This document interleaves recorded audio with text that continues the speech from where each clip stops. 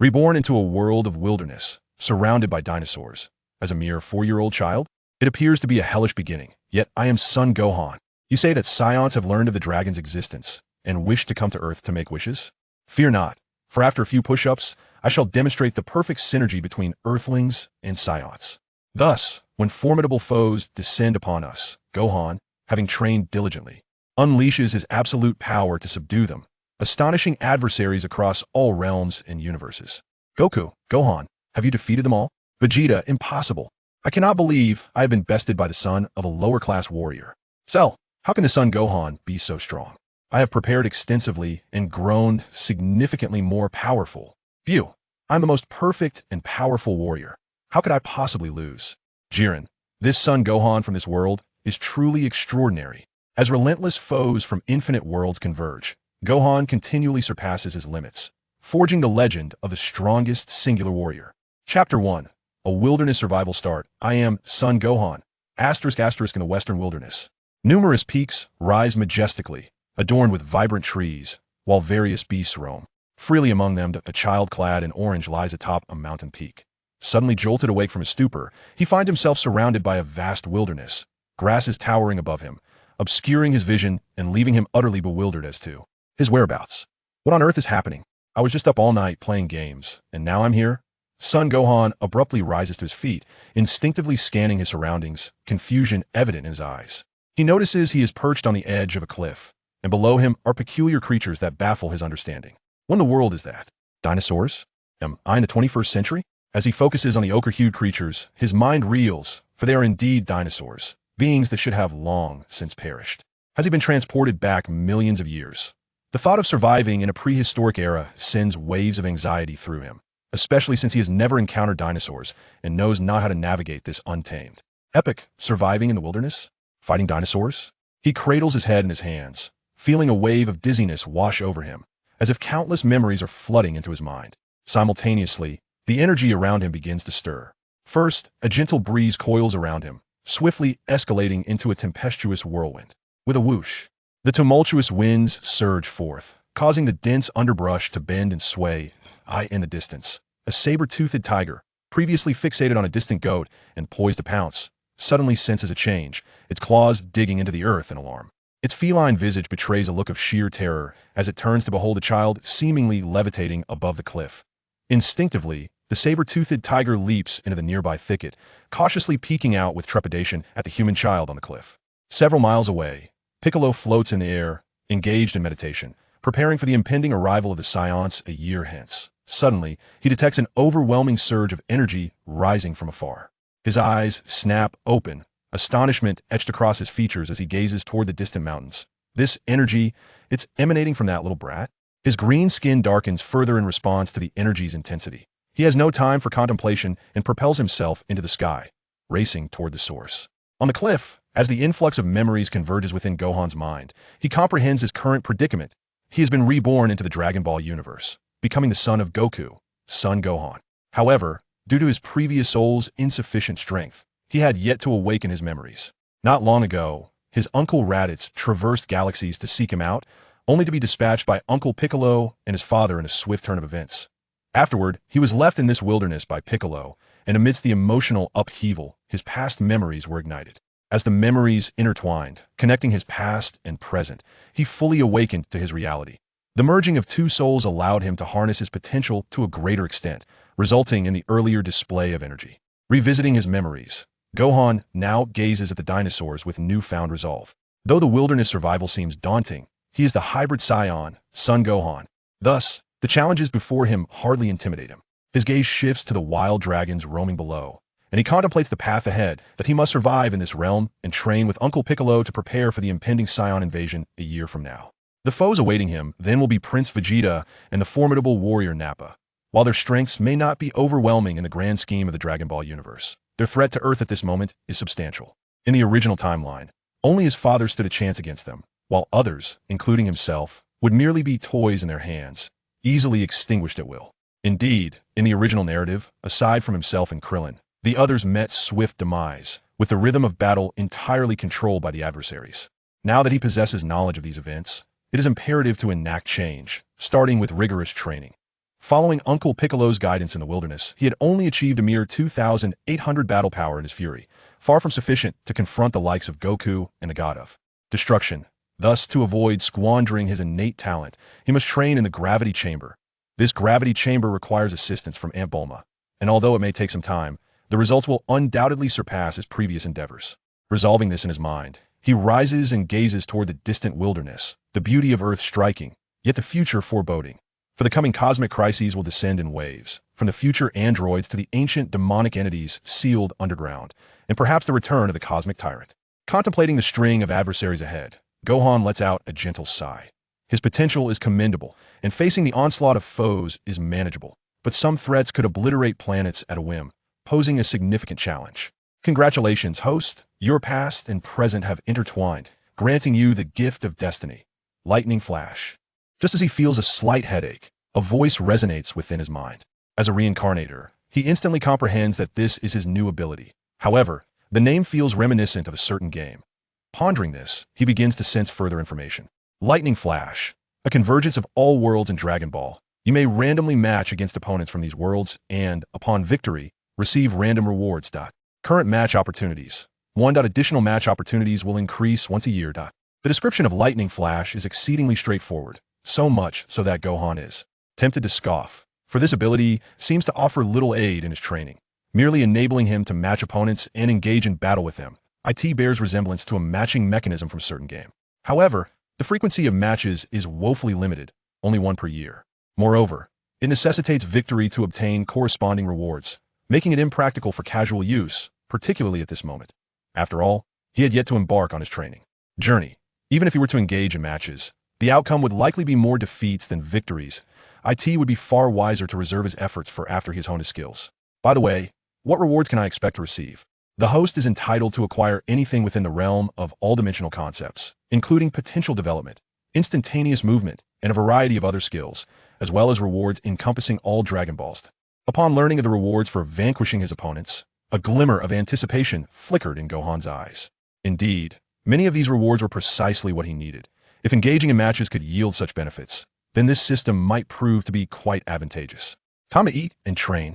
Feeling a slight emptiness in his stomach, he turned his gaze toward the distant dinosaur, an unfamiliar delicacy he had yet to sample. Swish! As Gohan advanced toward the dinosaur, a white stream of energy surged toward him from afar. The white cape billowed in the tempestuous winds. It was none other than King Piccolo, who had hurriedly arrived, only to discover that the source of the energy was none other than Goku's child. Thus, the self-proclaimed Demon King's skin deepened in hue. Becoming even greener, he had only just left his child here, intending to instill a sense of humility in him. Yet how could it be that the boy's energy had grown so significantly? Was it possible that fear and anger had inadvertently fueled his strength? Was it reminiscent of his encounters with Goku's brother? A multitude of questions swirled within him, compelling him to descend for a closer inspection, yet the overwhelming power radiating from the boy made him hesitate. Chapter 2. Uncle Piccolo, you wouldn't want to be left behind by my father, would you? In the vast wilderness, 4-year-old Gohan had already commenced his counterattack against the dinosaurs. Though merely 4 years old, the fusion of two souls had awakened his latent combat prowess. Presently, his battle power hovered around 700, making him one of the foremost fighters on Earth. Confronting a dinosaur was, therefore, not a daunting task. However, the dinosaur was oblivious to this, seeing a child approach. It assumed he was merely an easy target and lunged forward with claws bared. Little did it know that Gohan merely swung his fist, akin to a walnut, unleashing an immense force. A powerful gust of wind erupted, sending the dinosaur spiraling backward until it crashed heavily against a mountainside. Above in the sky, Piccolo had been observing Gohan closely. Upon witnessing the boy's fist send the dinosaur flying, a noticeable tension flickered in his eyes. As the progenitor of martial arts on Earth, he could discern the raw power encapsulated within that punch, yet he also noted a conspicuous lack of technique. It seems leaving this boy here has its merits. He now possesses strength that rivals my own. At this juncture, Piccolo felt a twinge of unease. According to his original plan, Gohan was merely to be a means to combat the Saiyans. Should he eventually drive away the Saiyans, Gohan could very well become his rival. After a moment of contemplation, he resolved to descend and assess the situation. As it stood, Gohan was indeed a necessary force against the Saiyans. Furthermore, with his brute strength lacking finesse, he likely posed no threat to Piccolo himself. In the wilderness below, Gohan dragged the dazed dinosaur to one side. He promptly tore off the creature's tail. intending to roast it for a meal while planning to release the dinosaur itself. This exemplified the principles of scientific development and resource recycling. With his current physique, starting a fire through friction was child's play, and he swiftly erected a makeshift grill to begin cooking. Yet his mind remained preoccupied with future considerations. Now that he found himself in this perilous Dragon Ball world, it was imperative to engage in some early strategizing. After all, while his innate talent was commendable, the adversaries in this realm were exceedingly complex. Some could undergo transformative training in mere months, while others were born with powers capable of defying fate without any training whatsoever. Not to mention the myriad of bizarre entities that lay ahead, such as the vibrant little beings who could obliterate the earth at any moment. To survive in this world, he would need to either neutralize those dangers or surpass them. Thus, his aspirations of becoming a scholar would have to be set aside. It was time to prepare for a real confrontation with those formidable entities. Nevertheless, he still needed to survive the impending arrival of the Saiyans. Originally, he could have sought out Aunt Bulma for assistance, but he was confronted with a dilemma. He did not know the way and lacked the ability to fly. Therefore, he could only wait for Uncle Piccolo to arrive. Just as he was feeling somewhat distressed, a white cloak unfurled in the air, and the green-faced Piccolo landed before him. Maintaining a cool, crossed-arm stance, he regarded Gohan and remarked, "You little rascal, there is indeed an unfathomable power within you." That fool Goku was quite naive. Had he trained you sooner, perhaps he wouldn't have met his demise. Upon hearing Piccolo's words, Gohan was momentarily reminded of his father's death, and a wave of inexplicable sorrow washed over him. Yet, it dissipated almost instantly, for he understood the nature of this world. Death was but a trivial matter, as the Dragon Balls could resurrect anyone at will. Once he had steadied his emotions, he held out the roasted dinosaur meat and said, "Uncle Piccolo, would you care for some?" Piccolo's expression darkened at Gohan's familiar invitation. "I am not like you humans. I do not require such sustenance to survive." "Oh," Gohan replied, then took a hearty bite of the dinosaur meat. It bore a resemblance to chicken but was denser in texture, offering a unique flavor. Observing the changes in Gohan, Piccolo's expression softened slightly. "It appears you have made some progress during this time. It's time we commence your training. However, I must forewarn you. My regimen is akin to hell itself. You'd best be prepared." Gohan bit down firmly on another piece of meat and countered, "I understand, but Uncle Piccolo, I feel that training this way may not yield better results than what my father provided." Piccolo looked up towards the sky, scoffing. "Who knows what that old fool has been teaching him? Regardless of what it is, I shall not be outdone by him." Gohan pressed on, "Even so, standard training may not afford much improvement for you and my father, given your levels of expertise." Upon hearing Gohan's words, Piccolo pondered momentarily, clearly recognizing the validity of Gohan's assertion. At the level he had reached, attaining significant advancement was a daunting task, even if he were to train with Gohan. He harbored little confidence in their potential for growth. Noticing the shift in Piccolo's demeanor, Gohan continued, "If we wish to keep pace with my father, we should consider engaging in weighted training." "Weighted training?" Piccolo scoffed, "Huh? I've been doing that for ages." As he spoke, he gestured to his cloak, which had been enchanted to weigh far more than an ordinary garment, bearing hundreds of pounds. Yet, as his strength increased, the cloak's effectiveness had gradually diminished. Gohan examined Piccolo's cloak and suggested, "Uncle Piccolo, do you possess any magic that can increase gravity?" "Increase gravity? For instance, altering Earth's gravitational data to make us endure 10 times the gravity? That would undoubtedly enhance our training." A glimmer of contemplation flashed across Piccolo's face.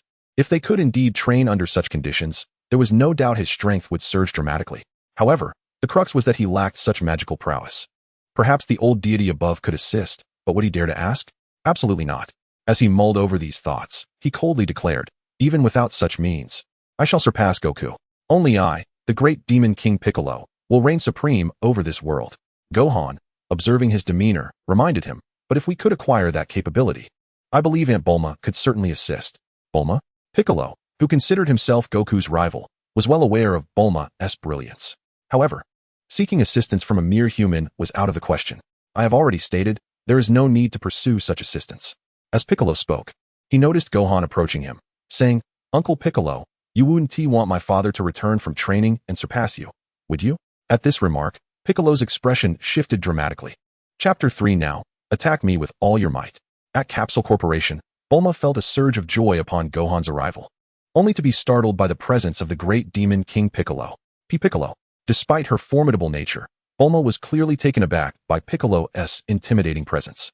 Fortunately, it was Son Gohan who first broke the silence. "Aunt Bulma, Uncle Piccolo, and I came here to ask if you could create a gravity room." "A gravity room?"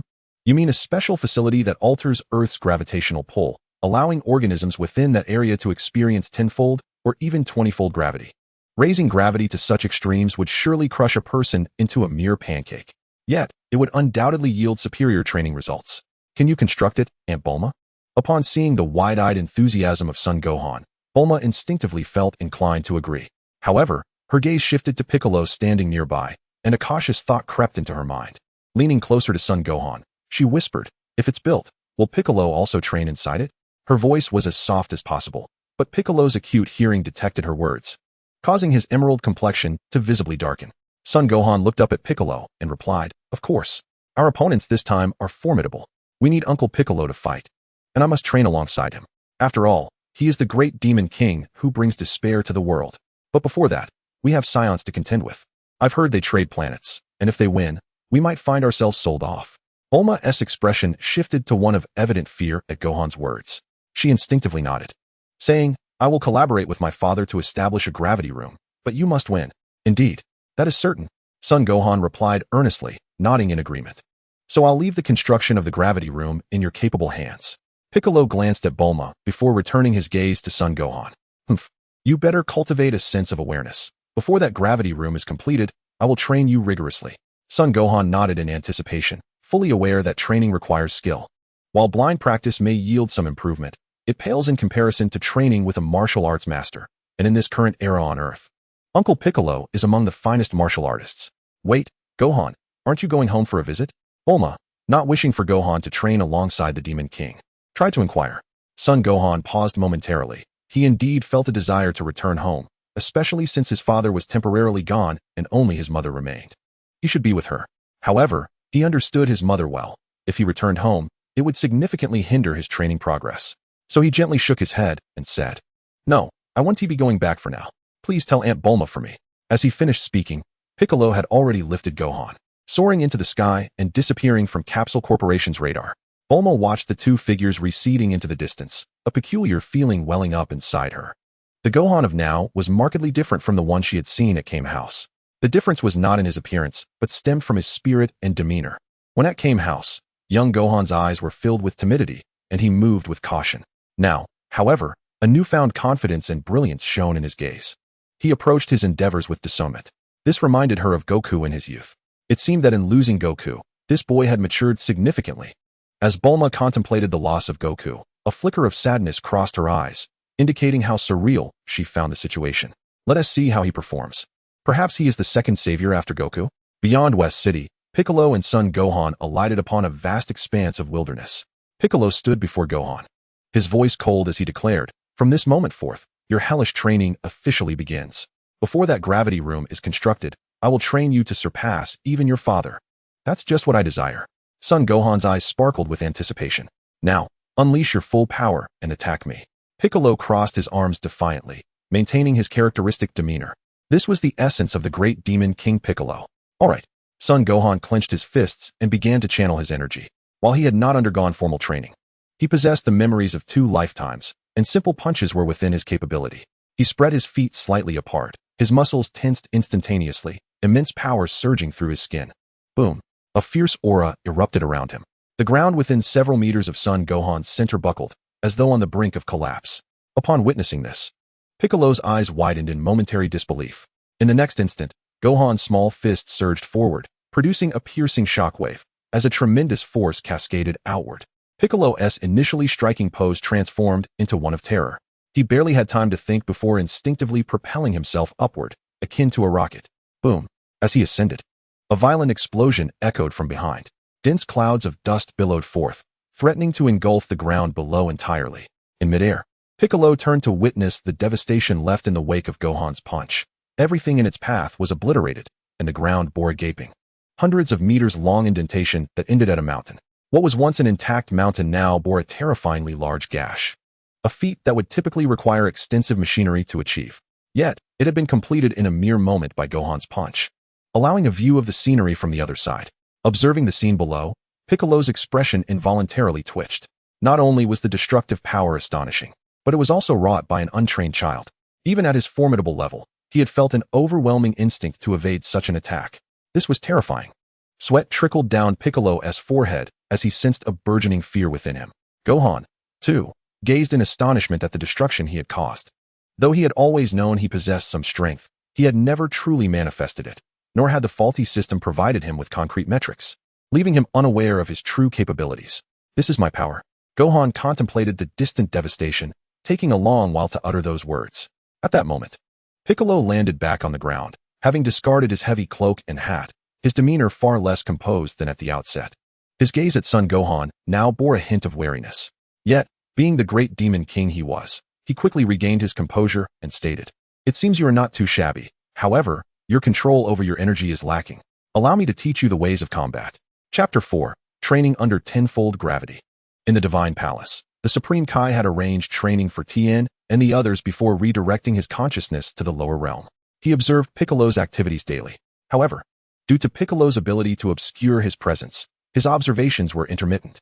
Fortunately, Piccolo had been too preoccupied to maintain his cloaking recently, allowing the Supreme Kai to catch glimpses of the situation.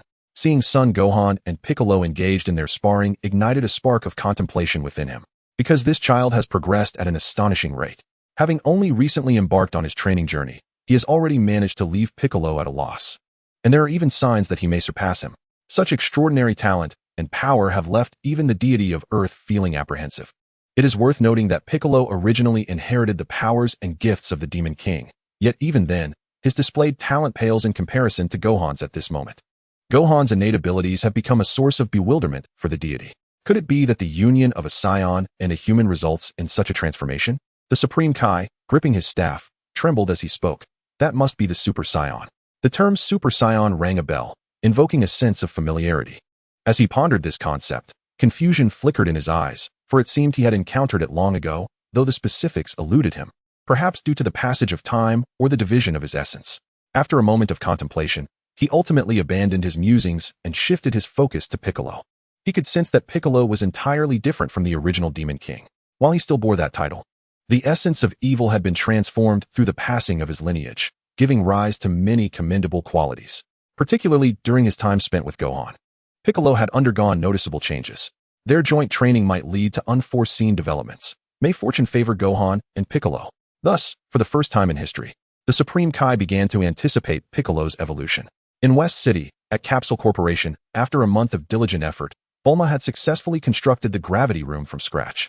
Although she still harbored some concern regarding Piccolo, she nonetheless invited them to train there. During the month of training, both Gohan and Piccolo experienced significant advancements. Gohan's natural talent was exceptional, and with his newfound, more powerful spirit, his rate of learning accelerated to such an extent that even Piccolo found it challenging to keep pace. However, this rapid learning curve also propelled Piccolo's strength to new heights. In just a month's time, he felt his progress had far surpassed all previous accumulations. Moreover, during his time with Gohan, he experienced a sense of being relied upon for the first time, warming a heart that was once purely malevolent, though he was unaware of this transformation. Upon arriving at Capsule Corporation, Piccolo maintained his usual aloof demeanor. Gohan, however, approached with familiarity, exclaiming, "Has the construction been completed?" "Thank you so much, Aunt Bulma." Bulma gazed at Gohan, noticing the subtle changes in him. The childishness in his face had diminished, and he appeared more robust, despite being only 4 years old. This realization momentarily filled her with a sense of tenderness.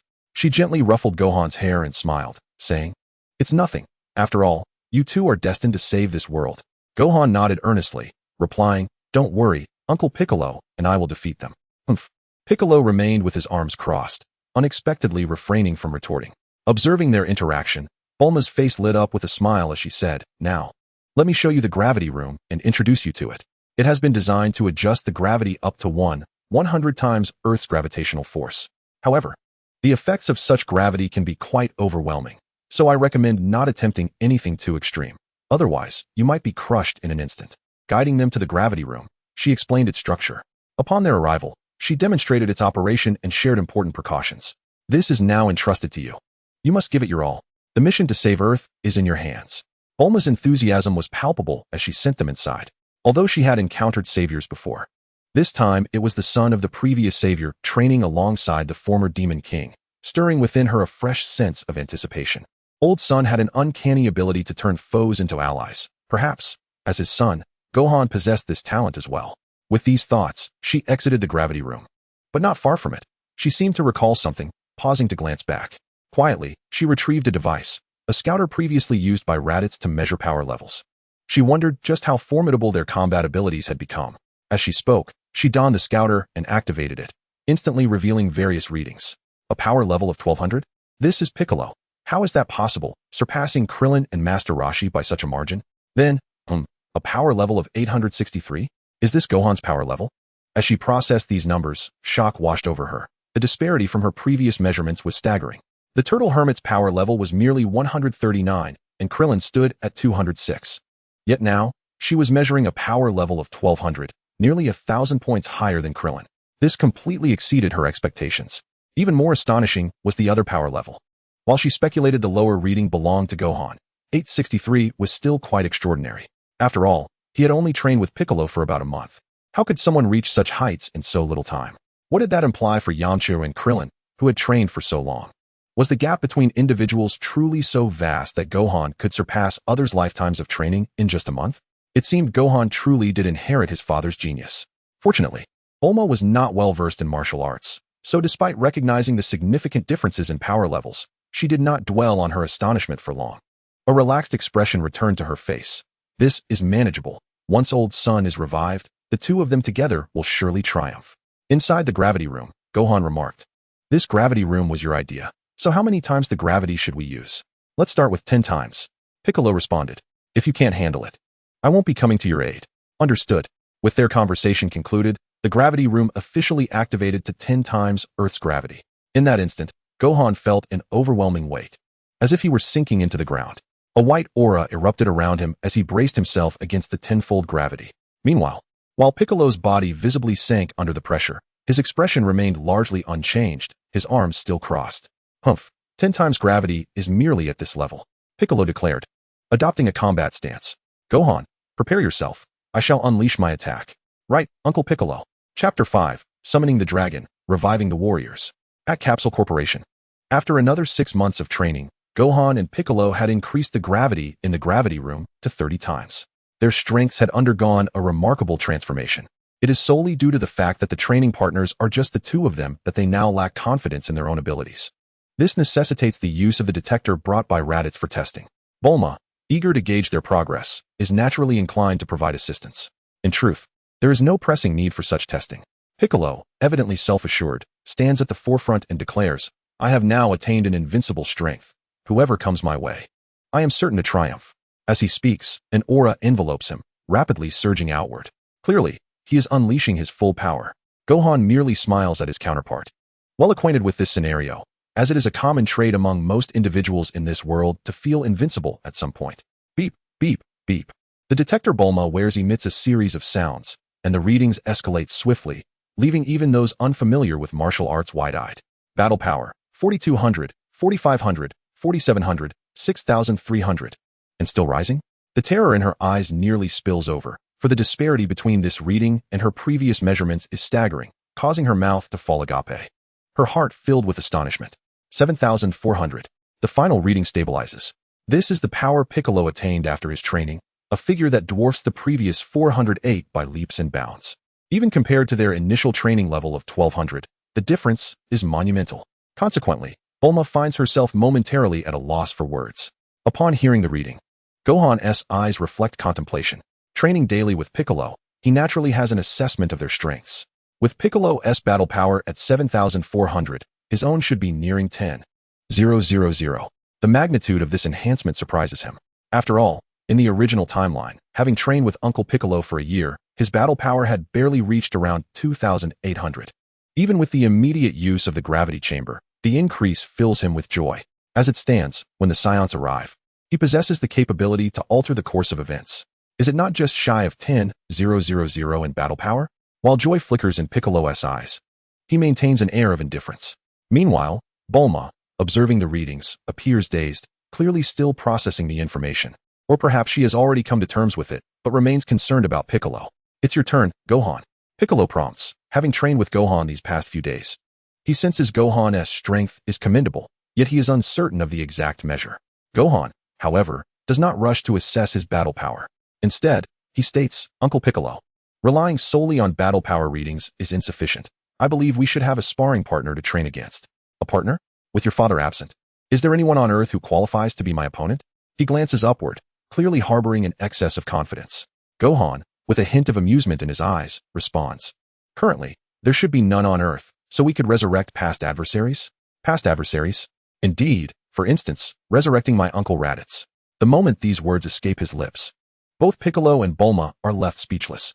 They fix their gaze upon Gohan, as if questioning his sanity for suggesting the revival of Raditz, a figure who once sought to take him away and even killed his father. Now he proposes to resurrect him? What are you thinking, wanting to bring Raditz back? I'm merely suggesting that without an opponent to compare ourselves against, it's challenging to ascertain if we can defeat those two Saiyans.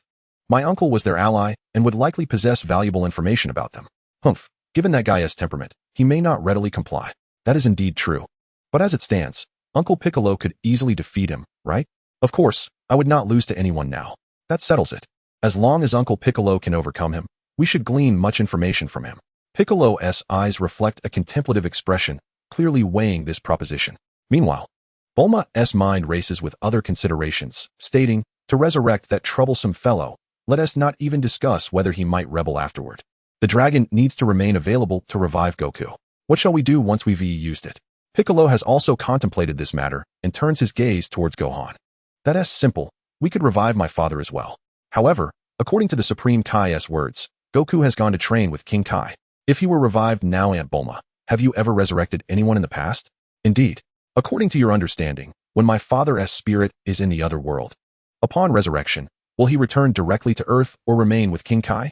Upon hearing Gohan's inquiry, Bulma's eyes reveal deep thought. Based on their prior experiences, the dragon does not possess the capability for relocation. Wherever the body resides, that is where the resurrection occurs. He should be revived with King Kai even if it's 6 months later or now. There isn't much difference. But the Supreme Kai previously advised us to refrain from reviving Goku while he trains. Reviving him directly may not be prudent. Gohan is acutely aware of the Supreme Kai's earlier reasoning for preventing his resurrection. It is because only the deceased can enter the other world, and only the deceased can partake in King Kai's test of Snake Way. Thus, at that time, his father needed to maintain his deceased status. In light of the current timeline, his father has already reached King Kai's realm, and that deceased status is no longer required. Realizing this, he remarks, I believe what was true then is not necessarily true now. Perhaps we should consult the deity? Humph, if you wish to inquire, simply call out. That old fellow is watching us. Though Piccolo speaks dismissively, he makes no effort to glance skyward. Gohan and Bulma, however, both look up at the sky. Ahem, indeed. I am observing from above. Your progress has been remarkable, far surpassing my expectations. The voice of the deity resonates within their hearts, imbued with a hint of unspoken joy. Piccolo merely snorts coldly, his expression one of disdain. So, great deity, if we were to resurrect Goku, what would be the outcome? Goku is currently with Lord King Kai, and even if resurrected, he would materialize there. So, does this mean we could resurrect him in advance? In theory, yes, as King Kai's trial has concluded. Goku no longer needs to retain his deceased status. However, I wish to ask, Gohan, why do you desire to resurrect Raditz? Upon hearing the deity's question, Gohan replies, because training requires purpose. Uncle Piccolo and I need to understand the strength of those two Saiyans, and Raditz possesses knowledge of this information. While this is his stated reason, he harbors other thoughts within. He recognizes that formidable foes lie ahead, enemies more cunning and vicious, thus necessitating thorough preparation. Raditz is one of the preparations he makes. Although his uncle's strength may be mediocre and his ambition lacking, he is still a Saiyan, after all, if he could indeed be transformed into a gentler being. In the face of future cataclysms, he could serve as one of the summoned during the Super Saiyan God ritual. Should an unpredictable crisis arise, it would allow for the Super Saiyan to manifest ahead of time. Furthermore, it suffices to say that the enemies before the God of Destruction's arrival would be entirely manageable. However, this matter need not be disclosed to the deity. Merely stating it is for the forthcoming battle would suffice as an explanation. Acquiring prior knowledge about the adversary is undoubtedly a prudent idea, yet one must consider whether Raditz, known for his ruthless nature, can truly be swayed to comply with your wishes. Indeed, I have confidence. Gohan nodded earnestly, for he recognized that Raditz, despite his flaws, still harbored a fragment of familial affection, albeit meager. Yet, it was likely more than what Vegeta possessed. If Vegeta could be redeemed, why couldn't his uncle Raditz join the ranks of the protagonists? In that case, summon the Eternal Dragon. I shall make contact with Goku and King Kai.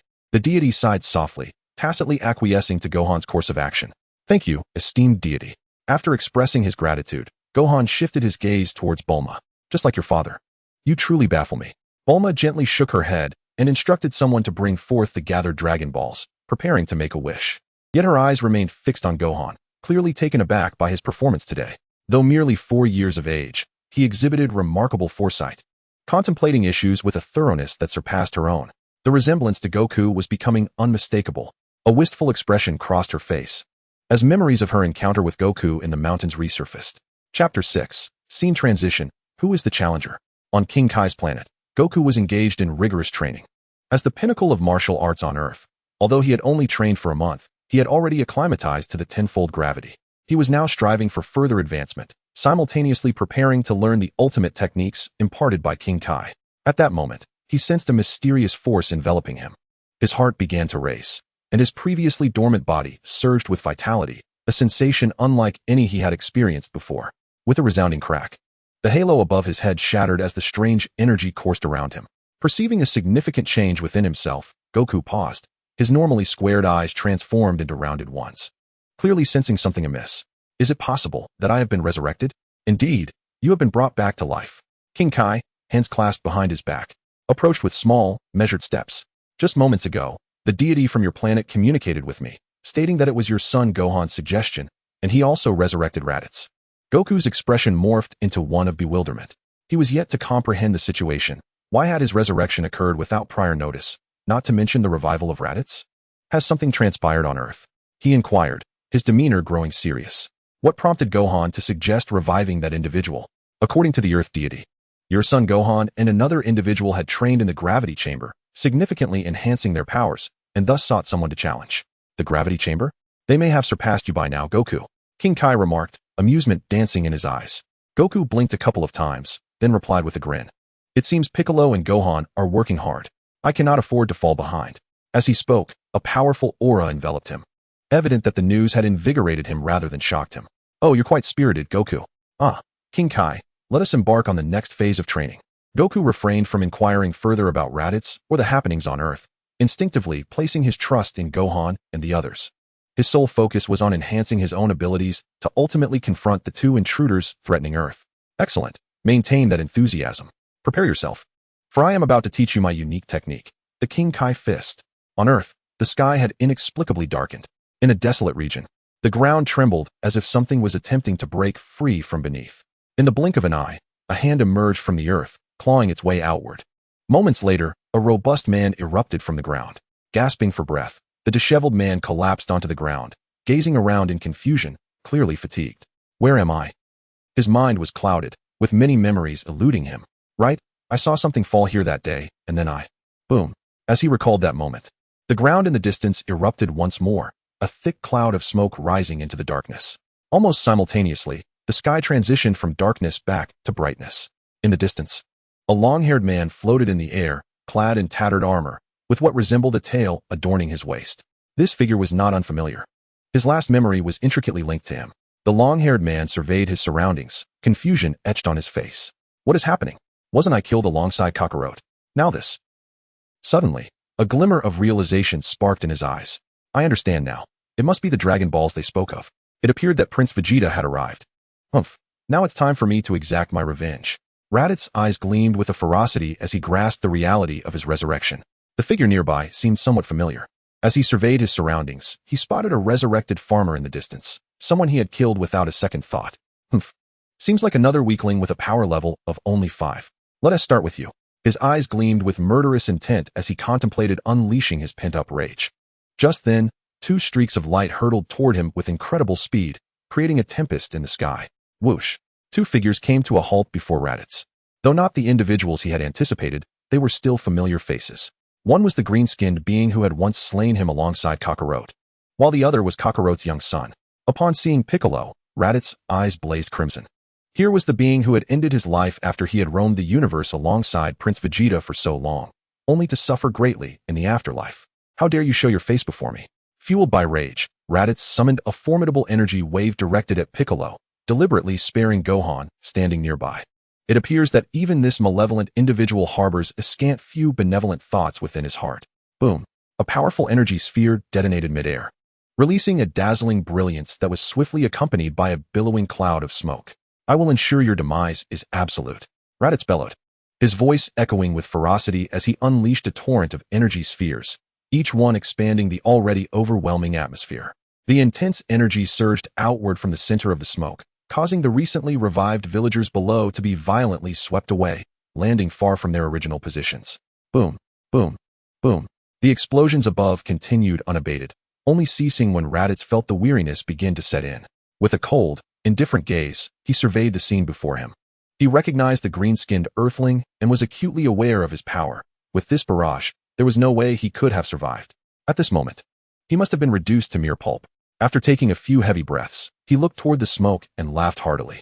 Ha, you bastard, you truly deserve this. Cough, cough, and that was merely a cloud of dust. Can that even be considered an attack? A calm and detached voice emerged from the distant smoke, startling Raditz profoundly. His eyes widened in disbelief as he gazed forward. The smoke began to dissipate slowly, revealing a white cloak, and then two figures emerged, remaining as steadfast as mountains. No, it cannot be, Raditz thought, struggling to comprehend the scene before him. The opponent stood unscathed and had the audacity to speak such words. This situation bore an uncanny resemblance to his previous encounter with the green-skinned warrior, only now, the roles seemed reversed. It was his opponent who appeared unfazed while he was the one in shock. Over there, Piccolo tore through the nearby smoke with a wave of his hand, coldly stating, "Let me show you what true attack means." Beside him, Gohan chuckled softly at Piccolo's remark, amused to see his uncle display a bit of humor by returning Raditz's earlier mockery in kind. However, their strengths had indeed shifted. After a moment's reflection, Gohan declared, "Uncle Piccolo, allow me to take on this battle. I am eager to test the fruits of my training." Chapter 7. This conclusion. Piccolo glanced at Raditz, then at Gohan, and slowly nodded. He too was curious to witness Gohan's current prowess. Having learned the techniques of their demon kin, it was indeed time for him to showcase his abilities. Upon receiving Piccolo's consent, Gohan soared forward, clenching his fists as he proposed, "Uncle, how about we exchange a few blows?" You? Raditz, still reeling from his astonishment, was caught off guard by Gohan's challenge, feeling utterly perplexed. While it was true that his nephew possessed formidable strength when angered, the notion of challenging him was almost laughable. "I am about to make my move." Gohan assumed a combat stance midair, his left hand clawed, and his right fist clenched, mirroring the style of the demon race. Although he had revived Raditz, he held a grievance against this uncle. After all, it was he who had sought to take him away, leading to his father's demise for an entire year. Thus, he felt compelled to vent his frustrations through combat. Humph! Raditz's eyes brimmed with derision. He was a proud Saiyan elite warrior. Surely, he would not be bested by a mere child. "Do not think that because you are my brother's son, I will show you any mercy." Just as he began to speak, he realized Gohan had vanished from his sight. In that fleeting moment, a wave of panic washed over him as he frantically turned to scan his surroundings, only to find them eerily empty, devoid of the child's presence. It was precisely the absence of his opponent that left him feeling incredulous. Whoosh! The sound of rushing wind filled his ears as Raditz suddenly sensed a shift. His right fist clenched tightly, and in the blink of an eye, he pivoted to deliver a powerful blow. The overwhelming energy erupted instantaneously, creating a fearsome sound that reverberated through the air. Yet, in the next instant, his concentrated attack came to an abrupt halt. His eyes widened in shock as he beheld Gohan standing there, effortlessly blocking his assault with a single hand. No matter how hard he exerted himself, it felt as though his efforts vanished into the void, unable to budge that steadfast figure. Impossible. Fear gripped Raditz's heart. He could scarcely believe his eyes. This once insignificant child could now catch his attack with one hand. Was he still trapped in the nightmarish depths of hell? It was unfathomable. The opponent was but a child, while he was a seasoned elite warrior. Damn it! Raditz's eyes were bloodshot, yet the tide of battle remained unchanged. He swiftly maneuvered his left hand, preparing to unleash a ki blast. However, Gohan saw through his intentions in an instant. With a slight exertion of his right hand, he pulled Raditz closer.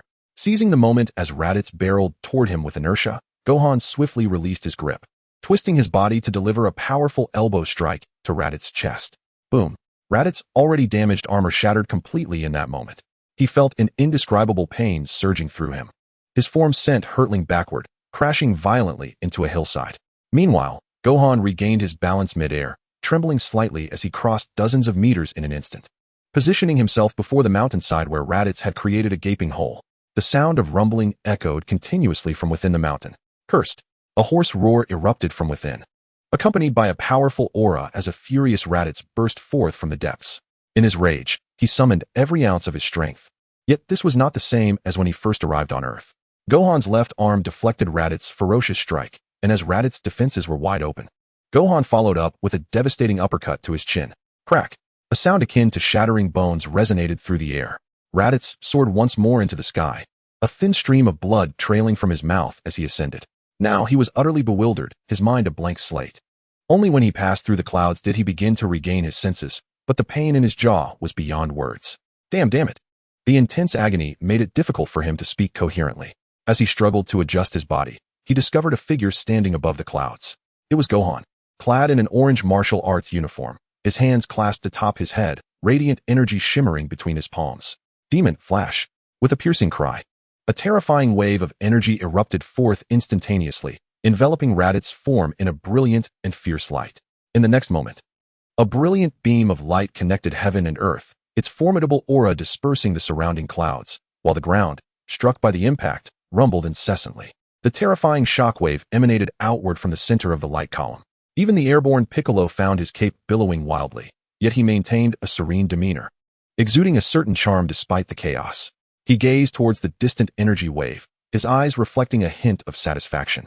Although this power posed a significant threat to his dominion over the world, the thought that it belonged to Gohan filled him with boundless joy. It seemed that this young lad had fully absorbed the lessons I imparted, though he lacked a touch of ruthlessness. Nonetheless, he was far superior to his naive father. With such thoughts, Piccolo began to float forward, clearly intent on taking action. Meanwhile, the beam connecting heaven and earth eventually faded, leaving behind Raditz, sprawled on the ground, his body marred with charred wounds. His eyes were wide open, fixed on the sky, resembling a shattered figure. With a soft thud, Gohan landed beside Raditz, his face calm as he regarded his uncle lying in the pit. This scenario had been anticipated. After all, dealing with such a malevolent character necessitated the use of a personality correction punch. Otherwise, how could one expect someone with such a vile disposition to comply? He looked at the prone Raditz and directly inquired, "Uncle, can you speak properly now?" Raditz appeared to still be in a daze, his gaze blankly fixed on the heavens. If not for the subtle rise and fall of his chest, one might have thought he had returned to the underworld. "Your manner of questioning is inappropriate." Piccolo had landed nearby, seizing Raditz by the throat, stating, "Let me show you how to properly inquire of such a wretch." Chapter 8. Matching you with an equal opponent. What? The impending Saiyans' maximum battle power could surpass 18,000? Within Capsule Corporation, Bulma's eyes widened in disbelief upon hearing this news. Initially, when Piccolo's power level was detected to be over 7,000, she believed the crisis had been averted, even contemplating that the threat might shift from the Saiyans back to the Demon King Piccolo. Yet, who could have anticipated that the Saiyans' peak battle power would reach such staggering heights? An 18,000 power level, that was more than a full 10,000 higher than Piccolo's current strength. Such a colossal disparity, could it truly be bridged in the coming months? Seeing Bulma's apprehension, Gohan smiled reassuringly. "There's no need to worry too much. We have some time before they arrive. Uncle Piccolo and I have ample opportunity to grow stronger, and my father is training under King Kai, so he may not be weaker than them." Hearing Gohan's comforting words, Bulma felt a wave of relief wash over her. She still wished to place her trust in the Saiyan duo. Then, glancing at Raditz, who lay like a heap of refuse, she asked, "What do you plan to do with this Saiyan? To be honest, his strength no longer poses a threat to us. He could serve as a training partner." "Using him as a training partner? Aren't you afraid he might rebel later?" Bulma's concern was evident. Gohan, however, exuded confidence as he replied, "Don't worry, with Uncle Piccolo around, there shouldn't be any issues." Piccolo maintained his cool demeanor, choosing not to speak. Observing their interactions, Bulma remarked, "Honestly, I can't do anything about you two. Whatever happens, I'm not responsible. Just ensure everything goes smoothly." Gohan chuckled, turning his gaze back to Raditz. His uncle would be easily subdued by Vegeta and Nappa. He had never been a true tough guy. Now, with both Piccolo and himself present, ensuring Raditz's compliance would not be a challenge. As for the fear of betrayal, once they defeated Vegeta, Gohan was certain his uncle would understand the wisdom of adapting to circumstances. "Then let us continue our training, Gohan." Although Piccolo had refrained from mentioning the 18,000 battle power, it was clear he was concerned and did not wish to be outdone by the approaching Saiyans. "All right, Uncle Piccolo." Gohan took a deep breath, steeling himself to devote fully to his training. After all, there were many challenges ahead, not only from the Saiyan invasion, but also from intense battles that would test their mettle. Beyond these trials, the universe likely harbored even greater threats. Surviving in this world would not be a simple endeavor. The resurrection of Raditz seemed merely an interlude, as tranquility returned to Earth. Unbeknownst to everyone, the Z-Fighters engaged in rigorous training. Months sped by in this fashion. Gohan and Piccolo's training never ceased, and they increased the gravity in the training room from 30 times to 50 times. Under such extreme conditions, both of their powers surged dramatically. Meanwhile, Raditz, as their training dummy, also experienced a corresponding increase in strength, not due to his own efforts, but rather because of the Saiyan race's inherent advantages. Each time he was thoroughly beaten, his power escalated significantly, now surpassing 5,000. However, due to the frequency of his defeats at the hands of Piccolo and Gohan, Raditz now appeared sufficiently obedient on the surface. Inside the gravity chamber, Gohan had fully acclimated to the 50 times gravity, further awakening his latent potential, his strength reaching levels that even frightened him. Thus, he was immersed in meditation, adjusting his mental state to advance towards a more formidable future. At this moment, his mind had become tranquil, allowing him to sense the rhythmic pulse of the earth, the vibrant life force of all things coursing through his consciousness. It was a wondrous sensation, one that defied description. Yet, at that very moment, Gohan was able to articulate it. Suddenly, he felt two formidable energies approaching with astonishing speed. They're here. Sensing the intensity of those two auras, he recognized them as belonging to Vegeta and Nappa. This signified that the time for the final confrontation had indeed arrived. Survival time meets 1 year. Congratulations. You may match one time. Hearing the crackling sound of energy, Gohan's mind flickered, and he began to inquire about the matching process. Upon learning that the matching space for battles was independent of reality, and that time spent there would not affect the present moment, he swiftly made his decision. Initiate the match. As Gohan issued the command, the dormant energy crackled to life after a year of silence. A soft violet aura began to envelop his form. Inputting warrior data. Matching you with an equal opponent. Please wait. Real-time data has been recorded.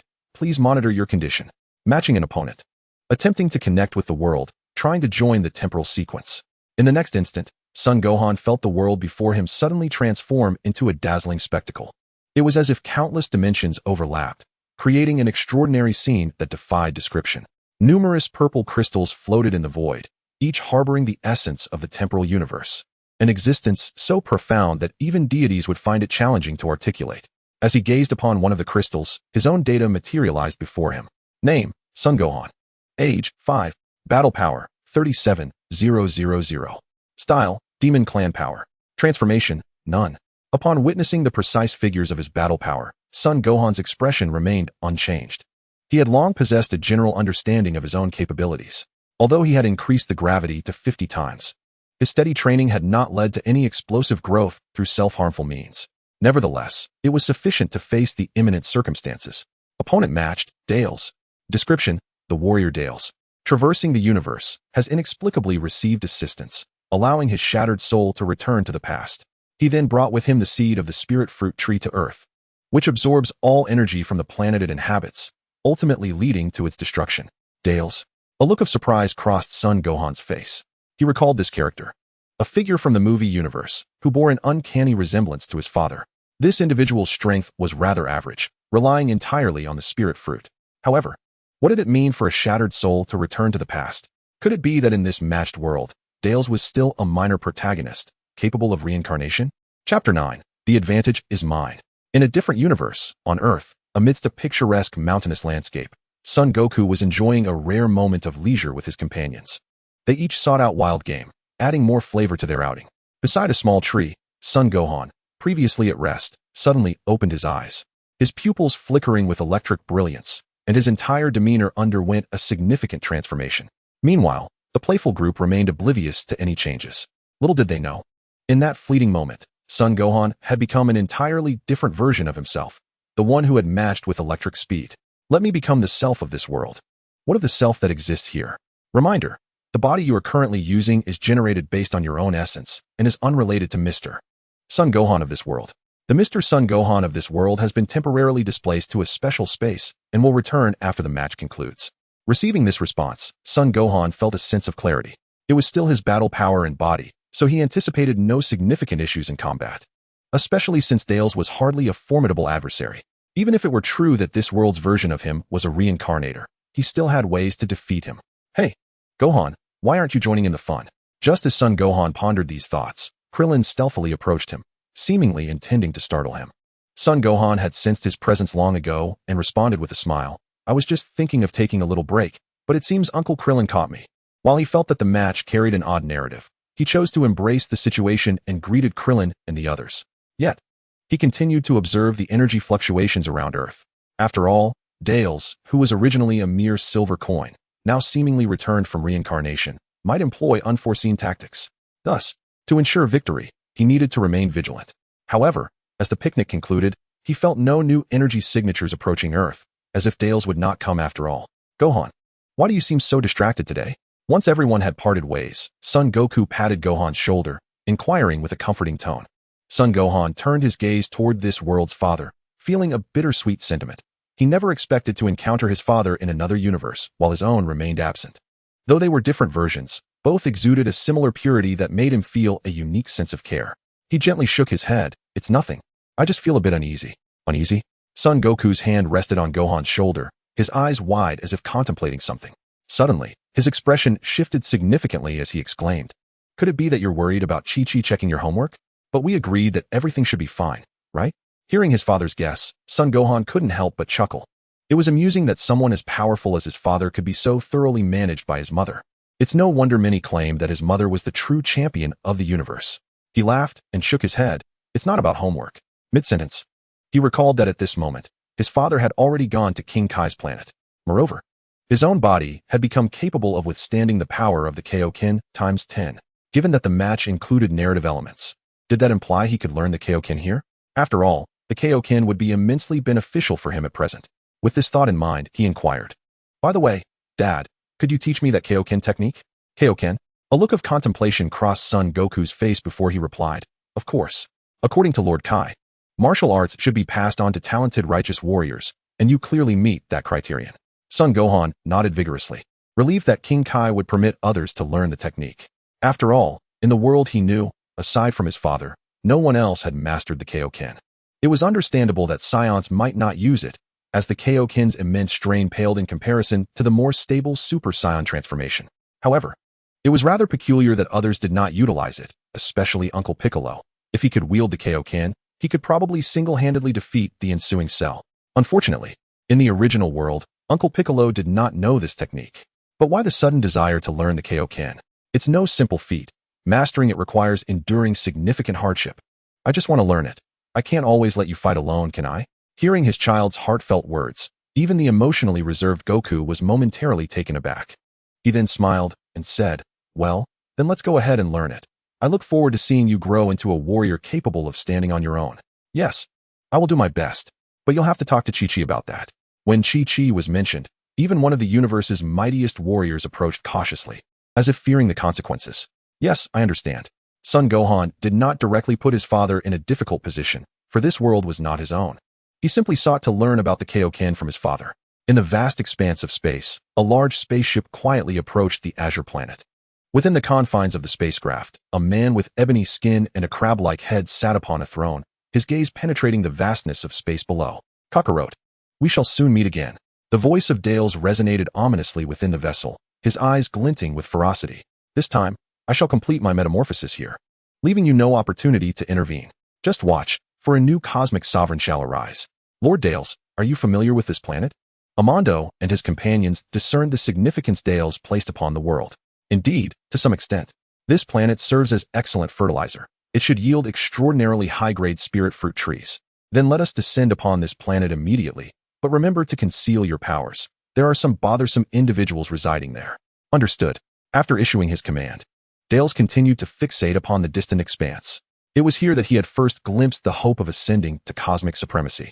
Yet, it was also here that he had been vanquished by Kakarot, a fellow lowly warrior, resulting in the utter obliteration of his life. Fortunately, fate had decreed that he would become the new emperor of the universe. Thus, he was reborn before that fateful battle, armed with memories that now rendered the odds in his favor. On Earth, Gohan, who had just been instructed by his father on the Kaioken technique, suddenly looked up. He had been preoccupied with the unfolding events in the cosmos, and at that very moment, he sensed several malevolent presences approaching Earth. Yet, just as they were about to reach the planet, those energies abruptly vanished. Chapter 10, The Reborn Warrior. Is that all? Sensing the emergence and sudden disappearance of the energies, Gohan realized that Dales was indeed up to something. After all, Ordinary Saiyans would not harbor thoughts of concealing their ki, given the circumstances. If the adversary was not a time traveler, then he must have caught the attention of some extraordinary figure who orchestrated his rebirth. This narrative felt eerily reminiscent of the Dragon Ball Heroes and Dragon Ball Super universes. It seemed that the initial confrontation would not be trivial after all. In a fleeting moment, Gohan contemplated the implications, concluding that this challenge would not prove as simple as he had initially presumed. However, it was a relief that he had gauged the strength of the opposing ki. Based on his calculations, it was comparable to that of Prince Vegeta, who was poised to invade another world, an opponent he could certainly contend with, even if the reincarnated individual possessed certain advantages. He had learned the intricacies of the Kaioken from his father. As long as he did not grow complacent, defeating Dales would not pose a problem. While Gohan pondered these matters, Goku was simultaneously discussing the nuances of utilizing the Kaioken technique. Gohan focused his mind, temporarily setting aside his thoughts to heed his father's advice. Nevertheless, he continued to release his ki and vigilance over the situation on Earth. He was acutely aware of Dale's nature. The man harbored ulterior motives for coming to Earth, namely the cultivation of spirit fruit trees. Once those trees took root, they would absorb all the planet's energy, creating a significant disturbance. The window to eliminate Dales before the trees matured was rapidly closing. Thus, under such circumstances, they returned to their home in Mount Pozu. In the dead of night, a tremendous rumbling echoed through the mountains. The earth trembled as if shaken by an earthquake. Deep within the forest, a surge of flames accompanied by thick smoke began to spread outward, causing wildlife to scatter in terror. Gohan, who had been monitoring the situation, quickly set aside his work and opened the window to venture into the depths of the forest. As he entered the woods, he encountered a rapid dragon, which halted in its tracks, its large eyes filled with confusion upon seeing him. Gohan recognized this dear companion, one that had only appeared in theater specials. Its home had been struck by Dale's spaceship, prompting it to seek assistance. "Do not worry. I will soon drive away the villain and return you to your home," he reassured, gently patting the dragon's head before floating upward, his gaze drawn to the distant flames. Magic flash. Gohan swiftly propelled himself through the air, hands clasped, unleashing a radiant beam of light. Countless brilliant rays shot forth, instantly consuming the distant fire and smoke. A resounding crash echoed as the powerful ki extinguished all flames within the forest. Consequently, the scene was laid bare, charred trees and a newly formed crater, presenting a haunting tableau. However, the rapid dragon remained oblivious to the dire situation, joyfully expressing its gratitude to Gohan. In the depths of the crater, Dales, clutching a seed of the spirit fruit tree, turned abruptly, his expression one of surprise as he beheld the unfolding events, as if confronted with the inexplicable. "I've arrived a bit early." As he spoke, he cast the seed into the abyss, a sinister smile creeping across his face. "But it matters not. I have meticulously devised all my plans. Kakarot, are you prepared to transform this planet into the stepping stone for my ascension as the Cosmic Emperor?" Amando and his companions exchanged glances, uncertain of who Kakarot was, yet they placed their faith in Dales. After all, he was the one who dared to challenge the likes of Frieza. Moreover, they had witnessed Dale's prowess. With the continuous growth of the spirit fruit, they would ultimately dominate this universe. "Prepare for battle, just as I instructed you." Dales, cloaked in his cape, levitated into the air, his eyes scanning for the approaching intruder. He recalled that the first to arrive last time had not been Kakarot after all. Then, he spotted Gohan, who was conversing with the rapid dragon from a distance. "Humph. So it is Kakarot's little brat." Upon recognizing Gohan's form, Dale's eyes gleamed with confidence, feeling assured of his victory. In his previous life, he had contemplated recruiting Gohan as an ally. Yet the boy had foolishly played with small creatures after transforming into a great ape, bringing shame upon the Saiyan race. Meanwhile, Gohan had sensed Dale's ki long before. Although the adversary possessed the ability to conceal his energy, the technique was rudimentary. At this distance, he could not be deceived. He gently nudged the rapid dragon aside, fixing a serious gaze upon Dales. Their eyes locked in a fierce confrontation. Dales, moving at high speed, appeared 10 meters in front of Gohan, crossing his arms as he looked down upon him with a sneer. "Humph, as a descendant of the Saiyans, to associate with such mundane creatures is a disgrace to our lineage." Gohan patted the rapid dragon's head, signaling it to leave, and replied, "You bear a striking resemblance to my father, yet you choose to engage in such reprehensible acts. That truly vexes me." "Kakarot?" The mention of that name sparked a flicker of malice in Dale's eyes. In that fleeting moment, his figure vanished into the distance, leaving only his voice echoing in the air. This encounter found him unprepared with a gift. "So let your lifeless form serve as the offering." Son Gohan, witnessing Darius's disappearance, remained unperturbed. He tightened his muscles, elevating his vigilance to its zenith in an instant. In the next heartbeat, Darius materialized directly behind Son Gohan, his right hand lunging toward Gohan's abdomen, clearly a formidable foe, unleashing a lethal strike from the outset. Yet, Gohan's response was swifter still. In that moment, he spun around, his right hand gripping Darius's wrist like iron shackles, then forcefully pressing down on his palm while delivering a powerful kick to Darius's face with his right leg. Boom. Darius, having previously clashed with Son Gohan, had initially deemed the boy insignificant, certain that one move would suffice to end him. But he was unprepared for the opponent's speed, which surpassed his own. Consequently, he found himself at a disadvantage, receiving a devastating kick that shattered half his face, his body hurtling away into the distance. "Lord Darius!" came the panicked cries from afar. Just as their astonishment set in, Son Gohan transformed into a streak of light, pursuing the trajectory of Darius's fall, evidently intent on denying him any chance to recover. Chapter 11. The Restored Face Insect. Amando and his companions, having concealed themselves in the shadows, were poised to follow Lord Darius's command for a surprise attack on the intruder. However, before they could await their lord's directive, they beheld Darius, who had ventured forth to converse with a child, emerging with half his face obliterated. This was entirely beyond their expectations. They had accompanied Lord Darius through numerous grand endeavors, from the initial defection from King Frisia's army to traversing the cosmos, nurturing the spirit fruit trees with countless planets as sustenance. Until now, everything had proceeded smoothly, with Lord Darius's might and intellect subduing all. Yet, none had anticipated that he would falter against a mere child. It was clear from the boy's age that he was still young. How could he possibly possess such power? Before they could dwell further on their thoughts, they witnessed Son Gohan's luminous form crashing into the mountainside. A brilliant explosion erupted amidst the rock. As the valley was violently torn asunder, dense smoke billowing into the night sky. "Damn it!" A hoarse voice, akin to a malevolent spirit, echoed from within the mountains. As followers of Lord Darius, Amando and the others recognized that voice belonged to their master. However, it bore a tone infused with desperation, unlike his usual confidence. Swiftly, they sprang into action, darting like beams of light towards the shattered valley. As several streaks of light converged into the fractured gorge, the already broken terrain erupted in a kaleidoscope of colors, appearing almost resplendent under the night sky. At this moment, Son Gohan sensed the gathering energy around him. Nevertheless, he maintained his composure, retreating while simultaneously gathering strength, a spherical energy ball rapidly coalescing in his right hand. Boom! The spherical energy conglomerate plummeted to where Darius lay. Without even glancing at the ensuing explosion, Son Gohan pivoted swiftly, launching attacks against the surrounding streaks of light. As Darius's four subordinates attacked, he discerned their energy levels. Even the weakest among them surpassed Raditz significantly.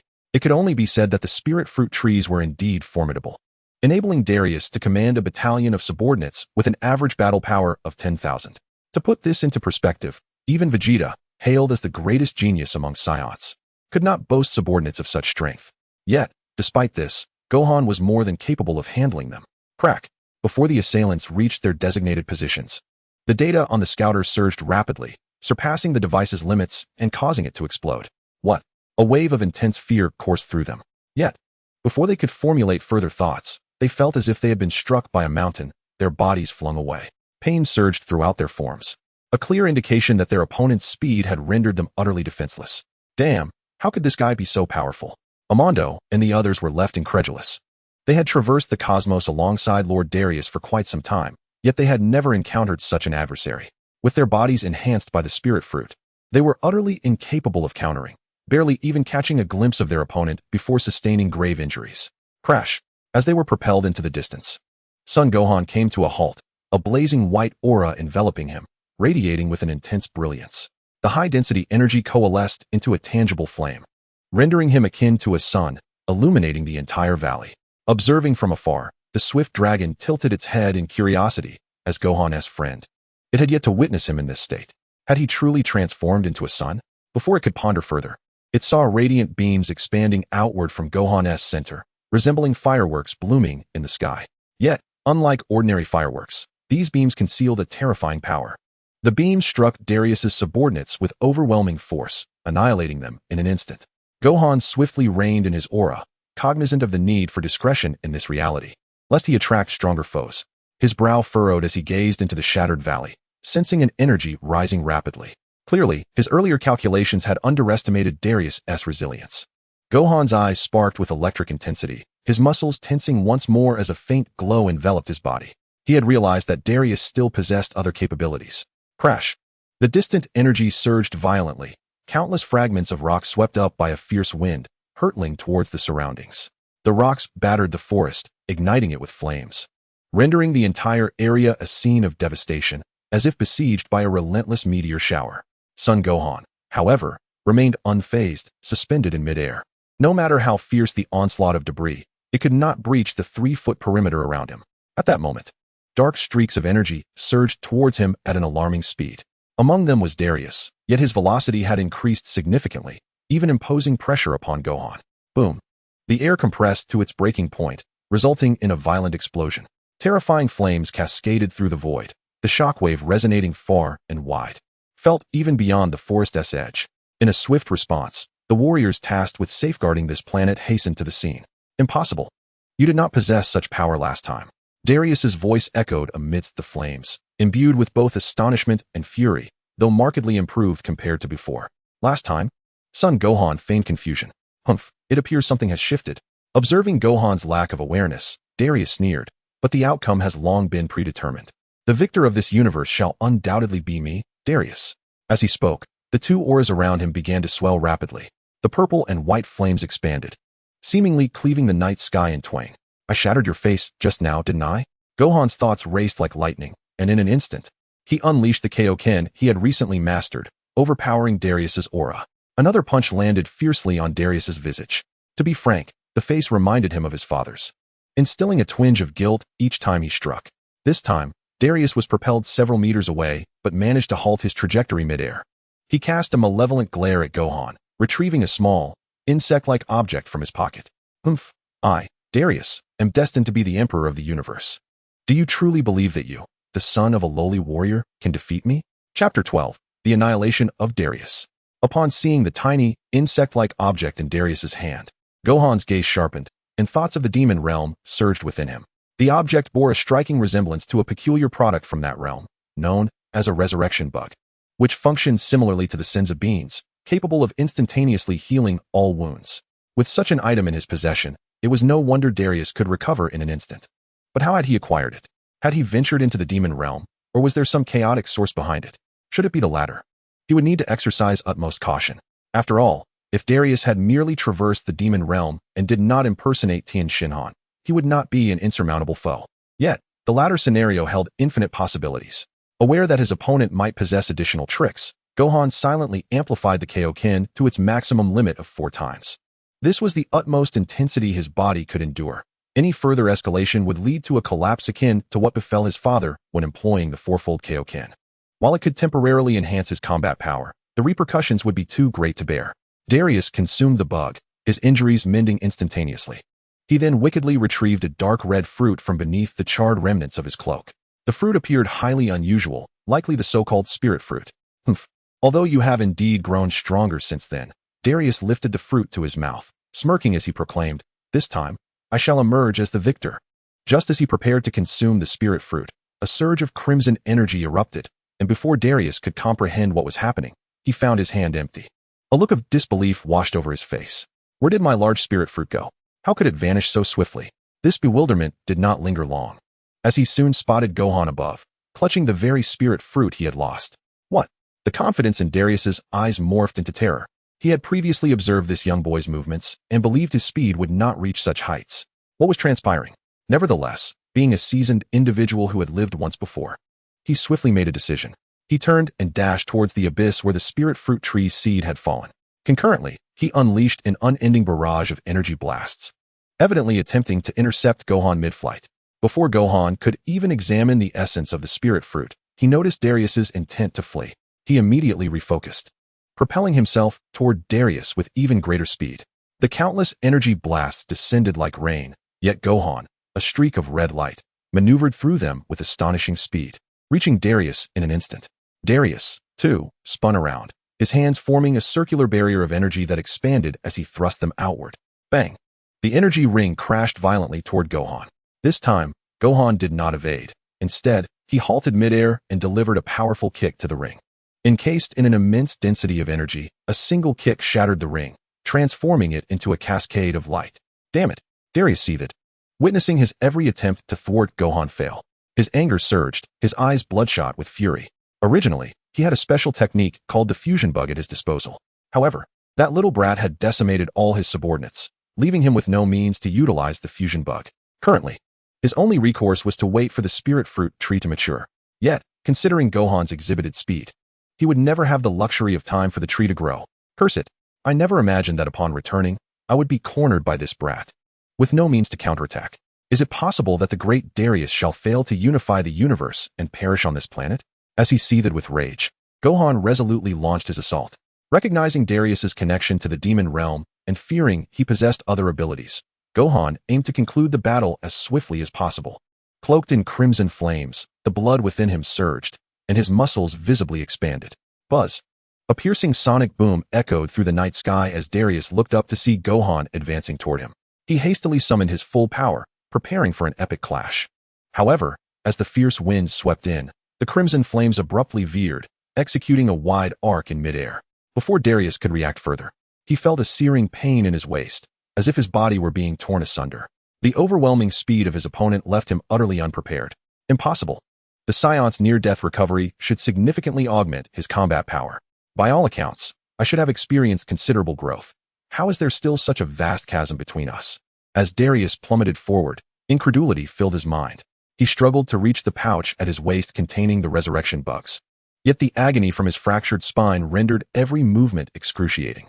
Even a lowly warrior, raised amidst bloodshed, found it difficult to endure the intense pain long enough to retrieve his means of salvation. Fortunately, his suffering did not endure for long.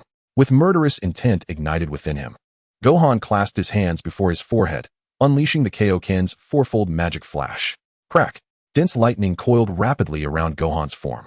The intertwining red and white radiance shone brilliantly, casting light pollution upon the abyss where the spirit fruit tree was meant to grow. The intensity of the aura reached an extreme, quickly transmitting to distant locales beyond the forest. Sun Wukong, sensing the disturbance within the forest, ventured forth to investigate. He then discerned the presence of Gohan's energy amidst the chaos of battle. However, the intensity of that aura left him perplexed, for he was well aware of Gohan's capabilities. Although the young man possessed considerable potential, his lack of rigorous training meant that his strength could not possibly reach such heights. Yet, the energy emanating now was on par with his own. Realizing that something was amiss, he propelled himself forward at full speed, only to behold a radiant light shimmering in the distance. The intertwining crimson flames and blue-white luminescence revealed an energy so formidable that it was beyond his comprehension. The Kaioken? As the one who had taught Gohan this technique, he instantly recognized the implications of that aura. However, he had merely demonstrated the technique to Gohan earlier that day. Without allowing him to attempt it himself, how had this young lad managed to unleash it so effortlessly? Truly, Gohan's talent astonished him. It had taken him nearly a month to master this technique. Reflecting on his arduous training on the planet of the Kais, joy and astonishment flickered in his eyes. Yet, his expression quickly turned serious as he focused on Gohan's opponent. Who was this adversary, and why did that hairstyle seem vaguely familiar? Boom. In the next instant, a concentrated energy wave erupted forth, striking the distant figure with immense force. The robust beam of light surged upward, piercing the earth and extending into the cosmos. Chapter 13. The Power of the Great Ape, the Saiyan descends. Bang! The powerful energy wave shot beyond Earth. Alongside it, Dales was caught in its wake, his form gradually disintegrating under the overwhelming energy until he ultimately vanished from the vastness of space. Below, Gohan maintained his stance, though fatigue was evident as his chest heaved with exertion. The crimson aura surrounding him began to dissipate in tandem with his labored breaths. Upon sensing the complete absence of Dale's energy, he finally exhaled a sigh of relief. This was his first life and death battle since beginning his training. Despite his outward calm, a twinge of anxiety lingered within him. After all, his opponent was a reincarnate. What abilities might they possess? Should he fall victim to complacency, it would not only squander a matching opportunity, but could also precipitate a cataclysmic shift in this world. Thankfully, victory was his this time. Congratulations on your victory in the match. You will soon return to your original world. Upon detecting Dale's demise, the matching system chimed in, signaling that it was time to return. With a whoosh, a purple halo flickered around Gohan. His figure shimmered slightly before returning to its original state, yet at this moment, Gohan seemed bewildered, nearly collapsing to the ground. Evidently, although he remained Gohan, he was no longer the same Gohan who had just battled Dales. With wide eyes, he surveyed his surroundings and murmured, "I wasn't dreaming just now, was I? Did I truly accomplish that?" Gohan. In the distance, Wukong noticed that something seemed off with Gohan. He swiftly flew to his side and inquired, "What's the matter, Dad?" The moment Gohan spotted his father, joy illuminated his eyes, and he leaped into Wukong's embrace. Wukong affectionately held him close, gently ruffling Gohan's hair with a warm smile. "Gohan, you learned the Kaioken and even fought those foes?" Gohan tilted his head in confusion. I'm not sure. It felt like I was dreaming. But I remember learning the Kaioken from you and battling a villain who looked a lot like you. He recounted the earlier conflict, his expression tinged with uncertainty. A dream? Wukong's eyes mirrored his confusion. He too was unable to comprehend what had transpired, though he recalled Gohan's behavior from earlier, which had indeed been quite different. Yes. Gohan nodded obediently. Wukong, still puzzled, asked, "Can you still use the Kaioken now?" I forgot," Gohan admitted, a hint of guilt evident in his tone. "I see. No worries. If you want to learn, I can teach you again." "Yes, I want to learn." It seemed that this dream of his was rather extraordinary. Back in the original world, Gohan found himself once again in the gravity chamber, having won the match and now awaiting the rewards. Congratulations on completing your first match and achieving victory. Battle rating, B. Reward, human great ape transformation. Upon seeing the reward, a vision of the new Broly's form flickered in his mind, an ability that could integrate the great ape transformation into a permanent state.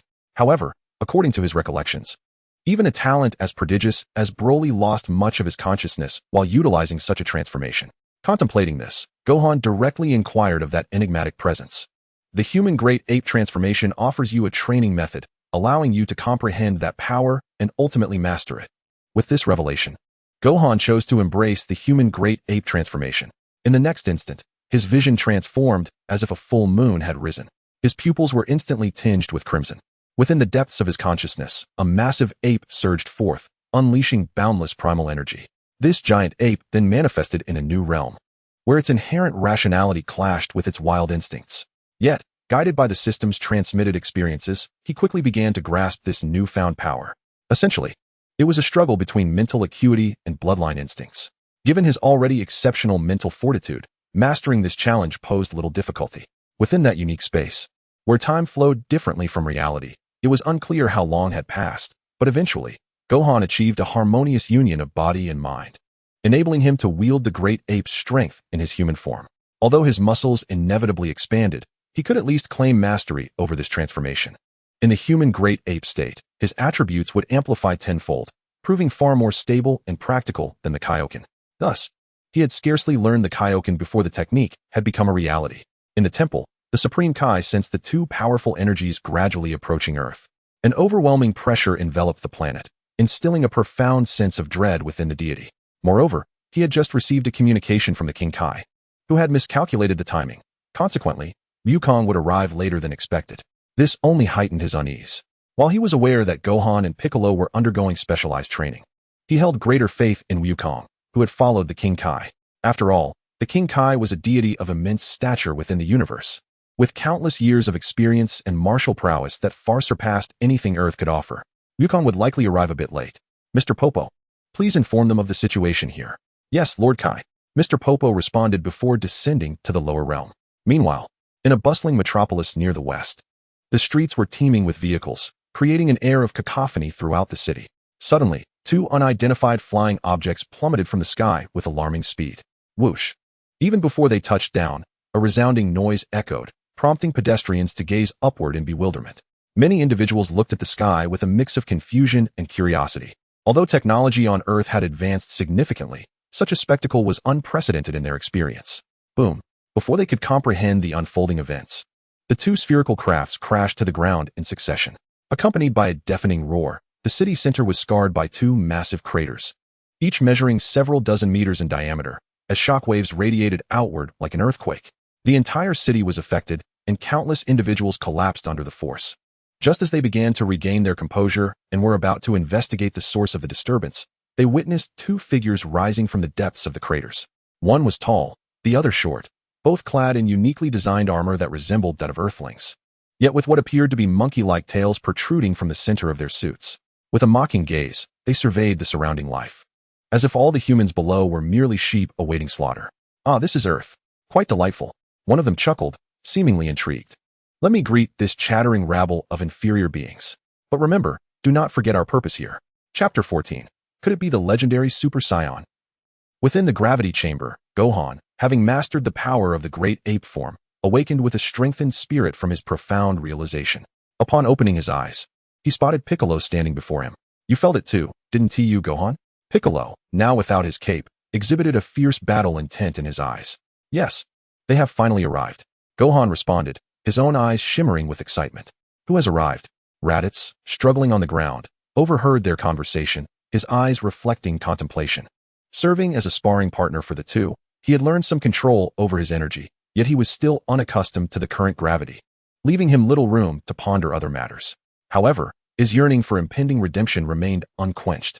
He had endured humiliation on this planet, all for the sake of awaiting the arrival of his two comrades. Just hold on until then.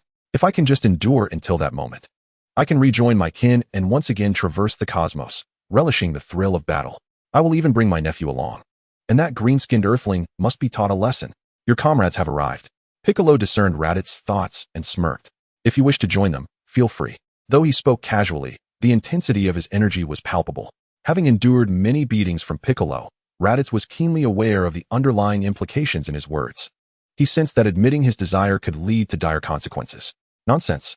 My nephew and brother are on Earth. I have no interest in anything else. The intense will to survive compelled the higher-ranked warrior to utter such words. You better. Piccolo scoffed, then promptly disabled the gravity increase in the chamber, declaring, prepare for battle. Let them witness the fruits of our training. Despite knowing Raditz would not comply willingly, he refrained from killing him again in front of Gohan. Moreover, he was confident in his own strength.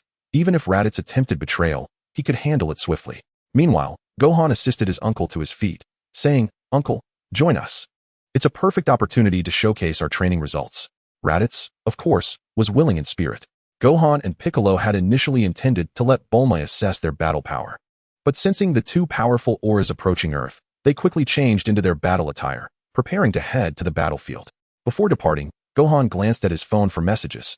During his previous training, he had suggested to Bulma to enhance their communication by developing a smartphone, creating a chat application named Lingxin, to facilitate contact with other warriors. He had also established a group chat with Bulma's assistants, including Krillin and Yamcha. As the battle loomed, he felt it necessary to give them a heads up. Yet, as he opened Lingxin, he saw messages already flooding in. Anti-Saiyan chat group. Protecting Earth. Krillin, I just received a notification from Mr. Popo that the Saiyans have entered Earth. Everyone, stay alert. Heavenly martial arts successor, Tian Shinhan, they VE, finally arrived. The results of a year's training should indeed be evident. Let us hope we can hold them off until Goku arrives.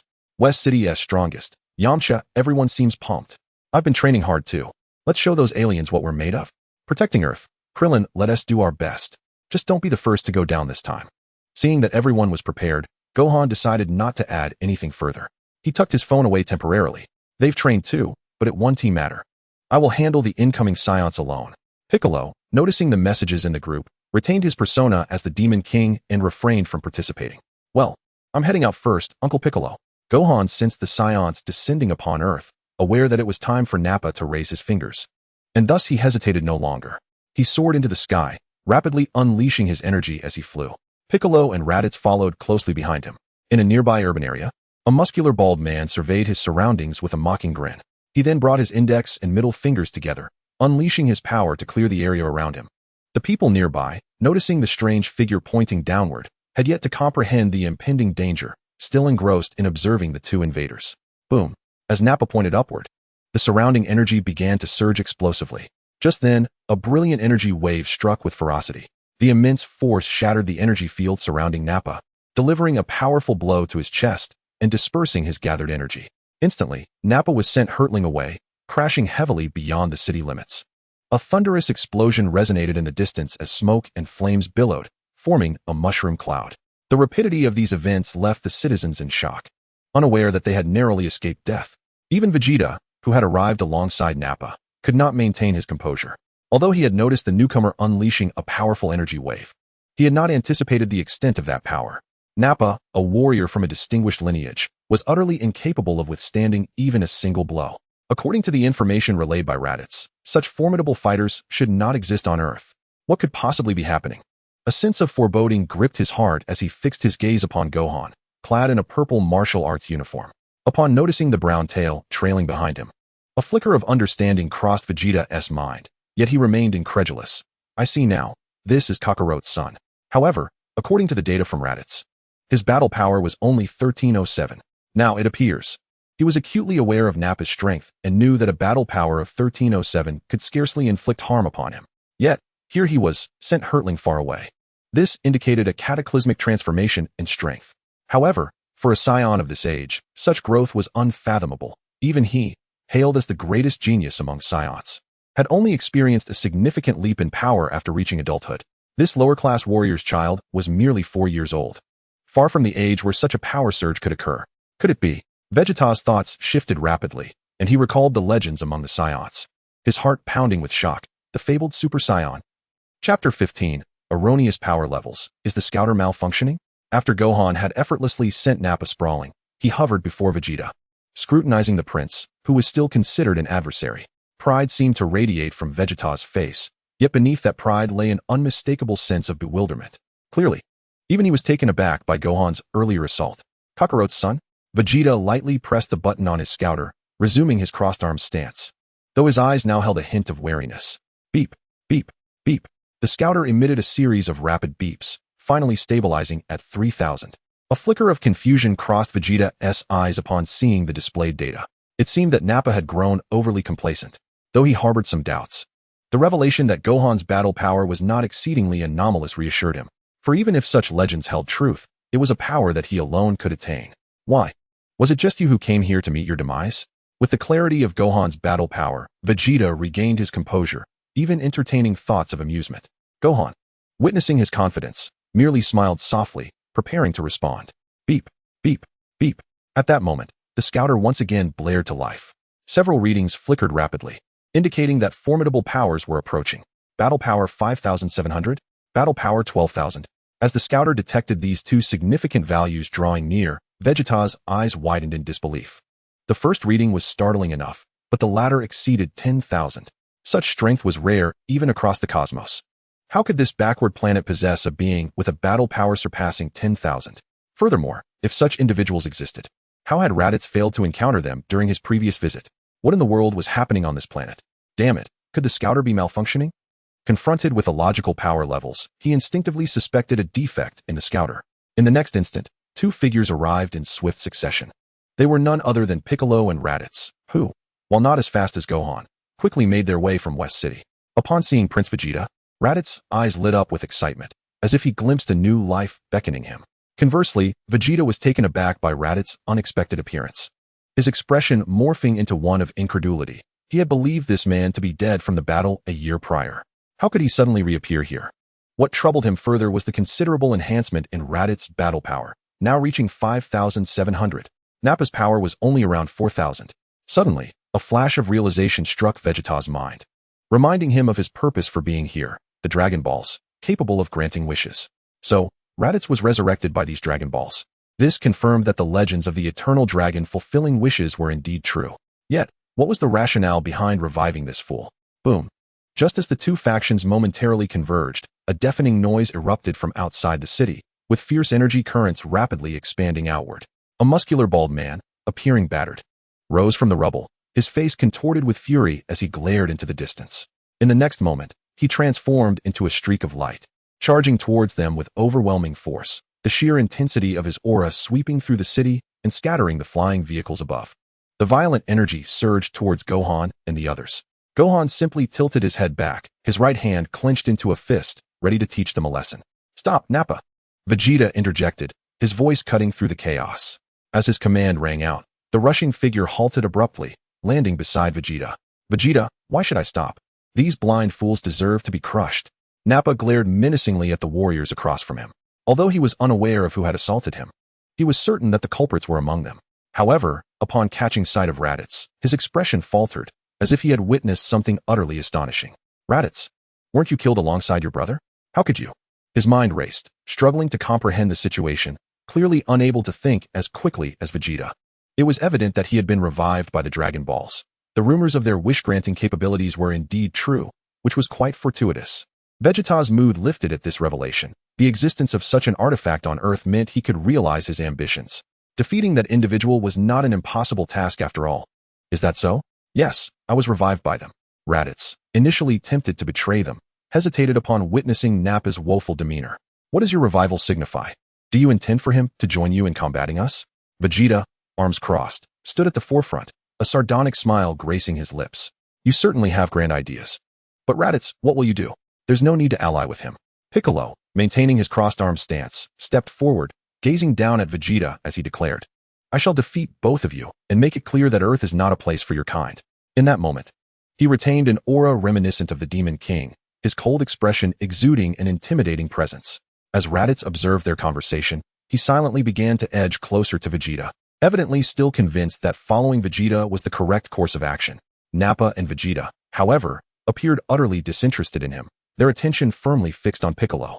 This individual bore a striking resemblance to a Namekian, didn't he?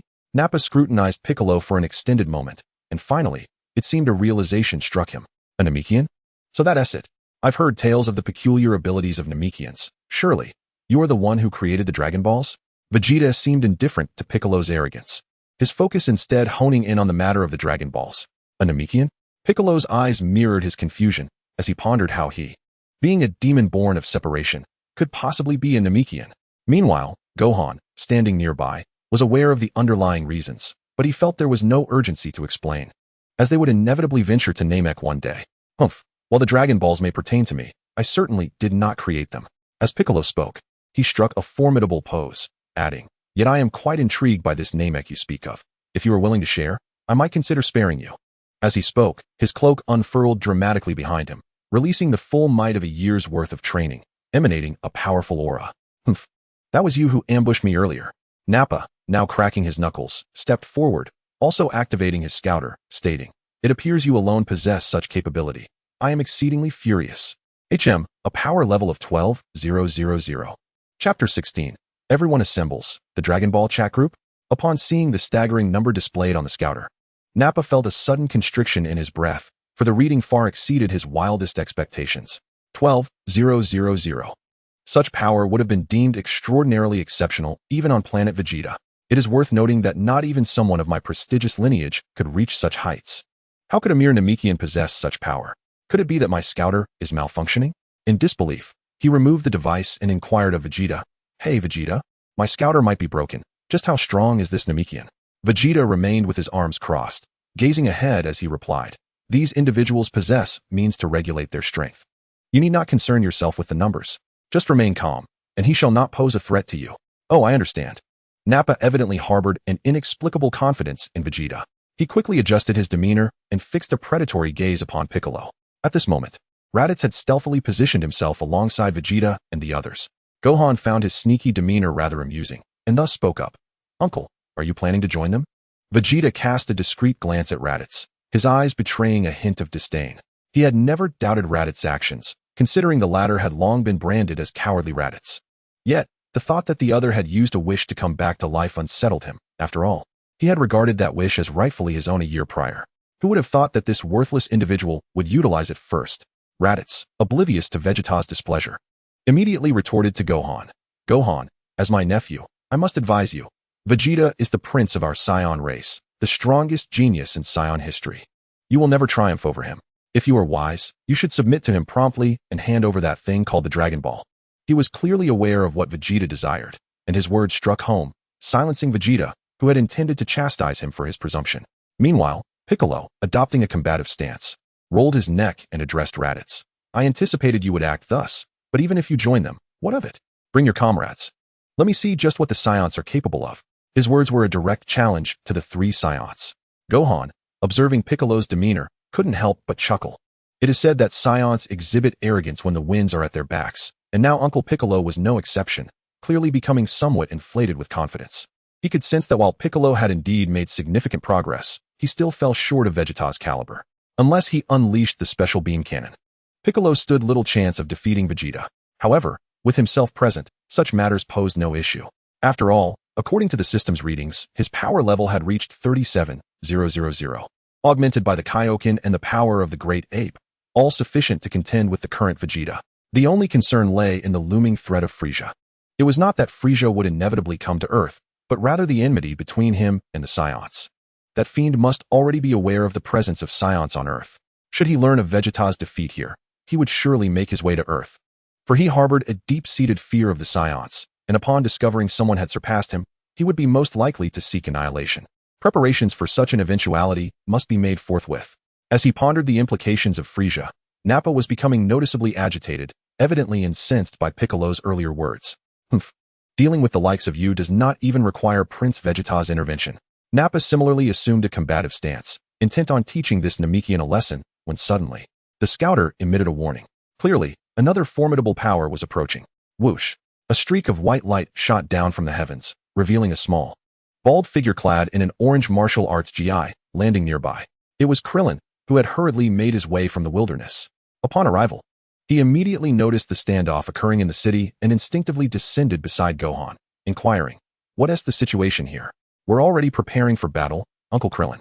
Gohan scrutinized Krillin closely. Although they had met numerous times, he was keenly aware that this man was his father's closest friend, warranting his attention. "I'll notify everyone." Upon hearing that a battle was imminent, Krillin quickly pulled out his phone to snap a picture and send it to the group chat, declaring all members. Gohan observed Krillin's familiarity with the phone chat and couldn't shake a sense of absurdity. If this trend continued, would there truly be a Dragon Ball chat group and social media in the future? This made him unwittingly recall a video he had seen in his past life featuring Lord Cell. It seemed they had more allies. Vegeta seemed to have caught on to something, promptly commanding, "Nappa, Raditz, attack immediately. Do not wait for them to regroup." Though still brimming with confidence, the prospect of having to fight personally felt rather cumbersome. Upon hearing Vegeta's command, Nappa hesitated no longer. He unleashed the pent-up fury within him and charged fiercely at Piccolo. Raditz, however, lingered in place for a moment of uncertainty. His numerous experiences of being beaten had taught him that he was still a far cry from that Namekian warrior. Even if he were to join forces with Nappa, there would be no chance of victory. Only Vegeta possessed the capability to surpass him. And indeed, this was the truth. In the next instant, a brilliant light flickered in midair, and a white cape suddenly swept across the vast sky. It then crashed violently onto Nappa's bald head. The enormous figure was instantly sent hurtling back, even faster than before. Witnessing Nappa fail to withstand even a single blow, Vegeta's eyes gleamed with understanding. He had clearly realized that the issue was not with the scouter, but rather that this Namekian had genuinely achieved a combat power of 12,000. To truly defeat his current opponent, he would have to take matters into his own hands. Worthless fool. Realizing this, Vegeta stepped forward, delivering a precise kick to the airborne Nappa. The force perfectly dissipated Nappa's momentum. The muscular bald man flipped twice in midair before stabilizing himself. "Humph. Leave this fool to me. You two handle the others." As Vegeta moved through the air with remarkable steadiness, he cast a mocking glance at Piccolo. "Come now, Namekian. Soon I shall demonstrate the true genius of the warrior race." Chapter 17. The Embrace of the Cultivators, the Ruined City. Below in the city, a series of transformations left the populace in shock. They were merely ordinary citizens, unaccustomed to witnessing scenes as extraordinary as today's. First, an unidentified flying object descended upon the metropolis, followed by the emergence of two beings resembling extraterrestrials. Then, one of them unleashed energy blasts, sending one of the aliens crashing out of the city.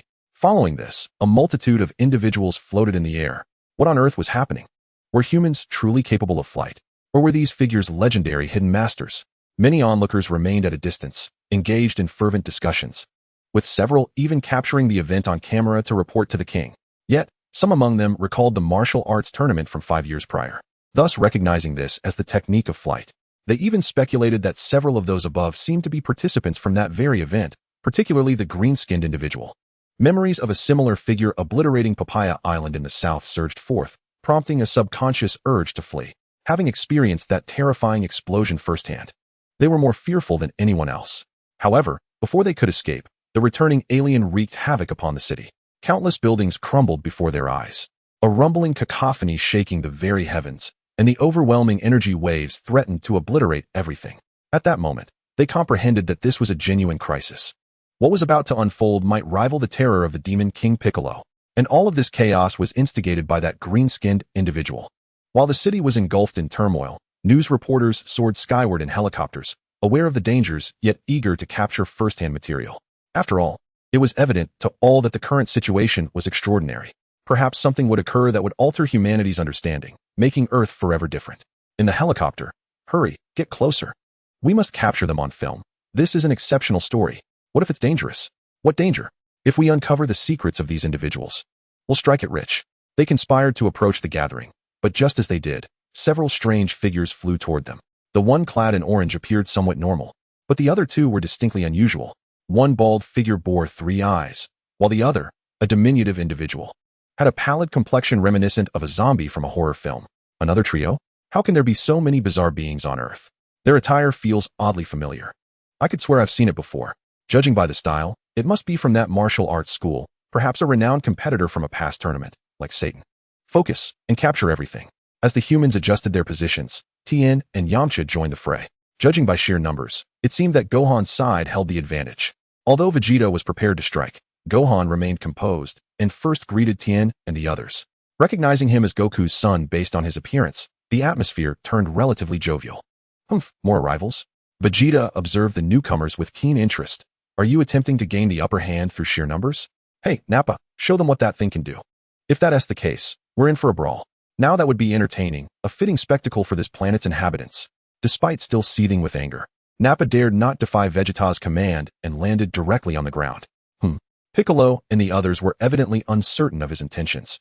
Gohan, noticing Nappa opening 6 cavities in the earth, instinctively glanced at Yamcha. After all, what emerged from those openings would offer Yamcha a warm embrace, potentially giving birth to a masterpiece. Crack, crack. The soil below swiftly split apart, and green-skinned, vegetable-like creatures began to sprout forth. Hee hee. A sinister laughter echoed from below. The 6 cultivators simultaneously gazed skyward, their bizarre laughter sending chills down Tien and the other spines.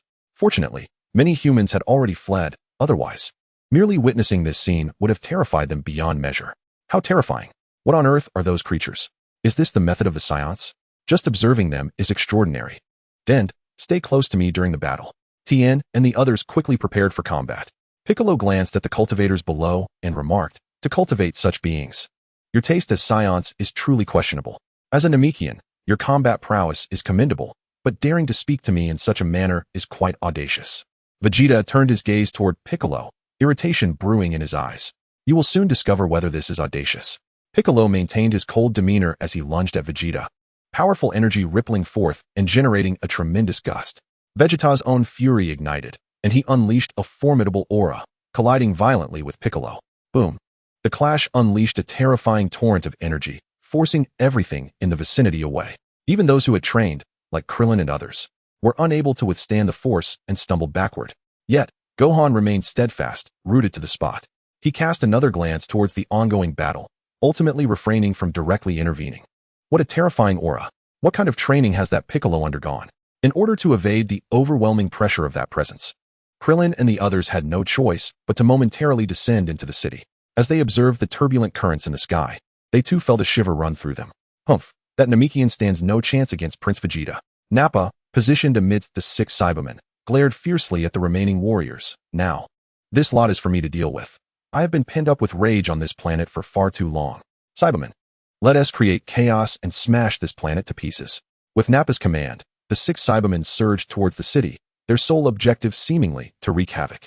Nappa had previously faced setbacks, but due to Vegeta's orders, he could not engage that Namekian. Thus he had been simmering with frustration, which he was now eager to unleash upon the remaining foes. His chosen target was none other than the bald man devoid of a nose. Chapter 18. You should be grateful that Goku is not here to witness this. What? As Krillin saw the massive figure barreling towards him, a wave of dread washed over him. Fortunately, his years of combat experience had not been for naught. He quickly reacted, raising his right elbow, hoping to at least mitigate the impending strike. Crack. It was as if lightning had struck the city. Nappa was enveloped in crackling electricity, his fury amplifying his power to its zenith, instilling fear merely by his presence. His colossal form crashed forward like a tank, toppling buildings in his wake. Thankfully, most of the city's inhabitants had already evacuated. Otherwise, such a simple charge could have turned many into mere pulp. In a flash, Nappa collided violently with Krillin. The clash of their energies reverberated through the ground, threatening to tear it asunder. Yet this stalemate did not endure for long. In an instant, Krillin was forcefully repelled, his forearm flying through the air. Blood cascaded onto the ground. Krillin's anguished scream echoed throughout the city. Die, Earthling! Nappa's fury found an outlet, rendering him even more brutal as he prepared to finish off the little fighter. Krillin. In the distance, Tien and Kairatsu sensed that something was awry. However, they were too far away and had to fend off the Cybermen's assault, leaving them unable to assist Krillin. Damn it, Krillin has already died once. If he perishes now, He won't be able to come back. Yamcha, witnessing Krillin's arm being shattered, felt his blood boil and was ready to charge in recklessly. Yet, he too was surrounded by Cybermen. Chirp, chirp, chirp. Several Cybermen nearby emitted shrill sounds, evidently regarding Yamcha as prey, launching relentless attacks. Yamcha struggled to break free but found it impossible to escape the encirclement. He could only watch helplessly as Nappa advanced towards Krillin. Just as Nappa was about to strike Krillin, the latter's form abruptly vanished. Nappa's punch, aimed at the spot where Krillin had been, slammed into the ground, causing a 100-story building to collapse with a resounding crash. Boom. Thick clouds of smoke billowed into the sky, further unsettling the already trembling helicopters. Nappa, however, surveyed the scene with confusion. He understood that his punch had missed, that noseless bald man had vanished in the nick of time. But he could not fathom how the Earthling had eluded him. The Namekian was engaged in battle with Prince Vegeta. Could anyone else possibly rescue him right under his nose? Suddenly, he felt a presence and turned his gaze upward. There floated Gohan, holding Krillin in one hand, inspecting the wound where his arm had been severed. Crimson blood dripped steadily down. Krillin, realizing his predicament and seeing Gohan supporting him, expressed gratitude. "Thank you, Gohan. I never expected, ugh." As he spoke, an intense pain radiated from his arm. Despite having endured countless battles, this anguish was nearly unbearable. Gohan nodded gently, surprised that his momentary distraction with the Cybermen had led to Krillin's predicament. He could only attribute it to his own carelessness. And Nappa's title as a killer was indeed accurate. It dawned upon him that aside from himself and Uncle Piccolo, who had undergone special training, the others were woefully inadequate to confront a Saiyan. With one blow, Nappa had shattered Krillin's forearm. The consequences of continued assault were unimaginable. "I'm sorry, Uncle Krillin. I should have paid more attention sooner." Gohan felt a pang of guilt, as this incident was one he could have prevented if only he had possessed more combat experience. "Haha, what are you saying, Gohan? I haven't even thanked you for saving me yet," Krillin replied with a smile. But his expression froze as he noticed Nappa's massive silhouette rising into view. He had already felt the Saiyan's power. This was an adversary he could not handle alone. Unless they all teamed up, there might be a glimmer of hope. However, the odds were stacked against them. They faced more than one opponent, making collaboration virtually impossible. Nappa's gaze turned menacingly towards Gohan, and he bellowed, "Hey, you little brat, what was that just now?" Gohan glanced at him before gently landing on the rooftop of a skyscraper, placing Krillin aside, and inquired, "Uncle Krillin, can you still move on your own?" "I can." Krillin wanted to suggest joining forces, but seeing Gohan's demeanor reminded him of Goku, filling him with an inexplicable trust. "All right, keep your distance. I'll handle this." As he spoke, he turned to face Nappa in the sky. Nappa, still oblivious to the gravity of the situation, merely regarded the lower-class warrior as audacious for daring to disregard him. He declared once more, "Humph, how dare you ignore me? Even if you are a Saiyan, I will show you no mercy." He shot a glance at Raditz, with whom he had fought alongside, but that did not mean he would grant the coward any leniency. Gohan remained silent, slowly ascending into the air, his purple martial arts gi fluttering in the wind. Gohan, the gaze from behind fixed intently on Gohan. Seemingly forgetting his own pain, he sensed an indescribable aura emanating from Gohan, a quality he had only witnessed in Goku. Coupled with Gohan's timely rescue, he began to suspect that the young warrior possessed power that far surpassed their own. Lost in these thoughts, he scarcely noticed his pain, fixated on the unfolding drama before him. "Had you dared to inflict such harm upon Uncle Krillin, you ought to be grateful that my father is not present." Son Gohan's gaze was fixed intently upon Nappa as he uttered these words. Nappa, completely bewildered by Gohan's statement, merely paused for a moment before retorting. "Kakarot is nothing but a lowly warrior. You cannot truly believe he could best me." Seemingly reveling in his own bravado, he pointed his thumb at himself, proclaiming, "Do remember, I hail from a prestigious lineage of elite warriors." Upon witnessing Nappa's gesture, Gohan resolved to act without hesitation. In an instant, he flickered into close proximity of Nappa. Merely a foot away, Nappa, still in the midst of his ostentatious display, suddenly realized that his opponent was now within striking distance, leaving him no time to execute any technique. Before Nappa could react, a fist the size of a sandbag descended upon his abdomen like a sledgehammer. Boom. What appeared to be a simple punch left a distinct imprint on Nappa's back. In that moment, even the heavily muscled Nappa was overcome by excruciating pain, a sensation that transcended human limits, rendering his mind blank, consumed only by the thought of agony. Gohan, his expression stoic, withdrew his fist and leaped to deliver a kick to Nappa's bald head. Boom. Nappa's body shot forth like a rocket, crashing diagonally through a building before burrowing into the ground below. The immense force he possessed reverberated through the earth, causing the entire city to tremble violently. inciting further panic among those who had managed to escape, urging them to flee even faster.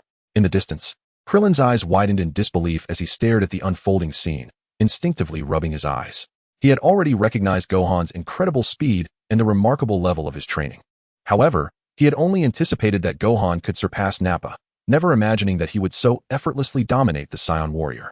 Having faced Nappa himself, Krillin was acutely aware of the latter's overwhelming strength. After a year of arduous training, he had not been able to withstand even a single blow. Now, as he observed Gohan's battle, it seemed as though the roles had been reversed, with Gohan embodying the strength that had once belonged to Nappa. It dawned on him that the disparity between himself and Nappa mirrored that between Nappa and Gohan. If that were the case, then the chasm between himself and Gohan must be immeasurable. The realization that even Goku's son had far surpassed him left Krillin's expression oddly contorted. He glanced at his severed arm and then back at Gohan, his eyes now glimmering with hope. It appeared this young lad possessed an extraordinary talent akin to Goku's, perhaps even surpassing Goku's former prowess. Meanwhile, in the far reaches of the city, Tien Shinhan, Yamcha, and Kaiatsu were engaged in a fierce battle against the Cybermen. Their struggle had become increasingly intense, explosions ravaging the cityscape. Tien and Kaiatsu fared reasonably well, even managing to hold their ground against 4 Cybermen.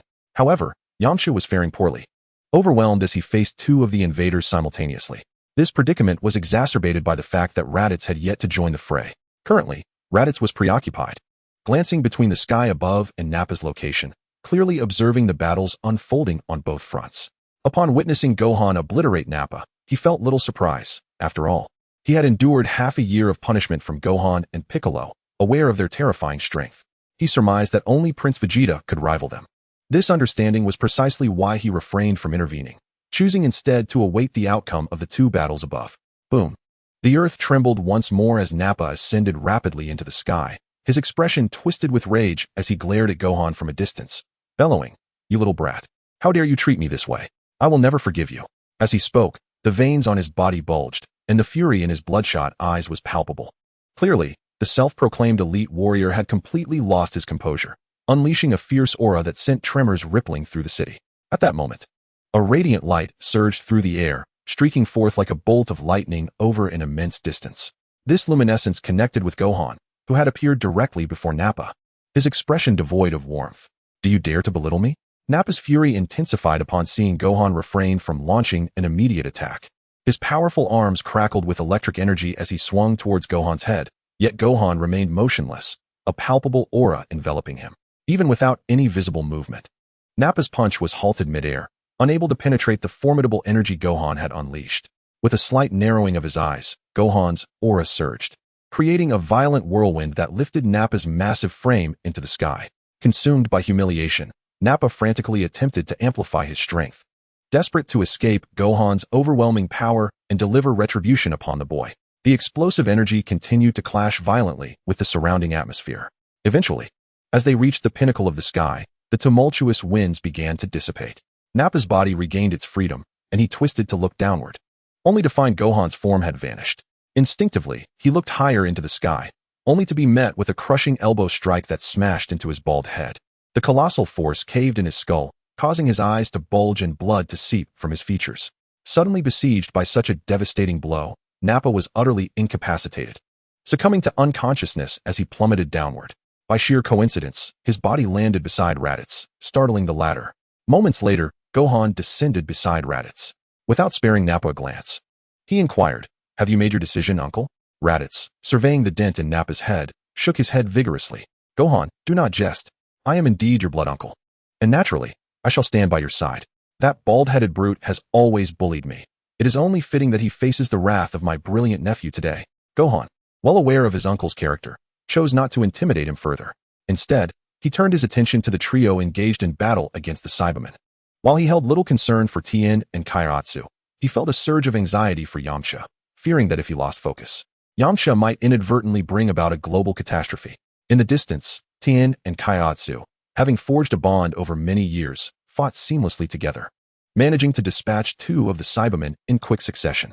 After the pressure had somewhat alleviated, Tien Shinhan instructed Kaiatsu to assist Yamcha. Although his psychic abilities were of limited use against skilled opponents, they proved remarkably effective against the cultivation warriors. Indeed, once Kaiatsu employed his powers on the cultivator, Yamcha swiftly gained the upper hand. He first unleashed a Kamehameha wave to stun the immobilized cultivator, then confidently turned to remark, "Humph. These fellows are not as formidable as they seem. They merely rely on their numbers for dominance. I can handle this one. You go check on Krillin." Kaiatsu, clearly still concerned about Krillin, acknowledged his apprehension. Although they had witnessed Krillin's rescue, they were acutely aware that he had suffered a severed arm. A grievous injury, indeed. Just as Kairatsu was about to depart, the cultivator, who had been sent flying by Yamcha, suddenly opened his eyes. Chirp, chirp, chirp. Chapter 20. The legendary T-God lies. The final explosion of Piccolo. What? Yamcha heard a commotion behind him, and when he turned, he saw the cultivator charging towards him with outstretched arms, radiating an exuberant warmth. Instinctively, he attempted to evade, but it was too late. The cultivator had already embraced Yamcha. The figure emitted a blinding heat, causing Yamcha to sense impending doom. With the cultivator so close, he could not muster any further strength to resist, leaving him to gaze in horror at the luminescence surrounding the cultivator. At that moment, Tien Shinhan and Kairatsu noticed the unfolding chaos, yet the distance was insurmountable. Yamcha! Their voices echoed through the air. However, just as the cultivator was about to explode, a figure darted past and stood beside Yamcha. It was Gohan. Witnessing the embrace between Yamcha and the cultivator, he swiftly snapped a photo before rushing in for rescue. In the instant before the cultivator detonated, he seized the figure's head from behind and forcibly yanked it away from Yamcha. But as he did so, the white light emanating from the cultivator reached its zenith. In that fleeting moment, a terrifying explosion engulfed the surroundings. Boom! The searing flames rapidly spread, incinerating nearby structures, while the scorching shockwave reached beyond the city limits. Clearly, the cultivator's explosion was nothing to be trifled with. After what felt like an eternity, the flames and smoke gradually dissipated, revealing Gohan standing unharmed in the original spot, as if untouched by the battle's fury. In truth, the cultivator's self-detonation had failed to breach his energy defenses. After all, the cultivator's combat power was merely 1200. Even if the explosion's force was amplified, it would be hard-pressed to surpass a casual strike from him. Yet, while Gohan remained unscathed, Yamcha was not as fortunate. Despite Gohan's efforts to separate the cultivator and hurl him a distance away, the explosion's shockwave still affected Yamcha. Consequently, he was propelled away, crashing into the earth and creating a crater. Now, Yamcha lay within that pit, positioned on his side in a rather peculiar manner, reminiscent of the legendary T-God reclining. If immortalized as a t-shirt or figurine, it would surely possess considerable value. Seeing Yamcha in such a pose sent a shiver down Gohan's spine. Based on the distance he had flung the cultivator, Yamcha should have been spared from death. So what was this strange position? Was the T-God truly down for the count? A flicker of concern prompted Gohan to sense Yamcha's energy, only to discover that while it was diminished, it was far from extinguished. Evidently, Yamcha had sustained severe injuries but had narrowly escaped a fatal fate. Reassured by this revelation, and noting that Tien Shinhan had dealt with the remaining cultivators, Gohan silently retrieved his phone to take a commemorative photo of the current T-God. After capturing the moment, Gohan approached Yamcha to assess his condition. Almost simultaneously, Tien Shinhan, Kairatsu, and the others arrived, including Krillin, who had been in the distance, clearly worried for their companion. Gohan helped Yamcha sit up, patting his back to ease his breathing, and Yamcha gradually regained consciousness, gasping for air with a look of intense fear in his eyes, still reeling from the prior events. Upon witnessing Yamcha awaken, Krillin and the others exhaled in relief. Although they knew the Dragon Balls could revive him, no one wished to see their friend perish. Thankfully, Yamcha had only sustained grave injuries, and with time, he could recover. Gohan seemed to recall something and inquired, "Uncle Krillin, I remember Uncle Piccolo mentioning a miraculous bean that can instantly heal injuries. Did you not bring any?" Krillin shook his head, replying, "The Senza beans are with Korin. When we came down, they informed us that there were none available at the moment." Upon hearing this, Gohan realized that when his father had returned, he had brought back 2 Senza beans. According to reports, there was currently a shortage of these miraculous beans, likely due to the legendary eating machine, Yachirobe. Reflecting on this, Gohan glanced at Yamcha and Krillin. "What about your hand, and Yamcha?" Krillin approached Yamcha, grinning as he said, "Haha, we're both alright. Just a few scratches, really. We've endured worse injuries before." His seemingly optimistic reassurance belied the pain he was suppressing from his severed arm. "It would be wise to recover swiftly. Perhaps I should try to procure some Senza beans?" "Gohan, we're fine for now. You needn't waste your energy on such matters. The priority is to defeat that foe." As Krillin spoke, he gazed skyward, where an intense battle raged between Vegeta and Piccolo, fiercer and more perilous than ever. Tien Shinhan and the others followed suit, their eyes drawn to the tumultuous clash above. In the sky, the clouds had dissipated, revealing a clear expanse, not due to natural phenomena, but because of the immense pressure exerted by the two combatants. Amidst the aerial confrontation, Vegeta maintained a mocking demeanor, effortlessly countering all of Piccolo's techniques. As a Namekian, possessing such strength warrants my commendation. As he kicked Piccolo away, a proud expression adorned his face. If you were an ordinary Saiyan, perhaps you would stand a chance. But your opponent is me. Though Piccolo was sent sprawling through the air, his countenance remained unyielding as he straightened up and spat. Humph, it's time to end this warm-up.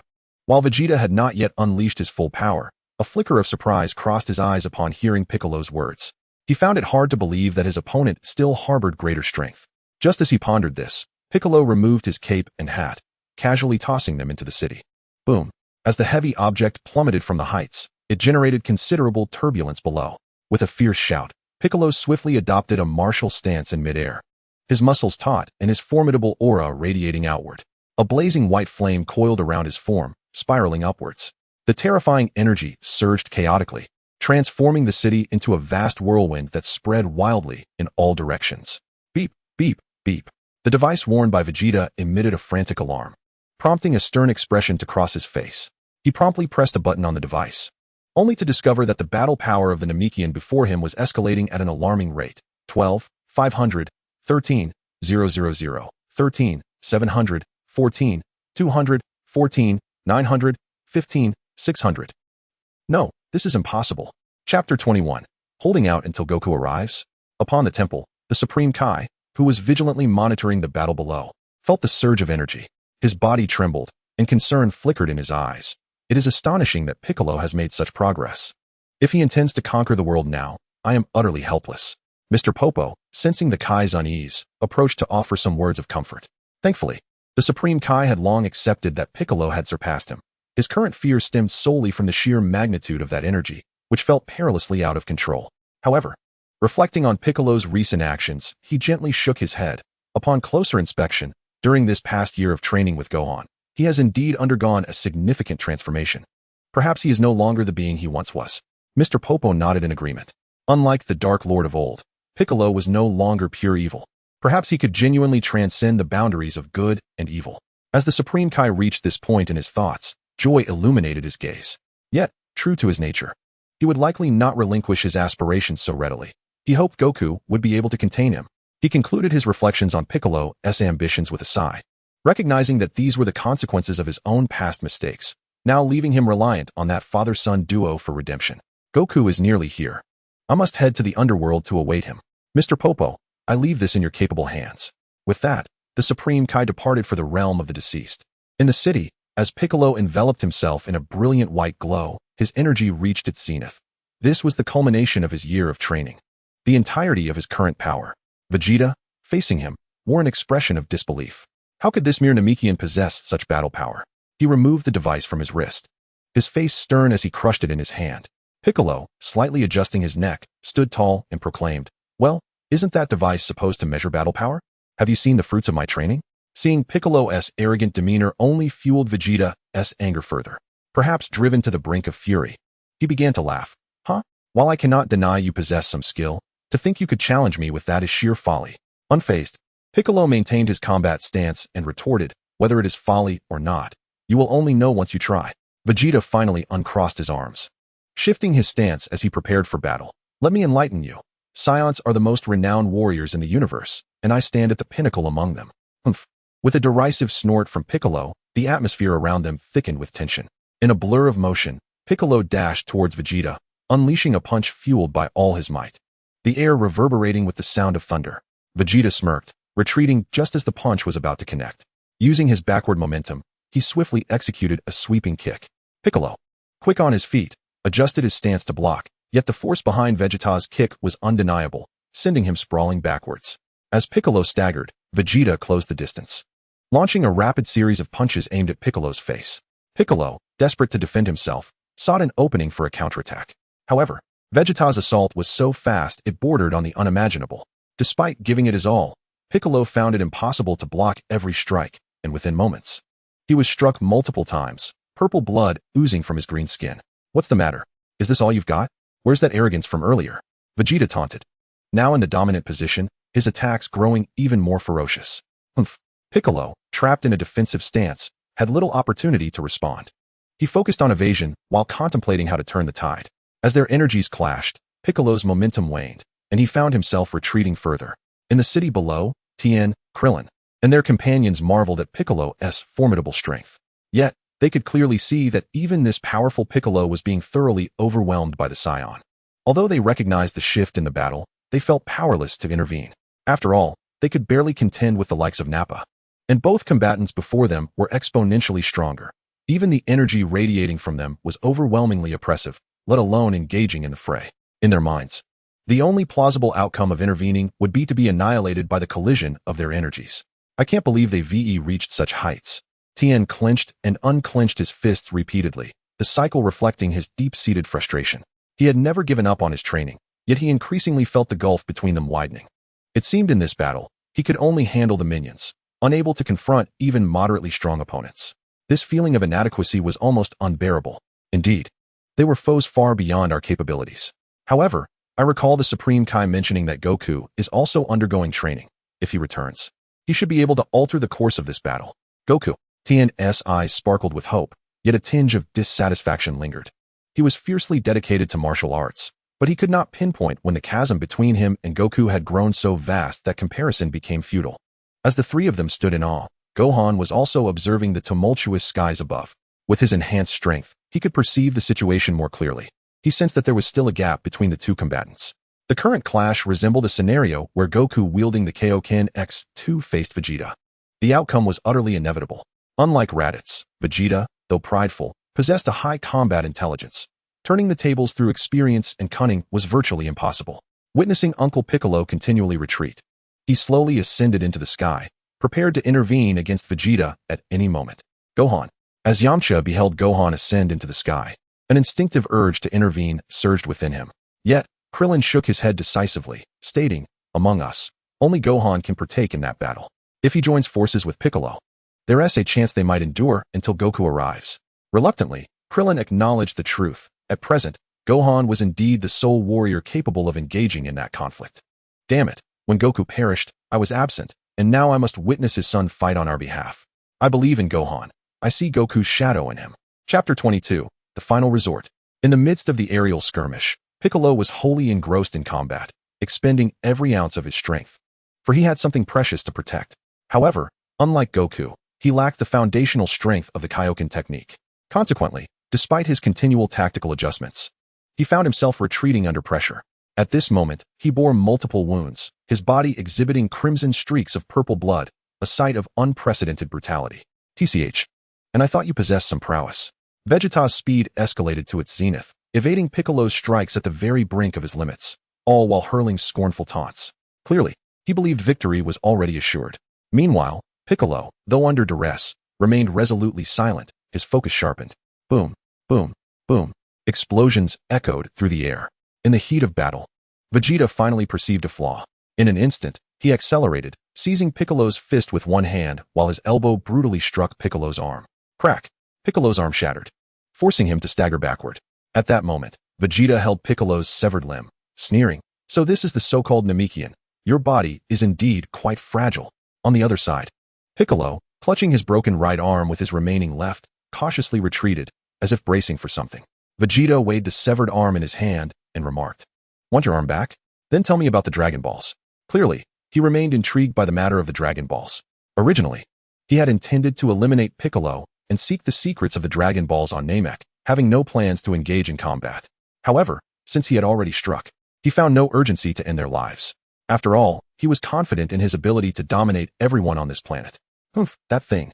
As Piccolo retreated, he spoke, "It has just been used. To utilize it again, one must wait. I fear you won't have the time." His words carried a hint of mockery. What? Vegeta instinctively glanced at Raditz below. With his keen intellect, he instantly deduced that the Dragon Balls had been used to resurrect Raditz. It was not difficult for him to surmise that such wish-granting artifacts would undoubtedly have limitations. Regrettably, as far as your efforts to reach here, the Dragon Balls are currently unusable. As Piccolo continued to distance himself by several dozen meters, Vegeta, though aware of his retreat, did not pursue immediately. After all, this distance was trivial for them to cover in an instant. However, an unquenchable fury ignited within him. He had personally intervened on this planet. only to be informed that the means to fulfill his wishes were beyond reach. This revelation incited an unprecedented rage. He gripped Piccolo's severed arm tightly, distorting it and causing purple liquid to ooze forth. Damn it! Vegeta crushed Piccolo's arm, then cast a fierce glare in his direction, his murderous intent more potent than ever before. In the distance, Piccolo twisted his lips, and with his remaining hand, he suddenly swung. Countless invisible light points flared to life around them. In the next instant, an unending barrage of golden energy spheres swirled around Vegeta, cascading like falling snowflakes. These were clearly Piccolo's devised techniques. What? Though Vegeta was consumed with rage, he remained cognizant of the shifting surroundings. He swiftly directed his gaze toward Piccolo in the distance. Boom. Without further ado, Piccolo activated all the light points, drawing them toward Vegeta, and in an instant, they erupted in a cataclysmic explosion. Terrifying blasts resounded in succession, and searing flames rapidly enveloped everything. Amidst the explosions, a fierce roar pierced through. In the midst of the raging fire, a powerful shockwave surged outward, violently expanding in all directions. Even Piccolo sensed the terrifying force of the air currents. As he was compelled to retreat further, boom, the ferocious and tumultuous air currents shook the very earth, colliding with the city below, shattering buildings and sweeping countless bricks far away. The intensity of this force exceeded that of any tempest. Even Krillin and the others, observing from below, had to support each other to avoid being swept away by the gale. As for the reporters who had been filming, they had already been pushed back by the wind. But fortunately, their pilot was skilled enough to dodge several times. However, the current momentum was overwhelming, rendering them utterly incapable of withstanding it. The helicopter's rotor blades were even torn apart by the fierce winds. Terror-stricken screams erupted from within the helicopter. The crowd felt the chilling grip of death, yet found themselves powerless to save themselves. After all, the situation was more terrifying than any natural disaster. They had contemplated using parachutes, but in such winds, leaping out would surely result in being torn to shreds. Just as fear enveloped them, the helicopter shook and then stabilized, descending at a remarkably steady pace. Once the fierce air currents had passed, the helicopter remained unshaken. Inside, everyone exchanged bewildered glances, utterly perplexed by what had transpired. As the surrounding environment regained stability, Gohan slowly ascended, glimpsing a few individuals through the shattered glass. He declared, "If you wish to survive, it would be prudent to keep your distance. Otherwise, no one can guarantee your safety." As he spoke, he departed from the helicopter. The reporters inside gaped in astonishment, incredulous that this child could fly, and that he had saved them under such dire circumstances. What on earth was happening today on this planet? They felt as if their very worldview had been shattered. All eyes were drawn to the utterly devastated city, and for a moment, they were at a loss for words. In the sky, as the turbulent air subsided, the figure of Vegeta re-emerged, limbs outstretched, his fiery hair resembling a frayed electrical current, now appearing in a disheveled state. Upon witnessing the futility of his barrage, Piccolo felt an unsettling thrill in his heart. Beyond the formidable magic convergence light killing cannon, he had exhausted every technique at his disposal. Yet, despite his efforts, he had only just witnessed the slightest hint of struggle from his opponent. The disparity was so vast that it left him feeling utterly helpless. The remaining magic convergence light killing cannon required an extensive amount of time to charge, rendering him incapable of responding to the current situation. In frustration, he pondered, "Damn it. Even after a year of rigorous training, I still cannot defeat that guy?" A wave of melancholy washed over him, but at this moment, he knew he must rally his spirits. The previous attacks had nearly harmed him. Meanwhile, Vegeta clenched his fists anew, and as he spoke, he charged directly at Piccolo. A brilliant white streak surged forth, delivering a fierce punch aimed squarely at Piccolo. The Namekian could only defend with his remaining hand. As their powers clashed, it was evident that he was at a significant disadvantage, his body visibly bending under the force. Nevertheless, he managed to withstand the blow.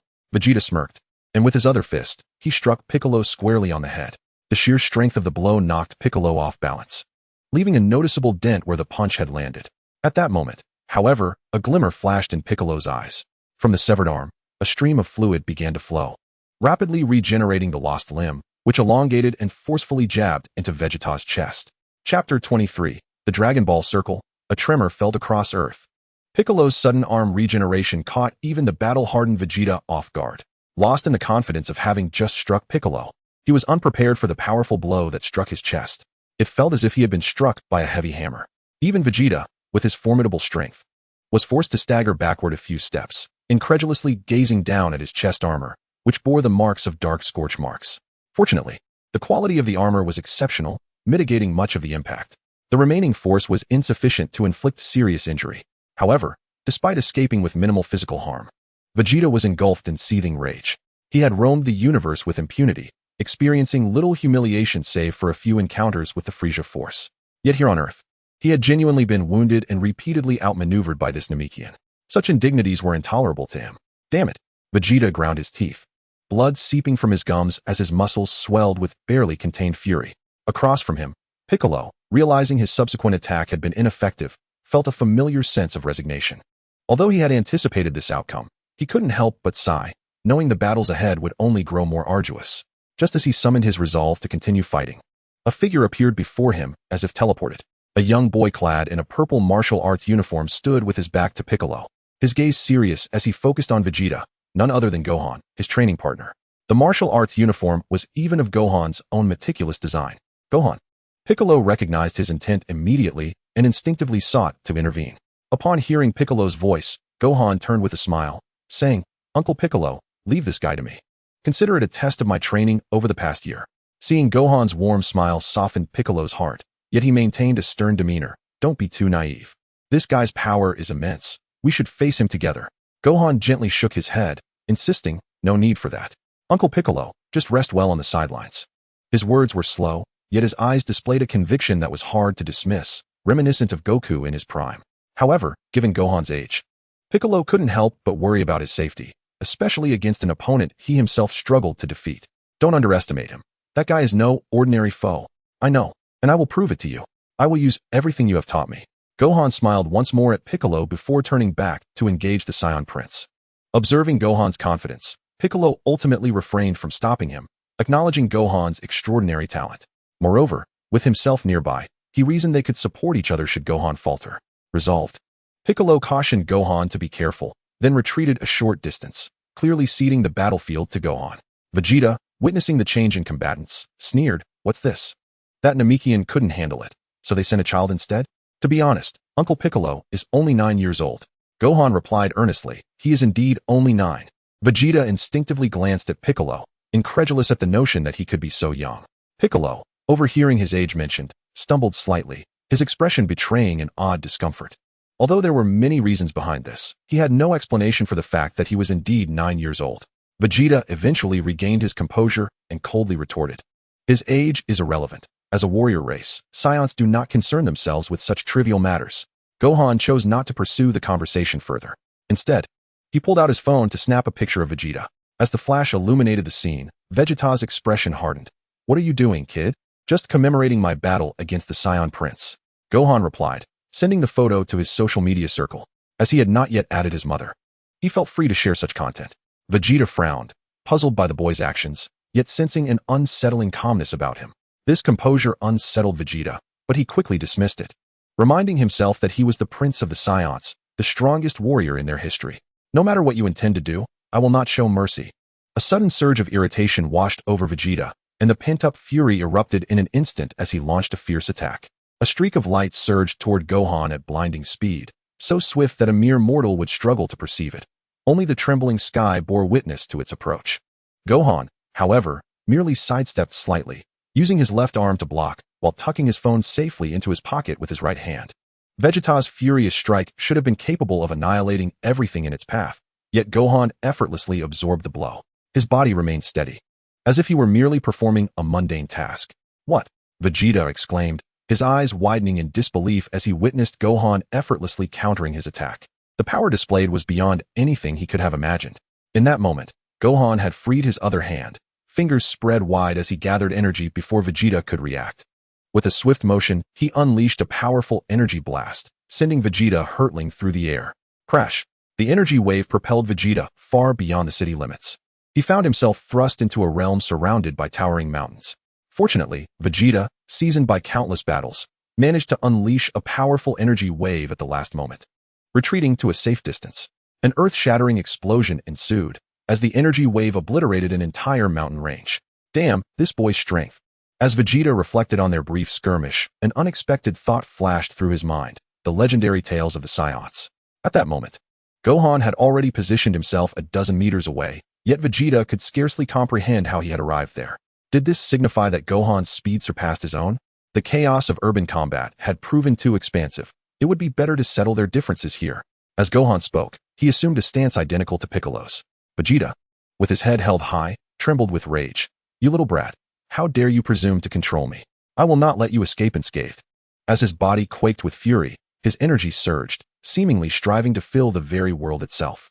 The atmosphere around the earth was instantly enveloped by his overwhelming aura.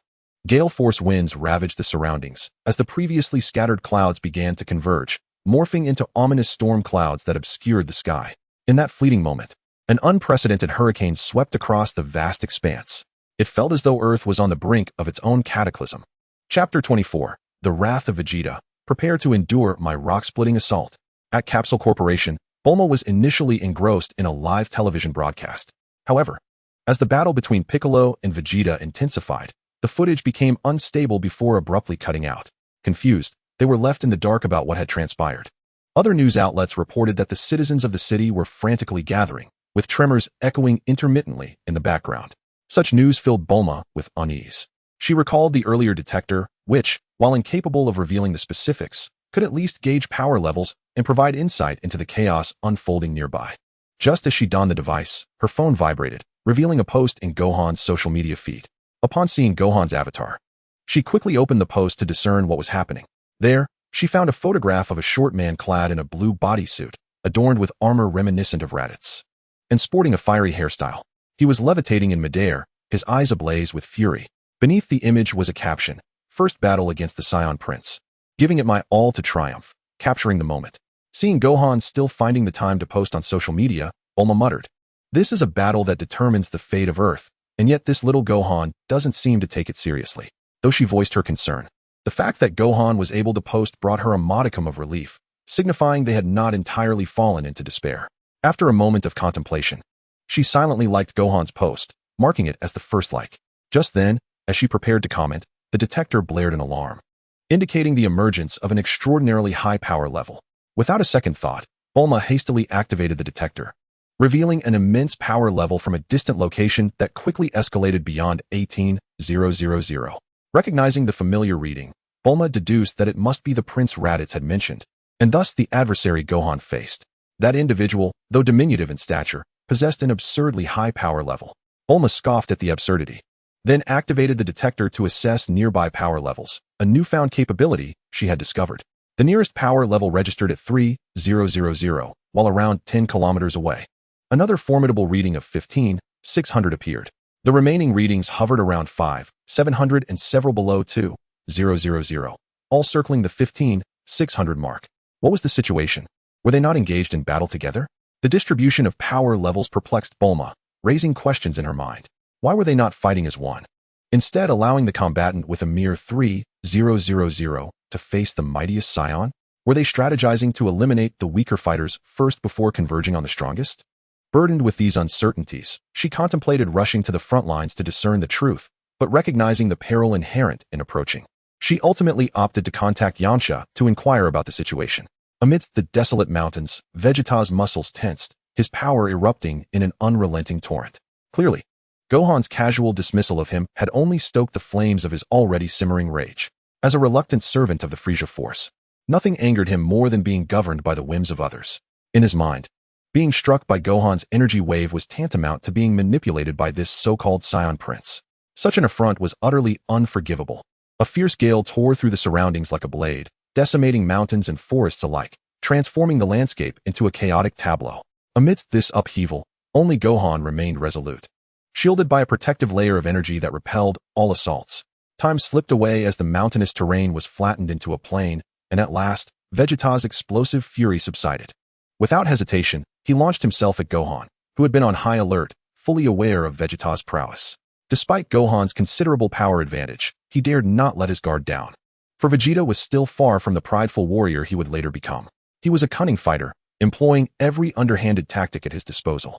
With a thunderous clash, their auras collided, sending shockwaves through the forest, as if the very earth threatened to be uprooted.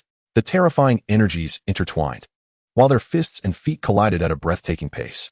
Each impact resulted in explosive shockwaves that transformed the already devastated landscape into a veritable minefield.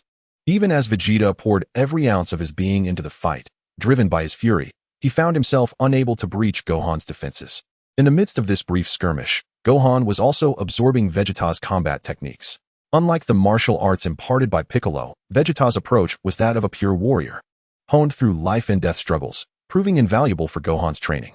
While Gohan maintained his composure, Vegeta's rage only intensified. He had never anticipated encountering a fellow Saiyan capable of challenging him to such an extent, an affront to his inflated sense of self-worth. After all, if there were to be another Saiyan, it should be he alone who reached such heights. Damn it all. Vegeta's relentless assault was deftly countered, and he soon realized that his opponent was not exerting their full strength. Enraged to the utmost, he swiftly retreated, unleashing energy blasts from his palms to thwart Gohan's pursuit. Once the distance between them was considerable, Vegeta swiftly joined his hands, channeling his energy, which erupted into a barrage of densely packed energy spheres. Golden orbs cascaded like raindrops towards Gohan. Upon witnessing this technique, Gohan couldn't help but smile. It was indeed a signature move of Vegeta. Boom. The multitude of energy blasts converged at a single point, resulting in a cataclysmic explosion that illuminated the sky with searing flames. Vegeta continued to unleash a relentless stream of energy blasts, seemingly intent on annihilating everything in his path. Only when he began to tire did his onslaught slightly wane. He then leapt backward, gathering a more potent energy sphere, which he hurled directly into the chaos of the distant explosion. Haha, you little brat. You deserve this for underestimating me, the prince of all Saiyans. Vegeta bellowed, laughing heartily, convinced he had secured victory as the firelight flickered without any sign of Gohan's defeat. Suddenly, as he reveled in his triumph, the scene before him blurred. A figure clad in a purple martial arts uniform appeared before him. It was the very Gohan who should have been struck, yet he appeared unscathed, his attire pristine as if it had just emerged from battle. What? Vegeta's eyes widened in disbelief, his incredulity palpable as he failed to discern how Gohan had traversed the distance so swiftly. He attempted to launch an attack, but Gohan's strike was even faster. He leaped into the air and delivered a crushing blow to Vegeta's face. The immense force sent Vegeta spiraling downward into the uneven terrain below. Damn it! Even Vegeta found it difficult to dispel that overwhelming force. It was only moments before he was about to collide with the ground that he managed to halt his descent. Seeking Gohan's location, the next instant, he spotted Gohan charging towards him from a distance. Roar! Gohan's speed was astonishing.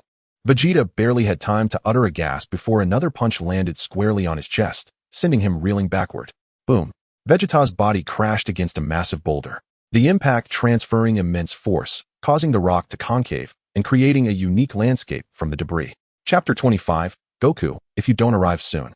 This battle will be over. As Vegeta landed atop the boulder, shockwaves radiated outward, sending countless fragments of debris floating through the air. Gohan, witnessing this scene, felt a twinge of surprise. His intention had been to swiftly defeat Vegeta, but he had inadvertently provided him with a favored rock formation. It could only be said that this was an unforeseen turn of events. Noticing the spectacle before him, Gohan refrained from pursuing further. Instead, he pulled out his phone, silently capturing this iconic moment of the Saiyan Prince. Boom! Just as he snapped the photo, the boulder was shattered. Large chunks of rock were swept into the air by a powerful surge of energy. Clearly, Vegeta had regained his composure, erupting with power to obliterate the humiliating boulder and prepare for another assault. Gohan shared the photo in the Fighting the Saiyans chat group before temporarily stowing his phone. He understood well when to relax and when to be vigilant. From a distance, as Vegeta forcefully cleared the surrounding debris, he did not immediately attack. Evidently recognizing Gohan's formidable strength, an opponent he could not easily contend with. Damn it! I am the prince of all Saiyans. No Saiyan shall surpass me. If there truly exists a Super Saiyan, it can only be me. Vegeta's eyes were bloodshot, his fists clenched tightly, his muscles bulging with intensity. He felt a humiliation he had never experienced since birth. In that moment, he resolved to act without further contemplation, soaring into the sky and coldly declaring, "You have thoroughly enraged me. I shall no longer cherish this planet. It will disintegrate into cosmic dust alongside you."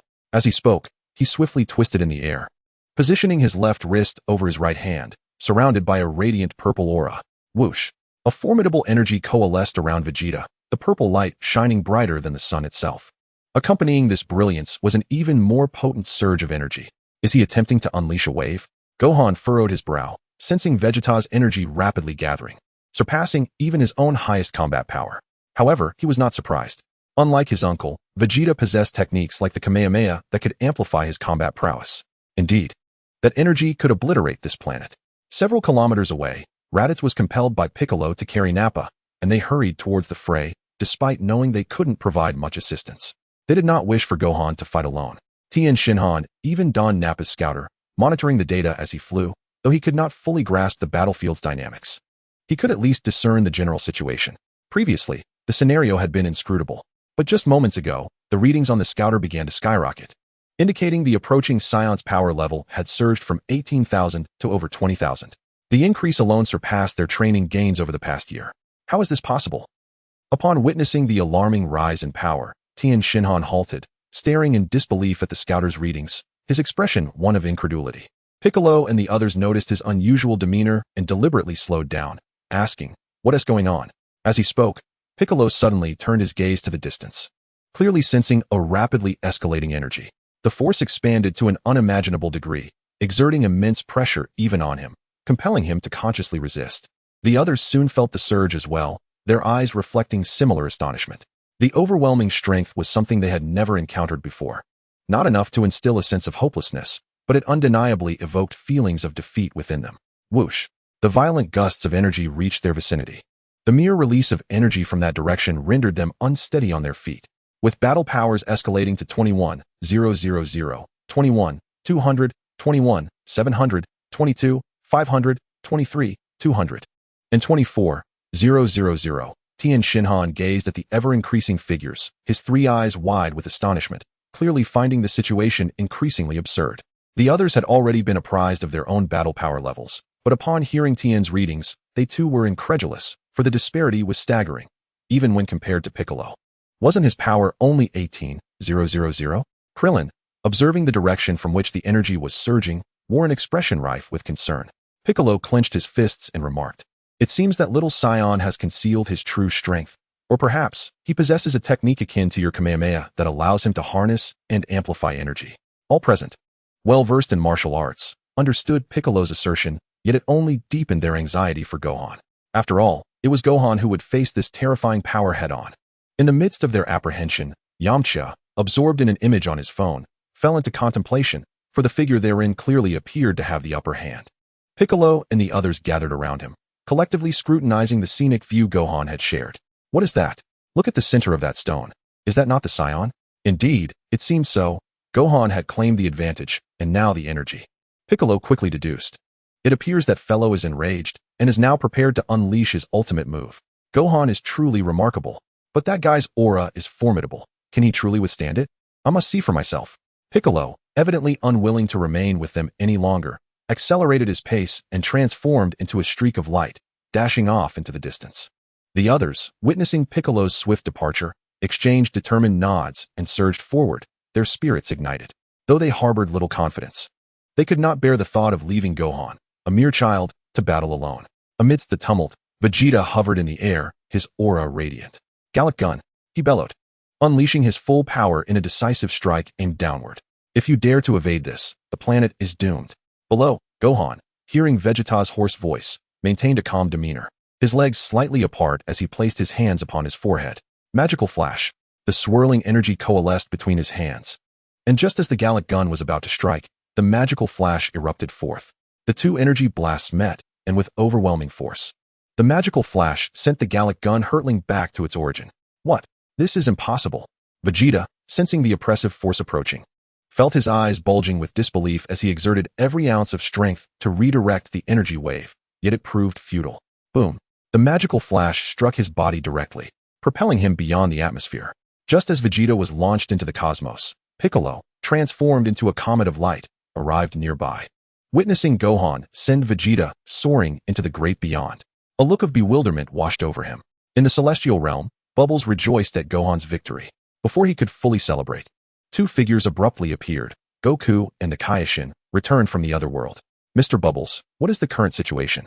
Goku, having traversed Snake Way in record time, appeared somewhat winded but immediately inquired about Earth's condition. Bubbles glanced at Goku and replied, "Goku, thank goodness you returned swiftly. Had you delayed, the battle would have concluded entirely."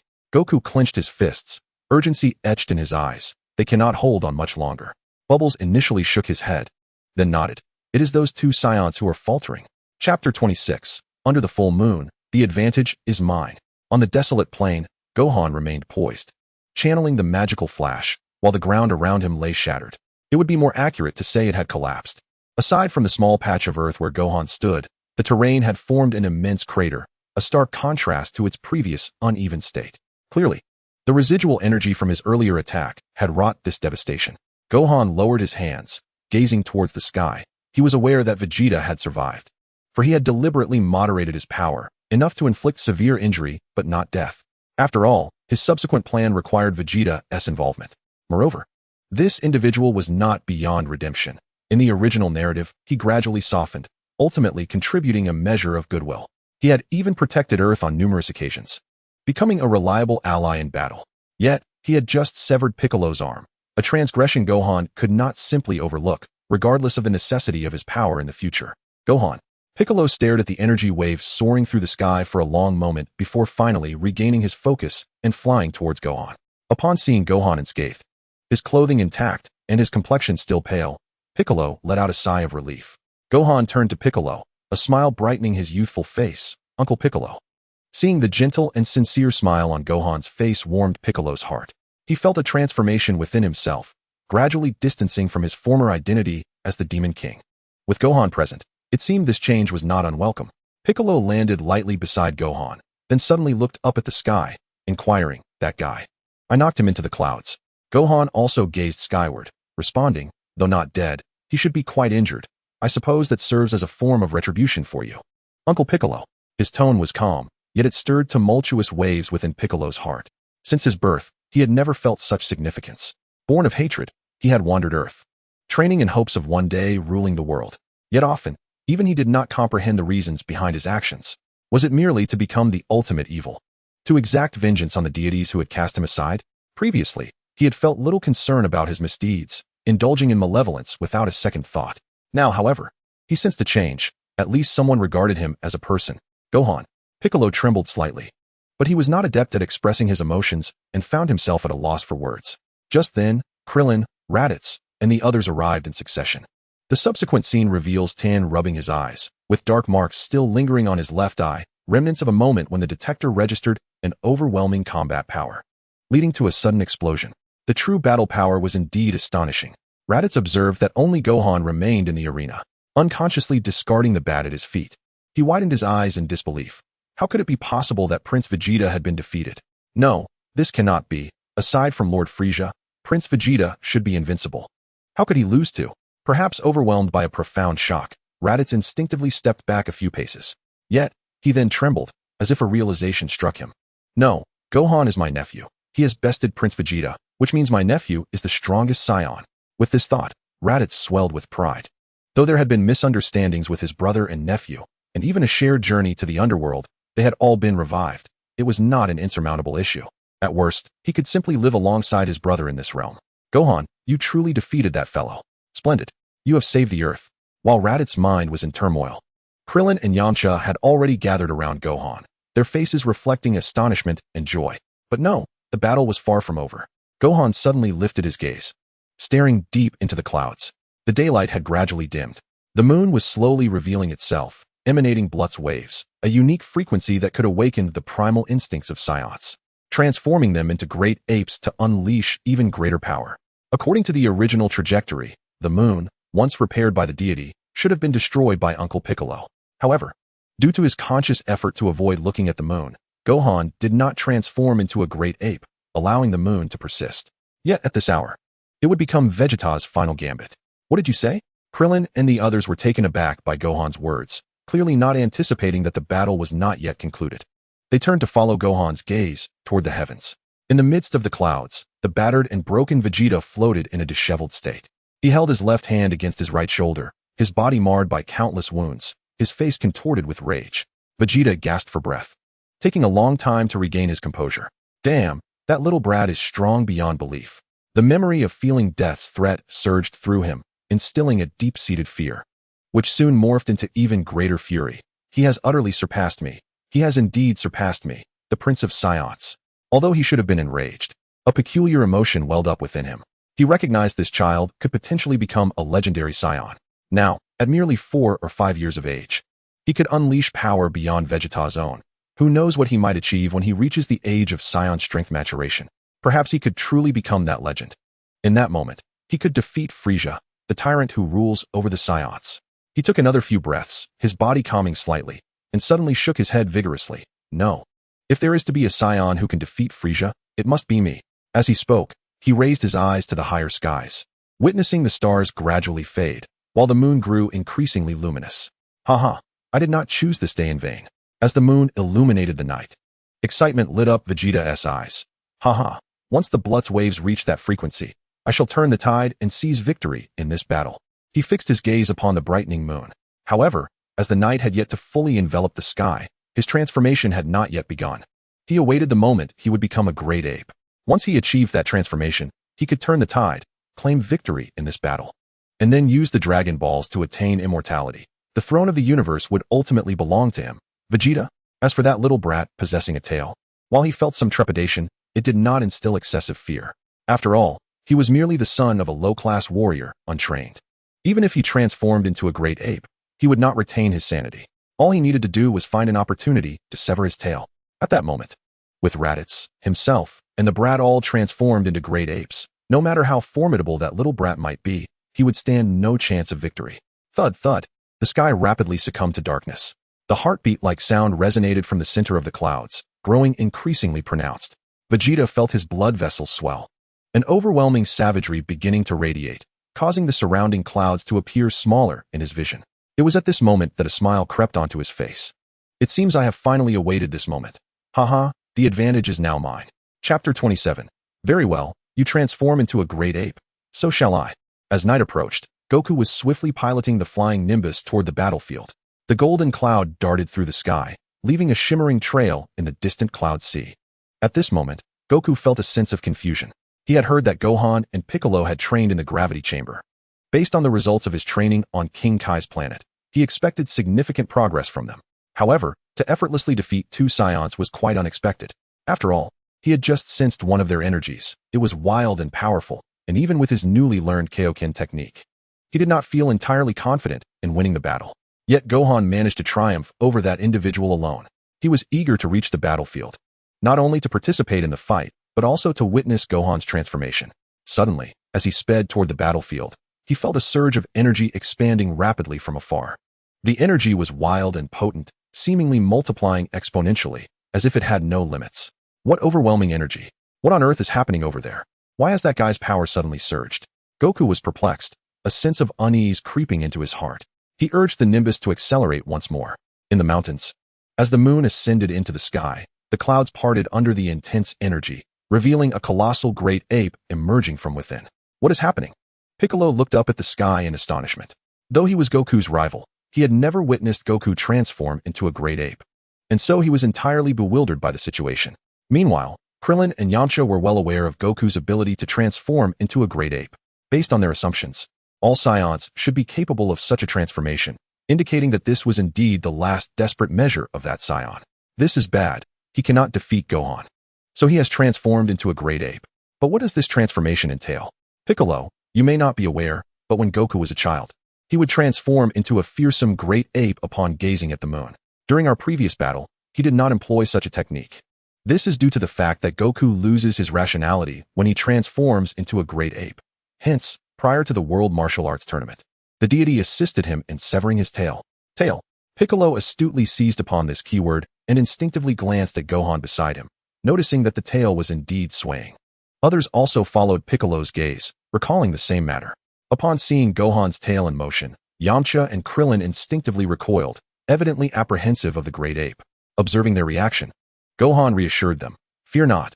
I currently feel no inclination to transform into a great ape." As he spoke, he deliberately raised his gaze to the moon. Then, he felt a rush of blood coursing through him, as if an ancient lineage was on the verge of awakening. The sensation mirrored that of his training in the realm of consciousness, harnessing the power of the great ape. He understood that he had now thoroughly mastered this power. Thus the moonlight merely served as a catalyst to activate his humanoid great ape form, rather than compel him to assume the great ape itself. In fact, should he exert his will, even the humanoid great ape power would remain suppressed. Indeed, Gohan appeared to be Krillin, initially puzzled by Gohan's lack of transformation, soon witnessed the blue-clad great ape leaping down, a tremendous gust of energy surging around him like a comet. The force of it propelled Krillin far away. There floated the great ape Vegeta, seemingly regaining his confidence, adopting a crossed-arm posture as he regarded Gohan and proclaimed, "Kakarot's son, you do possess some strength. Yet you shall never be a match for me, the esteemed prince of the Saiyans." Gohan grasped Krillin and Yamcha by their arms. Then, braving the intense energy flow, he turned to Vegeta and inquired, "So what?" The great ape Vegeta, noticing Gohan's unchanging demeanor, glared at him with discontent in his beastly eyes. "Arrogant little brat. You shall soon witness the true strength of a Saiyan." He refrained from disclosing the connection between the Saiyans and the great ape to Gohan.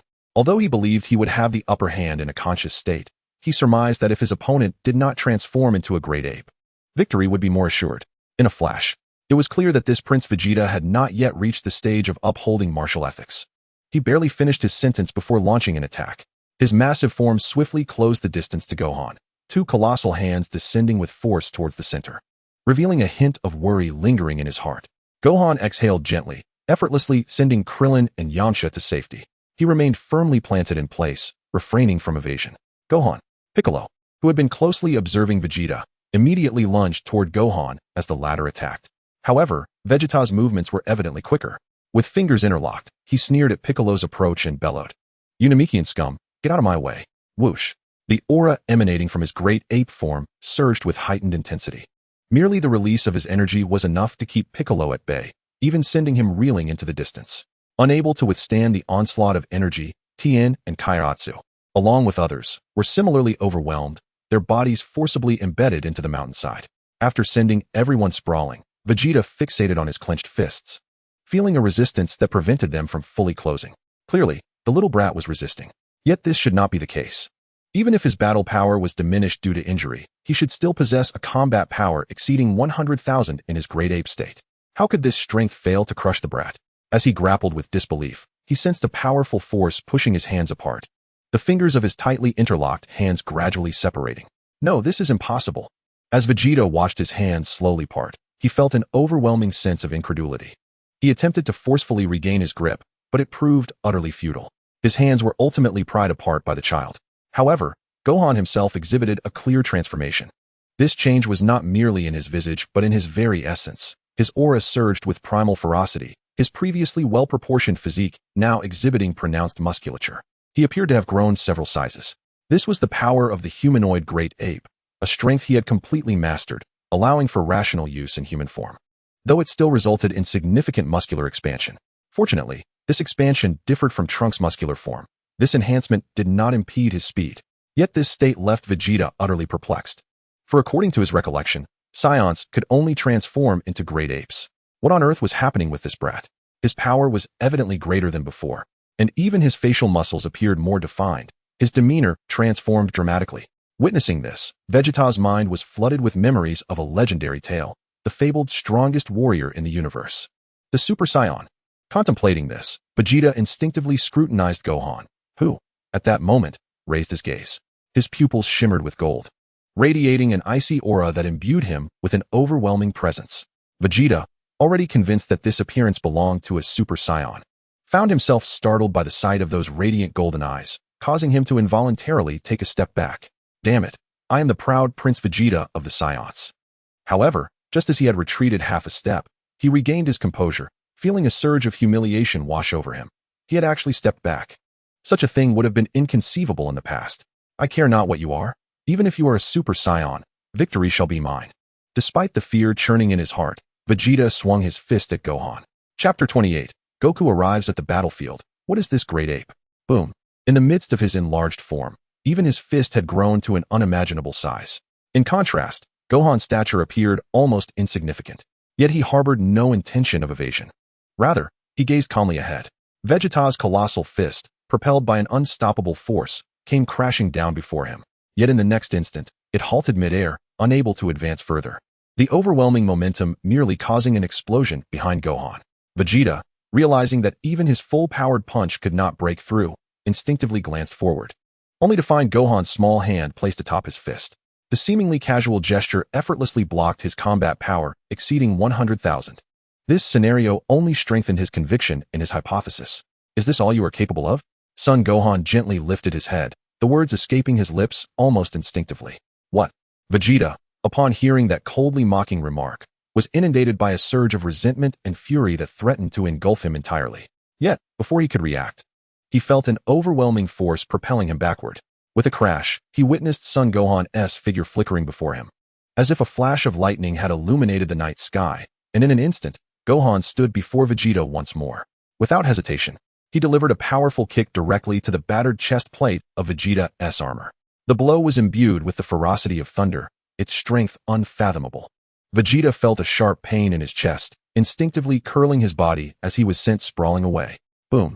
The colossal figure was propelled several thousand meters before crashing to the ground, instantly creating a cloud of dust and debris, as Gohan sent the transformed great ape Vegeta flying. Raditz, bathed in moonlight from a distance, stared in disbelief, struggling to comprehend the scene unfolding before him. It is well known that the transformation into a great ape on a full moon night is the Saiyans' ultimate trump card. Once transformed, their destructive power multiplies tenfold. This meant that the current Prince Vegeta possessed a combat power of approximately 180,000. Such might could scarcely be surpassed across the universe, save for that one emperor. As for other warriors, without employing desperate measures such as destroying the moon to sever their tails, they would stand no chance against Vegeta in this state. Raditz had confidence in his nephew Gohan, envisioning victory through Gohan's transformation into a great ape. Yet he never anticipated that Gohan could triumph over the great ape Vegeta without resorting to such a transformation. What level of power had his nephew attained? Had he truly surpassed the limits of the Saiyans, becoming the legendary figure spoken of in tales? The mere thought of this possibility quickened Raditz's breath. If his nephew were indeed a Super Saiyan, then he could reign supreme across the cosmos. This was far preferable to being a subordinate to Vegeta within Frieza's army. As Raditz's gaze brightened with hope, the toppled Vegeta rapidly regained his composure. He crouched low to the ground, one hand braced against the earth, his shattered chest armor heaving. Blood trickling from the corner of his mouth. Clearly, that last kick had not been easily absorbed. As he turned his gaze back to the distant figure, a complex array of emotions flickered in his eyes. He understood that he could not possibly defeat that little brat. This expedition to Earth had resulted in a resounding defeat, yet that did not signify the end of his opportunities. If he could attain immortality, he would surpass both Frieza and this brat. Although obtaining the Dragon Balls on Earth seemed implausible, he had long heard rumors regarding the Dragon Balls associated with Namek. The sight of Raditz resurrected confirmed the truth of those rumors. Namek possessed such artifacts. Thus, his thoughts shifted from how to win to how to escape and acquire the Dragon Balls on Namek. As he pondered this, golden clouds suddenly approached rapidly from the horizon. The surrounding clouds were forcibly parted by the radiant light, revealing a man clad in an orange martial arts uniform, who swiftly halted not far from the great ape. That familiar crab-like head unmistakably belonged to Goku, returning from his training with King Kai. Goku has returned. Krillin was the first to spot Goku riding on his Nimbus cloud, his exclamation drawing the attention of the others, and soon everyone beheld the return of the man. Yamcha and Tien Shinhan felt an inexplicable sense of reassurance, and even Son Gohan gradually ceased his actions, his gaze drawn to that figure. In that moment, he felt a surge of warmth in his chest, not solely from memories of his past life, but also from the 4 years they had spent together in this life. He was his true father. Father, he involuntarily called out. Meanwhile, Goku, having landed a short distance from the great ape, looked on in confusion at the colossal creature. What is happening? Shouldn't they be battling the Saiyans? Why is there a great ape? Strangely, he recalled his grandfather's warning from his childhood, advising him not to venture out on full moon nights due to the presence of great ape monsters. He sensed a connection between the two. Kakarot. Vegeta, too, looked skyward, instantly discerning the identity of the newcomer, for this man bore a striking resemblance to Raditz. Yet, he could not fathom why Raditz had been resurrected, while Kakarot arrived so late. Was he still preparing some scheme? But given his current state of defeat, was there even a need for such a plan? Regardless, Kakarot's arrival was timely. A glimmer of calculation flashed in Vegeta's eyes. In that instant, he leapt into action, redirecting his focus towards Goku. He knew that Kakarot was merely a low-class warrior, based on the data Raditz had relayed a year prior. Kakarot's combat power was only in the hundreds, far beneath that of an elite Saiyan like himself. If he played his cards right, he could escape from Earth. And once he achieved immortality, he would surpass them all. Goku, still mulling over the situation, suddenly spotted the great ape barreling towards him, its target clearly himself. He reacted instinctively, leaping from his Nimbus cloud. Kaioken. The crimson aura enveloped him, amplifying his speed and power, allowing him to swiftly evade the impending attack. Swoosh. Almost simultaneously, as Goku prepared to counterattack, A streak of light cleaved through the air, precisely severing Vegeta's tail. It was Son Gohan, seizing the opportunity as Vegeta struck. Although he was elated to see his father, he had not forgotten that they were still in the midst of battle, especially against an opponent like Vegeta. Thus, to eliminate any potential risks, he decisively ended Vegeta's transformation. What? Vegeta was taken aback, unable to comprehend the turn of events. He felt his powers swiftly dissipating, his body reverting to its original size, a wave of terror washing over him. With a new adversary joining the fray and his great ape transformation lost, compounded by his already grievous injuries, he found himself with no means of escape. Could it be that he, the proud prince of the Saiyans, was to be vanquished by this motley crew? Bang! Before he could contemplate further, he was once again slammed to the ground.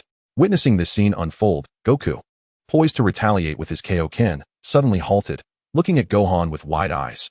Gohan, have you truly grown this strong? I didn't even see that last move. Though he appeared astonished, a surge of joy erupted within his eyes. Son Gohan, initially gazing at Vegeta, turned his head and smiled at his father, saying, yes. Thanks to Uncle Piccolo and Aunt Bulma, I no longer require my father's protection. In the distance, Piccolo floated toward them, crossing his arms as he positioned himself beside Vegeta. His voice cold and resolute. Any discussions can wait. We must first deal with these Saiyans. They may yet have hidden abilities. Chapter 29. Cosmic Catastrophe, the Emperor's Grand Ambition. Amidst the uneven terrain of the wilderness, Vegeta crouched in a rather disheveled state, glancing around to find himself encircled by Earth's warriors. Severely injured and isolated, he felt a wave of despair wash over him. Damn it, how did I end up in this predicament? His right hand grasped the earth beneath him. Yet his heart was filled with bitter resentment. His adversaries were formidable, while his own strength had waned due to his injuries. He feared that even that Namekian might prove too strong for him. How could he possibly escape from this dire situation? He truly won. Below, Raditz observed the scene with a glimmer of delight, though it quickly diminished upon the sight of Kakarot. Fortunately, Raditz was not one to be inflexible. After a brief moment of contemplation, he ascended into the air and addressed Vegeta. Vegeta, you must have noticed that my nephew, Son Gohan, has manifested the form of a Super Saiyan. If you possess any wisdom, you would do well to surrender early. This unexpected proclamation shattered the prevailing silence, drawing the attention of all present, including an astonished Son Goku, who had not anticipated such a facet of his brother. Son Gohan glanced at Raditz, unfazed by his sudden transformation. Having spent considerable time with him, he had discerned his uncle's true nature, a quintessential villain, albeit a cowardly one with a vestige of conscience. Thus, he supported Vegeta when it suited him, but also sought to retain his nephew as a potential asset. Now that Gohan held the upper hand, Raditz quickly aligned himself with him, proudly proclaiming Gohan's Super Saiyan status. It was quintessentially Raditz. Raditz, noticing Goku's gaze, beamed back. Kakarot, it's splendid to see you again. We had some misunderstandings before. Let us coexist peacefully from now on. Your transformation is rather swift, Krillin remarked, recalling Raditz's previous inaction. As Goku slowly turned to converse with Krillin, he noticed that Krillin's arm had been severed. His brow furrowed in an instant. Krillin, your arm. A surge of anger flickered in his eyes, and he unconsciously began to radiate a heightened aura. Son Gohan, witnessing his father's escalating intensity, suddenly recognized the significance of Uncle Krillin to his father. It was no wonder others referred to Krillin as a sacrificial offering for Goku's strength. Their earlier battle had been interrupted, but Gohan had already avenged him. I have a Senzu Bean here. It should help you recover. A Senzu Bean can heal even such injuries? Yes, it should. Their exchange rendered Vegeta below them utterly disregarded, which only served to amplify his humiliation. How had he fallen to such depths, surrounded by this rabble, with Raditz audaciously flaunting his strength before him? Such a scenario was unimaginable in the past. He was the prince of the Saiyan race, destined to become the mightiest warrior in the universe. How could he have sunk so low? Cursed be this fate. Yet, no matter how furious he felt, he understood that his current situation was decidedly unfavorable. He had to devise a means to survive. Meanwhile, Krillin consumed the Senzu Bean, its potent healing properties swiftly restoring his severed arm. Son Gohan watched in awe at the miraculous recovery. It not only mended injuries, but also reinstated bodily integrity. This ability was a perfect match for the early-stage Saiyans, if they had an ample supply. Attaining Super Saiyan status in a short time was not out of the realm of possibility. I'm truly grateful to you, Goku, Krillin exclaimed, his eyes shining with joy as he beheld his restored arm. Goku merely shook his head gently in response. What do you plan to do with these Saiyans? Piccolo interjected, noting their endless chatter. Goku turned to Gohan, contemplating before saying, according to your accounts, it was Gohan who vanquished the enemy. We should heed his thoughts on how to proceed. All eyes turned to Son Gohan. Upon hearing his father's words, Gohan pondered briefly and then addressed Vegeta below. If you wish to hear my opinion, I believe we should first inquire about their knowledge of the universe. Knowledge of the universe? Yes, Dad, Uncle Piccolo. Look at the armor they wear. It's clearly standardized, suggesting they likely belong to a larger organization. Indeed, their armor appears to be uniformly manufactured. If Raditz Scouter could communicate, theirs might also transmit information. We should prepare accordingly. Indeed, well reasoned, Gohan. Moreover, those two mentioned Uncle Piccolo as a Namekian. I suspect neither he nor the Elder Kaishin are Earthlings, and we ought to clarify this matter. Another revelation? Goku's eyes widened as he gazed at Piccolo. He had always believed himself to be the sole extraterrestrial, only to discover that the one he had fought alongside was also an alien. Thus, their battles to protect Earth had not involved Earthlings at all? Precisely. Piccolo did not meet Goku's gaze, but instead regarded Gohan with a gentle expression.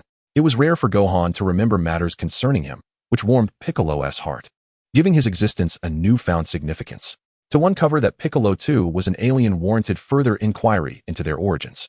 Not only Goku, but the others also found this proposition reasonable, as they were woefully ignorant of the cosmos. With extraterrestrial threats already at hand, they needed to brace themselves for impending crises. Son Gohan wore a subtle smile. In truth, as one awakened to memories of a past life, he was already privy to some of the information he sought. However, he could not disclose it directly. Furthermore, Vegeta represented a power he could strive to attain. To confront the impending crises of the future, he must devise a means to gather more righteous Saiyans, thereby enabling a more composed response to the challenges ahead. In truth, he possesses the confidence to face any adversary alone. However, if he could secure additional insurance without conditions, why would he not embrace such an opportunity? Furthermore, upon receiving news from Vegeta, he could naturally set his course for Namek, where he could utilize the Dragon Balls to manifest his desires. Meanwhile, within the vast expanse of space, aboard a grand spaceship, numerous soldiers clad in uniforms akin to Vegeta's busily attended to their duties. The cosmic tyrant, Frieza, reclined in a flying apparatus reminiscent of a crib. He was currently engrossed in reports concerning Vegeta and his companions. Ha ha ha, Raditz has actually been resurrected. It appears the legend of the Dragon Balls holds true. The vessel Frieza occupied glided forward, and although laughter emanated from him, a coldness shone in his crimson eyes. Indeed, the great Frieza noted that their antiquated detection device had reached its critical threshold and was now temporarily rendered inoperative. That was inconsequential. What mattered was that Vegeta had brought promising news of the Dragon Balls, which were connected to the Namekians. Frieza's eyes sparkled with intense desire. As the ruler of the universe, he indulged in his whims without restraint. Thus, his aspirations were not numerous. Yet, that did not imply he lacked desires to fulfill. So, Lord Frieza, shall we venture to Earth to rescue Vegeta and his comrades? Forget about Vegeta for now. He will find a way to return, Frieza replied, his gaze fixed on the starlit sky. I yearn for the wish of immortality, Mr. Dodoria, Mr. Sorbet, do you comprehend? Indeed, Lord Frieza. Chapter 30, Frieza and the Saiyans. An unassailable foe. On Earth, having realized escape was futile, even one as proud as Vegeta had to momentarily acquiesce to the current circumstances. He thus transformed into an interrogative entity, clearly articulating his predicament, particularly regarding Frieza. As a Saiyan, and more specifically as the Saiyan Prince, he had always taken pride in his heritage. Yet, he had previously been subjugated by Frieza, devoid of any opportunity for rebellion. The mere recollection of those times ignited a furious blaze within him. Therefore, when he spoke of belonging to Frieza's army, he intentionally infused his words with fervor to create an impression that Frieza would soon descend upon Earth. In his mind, it was only fitting for Gohan to confront Frieza, for from his observations, the boy possessed the potential to contend with Frieza. Perhaps he had yet to transform into a true Super Saiyan, but he was undoubtedly the most promising among them. Contemplating this ignited a fierce resentment within Vegeta. He, the Prince of the Saiyans, had been so brazenly dominated by the detestable Frieza for an extended period, yet he was compelled to concede that the notion of becoming a Super Saiyan belonged to others. This was an unfathomable humiliation for him. The cosmic ruler, Frieza. At the mere mention of that name by Vegeta, an unsettling chill crept up the spines of all present. Although they had yet to lay eyes on Frieza, the fact that he commanded respect as the cosmic emperor, able to issue orders to a powerhouse like Vegeta, left no doubt as to his formidable strength. After all, he was presumably the mightiest being in the entire universe. Is it true that such a formidable being exists in the cosmos? While Yamcha and Krillin trembled in fear, Goku exhibited a flicker of excitement. He had sensed Vegeta's transformation into a great ape, a power he could scarcely fathom. and the existence of someone even stronger than Vegeta thrilled him.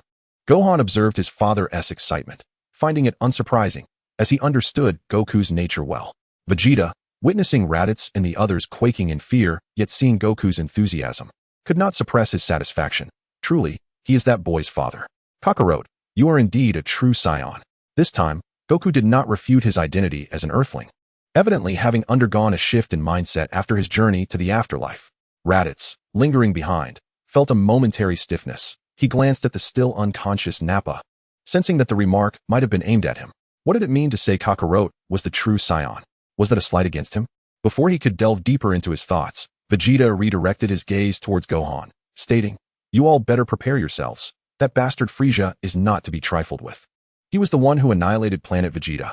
If he discovers that there are still Saiyans on this planet, do you think he would spare you? But you are not even a Saiyan, and you have yet to see how Frieza deals with you." Piccolo easily discerned Vegeta's intent to sow discord.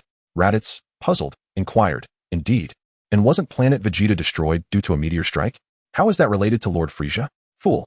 Vegeta shot Raditz a cold glance. "The information about the meteor strike came from Frieza himself. You actually believe that wretched creature? And do you truly think a meteor could obliterate planet Vegeta?" Raditz was momentarily taken aback. "Humph. The Saiyans on planet Vegeta, while not as powerful as I, certainly possessed warriors whose combat power exceeded 10,000. They could annihilate small planets in an instant. What kind of meteor could possibly destroy them?" As Raditz absorbed Vegeta's explanation, a look of terror crossed his face, for it was a scenario he had never contemplated. Gohan, standing nearby, regarded Vegeta with surprise. Having always believed that Vegeta learned the truth from Kakarot, but now realized that he had deduced the truth about the destruction of planet Vegeta long ago. Yet, that was hardly surprising. Vegeta had always been astute and likely discerned the truth much earlier. However, under Frieza's dominion, he lacked the strength to resist and had to keep his thoughts concealed. Now, he saw no reason to hide anything. Thus, it was highly plausible that Frieza was responsible for the destruction of planet Vegeta. But why, when we had worked so diligently for him?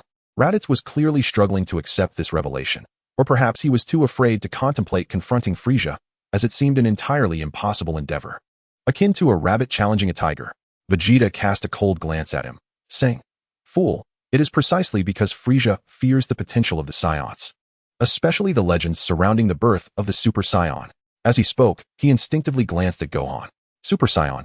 The others exhibited little reaction to this name, merely assuming it was a title among the Saiyans, akin to how they had previously referred to Goku as a low-class warrior.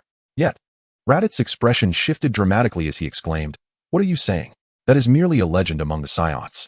Previously, he too had believed it to be just a myth. Vegeta's gaze fell upon Gohan as he remarked, "But it seems otherwise now. Are you suggesting that Gohan is some sort of Super Saiyan?" Goku, equally curious, turned his attention to Gohan, for he too felt that Gohan's rapid ascension in power was nothing short of a miraculous transformation over the past year. Humph. Vegeta refrained from directly addressing the inquiry. Though he harbored such thoughts internally, he would never voice them aloud. Piccolo pondered for a moment before stating, "According to your assertion, that being named Frieza fears Super Saiyans, hence his desire to eradicate them. If he were to discover Gohan's existence, he would undoubtedly make his way here?" "Indeed." Vegeta nodded with a certain nonchalance, declaring, "This little brat possesses strength that surpasses mine. His combat power has far exceeded the former limits of Saiyans. If Frieza were to learn of him, he would certainly not let him escape. So, should we eliminate you then?" A piercing murderous intent flashed in Piccolo's eyes. Gohan stepped forward, asserting, "If that fiend truly is the cosmic tyrant you describe, then even eliminating Vegeta would be futile. It might even provoke his arrival ahead of schedule." "Humph. Do you think I would betray Frieza? How absurd." Vegeta scoffed at Piccolo, his expression laced with derision. "That scoundrel dared to treat me in such a manner. I shall eventually avenge myself." Gohan, listening intently, could discern Vegeta's former path and, thus, surmised that this was his genuine sentiment. Perhaps he wished for an encounter with that fiend Frieza. Yet, he too harbored a deep-seated hatred for Frieza, likely ruminating nightly on how to vanquish him, albeit lacking the requisite power. This was due to Vegeta's unawareness of the peculiar bug regarding the Saiyan rebirth phenomenon. "I see," Gohan mused, nodding thoughtfully. "If Frieza truly is as you say, then our confrontation is inevitable. Frieza, heed my warning. Under no circumstances should you provoke him, for that would not merely spell disaster for Earth, but would unleash calamity upon the entire universe." Gohan had just begun to articulate further thoughts when a sudden sound reverberated around them in a 360-degree surround. Chapter 31. Should he come to Earth directly? or return as an immortal? The voice resonated loudly and urgently in the air, yet only Goku and Gohan could hear it. Others nearby were oblivious. The speaker, evidently aware of Frisia's formidable nature, conveyed a tone of anxiety and fear. Though Gohan had never encountered King Kai, he immediately deduced that it was he who spoke. For in the Dragon Ball universe, few possessed the ability to project their voice across the entire realm. Goku, puzzled, looked up and inquired, "Is that you, King Kai?" "Indeed. It is I, Goku." "Gohan, listen to me. No matter what transpires, you must never confront Frisia, nor attempt to oppose him. Otherwise, it would herald the greatest crisis for the entire universe." So the king is acquainted with that fiend? Of course. That creature's power is unlike any adversary you have encountered before. They exist in entirely different realms of strength, so under no circumstances should you attempt to challenge him. King Kai reiterated emphatically, striving to impress upon them the gravity of the situation. What if he comes to Earth? What then? In such a case, you must vacate Earth immediately and conceal yourselves in a place beyond his reach. Is he truly that powerful? Goku discerned the fear in King Kai's voice, yet it only ignited a spark of eagerness within him. "Hey, who are you two talking to?" Vegeta, taken aback by Goku's sudden, fragmented remarks seemingly concerning Frisia, felt a twinge of confusion. Meanwhile, Gohan refrained from responding to King Kai, for he understood Frisia far better than King Kai did. He realized that their confrontation was inevitable. Rather than dwell on the terror of their foe, it was more prudent to consider how to rapidly enhance their own strength. After all, Frisia's arrival on Earth was a certainty. Even if Frisia chose to first visit Namek, the temperament of the Namekians would ensure that he could not fulfill his wishes there. The likely outcome would be the death of the Grand Elder, rendering the Dragon Balls useless, and Frisia, in his fury, would undoubtedly obliterate Namek. Following a failure there, he would arrive on Earth, consumed by rage. This was a scenario that was all too clear. As for evading Frisia and merely biding their time, that notion was laughable. What could Earth possibly employ to contend with Frisia's technological might? And with his presence, why should they hide from Frisia? He contemplated the future, believing that it would be wiser to confront Frisia on Namek and eliminate him there, thus preventing that Dr. Gero from acquiring Frisia's cells and creating unforeseen androids. He was uncertain whether the timeline would still feature the arrival of the future boy with medicine, yet preparing ahead of time might avert a future filled with despair. Reflecting on Dr. Gero, an additional layer of concern crept into his thoughts. He too was an enemy that needed addressing sooner rather than later. After all, with that man's intellect, who could predict what bizarre creations he might conjure? If he were to produce a cell max, it would be catastrophic. While lost in contemplation, Goku had begun to explain King Kai's messages, only to be met with Vegeta's merciless mockery. "I believe we can afford to discuss Frisia at a later time." Gohan, noticing the confusion among the others, suggested, "For now, let us focus on the Namekians. Earthlings and their so-called gods are utterly cowardly." Vegeta derided the others before recounting the tale of Namek. He harbored intentions of instigating a conflict between Earth and Frisia. Thus, he withheld little, merely stating that the Namekians were a peculiar race, rumored to have suddenly appeared in the universe, possessing extraordinary powers that deterred most cosmic forces from provoking them. However, he himself had never ventured to Namek and had only encountered the Namekians during an assault on a certain planet, so his knowledge was rather limited. Upon hearing this, Piccolo coldly remarked, "Humph, your information seems devoid of value. You merely inform me of the existence of such a planet in the cosmos? It cannot be said to lack value." Gohan reflected briefly before responding. According to Vegeta's earlier words, Frisia must always be monitoring their communications. Therefore, he must be aware of the Dragon Balls. Indeed, a glint of cold ferocity passed through Vegeta's eyes. If even someone like him is contemplating immortality, Frisia certainly would as well.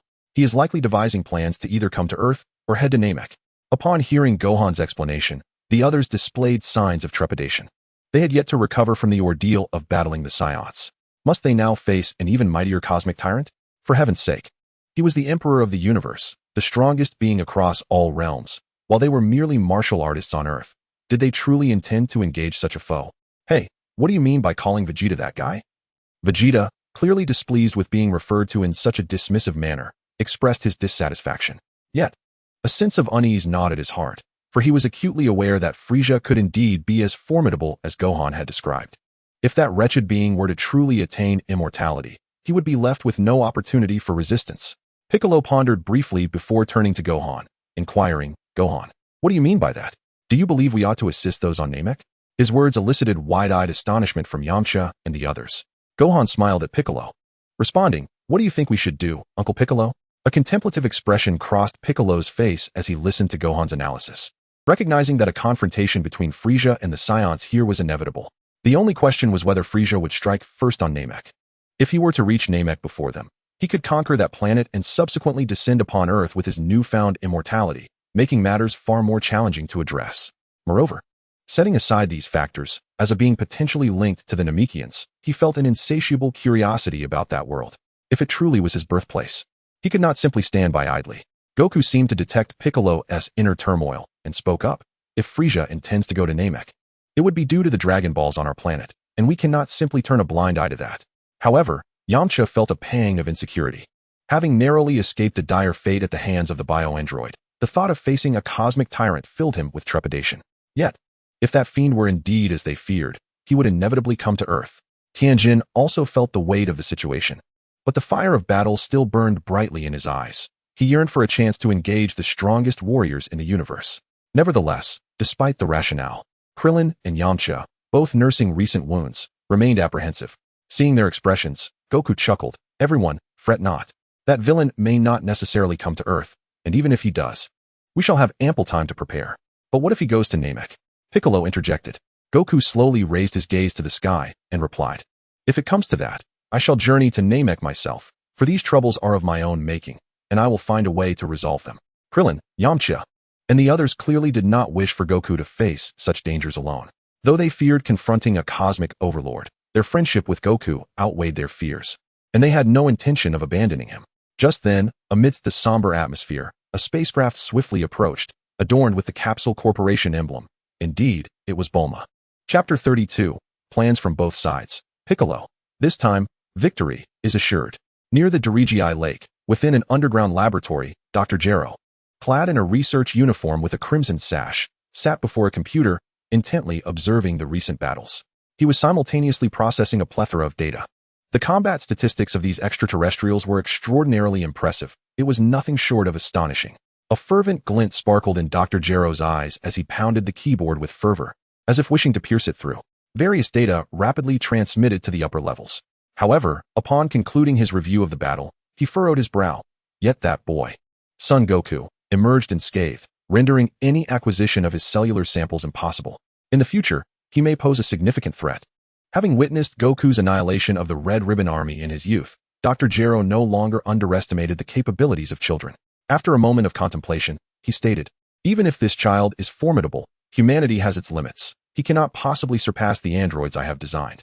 As he spoke, his gaze shifted toward the two bioreactors in the distance, housing his most prized creations.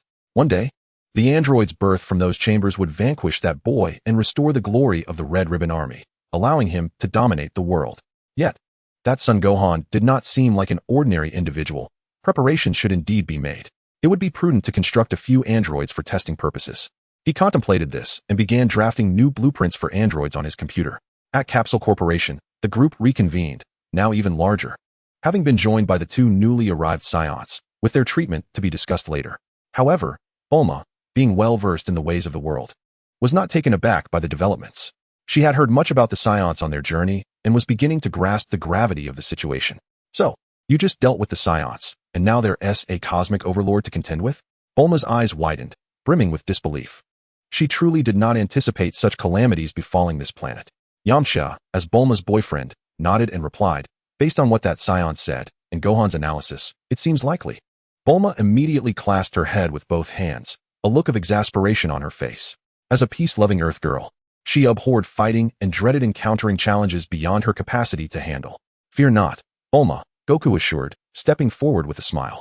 These matters may have arisen due to my actions, so I will take it upon myself to resolve them. If that villain heads to Namek, I shall follow and find a way to address the issue.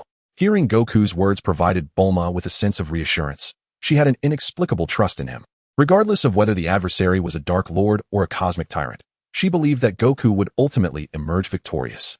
Goku, are you truly planning to go to Namek? Indeed, the calamity on Namek is a consequence of our actions, and Frieza harbors a deep-seated fear of the Saiyans. I cannot remain an indifferent bystander. Bulma, seeing the seriousness in Goku's expression, nodded in agreement.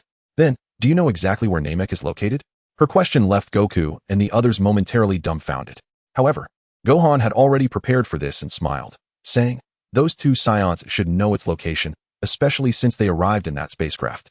It likely contains a star map of the universe. Indeed, as they ravaged the cosmos, they would certainly possess such items, Bulma concurred.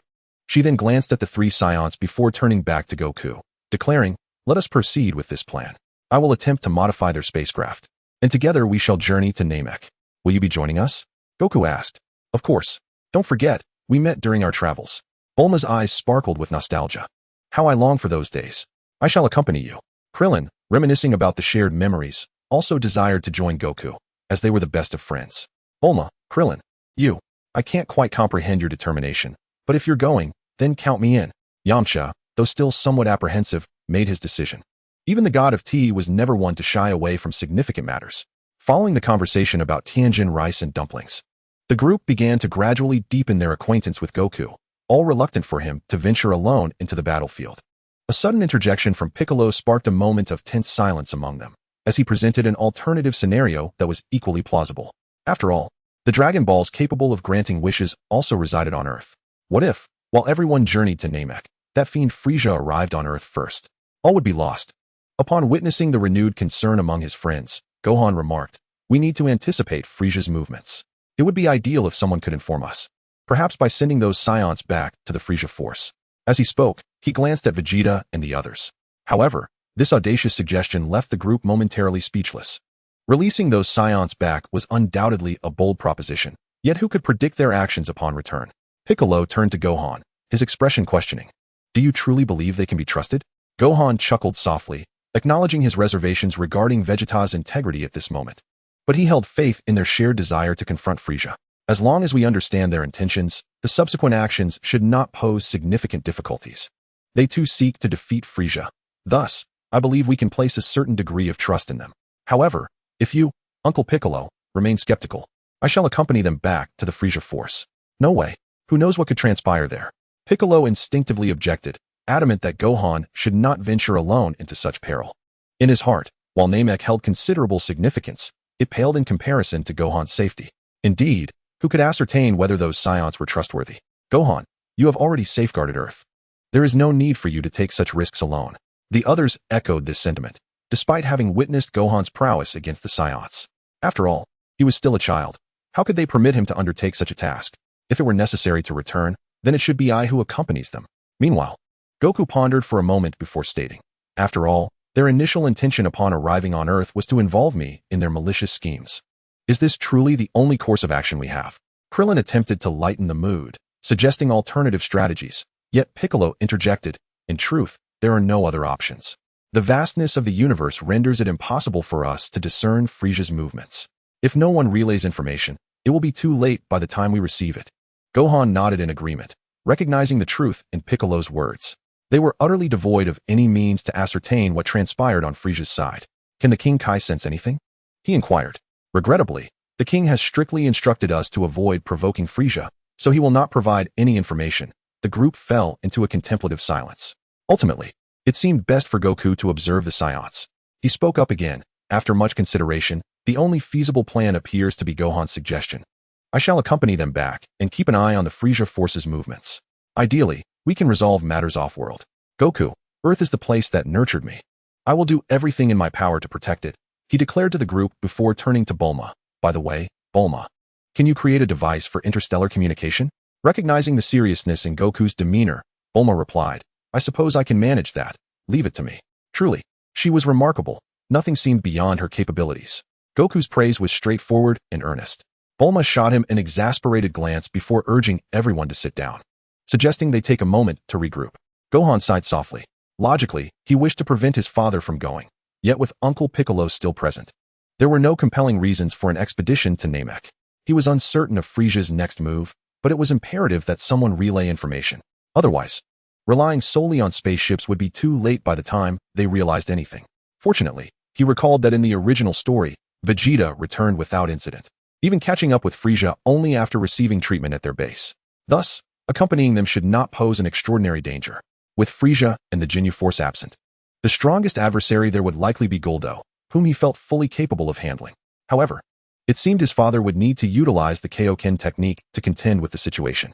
With this consideration, he suggested, "Dad, let me accompany you. Otherwise, you'll be facing those Saiyans alone, which is no trivial matter.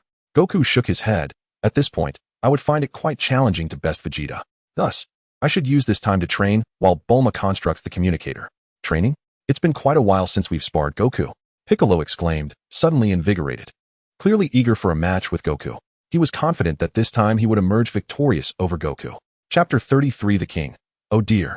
That is the Demon King Piccolo. We are doomed. King Kezarujin was hosting a banquet in honor of the current martial arts champion, Mr. Satan. Following the unsettling events that had transpired in West City, the king felt compelled to invite the rising star, hoping to quell the fears of the populace. Mr. Satan was an exceptionally skilled fighter, proficient in various martial arts techniques, and a consecutive champion in numerous tournaments. It was precisely because of Satan's burgeoning fame that the king sought his presence for reassurance.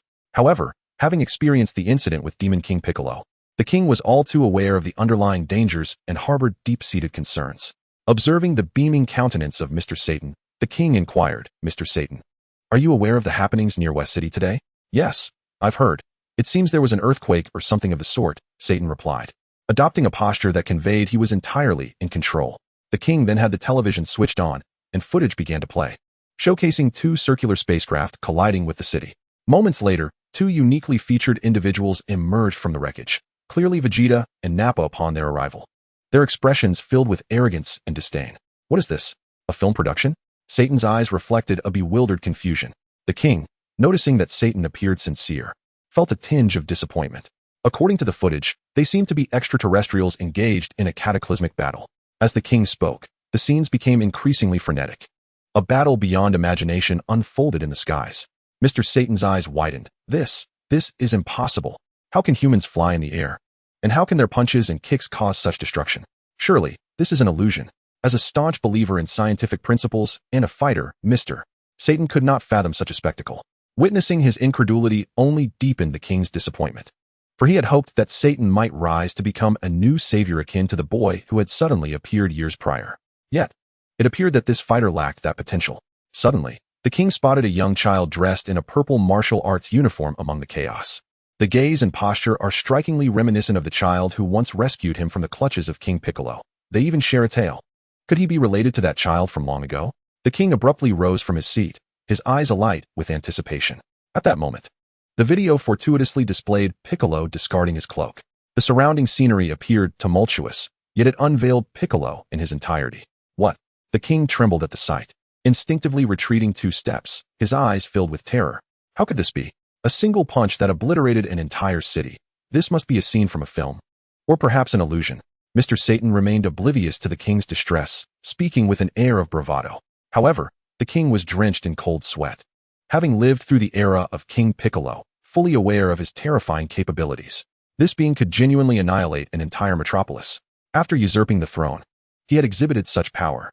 Nearly 9 years had elapsed since then, yet the memories still haunted him, evoking tremors throughout his body. Your Majesty, what troubles you? Mr. Satan finally noticed the king's pallor, his expression one of confusion, as he remained unaware of the unfolding events. The king stiffly turned his head and inquired, have you heard of King Piccolo? King Piccolo? I believe I have heard of him. Is he not the one who boasted of his intent to conquer the world a few years back? Mr. Satan seemed to recollect something. Although it had been 9 years since those events, and lacking personal experience, he struggled to recall much. Indeed, I remember a little, but alas, I was not yet in the field at that time. Otherwise, I would have surely vanquished him myself. Upon hearing Mr. Satan's words, the king cast him a sidelong glance. Momentarily at a loss for words, he sighed deeply, his gaze lingering on Gohan for an extended period. Mr. Satan, if it is possible, could I ask you to seek out that child? Of course, but what business do you have with him? I long to meet him. At Capsule Corporation. After their intense training in the gravity room, both Goku and Piccolo emerged battered and torn, their bodies adorned with scars, clearly having engaged in a fiercely balanced battle. I can't believe you two didn't pay a visit to King Kai and still managed to cultivate such power. The gravity room truly is an exceptional place. Goku mused, resting his head on his hands, his eyes reflecting contemplation. He had previously observed Gohan's significant improvement, but was astonished to find that Piccolo had also grown remarkably strong, perhaps even surpassing him. He realized he would need to employ the Kaioken just to keep pace. Nevertheless, he also recognized the gravity room's potential and felt confident that he could develop even greater strength within it. Piccolo stretched his body and remarked, your Kaioken is quite impressive.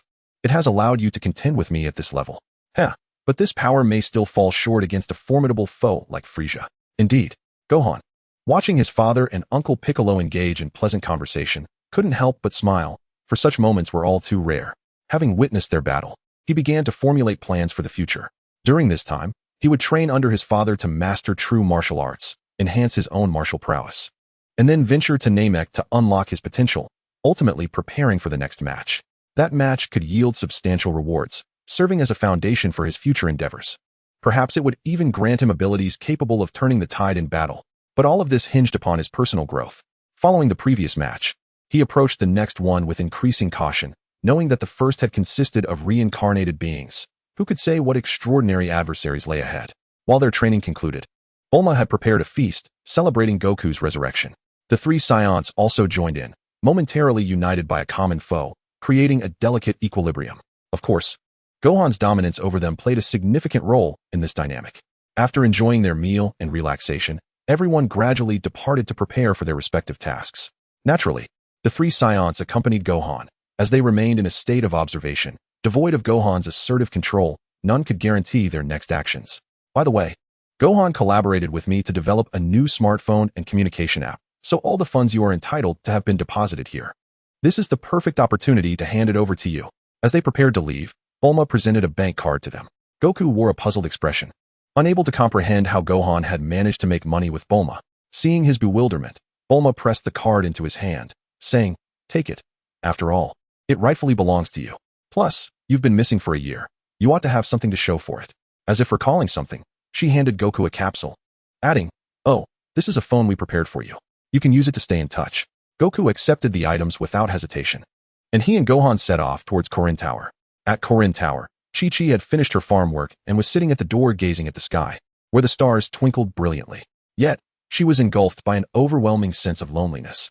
She had never imagined that Goku and Gohan's brief trip to Master Roshi's would lead to such monumental events. Goku had died, and Gohan had been taken away by unsavory characters for training. It had been a year since their departure. This past year had rendered her life flavorless. Had she not known that Gohan was still alive, she might have considered joining Goku. Nevertheless, she continued to gaze into the distance, yearning for the flying Nimbus to streak across the sky and return both of them to her side. Yet the longer she waited, the more sorrowful her heart became. Goku, Gohan. Chi-Chi's gaze became somewhat vacant as she stared at the sky. Suddenly, a brilliant light flashed on the horizon, golden clouds parting like waves and swiftly descending towards her. Alongside it were several even brighter beams of light. She should have been well acquainted with the Nimbus. Yet in that moment, her eyes appeared dazed, as though she could not truly perceive what lay before her. The ethereal spectacle was one she had witnessed countless times before, but it was merely a fleeting illusion. As she rubbed her eyes, everything would vanish. Then, the Nimbus landed before Chi-Chi. Gohan leapt down alongside his father and was met with the sight of his pale-faced mother, her gaze fixed ahead, seemingly longing for joy but hesitant to embrace it fully. In that instant, Gohan felt a pang of anguish in his heart. Throughout the past year, he had meticulously planned every detail, preserving all the Z fighters and successfully defeating Vegeta and Nappa. His efforts had fostered a semblance of peace in the world. His father's companions had been spared because of his strategies. Yet, in pursuit of training and battle, he had made his mother wait an entire year, to the point where she appeared almost unrecognizable. He took a few steps forward, yearning to embrace her. Chapter 34. The lifting of training restrictions and the oncoming crisis of Namek. The atmosphere in the Son family home was destined to be sleepless this night. The return of Son Wukong and Son Gohan infused the household with vibrant colors anew. Though Chi-Chi had accumulated a great deal of resentment and sorrow over the past year, and had countless words ready to unleash upon Wukong, the sight of both men standing before her prompted nothing more than a warm, welcoming smile. "Welcome home." Her words were few, yet they enveloped Gohan in a profound sense of belonging, an indescribable feeling of complete relaxation, as if all burdens had been lifted from his shoulders. The three Saiyans and one Namekian found themselves in a state of perplexed silence, their eyes wide with astonishment, unfamiliar with familial bonds. They could not fathom the significance of this reunion and found it rather mundane. However, Gohan's formidable presence commanded respect, rendering any dissent from the Saiyans unspoken. Nearby, Piccolo floated, his gaze icy as he scrutinized Vegeta and the others, ever vigilant for any sign of hostility. As Chi-Chi prepared a meal and listened to the tales of their exploits, she gradually regained her composure. Her worry for Wukong had always been minimal. In her heart, he was invincible. No matter the challenges, she believed Wukong could effortlessly overcome them. Although her husband might not bring in wealth, he was undoubtedly the strongest man in the world. Yet, her anxiety for Gohan was palpable. The thought that Gohan had endured a year of hardship under Piccolo, all because of Wukong, ignited a simmering fury within her. Upon learning that Gohan intended to battle some cosmic overlord, her anger erupted. In her eyes, which had once seemed weary, a fire ignited. With hands firmly planted on the table, she towered over them. Wukong, how much longer do you intend to interfere with Gohan's life? He is not like you. He does not need to pursue martial arts. He should focus on his studies and aspire to be a scholar of value to society. Seeing his mother exhibit her familiar intensity, Gohan felt a wave of relief. He had feared that her long wait had plunged her into despair. But it seemed that both his parents shared an equally pure disposition. In mere moments of reunion, Chi-Chi had once again exhibited a force that transcended Saiyan might. Wukong, feeling slightly deflated, murmured, "But Gohan enjoys martial arts, and his talent surpasses mine. He is destined for greater achievements." Chi-Chi, on the verge of retorting, hesitated at Wukong's assertion of Gohan's passion for martial arts, her eyes clouding with doubt. She recalled Gohan's earlier aspirations of becoming a scholar. Gohan, sensing his mother's scrutiny, nodded earnestly. "Mom, I believe I should devote some time to training. If I had trained earlier, maybe Dad wouldn't have died, and we wouldn't have been separated for so long." Chi-Chi's instinct was to argue, yet as she gazed into her son's earnest eyes, she was reminded of the year of waiting. If Gohan's words held any truth, perhaps significant changes were indeed on the horizon. However, she quickly shook her head. Gohan's reasoning, though valid, did little to assuage her apprehensions about him pursuing martial arts. Having witnessed Wukong's battles firsthand, she knew that they were fought at the cost of life itself. Even the mightiest Wukong had emerged from his encounters battered and bruised, reduced to relying on mere headbutts to defend himself. She could not bear the thought of Gohan risking his life in such a manner. With Wukong standing before him, Gohan ought to enjoy a more peaceful existence. Determined to impart her concerns, she addressed Gohan. "Gohan, your insight is commendable, but the reality of battle is far more complex. Take your father as an example. He emerges from every fight beaten and bruised, at times teetering on the brink of death. I understand your worries, Mom, but some battles cannot be avoided. If I do not confront them, the consequences could be catastrophic." Chi-Chi's eyes widened, and she felt an urge to assert her authority. Gohan glanced at Wukong before stating, "Mom, let's not forget that Dad has died once already. If he were to die again, there would be no coming back." At the mention of Wukong's irreversible demise, panic flickered in Chi-Chi's eyes, revealing her deep concern for him. Wukong had always been reckless, seemingly oblivious to the ramifications of his actions, though she cared for him dearly. The frustrations of the past year were hard to suppress, and in this moment, she spoke with a resolute edge. Gohan, recognizing his mother's rigidity, calmly asserted, "I know you care for me, Mom, but I also wish for our family to live joyfully together. For that, training is essential." "Yes, Gohan." Chi-Chi's gaze softened, moved by her son's determination. Wukong, too, looked upon Gohan with warmth. Gohan then continued, "We are a family and should unite in our intentions. While you wish for me to be a scholar with a stable career, I also desire for us to live together happily, to have a harmonious family." Chi-Chi, hearing Gohan's words, turned to Wukong, her voice dripping with sarcasm. "Humph. This guy only knows how to train. He couldn't even secure a proper job if he tried." Gohan quickly interjected, "Dad is a martial artist, the strongest in the world. His feats of protecting this planet have been nothing short of remarkable. Besides, we are doing well financially now. Dad, let's leave that matter to Mom." Wukong promptly understood and handed over the card from Bulma to Chi-Chi, explaining its origin. He then produced a capsule containing a smartphone for her. Chi-Chi listened in astonishment. "What did you say? That smartphone was developed in collaboration with Gohan and Bulma?" Gohan nodded, declaring, "I also want to improve our family's living conditions." Chi-Chi beamed with pride. "My Gohan is clever, finding ways to earn money so easily." As Gohan broached the subject of training once more, Chi-Chi's demeanor grew serious. "Gohan, are you truly resolved to fight alongside your father?" "Yes, I am." "Then I have no objections." Ultimately, Chi-Chi consented to the notion. Although she was reluctant to see Gohan tread this perilous path, she recognized his resolve and was willing to respect his choices. Hooray! Wukong and Gohan celebrated as their palms met in joyous applause. However, Chi-Chi's gaze turned stern as she addressed Wukong. "Wukong, as a father, it is your duty to ensure Gohan's safety. Unless absolutely necessary, he must not be allowed to engage in battle." "Of course," Wukong affirmed, his protective instincts for his child evident. Seeing that he had finally reached an understanding with his mother, Gohan felt a wave of relief wash over him. He had prepared extensively for this. Knowing that if the smartphone and Lingxin failed, he had alternative plans ready. Fortunately, his mother proved to be more accommodating than he had anticipated. After the family had a thorough discussion, Gohan took it upon himself to teach his parents how to use their mobile phones, guiding them to register for Lingxin, which would greatly facilitate their future communication. They soon discovered that various battle scenes had been uploaded online, sparking a flurry of discussions among netizens. However, the majority dismissed the videos as mere fabrications, treating them as a source of amusement. Meanwhile, the elder martial artists, who were familiar with the Bukujutsu, had experienced the ruthless pursuit of the villain Piccolo. Even though they had been revived, they adopted a low profile, and upon seeing someone resembling Piccolo in the videos, they refrained from sharing their thoughts online, wishing instead to hide deep within the mountains. In the absence of formidable adversaries, the malevolent deity, Satan, emerged, vociferously condemning the phenomenon of deception on the internet. He also declared his intent to seek out Gohan, claiming he wished to take him as a disciple and impart the true essence of martial arts. The Son family, however, took little heed of such grandiose claims, knowing that even Chi-Chi could easily fell such a character with a single punch. As time passed, Bulma was diligently researching tools capable of interstellar communication.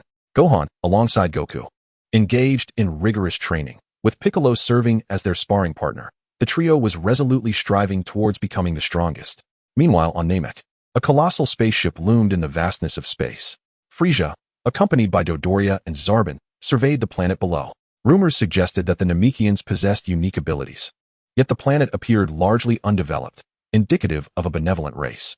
Frieza maintained his courteous demeanor, affirming, "Indeed, my Lord Frieza, this planet possesses great potential for development. Let us prepare to land and ascertain whether the Namekians are willing to collaborate with us." "Very well. Oh, by the way, the Ginyu Force should be nearing Earth by now. At their current pace, they should arrive shortly." Chapter 35. The Arrival of Saiyan Kakarot, Uninvited Guests. On the summit of Mount Payaz, Vegeta and his companions had long since recovered from their injuries. Having experienced a near-death recovery for the first time, he became acutely aware of the Saiyan physiology's peculiarities. Each brush with death significantly enhanced their strength. Although he recognized that this newfound power was still insufficient to contend with formidable foes like Gohan and Frieza, he began to devise a strategy to exploit this innate talent for a reverse transcendence. Since the process of nearing death required him to come perilously close to dying, he approached the endeavor with caution, fully aware of the consequences of failure.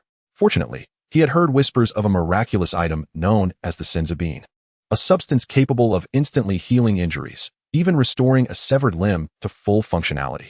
He contemplated how to procure some, but was uncertain of its origins and wary of making any rash moves, as their energy signatures were constantly detectable. While Vegeta was deep in thought, Nappa inquired, "Vegeta, are we truly going to bring Kakarot back and confront Lord Frieza?" A flicker of fear crossed Nappa's eyes as he uttered that name. "Of course we are. That fool dared to issue commands to me at will. I shall not forget it. But that is Lord Frieza we are speaking of. If you are afraid, you may stay on this planet. I have no need for a cowardly Saiyan." I understand." Nappa, ultimately too intimidated to defy Vegeta, acquiesced. Seeing his silence, Vegeta chose not to press further. He required allies to challenge Frieza and Gohan. "Humph, it's time to train diligently, that scoundrel Frieza." As he spoke, he suddenly looked up at the sky, spotting a spaceship rapidly approaching, emblazoned with the Capsule Corporation logo. "It's that woman."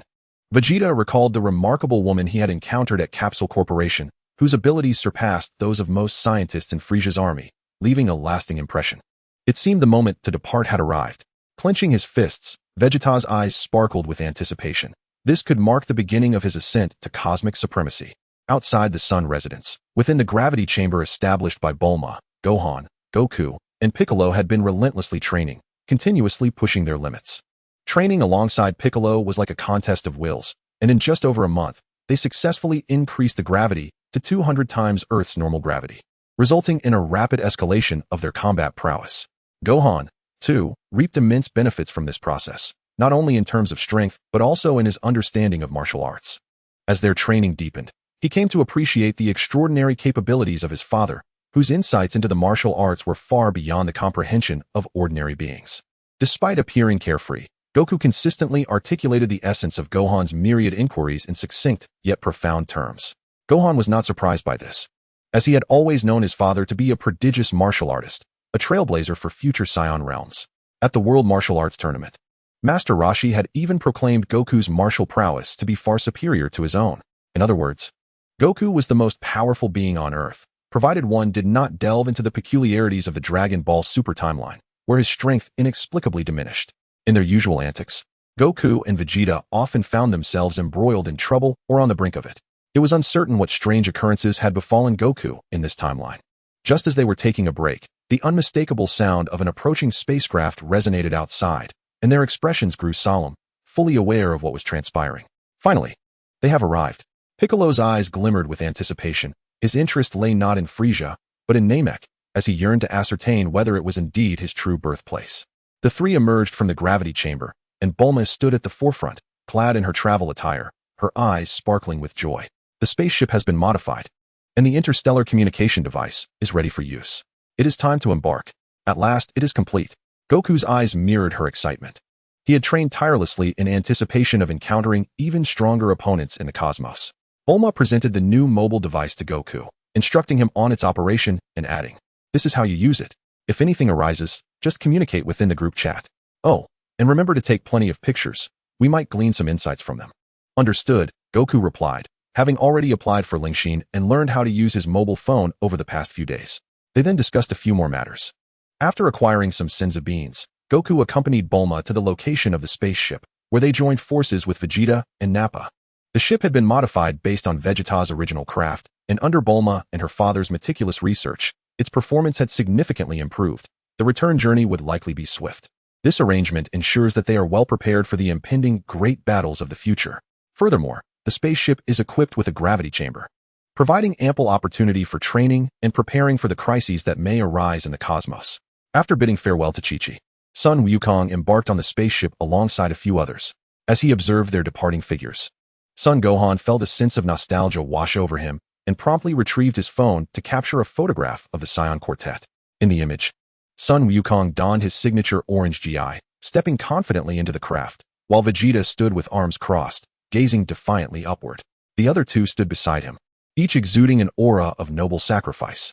He swiftly shared the picture on his social media, accompanying it with a few words. Whoosh! The modified spaceship sped off into the depths of the universe. Son Gohan and the others watched intently, a somber resolve settling within him. For the true battle was drawing near. It would not be long before his father and the others arrived at the Frieza Force's stronghold, where they would uncover Frieza's whereabouts. Following that, the confrontation with the Cosmic Emperor would commence. The battlefield selection would dictate Son Gohan's strategy, should it take place on Namek. He would seek the Grand Elder's guidance to unlock his potential before engaging in combat. Conversely, if Frieza were to come to Earth, he would initiate combat immediately to secure special rewards first. After their departure, Son Gohan and Piccolo's training remained unceasing. They continued to hone their skills while awaiting news from the others venturing into the cosmos. But communication from Son Wukong and the others had yet to arrive. In the midst of their training, Son Gohan sensed 5 formidable energies swiftly approaching Earth.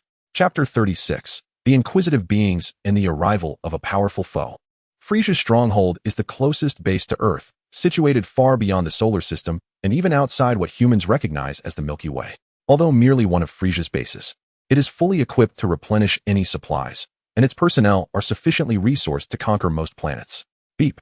A fresh report emerged from the base personnel. A spaceship had requested entry and was undergoing inspection, revealing that it belonged to a member of the Legion. Vegeta. Clearance granted. Entry allowed. The mechanical voice of the universal language echoed through the facility. The technicians focused their attention on the screen displaying the spaceship, their expressions tinged with confusion. While the ship indeed carried a chip designated for Vegeta, its design seemed off. Who would possess a craft of such magnitude? Yet, as the ship had already entered the base, they refrained from voicing any objections. After all, Vegeta was favored by Lord Frieza, and despite their dissatisfaction with him, they dared not act against him. Is that not 4 life forces? Didn't the Saiyans only have 3 left? One pondered. Could Vegeta be contemplating rebellion against the king? What a joke. While he possesses some skill, the idea of defying the king is utterly laughable. Perhaps he found some long-lost Saiyans and brought them into the fold? Many seasoned members of the Legion watched with keen interest. Having participated in the annihilation of planet Vegeta, they were well aware of the Saiyans' history with Frieza, and now witnessing a Saiyan serving the king amused them greatly. At that moment, the spaceship finally descended within the base, its hatch opening to reveal 4 figures. 3 were clad in identical armor, while 1, sporting a crab-like head, donned an orange GI that appeared far too archaic for a warrior. Nonetheless, it was clear they were Saiyans. Some veterans of the Planet Vegeta campaign even recognized the crab-headed figure as someone who had fought valiantly until the end. Oblivious to the scrutiny, Son Wukong gazed wide-eyed at his surroundings, marveling at the vastness of the space. The walls constructed of dark purple material adorned with radioactive crystal clusters, illuminated by the glow of various spaceships. Among the expansive area, soldiers in diverse armor showcased their might, each unique yet formidable. The technological advancement present here far surpassed that of Earth. Even without an understanding of technology, Son Wukong could sense the sophistication of the place. This was Frisia's base, and it appeared truly impressive. His innocent wonder mirrored that of a child visiting a grand city for the first time, evoking a sense of embarrassment in Vegeta. Yet Son Wukong remained unaffected, his pure nature shielding him from any internal discord. Focus on the mission, Kakarot. Vegeta snapped as he noticed the onlookers gazing at Wukong with amusement akin to that of curious apes. Unable to contain his frustration, he was the first to disembark from the ship. Well, if it isn't our dear Vegeta. I heard you ventured to a remote planet and suffered defeat there? A mocking voice called from afar. As the surrounding figures parted, a purple-skinned individual approached, arms crossed in a derisive manner, scrutinizing Vegeta. Vegeta turned his head, sneering, What business is it of yours? He spoke as he strode away. Bardock and Raditz followed suit, well aware of QE's formidable reputation. He was known for his rivalry with Vegeta, and they felt ill-equipped to contend with him. Meanwhile, Son Wukong remained oblivious to the unfolding drama. Remembering Gohan's admonition, he pulled out his phone to snap a picture and share it on social media. Upon witnessing Vegeta's departure, QE turned his gaze to Son Wukong, who was busy photographing the scene, before utilizing his scouter for an assessment. Beep beep beep. The device rapidly processed various data, ultimately halting at a reading of 8,000. QE's eyes widened in disbelief. What? A battle power of 8,000? What manner of Saiyan is this? Clearly, he struggled to comprehend why Vegeta would have such a powerful subordinate. After all, a power level of 8,000 would classify one as an exceptionally skilled warrior within the Legion. Vegeta, walking ahead, caught QE's comment, a cold smirk playing on his lips. He had clashed with Kakarot and was well aware that the latter's power far surpassed 8,000. After all, such a level could not possibly overpower him. Hey, Crabhead, interested in becoming my subordinate? QE called out, seizing the moment as Vegeta paused in his tracks. I am stronger than Vegeta. If you join me, I assure you will receive better treatment than under him. Vegeta glanced back slightly, amusement dancing in his eyes, taken aback by QE's foolishness. In the pursuit of reclaiming Kakarot, one must consider that not only is Kakarot's offspring likely a Super Saiyan, but Kakarot himself possesses formidable strength. How could Chiu-Yi dare to utter such words? Upon hearing Chiu-Yi's solicitation, Son Wukong chuckled and remarked, joining the Legion merely entails serving Lord Frieza, does it not? Why bother distinguishing whom to follow? Hey, do not be so impolite. Remember to address Lord Frieza with the proper honorifics, Chiu-Yi retorted, first instructing Son Wukong on the necessity of respect before elaborating. Of course, while Lord Frieza is magnanimous, he does differentiate among his subordinates. Following Vegeta surely pales in comparison to serving under me. Will I have the opportunity to meet Lord Frieza if I follow you? I insist on the honorifics. If you truly wish to meet Lord Frieza, you must observe proper etiquette. Otherwise, I cannot risk introducing you to him. Ah, yes, Lord Frieza. May I inquire when I might have the chance to meet him if I accompany you? Unfortunately, Lord Frieza has personally journeyed to Namek.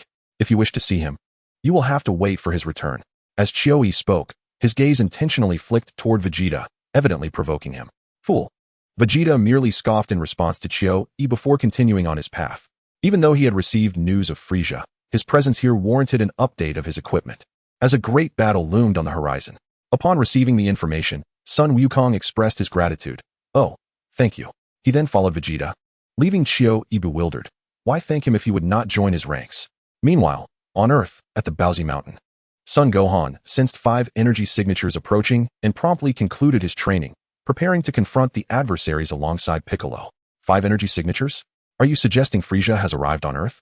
Piccolo mused, gazing skyward, a contemplative expression gracing his features. Son Gohan gently shook his head. The intensity of those signatures is not particularly high. It cannot be Frieza. Perhaps it is others he has dispatched. Piccolo furrowed his brow, pondering the implications. Son Gohan retrieved his phone, intending to notify Yamcha and the others, only to discover his father's profile picture displayed on his social media feed. Upon opening it, he was greeted by a technologically advanced image, featuring facilities reminiscent of Frieza's army. The caption read, "Just arrived at the destination. Truly a cosmic level power. This place appears even more advanced than Bulma's." Below, Krillin, Yamcha, and others had already liked the post, and the comments from fellow warriors began to surface. Krillin, protector of Earth, be careful, my friend. That territory belongs to others. Tien, orthodox heir of the Crane School, so where exactly has Frieza gone? Bulma, the universe's most beautiful girl, Goku. If you have nothing to say, you needn't speak. Sun Wukong replied to Tien, I've learned he is on Namek. Observing the responses on his social media, Son Gohan raised his head slightly. His heart, now certain of the origins of the 5 approaching energy signatures. Whoosh! 5 fiery streaks descended rapidly from the heavens. A massive, malevolent energy began to radiate. Sensed by all the powerful beings on Earth, another battle was imminent. Chapter 37. A toss, an instant obliteration. Boom, boom, boom. The 5 spherical spaceships collided with the Earth in succession. The distant ground erupted with a deafening roar, and tremors sent plumes of dust into the sky, as if to envelop the atmosphere entirely. In the surrounding cities, many individuals simultaneously bore witness to this striking spectacle. Recently, videos of aerial battles had proliferated online, capturing public interest. As the 5 ships descended, awareness of a new event sparked excitement amongst the populace, unaware that a catastrophic disaster capable of annihilating the planet was unfolding. They rushed to capture and share photographs, drawing a crowd to the scene. From the forest, 5 figures simultaneously emerged from the craters left by their landings. Each possessed a distinct physique, tall, short, stout, and slender, yet all donned standardized armor, their skin tones varying, creating a unique aesthetic. They were none other than the Ginyu Force. Initially poised to attack other planets, but redirected by Lord Frieza's command to collect the Dragon Balls here first. The purple-skinned Ginyu surveyed the surroundings with interest, exclaiming, So, this is Earth. It appears to be a rather promising planet. Beside him, Guise fiddled with his scouter, noting, according to the readings, the resources on this planet are abundant, though it seems to be underdeveloped. Ginyu nodded slowly. Indeed, it appears so. We shall admire this planet later. For now, our priority is to gather the Dragon Balls for Lord Frieza. Understood, but how shall we locate the Dragon Balls? Inquired Rickawam. The deputy captain, Guise, contemplated before suggesting. I propose we first seek out the strongest beings on this planet for guidance. This is straightforward. I shall handle it, as per tradition, declared Berta. Renowned as the fastest in the universe, always tasked with locating individuals or objects. Beep, beep. As the scouter activated, the majority of the planet's combat powers revealed themselves. This planet's inhabitants are quite impressive, boasting several individuals with battle powers exceeding 1,000. Berta commented, though his eyes betrayed a sense of ease. Clearly, such power posed little threat to them. Just then, as he casually assessed the power levels, 2 streaks of light swiftly approached and landed a mere few dozen meters away. It was Son Gohan and Piccolo, having arrived promptly. Son Gohan regarded the vividly colored figures before him with amusement, recognizing them as potential contributors to a memorable encounter. They've come to us, Ginyu observed, directing his gaze toward the duo, a Saiyan and a Namekian. These must be the notable figures mentioned in the intel. They've delivered themselves to our doorstep, thereby sparing us the effort of searching. The group wore congenial smiles, while Berta slightly furrowed his brow. Scanning their power levels with the scouter, this Saiyan child possesses a battle power of 5,200, while that Namekian's is 15,000. Quite impressive. Can a Namekian truly exhibit such strength? The new model scouter indicates as much. No wonder we are required to intervene. Let us prepare. As the others began to move, Ginyu raised his hand to halt them, stating, There is no need to rush. Let them first witness the formation we have meticulously perfected. Indeed, our captain's foresight is commendable. We have yet to showcase our formation. Yet, they may not fully appreciate our aesthetic artistry.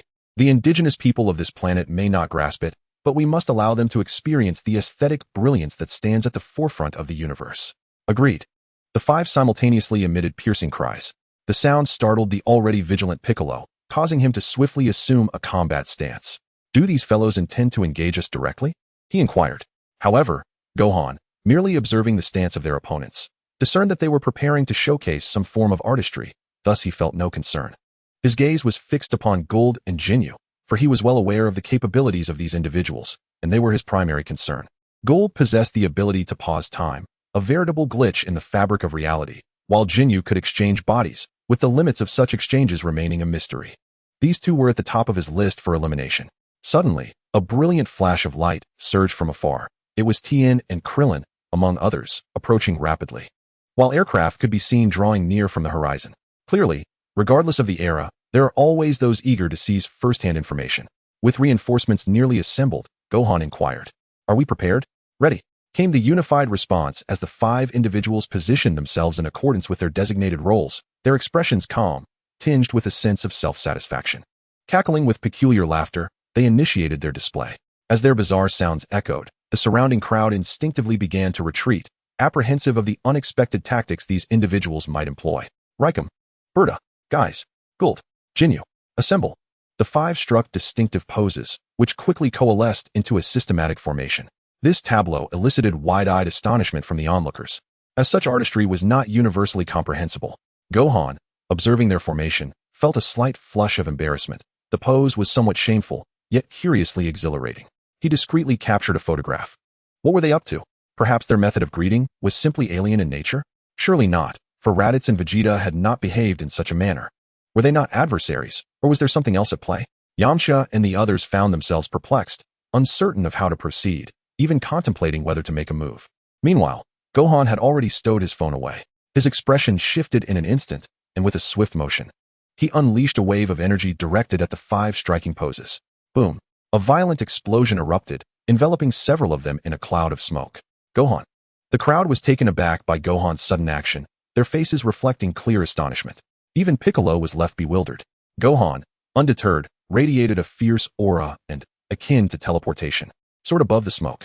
How impolite these inhabitants of this planet are, he remarked as Gould leapt from the haze, a smirk adorning his face. Such a feeble attack cannot harm me.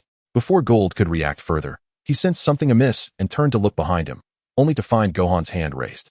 In the next moment, Gohan had pressed a single hand against Gould's abdomen, unleashing a torrent of concentrated energy that enveloped Gould's form, propelling him skyward. Boom! The energy erupted from within, causing Gould's body to disintegrate into dust upon this planet. Gohan then turned his gaze toward the smoke, his eyes brimming with lethal intent. Clearly intent on eliminating Jinyu and the others swiftly. Chapter 38. Exchange? Let us exchange in hell. Gohan. Even Krillin and the others were caught off guard by the swiftness of Gohan's strike, which left no room for their opponents to react. During the previous battle with Vegeta, Gohan had engaged in considerable dialogue, and his actions had not been this decisive. Had his training with Goku imparted some new insights? Yet that seemed unlikely. For Goku didn't act with such immediacy either. While they wrestled with their confusion, Gohan had already shifted his focus back to the smoke, locking on to Jinyu's energy signature. This individual possessed the unique ability to swap bodies. Even with his enhanced strength, Gohan was unwilling to fall prey to a surprise attack. He would have to eliminate Jinyu before that technique could be employed. Whoosh! 2 swirling tornadoes, one red and one blue, burst forth from the smoke. Gohan, still suspended in the air, recognized them as Berta and Guy's combination technique, but he deemed it trivial. The next instant, a barrage of purple energy orbs erupted from the smoke, with Jinyu emerging in their wake, his gaze fixed on Gohan, tinged with intrigue. This progeny of the Saiyans possessed considerable strength, far surpassing that of Vegeta, in Jinyu's estimation. He cared little for Gould's demise, as the weakest link had merely disrupted their team's choreography. As he scrutinized Gohan from afar, Jinyu suddenly sensed a shift. Gohan's form vanished in an instant. A wave of near-death apprehension washed over him. Swiftly, he swung his arms to conjure a barrage of energy orbs, creating a protective barrier around himself. As the captain, his vigilance surpassed that of his comrades, and his response was thorough. However, sheer force proved overwhelming. Boom! A thunderous roar preceded the impact of Gohan's fist, obliterating the surrounding energy orbs.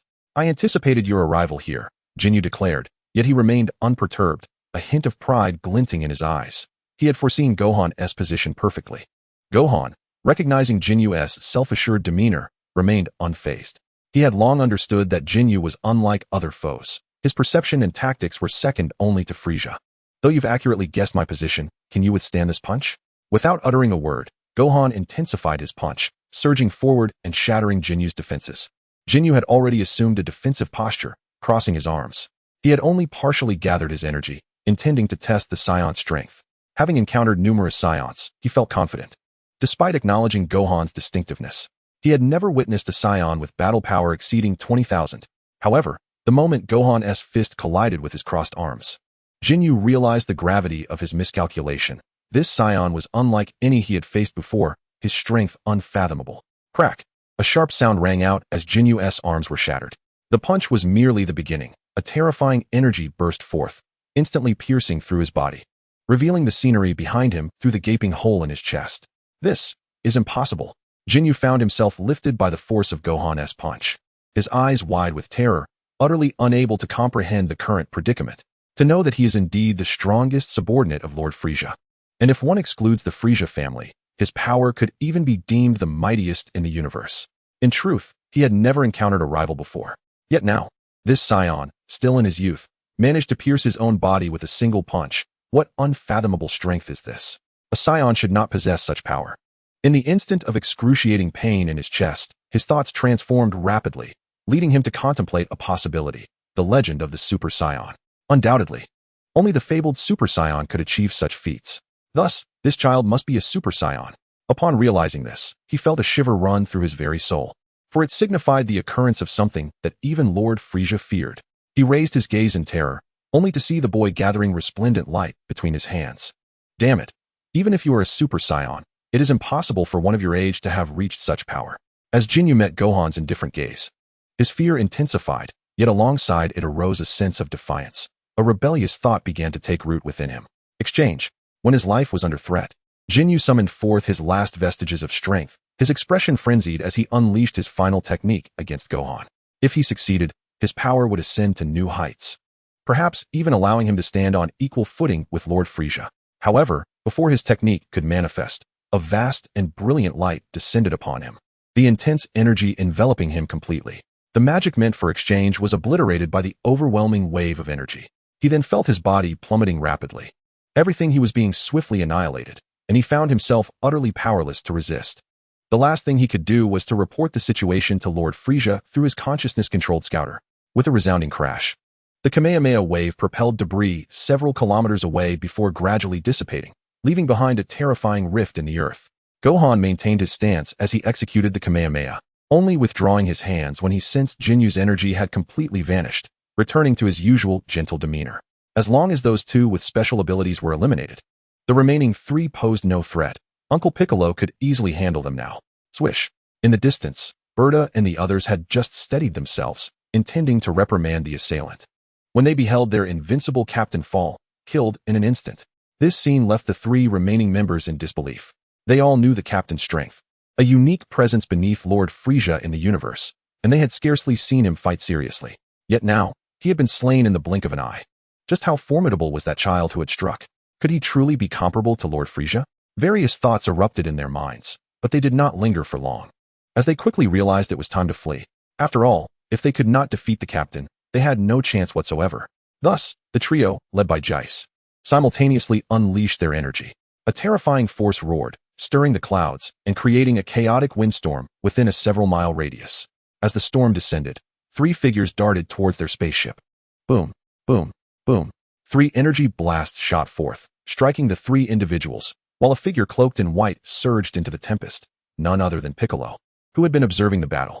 Though intrigued by Gohan's decisive and swift actions, he had never relaxed his guard, always prepared for combat. Recognizing the moment had come to act, he moved to intercept the fleeing trio. Chapter 39, Convergence at Namek, Intercepted Information. Within the city, many were watching the distant battle. However, Gohan's speed was so extraordinary that it was beyond their ability to comprehend. Most were left bewildered even when attempting to record the event on their phones.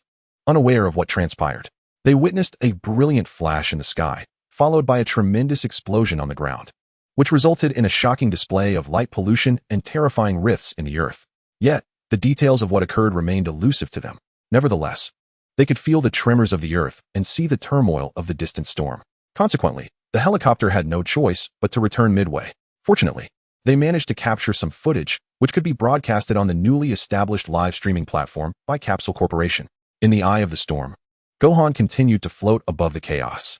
His aura had now been retracted, no longer radiating the sharp intensity it once did, but instead exuding a sense of tranquility. Krillin and the others dared to approach him, though they were still haunted by the earlier spectacle. Gohan's explosive display had taken them by surprise, and they struggled to comprehend how the gentle Gohan had suddenly dispatched those two foes. Surely, they should inquire about the situation.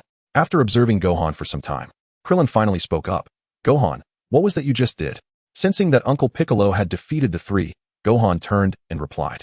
I could sense those two were quite dangerous, so I took the initiative. Dangerous? The others exchanged puzzled glances.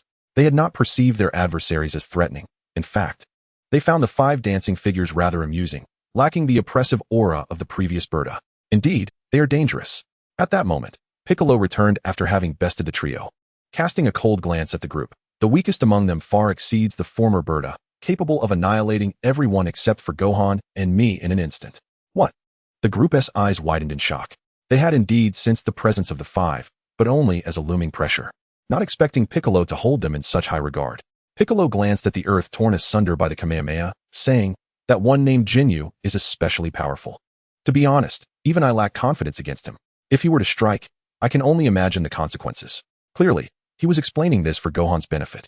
The others nodded in agreement, initially willing to trust Gohan, but still feeling somewhat bewildered by earlier events.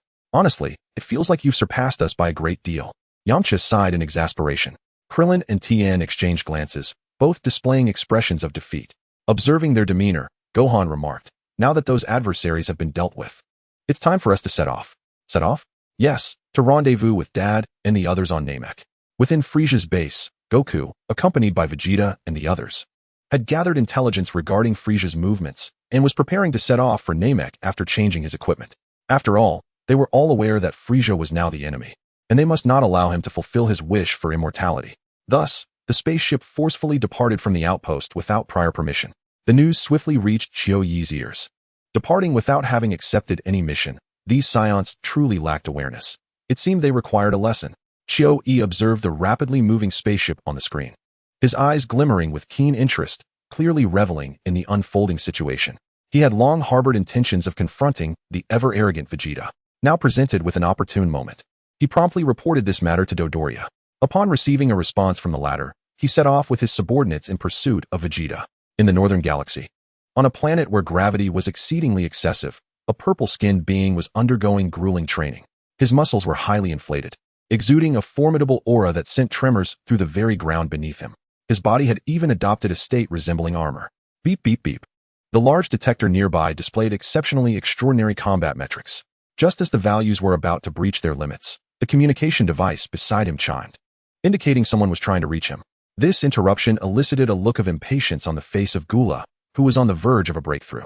He halted his training and activated the detector, connecting to the message from a subordinate. A unique projection materialized before him, revealing a golden-haired extraterrestrial, whose expression bore hints of urgency. "Savaiza, you ought to know that I am engaged in something of great importance, so make sure your message is equally significant. Otherwise, even as the captain of the Jinyu force, you shall not escape my wrath easily. Lord Gula, the Jinyu force has entered our territory and attacked one of our planets. Just now, we intercepted a message from Jinyu. Jinyu, I recall he is one of my brother's subordinates and holds a considerable rank, correct? Indeed. He is the captain of the Jinyu force.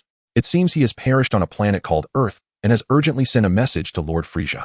"Oh, what did he communicate to my brother?"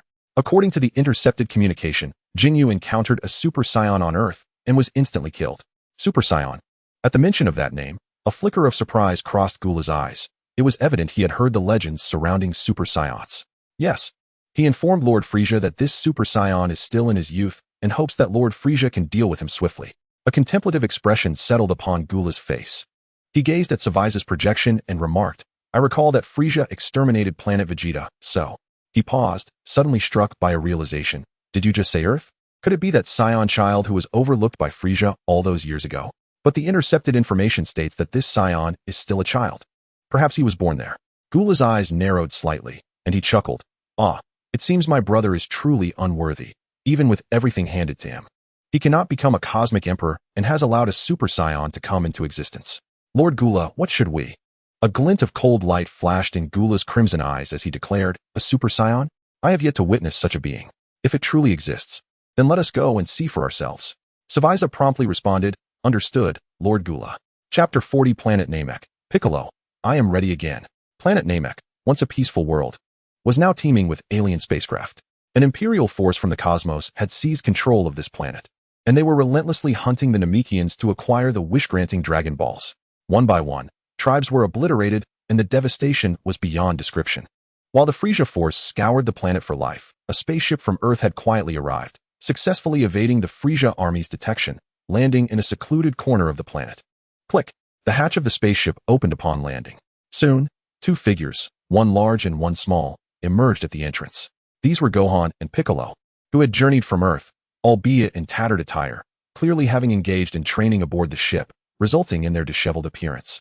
Although Gohan was aware of the unfolding events, this was his first time visiting an alien world, marveling at the sights beyond Earth. Piccolo, upon seeing the landscape of this planet, felt a profound stirring within. As if enveloped in a gentle embrace, a sense of tranquility he had never experienced before. This is my birthplace. He needed no investigation to confirm his identity as a Namekian. Now, he felt an overwhelming urge to explore every inch of the planet.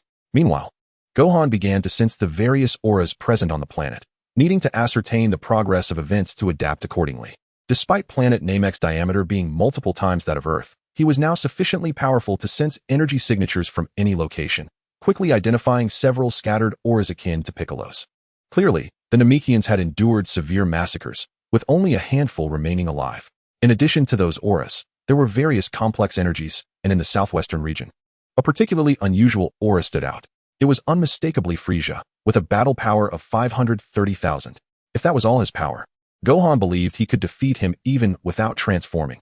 However, regrettably, Frieza had transformations that significantly amplified his true strength beyond the visible numbers. He further sensed a Namekian with extraordinarily high battle power in a specific location. That must be Nail, the guardian of Elder Guru. After pinpointing the locations of Frieza and the Elder, he devised a plan to first meet with the Elder before proceeding with other matters. This is planet Namek, truly remarkable. Though it does feel a bit warm. As Gohan and Piccolo admired the planet, Yamcha and Krillin emerged from the spaceship, their curiosity evident as they took in their surroundings. Following them, Bulma stepped out, exclaiming, "Of course, planet Namek is orbited by 3 suns, so the temperature is bound to be higher than Earth. But this planet is genuinely fascinating."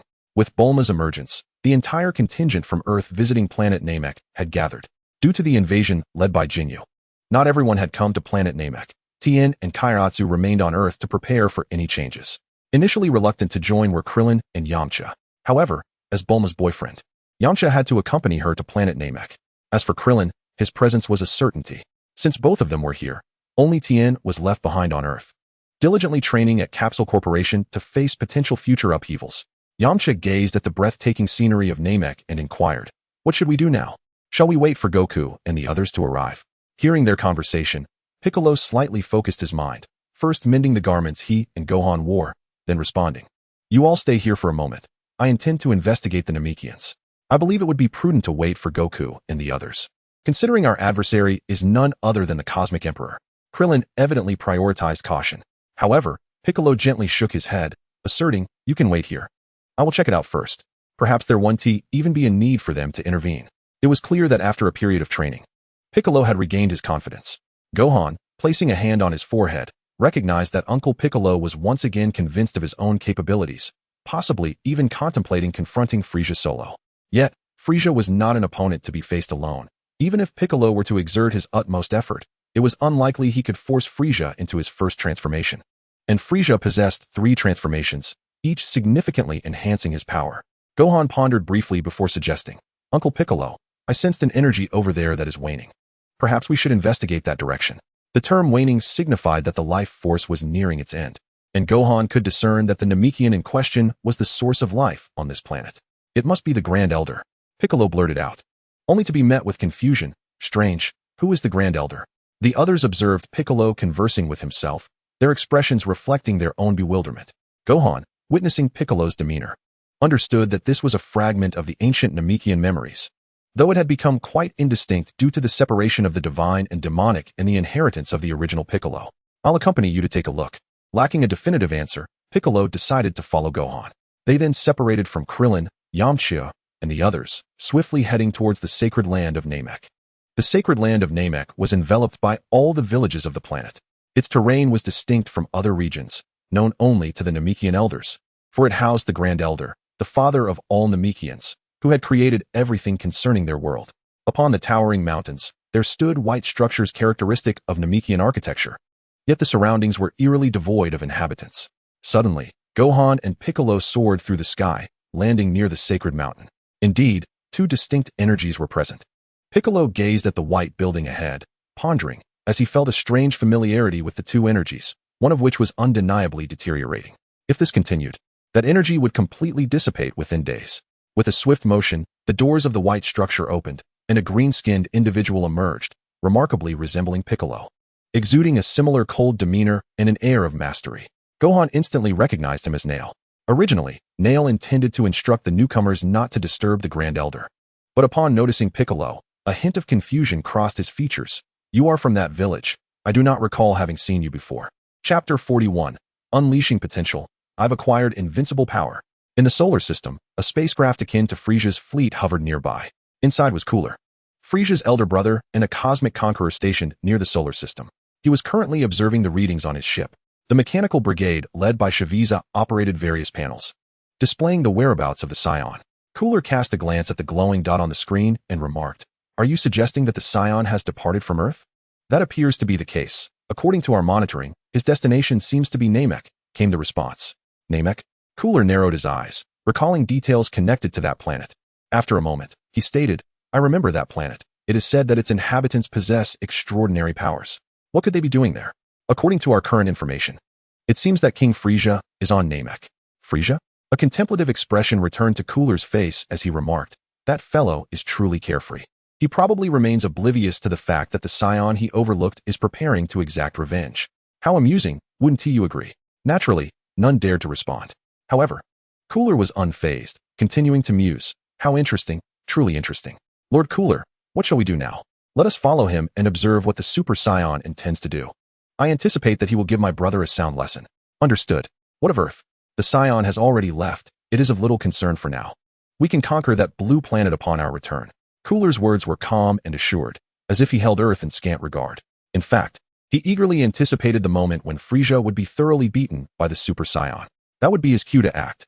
When their father entrusted the army to Frisia, he had immediately made his way to this remote corner of the North Galaxy, training incessantly in preparation to reclaim the title of Cosmic Emperor. Now, he had developed his powers to unprecedented heights. That state should be sufficient to surpass the untrained Frisia, regardless of how the Super Saiyan performed. He was resolute in becoming the ultimate cosmic sovereign, proving to the old man who the true heir should be. With his command issued, Cooler's fleet hastily departed towards the distant galaxy. In the sacred land of Namek, Nail and Piccolo exchanged intense gazes, each harboring distinct emotions, yet feeling an inexplicable familiarity. After a prolonged silence, Piccolo finally spoke, "We hail from Earth. I have heard this is my homeland. Thus I wish to return and see it." Nail nodded gently, responding, "Ah, so you are Namekians from afar." Suddenly, he paused, then addressed Piccolo, "The Grand Elder wishes to see you." After speaking, he stepped aside, allowing the two to enter. Gohan and Piccolo said little as they followed him into the building, which unveiled a vast interior. On the second floor lay an elderly, corpulent Namekian. They gradually ascended to the upper chamber. The moment Piccolo laid eyes on the elder, he trembled, overwhelmed by a warmth, as if the elder were his closest kin. Gohan, too, regarded the elder, recognizing the marks of time upon him, sensing an extraordinary energy that, while not particularly powerful, was profoundly different from ordinary energies. This was clearly due to the elder's accumulated experiences, which had transformed his very essence, imbuing it with myriad applications. "Ah, the child of Kakarot, you have finally arrived." The Grand Elder, upon laying eyes on Piccolo, instantly recognized his identity, yet he was soon engulfed in confusion. "No, you seem not to be the child of Kadas. Your existence is incomplete." It was evident that he discerned a distinction between Piccolo and the complete Namekians. Piccolo, harboring a favorable impression of the Grand Elder, promptly addressed the inquiry. "In a certain sense, I am indeed incomplete. I am merely a rebirth, inheriting half of that original Namekian." What could this imply? The Grand Elder remained somewhat unclear, pondering before he further inquired, "Could you come closer so that I might perceive the experiences you have undergone over the years?" Without hesitation, Piccolo approached, stating, "Of course." The Grand Elder then placed a hand upon Piccolo's head. An extraordinary energy emanated swiftly from him, and gentle breezes encircled Piccolo's form, simultaneously causing his strength to burgeon. In that fleeting moment, the Grand Elder beheld all that Piccolo had endured. In the distance, Gohan sensed Piccolo's rising aura and sighed in relief. Having been concerned that the Grand Elder might possess a stubborn disposition and refuse to unlock his potential due to the havoc wrought by the original Piccolo, it appeared that the Grand Elder still retained his wisdom. What a fool, he mused, to have split himself in pursuit of becoming a deity, causing such profound damage to this planet. Cough, cough. The Grand Elder seemed to have perceived something displeasing, and his words grew hurried, leading him to cough. At that moment, his hand had already withdrawn from Piccolo's head. Piccolo, astonished, gazed at himself, feeling an effusion of strength. as though there existed no one in the world he could not conquer. This was the sensation of invincibility. Following his cough, the Grand Elder continued. To pursue divinity while inflicting such devastation upon that planet is utterly unacceptable. Fortunately, you ultimately encountered this child. His gaze then shifted back to Gohan. Through the reading of Piccolo's memories, he comprehended that Piccolo had transformed due to Gohan, evolving from a legacy of malevolence into a being of flesh and blood. Still immersed in the exhilaration of newfound power, Piccolo proclaimed, "My current strength." The Grand Elder gently shook his head, remarking, "I have also aided in unlocking some of your potential, yet your inherent abilities and talents remain incomplete, thus far from the strength you should possess." His words bore a hint of lamentation. Unperturbed, Piccolo clenched his fists, asserting, "No, I am already invincible. There is no need for that individual to complete any aspect of my potential." As he spoke, the cape behind him billowed, a clear testament to his unwavering confidence. Alas, the Grand Elder sighed. The child of Katas was meant to be the most exceptional of the Dragon clan, yet he encountered such misfortune. After reveling in his own might, Piccolo recalled the Grand Elder's earlier words and inquired, "What of Katas? That is your father." When the upheaval occurred on Namek, we were compelled to send many of the exceptional Namekian children to other planets for refuge. You were among them. So that is the case. Then Katas perished during the original calamity. Though I survived, I was so engrossed in the reconstruction of Namek that I neglected to retrieve you. This is my failing. So they have already. Alas, that disaster truly pertained to the very fabric of the universe. You have endured much. Yet it is not entirely for naught. It is precisely because of that experience that I exist today and met them. I am glad to hear you express such thoughts. The Grand Elder nodded lightly and continued, "I have just seen your memories. You seek to challenge that cosmic tyrant. However, unless you reconcile your essence, it will be impossible for you to contend with him." Piccolo's brow furrowed slightly, clearly skeptical of this assertion, for he felt an undeniable surge of power within himself. The Grand Elder, perceiving the creasing of Piccolo's brow, gently shook his head. "Only the legendary Super Saiyan can vanquish Frieza?" Super Saiyan. In an instant, Piccolo recalled Vegeta's words. Turning to Gohan, "By the way, your ability to unlock potential, can it be applied to Saiyans?" "Of course," the Grand Elder replied, directing his gaze towards Gohan. "The more forces capable of opposing evil, the better." Seeing this exchange, Gohan stepped forward, hands clasped together. "Then I entrust this task to you, esteemed Grand Elder of Namek." Though he understood that the Grand Elder possessed the power of telepathy, after training alongside his father, he had grasped the principles behind such techniques and could easily conceal his own memories. Whether or not to reveal them depended entirely on his own volition. Chapter 42, Mimetic Super Saiyan, a new match. Upon witnessing Gohan's approach, the Grand Elder placed his hand upon the youth's head, his own power radiating forth with great intensity. Suddenly, a tempestuous wind materialized, swirling around Gohan's form, transforming into brilliant light that enveloped his surface. High-density energy coalesced around him, illuminating the room. What? Even Piccolo, who had just become stronger, widened his eyes in astonishment, sensing the aura rapidly escalating, evolving into an unfathomably potent force. He was compelled to regain his composure, as Gohan's energy was overwhelmingly powerful, transcending anything he had previously encountered. It was a pure and exquisite strength. The surrounding air surged violently, forcing both Piccolo and Nail to retreat, their feet scraping against the floor, carving 4 distinct grooves within the chamber.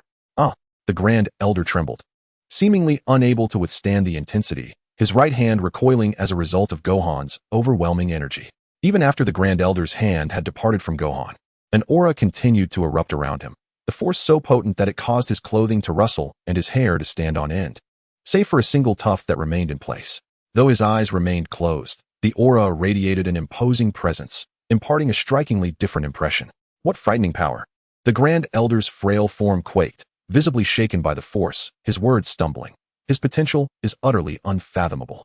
As Gohan's aura swirled and then exploded outward, he slowly opened his eyes, golden light shimmering within them. His demeanor transformed entirely. If Gohan had previously embodied gentleness and humility, now he exuded a sharp, unyielding presence that rendered others reluctant to gaze upon him directly. Even Piccolo, now emboldened by his own potential, felt a surge of trepidation. Though he knew such fear was unwarranted, he had complete faith in Gohan. Gohan gently raised his gaze, deep in contemplation, as his right hand unfurled, releasing a gentle wave of pale golden energy. This luminous energy enveloped the Grand Elder, gradually calming his trembling form. It was the manifestation of Gohan's mastery over Ki, possessing the ability to heal and replenish energy. Sensing the Grand Elder's waning vitality, Gohan sought to restore him, ensuring that the Elder would not perish from the exertion of unlocking Gohan's potential. As the golden energy dissipated, the brilliance in his eyes faded, and his once stiff black hair fell back into place. With the settling of his hair, the aura of sharpness around him also vanished. Piccolo, who had been observing Gohan intently, inquired, "Gohan, what was that state you just experienced?" After a moment of reflection, Gohan replied, "I'm not entirely sure. It might have been a unique state induced by the unlocking of my potential." Piccolo's eyes clouded with curiosity. He had also felt his own potential being unleashed and sensed an invincible power within himself, yet he did not undergo the same profound transformation that Gohan had. Nevertheless, recognizing that Gohan's experience was not necessarily detrimental, Piccolo refrained from pressing further. Meanwhile, the Grand Elder, rejuvenated by Gohan's golden waves, felt a significant restoration of his strength. He turned to Gohan, exclaiming, "I never imagined your power could be so formidable. You must be the legendary Super Saiyan." His voice trembled with awe. As he finally glimpsed a glimmer of hope for the survival of his kin, perhaps the only hope left, Piccolo also directed his gaze at Gohan, harboring an unspoken suspicion that Gohan had indeed transformed into a Super Saiyan. Meeting their fervent stares, Gohan simply smiled, having gained a clearer understanding of himself through the experience. In that fleeting moment, he had felt his potential surge forth, an inexhaustible power coursing through him, instilling a sense of invincibility. Under the weight of such overwhelming strength, he sensed a shift in his demeanor toward a more detached, combative nature, clearly a result of tapping into the essence of the Super Saiyan. "Gohan, have you truly become a Super Saiyan?" Piccolo's excitement was palpable. Gohan gently shook his head, explaining, "That moment was merely a consequence of a significant power boost. I can feel the limits of a Saiyan, but regrettably, I have yet to ascend to that level." He was but a step away from achieving the Super Saiyan transformation. Piccolo nodded thoughtfully, "But that power should suffice." Gohan did not affirm this, as he prepared for another match, aiming to fully realize his transformation into a Super Saiyan. At that moment, the Grand Elder, trembling yet resolute, stood before Gohan and bowed deeply. "Warrior from Earth, our planet Namek is currently besieged by malevolent forces. The storm is upon us, and we implore you to lend your aid." Gohan quickly assisted the Elder to his feet, responding, "Grand Elder, the troubles here stem from Earth. And having received your assistance, I cannot allow those fiends to harm our friends on Namek." Piccolo nodded in agreement, having already resolved to involve himself in the matters here. Though he did not wish to pressure Gohan unduly. "On behalf of all Namekians, I extend our gratitude to the hero of Earth." The Grand Elder bowed again, with Nail echoing his sentiment. Observing their repeated expressions of thanks, Piccolo grew slightly impatient. The enemy still looms. If you truly wish to thank Gohan, it would be prudent to wait until after the battle. Moreover, it may not even require Gohan's intervention. Gohan silently sighed at Piccolo's unwavering resolve. He then turned to Piccolo and said, "Uncle Piccolo, could you allow me a moment? My power has surged significantly, and I require some time to consolidate it." Piccolo, being someone who once matched Goku, understood the necessity of this and replied, "Very well, I shall wait for you." Gohan then sat down cross-legged, closing his eyes as a faint golden aura enveloped him, creating a unique barrier. Initiating match. As he aligned his ki with his own frequency, he swiftly began the matching process. Updating warrior data. Finding an equally matched opponent. Please wait. Real-time data has been updated. Please monitor your condition. Successfully matched with an opponent, attempting to connect to the realm, attempting to join the time-space sequence. In the next instant, Gohan felt a kaleidoscope of colors before him, transporting him to a familiar realm. A crystal before him reflected his information. Name, Gohan. Age, 5. Battle power, 2. 700,000. Martial arts style, Demon Clan power, Turtle School. Transformation, Great Ape power. Chapter 43. Gohan, why are you wasting words on a mere minion? Seeing his battle power at 2.7 million, Gohan felt a twinge of surprise. Although he had undergone rigorous training in recent days, he had anticipated his normal fighting power to be around 5 to 600,000 without leveraging the near-death recovery glitch. This meant that the Grand Elder's unlocking had elevated him by over 2 million. The effectiveness of this unlocking was indeed astonishing. However, considering that the Elder had risked his own life in the process, Gohan understood. The Elder must have felt that he was the last hope for Namek. Hence his tireless effort to unleash his own power. Had Gohan not provided him with a bit of restoration afterward, the Elder might have met his end that very day. Opponent matched successfully. Matched opponent, Slug. Description, born on Namek, but unlike ordinary Namekians, he harbors an evil heart. A natural-born villain with powers far exceeding those of typical Namekians, essentially a super Namekian. He grew up on Slug Star and began his reign of terror across the universe from there, later declaring himself the king of the universe. Now, in his old age, he sought to use the Dragon Balls on Earth to regain his youth. But it seems he has received some assistance and is relentlessly seeking out Namekians in the universe to assimilate, becoming younger and stronger with each assimilation. Upon seeing this new adversary, Gohan felt as though a great question mark loomed over him. He was aware of Slug, a character from the movie series, who was regarded by King Kai as a formidable foe, nearly capable of rivaling Frieza. After transforming into a super Namekian, he almost obliterated Earth, only to meet his demise in a predictable fashion at the hands of a spirit bomb. The current Slag is evidently different.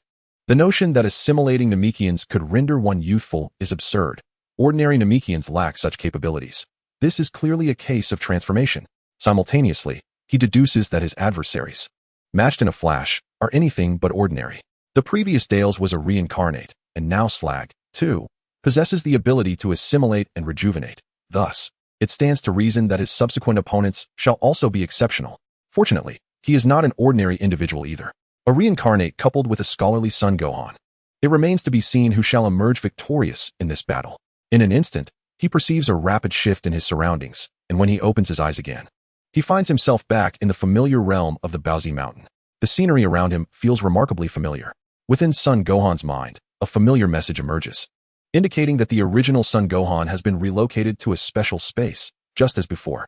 The moment he touches the ground, he swiftly begins to sense the auras around him, clearly eager to ascertain the progression of events. At this moment, he detects an overwhelmingly potent force approaching from the sky. It bears the unmistakable aura of a Namekian. However, compared to ordinary Namekians, this presence is far more sinister. It seems the full arrival has yet to occur. With the awareness of this malevolent energy, Son Gohan deduces the timing. Slag's spaceship should not have landed completely yet. Nevertheless, based on the proximity of that aura, it is not too far off. He then senses the aura of his father in this world, and promptly ascends into the air, propelling himself toward the distance. His speed generating strong winds in his wake. In the far-off sky, Son Goku and Krillin hover, their gazes fixed upon the asteroid that is about to descend upon Earth. They are preparing to utilize the Kamehameha wave to push the celestial body back. I can sense life on that asteroid, Son Goku remarks, his brow furrowing as he cautions.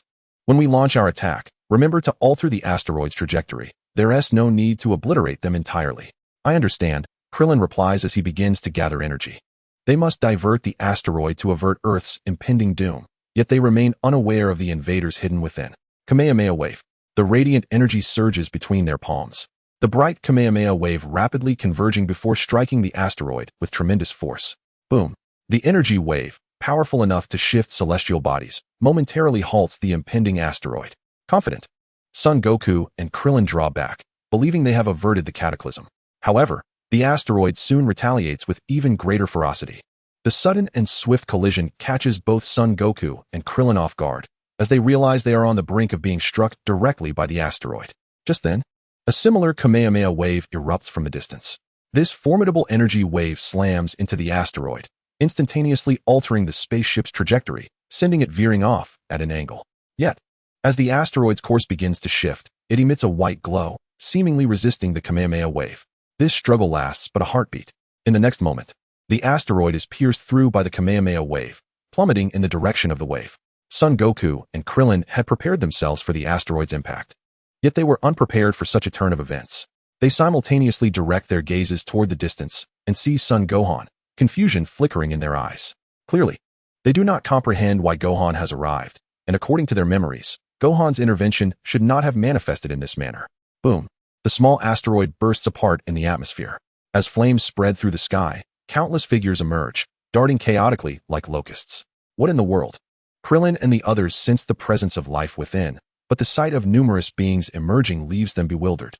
Seizing the moment, Son Gohan approaches them.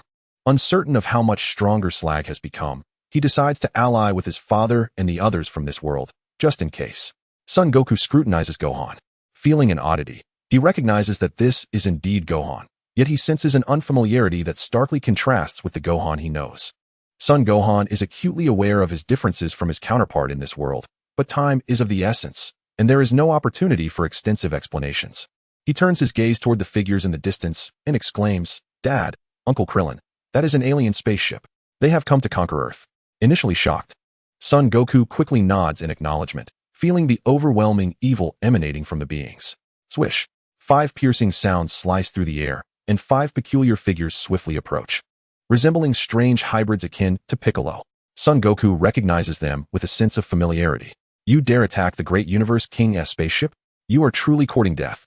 The leader, a wizard-like figure named Kaguya, glares at them, fury radiating from his gaze as if he wishes to rend them to pieces. Great Universe King, what are you plotting? He demands. Since you have damaged the Great Universe King's ship, we shall convert this planet into his chariot.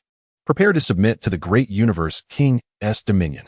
As he speaks, his companions encircle the trio. Son Gohan's eyes sharpen, and a powerful aura erupts from him, sending the 5 encroaching demon warriors flying far away. In a flash, he pursues them, first delivering a punch that pierces Kaguya, then pivoting to deliver a swift kick that sends Dolidapo sprawling. Following that, he unleashes 2 energy waves that engulf Metamaga and Jiren. Chapter 44, The Earth Defense Battle. The Cunning Slag. Krillin and the others have yet to react to the impending battle when they witness the demon warriors that had surrounded them already toppled. Son Gohan has darted off into the distance, now close to the exploding asteroid, clearly ready to engage with the beings within. Krillin blinks in astonishment and turns to Son Goku, asking, Goku, when did you secretly train Gohan? His power is astonishingly overwhelming. Son Goku merely widens his eyes and shakes his head. He then employs the instant transmission technique to follow Gohan, stating, let us catch up and see what we're dealing with. These beings are indeed malevolent, and their energy resembles that of Piccolo. As they converse, Son Gohan rapidly approaches the smoke ahead. His gaze narrows in confusion. Moments ago, he sensed that malevolent energy, but now it has inexplicably vanished, as if it had never existed. Yet, even he cannot discern where the adversaries have gone. This individual is indeed unlike what my memories had portrayed. In Son Gohan's heart, a sense of vigilance surged as he felt the atmosphere around him intensify, ever prepared for any potential assault that might arise. He harbored no illusions that the adversary would simply retreat. At this moment, Son Goku and Krillin arrived, both equally sensing the nefarious aura that had concealed itself. Gohan, what on earth is happening? Son Goku inquired, clearly perplexed by the unfolding situation, directing his question towards Gohan, who seemed to possess the most insight. Gohan initially shook his head before responding, I cannot fathom why, but that individual has chosen to hide. Logically, one who dares to proclaim himself the king of the universe would not shy away from a challenge. This statement left them without a suitable reply. However, Gohan was beginning to grasp the intentions of Shrag. This individual possessed the ability to assimilate and grow stronger, likely seeking out the Namekian to enhance his power before confronting them.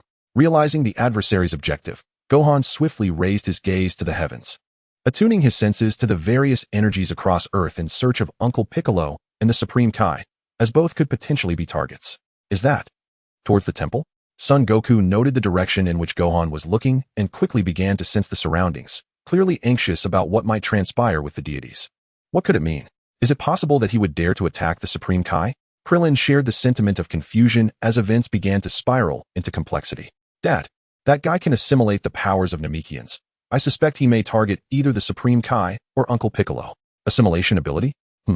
I think it would be prudent for you to visit the temple. I will head in search of Uncle Piccolo, Gohan suggested. Son Goku pondered for a moment. He could sense a significant change in Gohan, as if he had transformed into a completely different person. Yet, he recognized the sincerity in his son's eyes. This was indeed Gohan speaking without a trace of deceit. Be cautious on your side. If you encounter that individual, remember to elevate your energy. I will hasten to your aid. Yes, the same goes for you and Uncle Krillin. Our opponent is quite cunning. You must exercise utmost caution. The two exchanged determined glances before parting ways. Meanwhile, Krillin remained bewildered, feeling as though he had been thrust into an unexpected whirlwind of events, while the father and son had already made their decisions. Krillin, I am heading to the temple now. Will you accompany me? Son Goku asked, offering no further explanation. I will go with you, Krillin replied. On the other side, Son Gohan focused on sensing Piccolo's energy and sped towards him, reaching the forest where Piccolo was training in the blink of an eye. Unbeknownst to this world's Piccolo, turmoil was unfolding. He was deep in meditation, his aura flickering rhythmically. Suddenly, he sensed an approaching energy, and his eyes widened in astonishment as he beheld Son Gohan in his purple martial arts GI approaching from the distance. Piccolo could feel the overwhelming strength radiating from Gohan, a stark contrast to the Gohan he knew. Uncle Piccolo. Gohan landed swiftly beside him, feeling a wave of relief wash over him upon confirming that this world's Piccolo was unharmed. Noticing the urgency in Gohan's demeanor, Piccolo queried. Gohan, you seem quite anxious. What has transpired? Gohan succinctly explained. A Namekian has arrived on Earth, and he possesses the ability to forcibly assimilate other Namekians. I fear he may come for you. Uncle Piccolo, a Namekian, assimilation? Piccolo echoed, a look of curiosity mingled with concern in his eyes, for he had never encountered such a being. Gohan refrained from elaborating further, as his knowledge was limited to the brief information he had gleaned. Nevertheless, Piccolo, familiar with Gohan's expressions and gestures, could tell he was being truthful. He began to contemplate the implications of the invading Namekian. So, someone wishes to assimilate me? How audacious. A smirk of disdain crossed Piccolo's lips as he resolved to confront this intruder, eager to discover the nature of this wicked Namekian. Gohan quickly added, since he has not come here, he likely intends to head towards the Supreme Kai. Indeed, Piccolo, as the foremost strategist among the warriors, recognized the urgency of the situation. Anxiety flickered within him, for he and the Supreme Kai were intrinsically linked. Even though they had separated, their lives were still intertwined. If that being truly assimilated the Supreme Kai, what would become of them? Gohan, let us proceed to the Old One's location. All right, above the temple, a dark crimson figure surged through the clouds, startling both the Supreme Kai and Bubbles. Who goes there? Though the Supreme Kai's power paled in comparison to the current warriors of Earth, he was nonetheless the source of martial arts on the planet, and he assumed a defensive stance in an instant. Is that a Namekian? Has he truly made himself the god of this planet? A heavy voice resonated near the temple as the dark figure revealed itself, boldly confronting Bubbles before standing directly beside the Supreme Kai. The overwhelming energy emanating from the figure crushed the Supreme Kai, rendering him powerless to resist. As the dark light gradually faded, another Namekian emerged. Far more robust than the typical Namekian, his triangular eyes gleaming with malevolence. Who are you? The Supreme Kai felt an overwhelming dread, his eyes wide with fear as terror gripped his heart. Shrag placed a hand upon the Supreme Kai's head, a sinister grin spreading across his face. We are both Namekians, thus we should become one. You must submit to King Shrag's conquest. With a flourish, dark red light flickered from his right hand, enveloping the Supreme Kai's body with immense power, intent on assimilating him as sustenance for his own growth. Supreme Kai? Bubbles shouted in desperation, wishing to assist.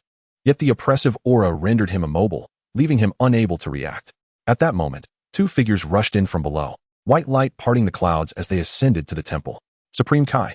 The newcomers, clad in orange martial arts gi, were none other than Son Goku, who, upon entering the temple, witnessed the Namekian pressing down on the Supreme Kai's head. Without a moment's hesitation, he launched an attack on Shrag. Chapter 45, The Official Battle. Super Namekian versus Son Gohan. Son Goku's assault arrived in an instant, the sheer force of his punch darkening the crimson light. A Saiyan. Shrag recognized Goku's race in an instant. Although he firmly grasped the divine being assimilated, it did not hinder him from attending to other matters. With a casual flick of his arm, he effortlessly defended himself. Boom. Two immense forces collided, unleashing a terrifying wave of energy.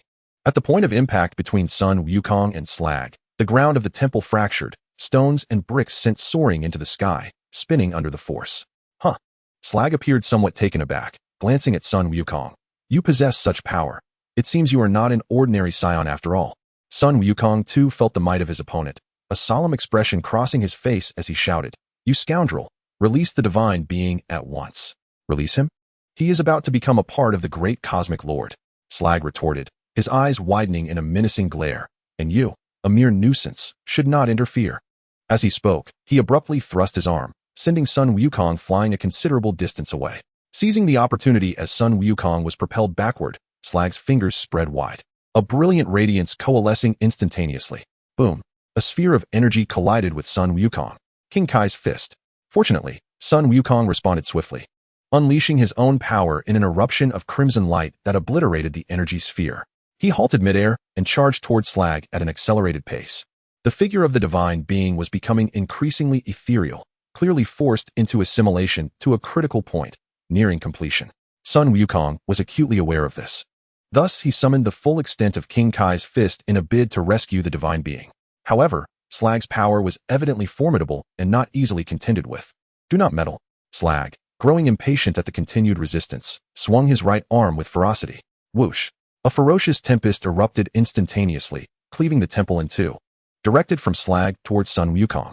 Even with his King Kai's fist magnified tenfold, Son Wukong had no choice but to evade the onslaught. He swiftly dodged to the side. Aghast at the rift temple, clearly stunned by the magnitude of Slag's power. You lot shall await the dominion of Lord Slag. Slag observed Son Gohan's momentary pause, a triumphant gleam in his eyes. He had previously assimilated fragments of the Namekian's memories and recognized that this particular Namekian on Earth was distinctly extraordinary. If he could fully assimilate this being, he would not only gain greater power, but potentially the ability to create Dragon Balls. At that point, no enemy would remain in this universe. Even that so-called Cosmic Emperor, he was confident he could eradicate completely. Tenfold King Kai's fist. Son Wukong, realizing the formidable strength of his adversary and the fading presence of the divine being, unleashed his ultimate Kamehameha wave. Whoosh! The scarlet energy surged skyward, a powerful force radiating outward, tinting the heavens above the temple in crimson. This power, Slag sensed the escalating energy and adopted a more serious demeanor, tightening his grip on the divine being's head. Boom! The tremendous Kamehameha wave rushed forth in an instant. Within it, a bright light shimmered as Slag's energy expanded once more, fusing with the red of King Kai's fist to envelop the world. Just then, two figures leaped onto the temple from the distance. They were Gohan and Piccolo, hastily arriving but still a moment too late. As Gohan landed on the temple, he sensed the divine being's energy had vanished, replaced by a rapidly swelling malevolent presence. Clearly, that fiend had assimilated the divine being. Fortunately, the divine being was intelligent, thus the combat prowess it could provide was not overwhelmingly terrifying. Nonetheless, Gohan instinctively glanced at Piccolo.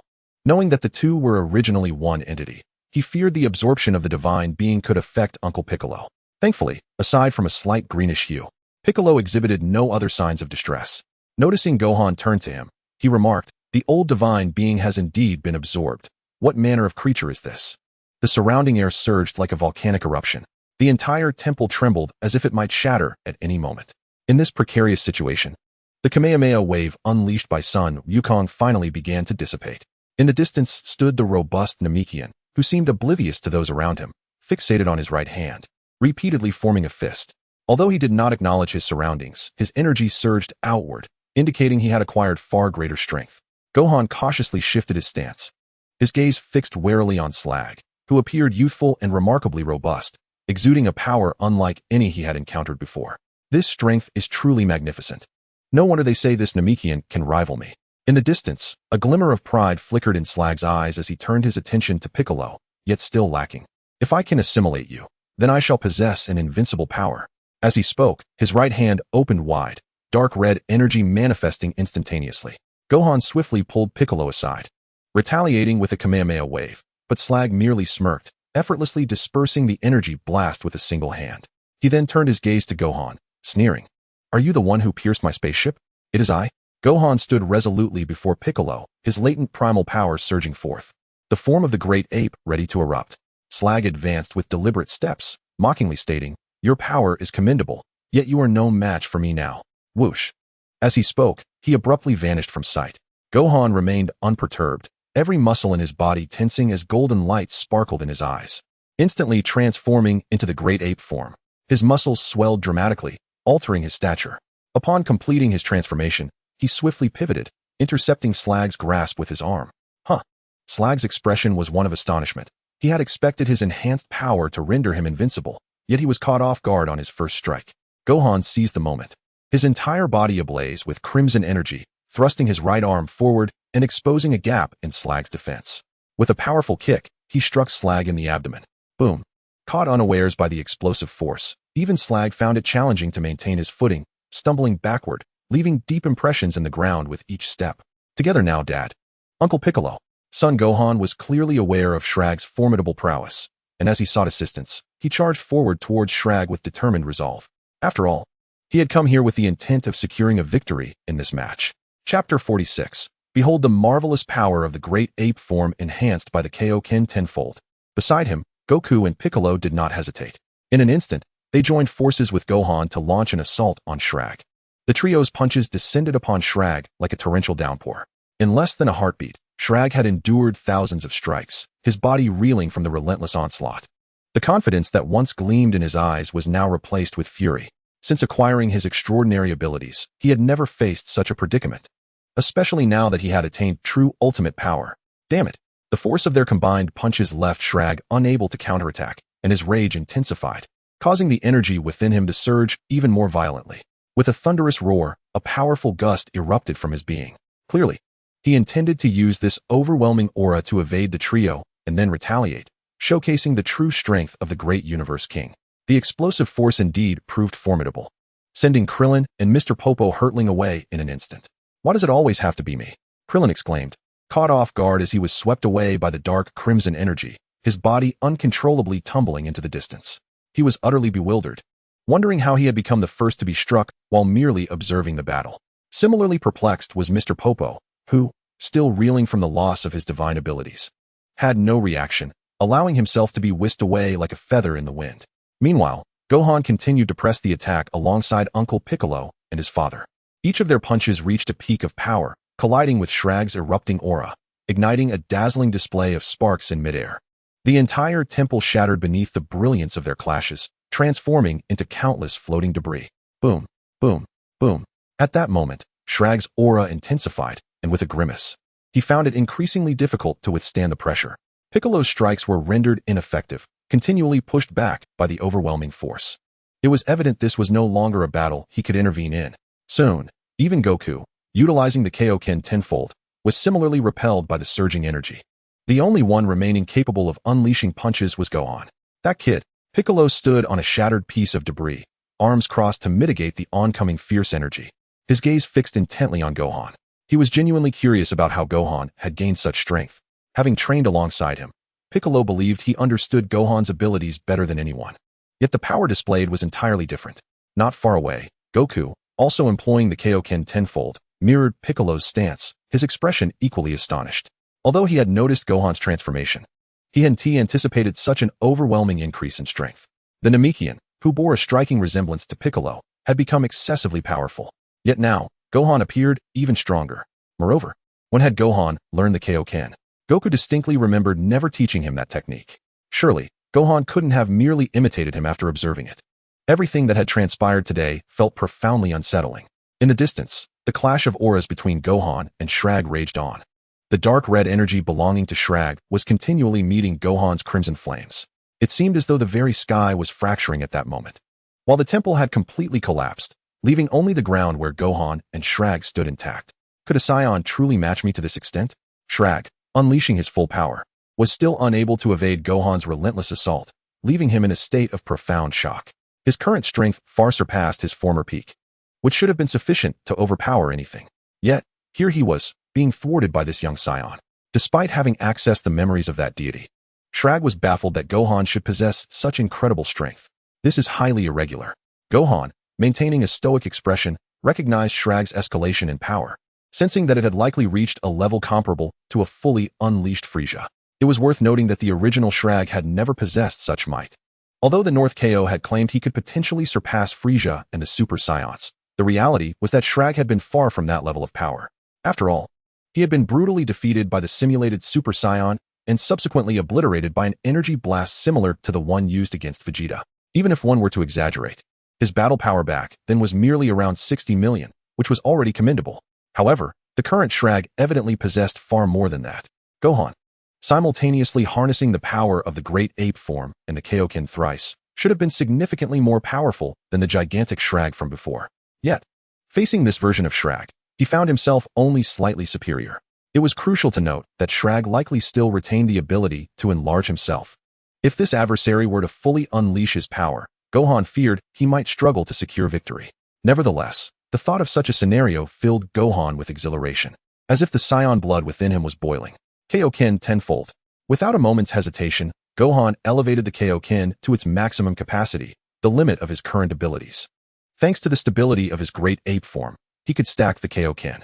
However, even at tenfold, he would feel immense pressure. This was why he hadn't activated it from the outset. With a surge, the crimson aura erupted, his blood racing as his energy skyrocketed, overpowering Shrag's aura in an instant. What? A look of utter astonishment flashed across Shrag's eyes. But in the next moment, he felt a tearing sensation in his abdomen, as an overwhelming, violent force surged through his aura and radiated throughout his body. As he glanced down, he was met with the sight of the child, whose hair stood on end. Having punched cleanly through his abdomen, the terrifying energy enveloping him, the young Saiyan raised his gaze, his golden eyes glowing with a cold and ominous light. He slowly withdrew his arm, taking a half step back. How can a dignified great universe king? Shrag sensed impending doom, desperately attempting to move. Yet every part of his body felt as if it were ensnared by Gohan's aura. Even the slightest movement of his fingers became an arduous task. Magic flash. Withdrawing half a step, Gohan swiftly placed his hands upon his forehead, channeling Piccolo's signature move, which coalesced into a terrifying beam that barreled toward Shrag. The fierce energy swiftly obliterated both Shrag and the remaining fragments of the temple.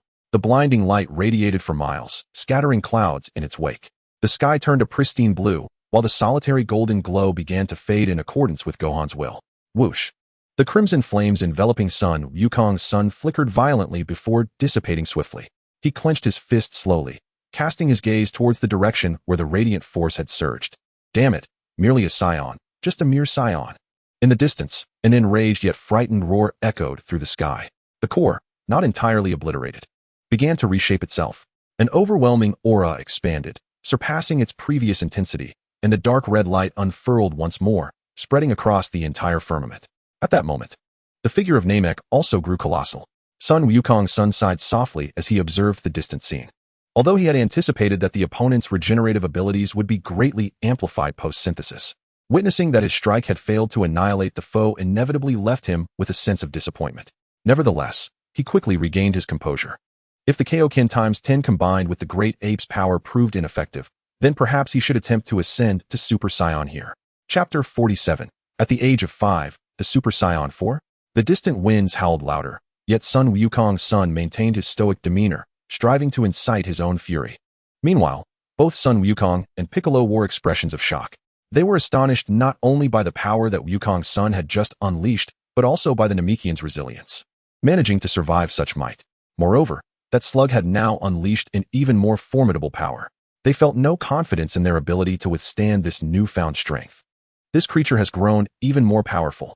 Sweat dripped down Son Wukong's face, as he clearly sensed the immense pressure bearing down upon him, struggling to conceive a strategy to defeat the adversary. Though he too was a Namekian, this one surpassed him by leaps and bounds. Piccolo, though in a precarious situation, maintained his composed demeanor. Spitting towards the distance, he declared, "Given the circumstances, there is no alternative. We shall fight with all our might. Indeed, let us give it our all." Son Wukong spread his arms wide, the crimson flames surrounding him flaring more intensely, evidently prepared for a desperate struggle. With a swift motion, the colossal figure barreled towards them from afar. It resembled a mountain crashing down. An overwhelming pressure surged forward, instantly sweeping away all surrounding matter. Slug, having returned and grown massive, wasted no words. He swung his arm violently towards Son Wukong's son. The assault came with such rapidity that an ordinary person would scarcely perceive it.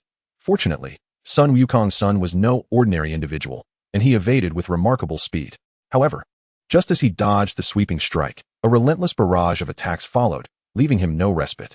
In the high skies, the two engaged in a rapid dance of evasion. Despite Slug's enormous size, his speed was astonishingly swift, exerting a dominating pressure over the current Wukong's son. Wukong's son, Piccolo, witnessing his ally being cornered, charged recklessly towards the fray. Yet, the gap between them was far too vast. Just a nuisance. Slug, though he noticed Piccolo's charge, dismissed it entirely. A sinister gleam flashing in his eyes. Having forcibly assimilated the deity, he had acquired the latter's memories. Thus, he was aware of the connection between Piccolo and the deity. Naturally, he designated Piccolo as a target for absorption, for according to certain memories of the Namekian, Piccolo was once considered the greatest genius of their kind. Before his separation from the deity, since he had not felt a significant enhancement merely by assimilating the deity, he naturally sought to assimilate Piccolo as well. With a malevolent glint in his eyes, he launched another attack, only to feign a strike before swiftly aiming for Piccolo. However, such deception did not escape Son Wukong's son's keen perception. Once again, the crimson light ignited around him, and as if teleporting, he appeared before Piccolo, delivering a fierce kick to Slug's wrist. The latter recoiled in pain. "You pesky nuisance." Upon seeing Son Wukong's son intervening, Slug's fury intensified. Since he wished to perish first, "I, Lord Slug, shall oblige you." "Not so fast." A brilliant golden light flickered in Son Wukong's son's eyes. He reflected upon every grievance that fueled his anger. Yet, reality defied his expectations. The fury ignited by his will, while potent, was insufficient to fully transform him into a Super Saiyan. "Piccolo, we are intrinsically linked. My past mistakes necessitate our reunion as one, alongside Lord Slug." In his attempt to incite anger, Sun Wukong's son heard the voice of the old deity resonate within him. Yet, the words rang hollow. Turning his gaze towards Slug, Piccolo retorted with a smirk. Humph, your tricks are tiresome. That old deity, though irredeemably foolish, would never utter such words, nor would he align with someone like you. Despite Piccolo's exposure of his ruse, Slug remained unfazed. Piccolo, you were once a genius among the Namekians. You ought not to associate with these inferior humans. Join with me, and you will not only fulfill your desire to conquer Earth, but also dominate the entire universe. Piccolo's eyes momentarily widened in surprise. Conquering Earth had indeed been a former aspiration of his, but that was a distant memory.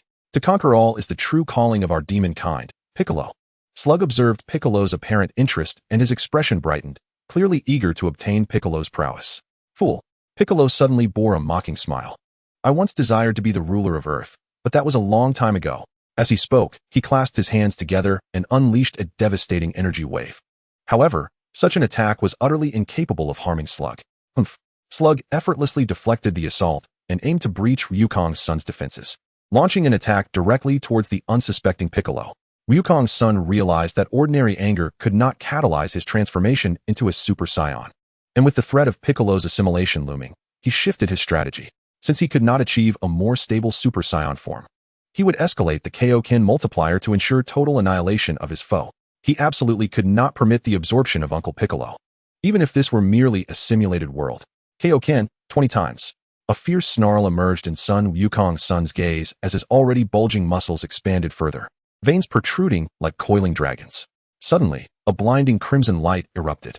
The ferocious aura surged violently, transforming Sun Wukong's son's once pale face into a deep crimson, his hair rising, shimmering with red lightning. What is happening? Slug had been poised to assimilate Piccolo, but was taken aback as he sensed the heightened, terrifying aura emanating from the young Saiyan. A profound sense of threat surged within him, prompting him to strike with his palm to interrupt the boy's explosive transformation. Hold on, body.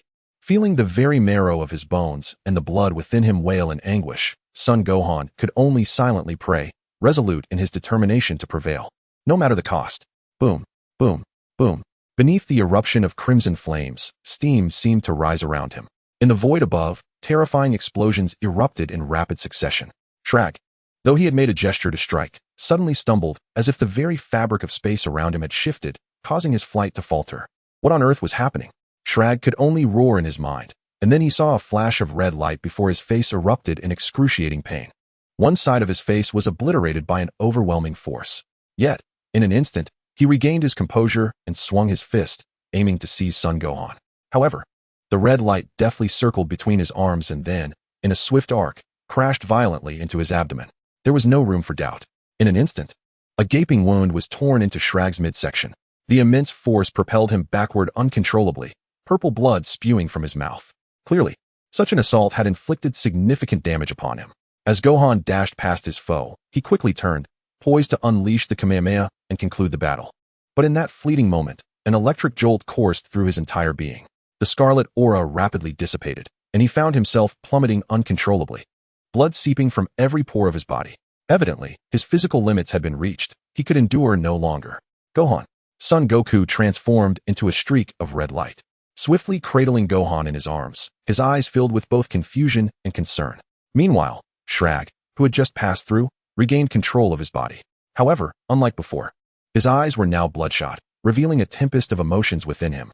He glanced at the wound on his chest, his gaze growing more ferocious. Damn it. Just a mere Saiyan child, and yet he has made me feel the threat of death twice. As the recipient of the universe's gifts, his rage was unprecedented. Despite having unleashed his full power, capable of crushing everything and shaking the universe itself, he had been repeatedly threatened by this child's ferocity. This Saiyan had indeed chosen the path to his demise. In a fit of rage, he disregarded all else and turned to unleash a verbal assault upon Gohan. His attack was launched with unparalleled speed. On the other side, Goku, initially examining Gohan's injuries, suddenly felt an overwhelming presence bearing down upon them, too close to evade. Instinctively, he turned, shielding Gohan with his own body. It seemed this match was lost. They were up against insurmountable monsters. Gohan, witnessing the radiance behind his father, felt a pang of despair. Shrag was indeed formidable, and even if he fought with all his might, victory seemed unattainable. If he were to fall, he would receive no reward. But what would become of this world? Boom. The verbal attack erupted behind them. The terrifying shockwave instantly spread over hundreds of miles. Even the very earth trembled under the force of that cataclysmic strike, a force potent enough to obliterate all existence. After a prolonged moment, the light and shockwave gradually faded. Gohan, drenched in blood, was astonished to find himself unscathed. He then saw his father's towering figure, now charred and battered, facing him with arms outstretched, seemingly attempting to shield both himself and Gohan. Yet, under Shrag's furious blow, everything unfolded as expected. Gohan flee. Goku, trembling all over, gently placed Gohan down before collapsing. Gohan, despite the excruciating pain coursing through him, instinctively reached out to catch his falling father. Goku's body twisted, revealing a back mangled beyond recognition, clearly having exerted every ounce of strength to block that strike. Father, Gohan felt something within him fracture. That fool Piccolo, resorting to self-destruction to counter my power? From a distance, Shrag's voice echoed, laced with disdain and fury. Even if you manage to block it, it merely postpones the boy's death. You shall not escape. I will use the Dragon of Namek to resurrect you, only to assimilate you thereafter. The harsh words rang in his ears. Gohan numbly raised his head, watching as the figure above him slowly descended, and as it fell, the wind swept through, reducing it to mere fragments that vanished into the ether. Crack! Something within him shattered completely. The world seemed to fall silent in that instant. Gohan grasped his father with one hand while clenching a fist with the other, his mind a void. Suddenly, the profound silence was pierced by a rapid rise in temperature.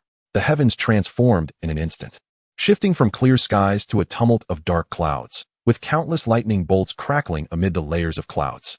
Shrag, witnessing the celestial upheaval, wore an expression of confusion, evidently unaware of the implications.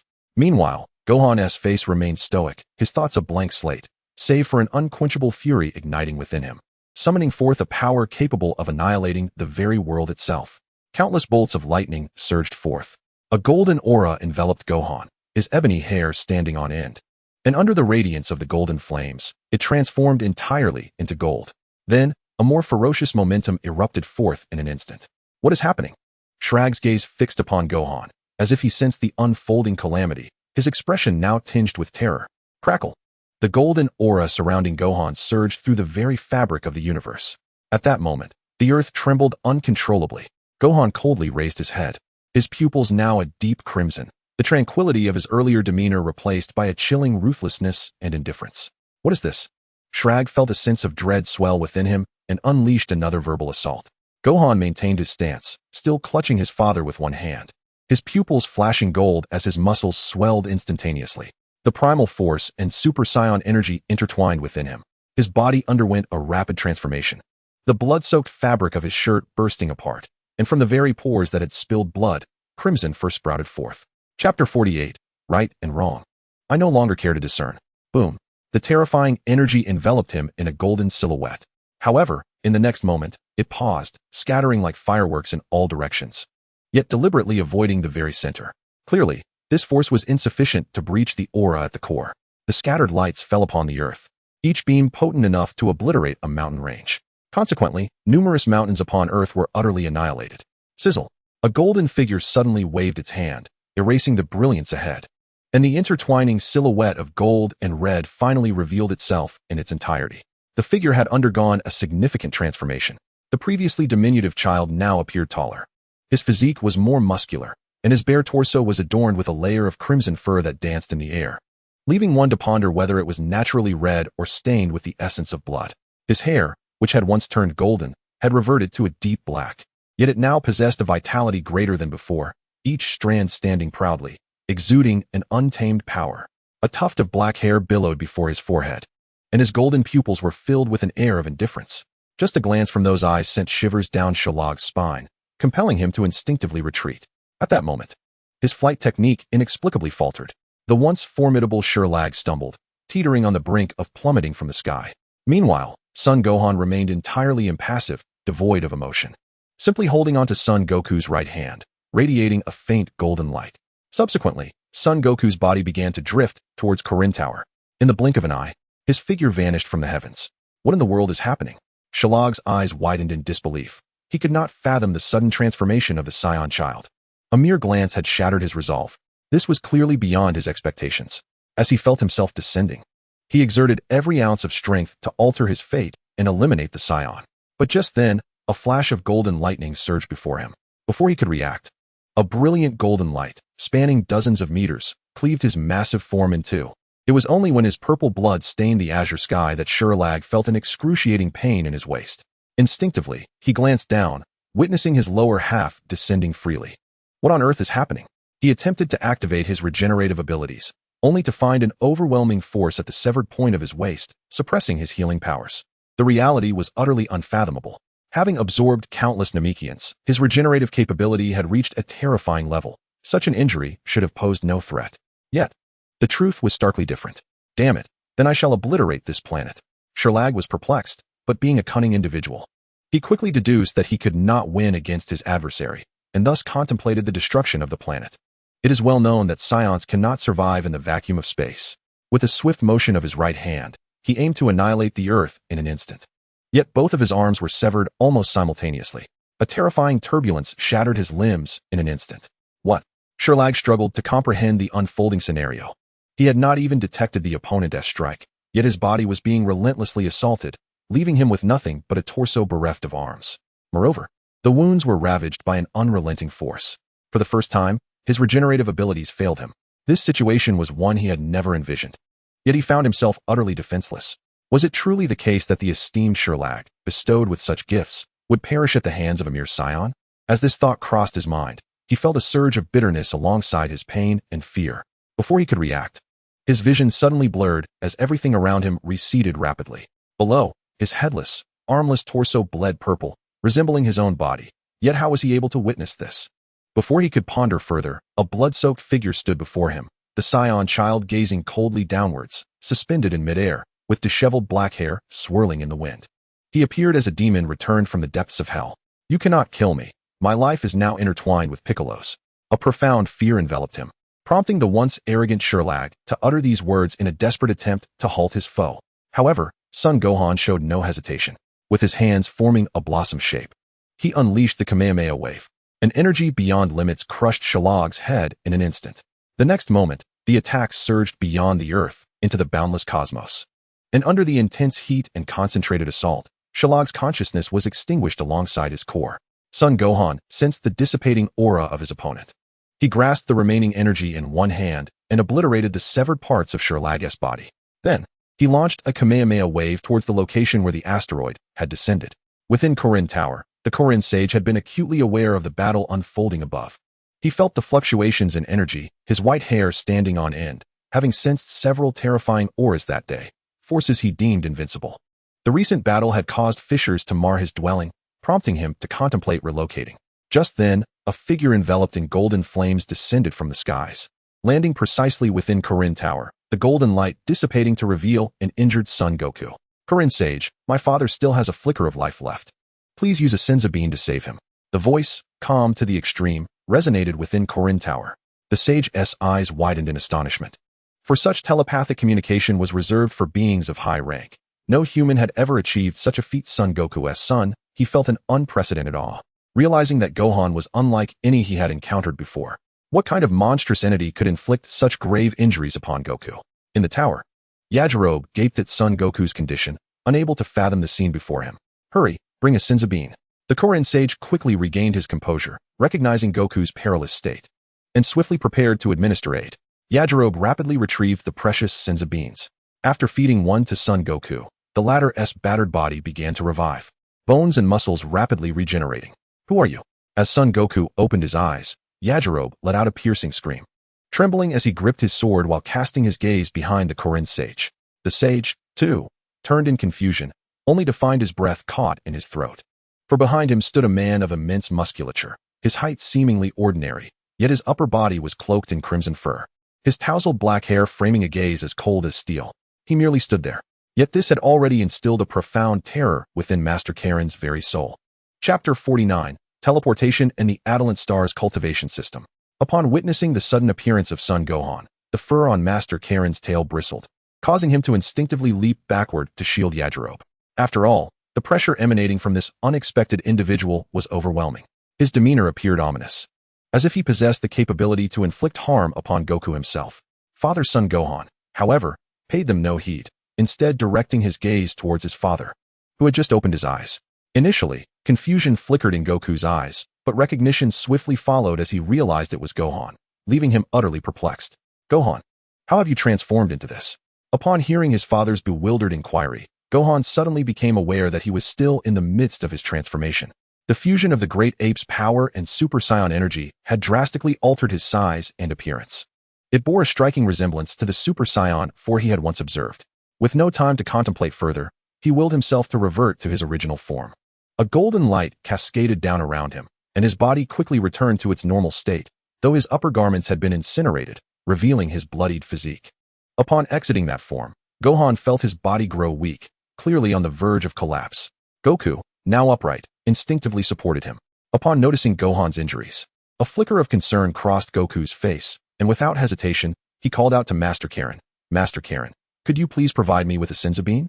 Oh, while Master Karen responded verbally, his expression was still one of astonishment. He seemed unable to grasp that this individual was indeed the Son Gohan he once knew. It was Yajirobe who first delivered the senzu bean, handing it to Goku with a fleeting glance at Gohan before darting behind a broken pillar, akin to a startled rabbit. Goku fed the senzu bean to Gohan. In the next moment, Gohan felt a surge of vitality radiating from within, enveloping every pore and completely dissipating his prior exhaustion and injuries. Moreover, he experienced an unprecedented influx of strength. As if the accumulation of his training had culminated in this singular moment, he instinctively gazed at his right hand, which shimmered with golden light, signifying a significant enhancement in his power. Gohan, I never anticipated you would cultivate such strength. It truly is remarkable. Goku regarded Gohan with a contemplative expression. Gohan gradually rose to his feet and replied, I'm sorry, Father, I couldn't save Uncle Piccolo. You have done remarkably well, Gohan. Goku responded, slightly taken aback before gently placing a hand on Gohan's shoulder. As for Piccolo, I recall those two Saiyans mentioned that he was a Namekian. There might still be a way. A look of confusion flashed in Gohan's eyes, for it seemed to imply that they had never ventured to Namek. Realizing he was about to depart, he inquired, Father, what do you mean? Haven't you all traveled to Namek in this universe? This universe? Master Karen appeared to have an epiphany, his eyes widening in surprise. Goku studied Gohan for a considerable moment before finally articulating, Indeed, you are not the Gohan I once knew. But what exactly is going on? Gohan responded, in simple terms, I hail from another universe, having arrived here for specific reasons, primarily to defeat Slag. Slag? Is that the Namekian we encountered earlier? Goku mused. I see. But when you say you come from another universe, does that mean there is another Gohan? Explaining this is complicated. You may simply understand that I am Gohan from a different timeline, Gohan clarified. A different timeline, Gohan? For instance, from 3 years in the future. Or perhaps from the past. Goku pondered. That makes sense. But if you say we haven't been to Namek, does that mean you all have been there? Indeed. We have been there. So what transpired on your end? Did you manage to drive off Vegeta and Nappa? Goku then proceeded to explain. It turned out that in this timeline, King Kai had not erred regarding his father's return to Earth. Thus, Goku had arrived ahead of schedule, enduring a fierce battle, ultimately defeating Vegeta, who fled in panic. Since there were no casualties on this side, they had not journeyed to Namek. Upon hearing this, astonishment gripped Gohan's features for the first time. He realized the dire implications, that this universe likely lacked the Dragon Balls. After all, if no one from Earth had visited Namek, the potential for extinction loomed large. If Namek were destroyed, Uncle Piccolo could never be revived, and the future of this universe would be fraught with peril. He quickly pressed, Father, how long has it been since you defeated Vegeta? Not long at all, merely 3 months. 3 months. Gohan's expression shifted to one of confusion. He recalled that the duration from Vegeta's invasion of Earth to the conclusion of the Namek saga had only taken approximately 50 days. Based on the current timeline, the Grand Elder of Namek was likely already deceased. However, if that were the case, why had Frieza not invaded Earth after failing to find the Dragon Balls on Namek? His mind raced through all possibilities. Gohan, what is troubling you? You seem off, Goku observed. If 3 months have passed, then it is highly probable that Namek no longer exists, because according to our circumstances, Frieza would have sought out the Dragon Balls on that planet in hopes of achieving eternal life. Yet, given the nature of the Namekians, he should not have succeeded Frieza? I believe I've heard King Kai mention that name, Gohan replied. He is known as the Emperor of the Universe, possessing tremendous strength. Even gods like King Kai dare not provoke him. Hey, the Gohan from another world. What do you mean by saying even gods like King Kai dare not provoke him? I misspoke, my apologies. King Kai, you have arrived just in time. I wish to inquire about the situation on Namek. You certainly have a knack for delegating tasks, even more so than your father. After a brief silence, King Kai finally responded, Regrettably, Namek was obliterated by Frieza some time ago. Gohan's countenance hardened, and he instinctively clenched his fists. However, a few exceptional Namekians survived, and Frieza is now using the remaining Namekians as leverage to compel them to recreate the Dragon Balls. I see Gohan's eyes glimmered with contemplation as he queried. So Frieza must have dispatched a team to pursue them? Indeed, they are known as the Ginyu Force. According to your Earth-S timeline, they will arrive in 3 days. Congratulations on your victory in the match. You are about to return to your original world. As Sun Wukong was contemplating how to arrange certain matters, he suddenly heard a voice resonating within his mind. Silence. Grant me 10 minutes. Request accepted. Countdown initiated. 10 minutes. Observing the increase in remaining time, Sun Wukong turned to his father. Dad, although Frieza's forces are approaching swiftly, I cannot assist you this time. You must face them alone. Sun Wukong appeared somewhat puzzled. Father, Frieza possesses formidable power, yet he is not insurmountable. Your current strength, however, falls slightly short. You must train diligently, and when that fiend arrives, you shall achieve the transformation into a Super Saiyan. Super Saiyan. Indeed, the essence of a Super Saiyan lies in wrath. Sun Wukong conveyed his understanding of the Super Saiyan transformation, as well as the peculiar traits of the Ginyu Force. He then took a couple of steps towards the tower and declared, though we meet here, I am ultimately but a transient being in this world. The forthcoming events shall be resolved by your own efforts. Fortunately, the Namekians still live. If you rescue them, Father, you should be able to summon the Eternal Dragon. Gohan. Sun Wukong recognized that the time for parting had arrived. Also, if you revive Uncle Piccolo, please convey my gratitude to him. With a swift flash, Gohan's figure flickered in place, and the original glimmer in his eyes vanished, replaced by a bewildered expression as he surveyed his surroundings. Dad, I think I saw Uncle Piccolo perish. Gohan, feeling a surge of fear, approached Sun Wukong. Sun Wukong continued to gaze in that direction and gently patted Gohan's head, reassuring him, yes, but it can be resolved. In the original world, Gohan's consciousness returned to Namek, where a message materialized in a flash. Congratulations on your triumph over a formidable foe, achieving final victory. Battle rating, A. Rewards, instant transmission and the Adraland training system. Chapter 50. Krillin, this attire is absolutely unwearable. On Namek, Krillin and Yamcha were holding their breath, hiding within the waters. Krillin was cradling a seemingly diminutive Namekian, both of them anxiously gazing upward, clearly apprehensive about something. Above them, a creature with pink skin soared through the air, undoubtedly one of Frieza's minions. In the waters above, Dodoria was seething with anger as he surveyed the scene. With Scott having been cunningly eliminated by extraterrestrial forces, he was left to search for their whereabouts with nothing but his eyes, which proved to be of little use.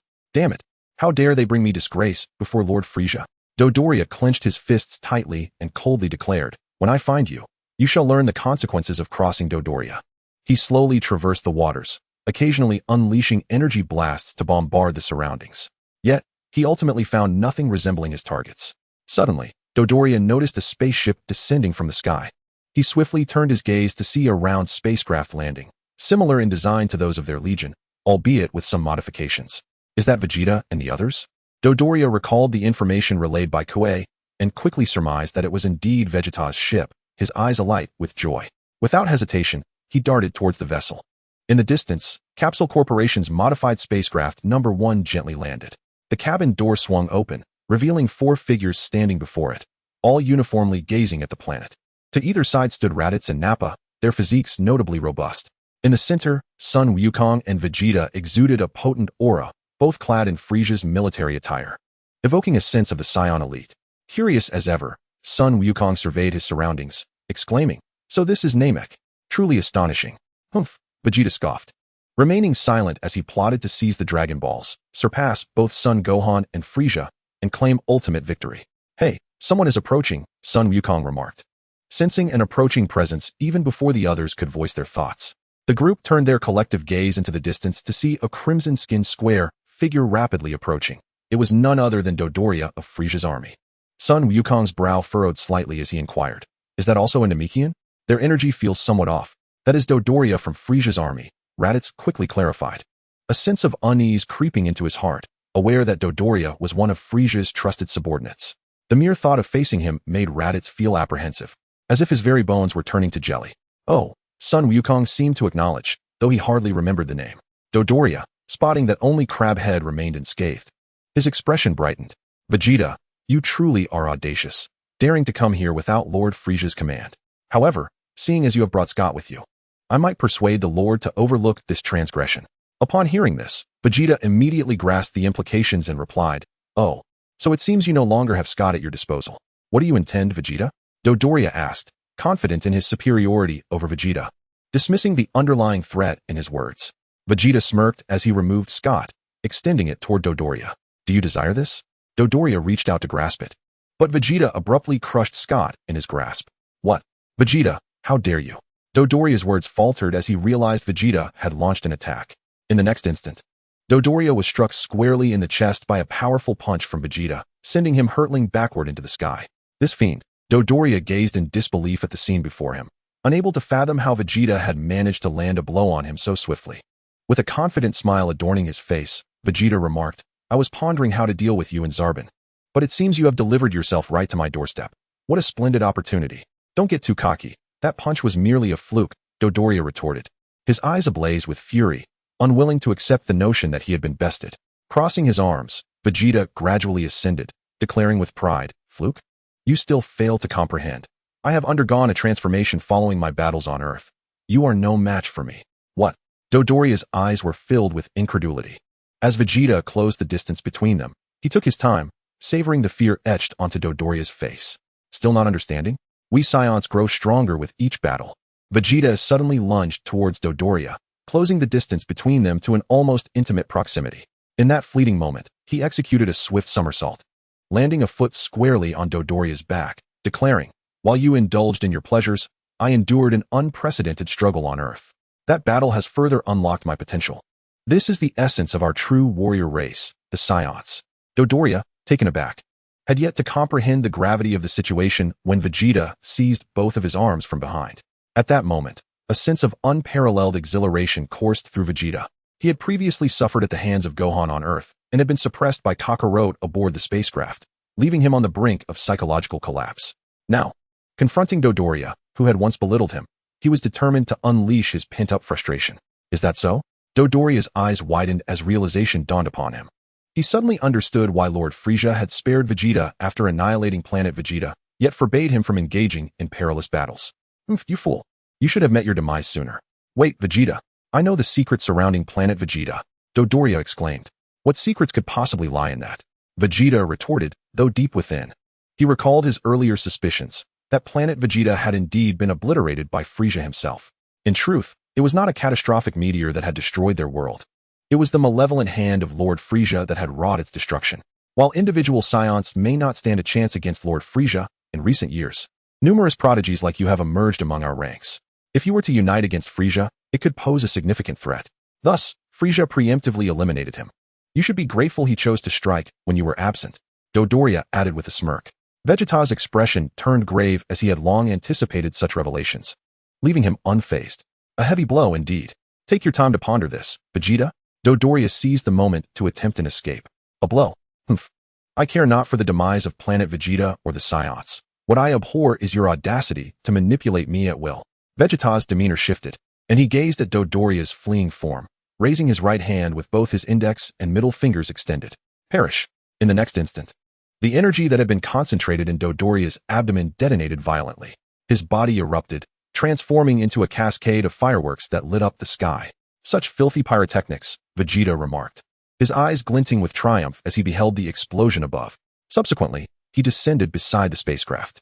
Goku captured a photograph of the fireworks and shared it on social media, simultaneously informing everyone of their arrival on Namek. "It is indeed that fiend who destroyed planet Vegeta. Vegeta, what shall we do now?" Daba, evidently loyal to Vegeta, inquired. Vegeta, with an icy gaze cast into the distance, sneered, "What is there to deliberate? Frieza has always feared the unfathomable potential of the Saiyans. Now that his fears have become reality, the time has come. Today marks his demise."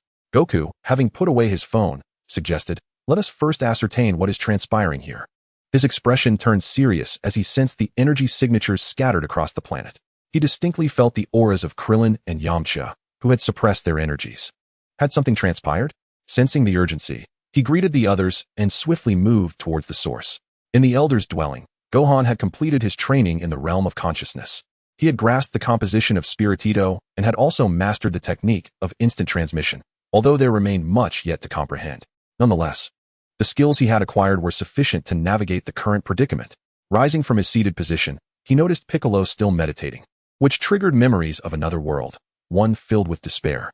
If he did not intervene, Slug would likely emerge as the ultimate victor in that realm, having possessed power far surpassing Frisia's full strength. Should he absorb Piccolo's power, his might would escalate to unfathomable levels. Thankfully, that fate had been averted. The father of that world now needed only to defeat Frisia and request the Namekians to recreate the Dragon Balls. Finished? At that moment, Piccolo seemed to sense something. Breaking his meditation, Gohan refocused his mind and smiled, saying, "Yes, it is time for us to confront Frisia." Piccolo nodded slowly, maintaining his stoic demeanor. Gohan then prepared to notify Krillin via his phone. Upon glancing at his social media feed, he saw a post from his father. Instinctively, he clicked to view it and was greeted by the sight of fireworks exploding in the Namekian sky, with Vegeta proudly displaying 2 fingers below. The accompanying text read, "Arrived on Namek." Clearly, it was a display of sordid fireworks. Gohan recalled Vegeta's iconic scene, a smile gracing his face, only to see his feed refresh. Krillin had also posted a new update. Gohan clicked to refresh, and upon seeing a picture of Krillin clad in Frisia's standard armor, a form-fitting black bodysuit beneath traditional armor, he felt a wave of dread wash over him. The caption read, "Just met up with Goku and the others. It's my first time wearing alien attire. It's incredibly lightweight and fits perfectly, ideal for combat." Yet all Gohan wished to convey was, "Krillin, you cannot wear that armor." Chapter 51. Vegeta is to be executed. Within a concealed valley, Goku had located the hidden Krillin. Listening to their account of the situation, he returned to the arriving spacecraft. Upon learning that they had rescued individuals from the Namekians, Goku was introduced to a child named Dent. As they returned to Spaceship 1, Vegeta suggested that they all don battle gear. Even if they were unable to confront Frisia directly, they could still handle the minions. Initially, Krillin and Yamcha hesitated, but upon trying the equipment Vegeta had brought, they found it remarkably convenient, comfortable to wear, and possessing a degree of defensive capability. It was a significant improvement over their existing gear. Excitedly, they patted their new outfits. Feeling empowered, Krillin even requested Goku to take a photo of the two of them. Once everyone was suited up, Daba clenched his fists and declared, "Vegeta? Isn't it time we retaliated? Frisia is no easy foe." Vegeta gently shook his head and replied, "However, according to these two, that scoundrel is currently without Scott. This presents us with a prime opportunity. Our best course of action is to seize the Dragon Balls and grant me immortality." As he spoke, he instinctively glanced at Goku. As Son Wukong maintained a serene demeanor, seemingly oblivious to the words spoken by the others. Or perhaps he had heard, but was entirely indifferent to them. Krillin and Yamcha exchanged glances filled with indignation. Vegeta approached Dondi and inquired directly, "Hey, Namekian, where are your Dragon Balls hidden?" He raised his head defiantly, embodying the essence of a villain. Having recently endured the massacre of his village, Dondi was instantly taken aback by Vegeta's abrupt questioning. Son Wukong interjected, "Vegeta, he has just witnessed the slaughter of his kin. How can you ask him in such a manner?" Vegeta, however, remained unperturbed, retorting, "Kakarot, dispel your naivety. We are faced with Frisia, and we have no time for trivialities." His eyes were clearly laced with impatience. Standing protectively in front of Dondi, Son Wukong addressed Vegeta, "I am well aware of that." Vegeta fixed his gaze on Dondi, asserting, "If you understand, you should persuade them to hand over the Dragon Balls. Only I possess the strength to truly confront Frisia. If he acquires eternal life, it will spell doom for us all." "That won't happen." Dondi immediately refuted their assumptions. Though fear flickered in his eyes, he mustered the courage to voice his conviction. "Won't happen? Do you truly believe your ragtag group can withstand Frisia?" Vegeta's words dripped with scorn as he continued, "The Dragon Balls are not safe in your hands. They should rightfully be entrusted to me." Conventionally, invoking the Dragon Balls requires a special incantation. At this moment, Krillin spoke up with what he knew. Vegeta's expression shifted, as if he realized something significant, and he inquired, "There is a special incantation? What is it?" Krillin glanced at Son Wukong, clearly reluctant to divulge the information. Observing their hesitance, Vegeta scoffed, "Humph, even if there is a special incantation, can you guarantee that the Namekian won't utter it? I certainly won't be foolish enough to wait around like you." As he took a couple of steps away, he called out, "Raditz, Nappa, how about you two? I will not let Frisia go unpunished." Nappa, visibly filled with animosity towards Frisia, was eager to join. Raditz, however, shook his head, suggesting, "I believe we should wait for Gohan to arrive before we confront him together." "Humph."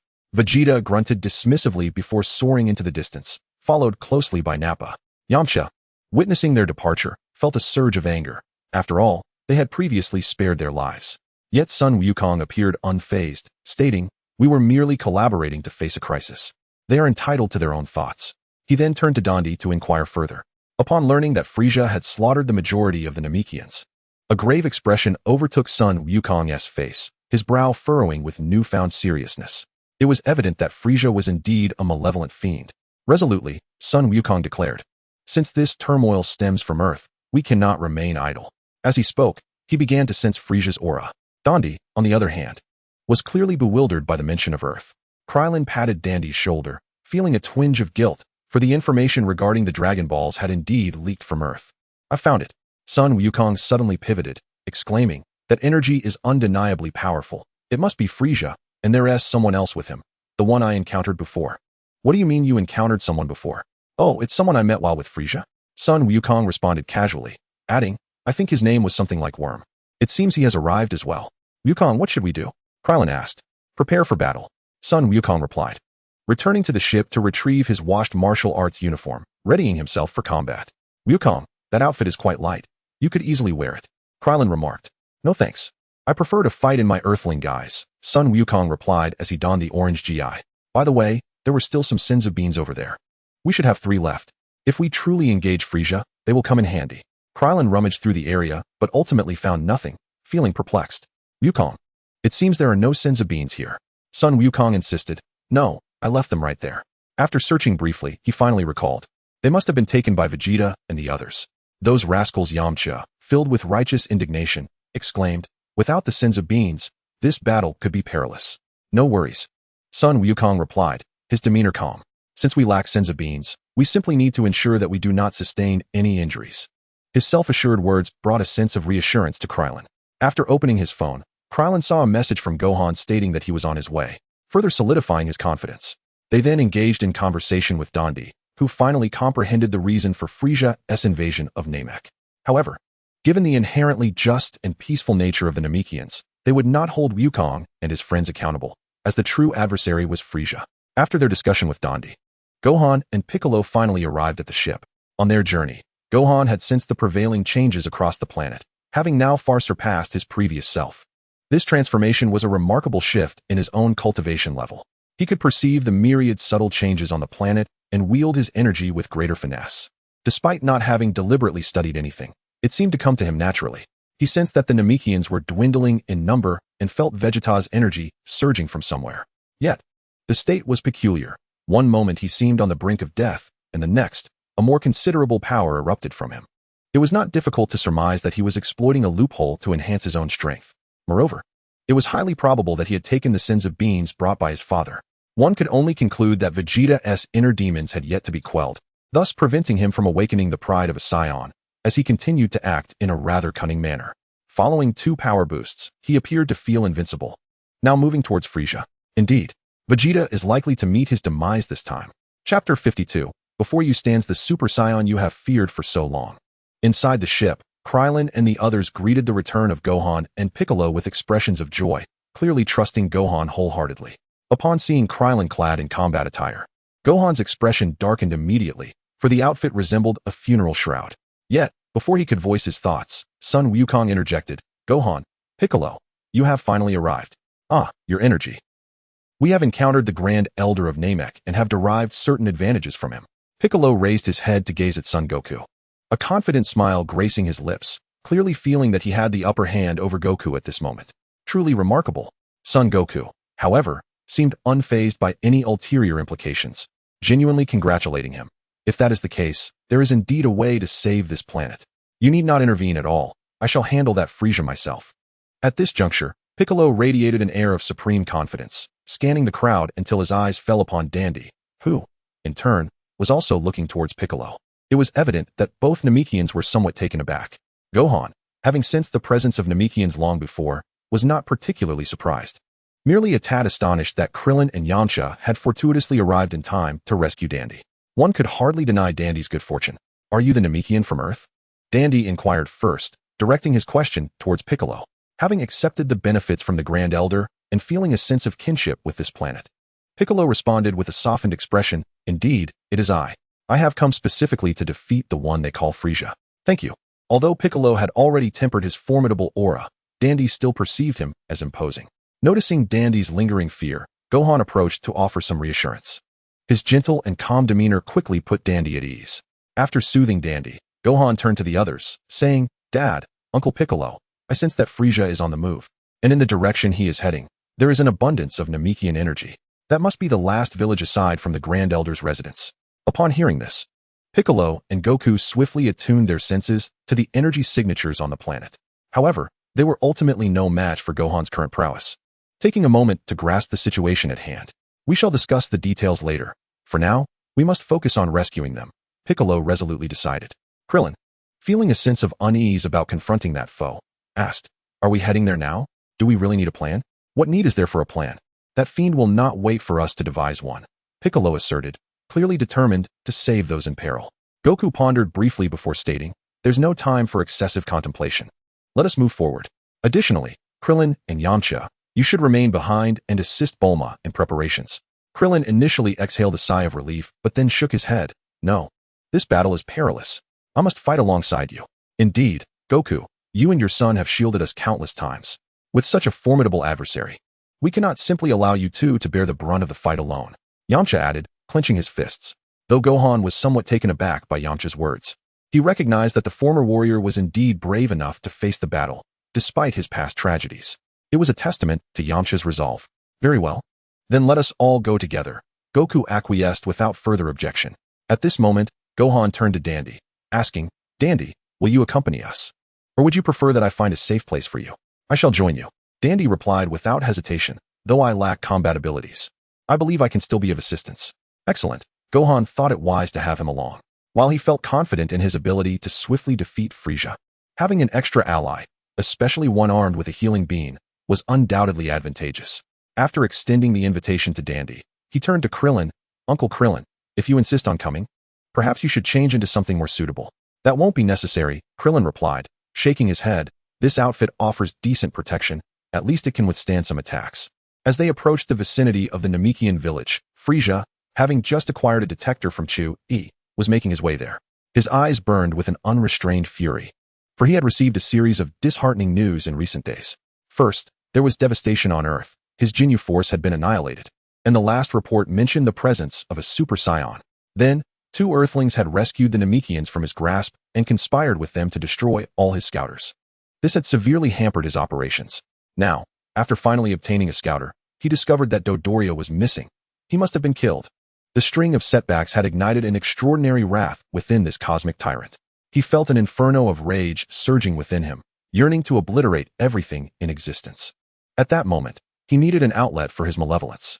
Suddenly, a series of violent explosions erupted around him. An unending inferno quickly spread, threatening to incinerate all in its path, and the surrounding soldiers, caught off guard, were obliterated in an instant. Frieza's eyes gleamed with a sudden intensity as the pod he occupied swiftly enveloped itself in a spherical shield. Once the explosion subsided, two familiar figures emerged from the distant flames, Vegeta and Nappa, both garbed in Frieza's army attire. Vegeta, although Frieza was seething with rage, he maintained an unsettling calmness. Narrowing his eyes, "What is the meaning of this? Do you dare to rebel against me, rebel?" "No," Vegeta retorted, crossing his arms with a cold smirk. "I have come to kill you." "Kill me?" Frieza momentarily paused in disbelief, then burst into laughter. "Ha! What an amusing claim, Vegeta. Have you lost your mind? Venturing to Earth without my command?" Vegeta, undeterred by Frieza's mockery, merely scoffed. "You should take pride in your hubris. My power now far surpasses yours." "Vegeta, you truly have gone mad," Frieza remarked, as Zarbin and Chu-E stepped forward. They rolled up their sleeves, declaring, "How dare you show disrespect to Lord Frieza? You shall face punishment." "Lord Frieza, may we handle this pest?" "Certainly, but spare him for now. I require information regarding Earth," Frieza commanded. "As you wish," Zarbin and Chu-E replied, their gazes locking onto Vegeta. "Humph, two worthless fools think they can stand in my way." Vegeta maintained his indifferent demeanor, simply signaling to Nappa, who stepped forward, declaring, "Allow me, Nappa, to deal with you. Get lost." Knowing Nappa's statistics, Zarbin and the others dismissed him, launching an attack aimed to severely injure him. However, Nappa was no longer the same Nappa of old.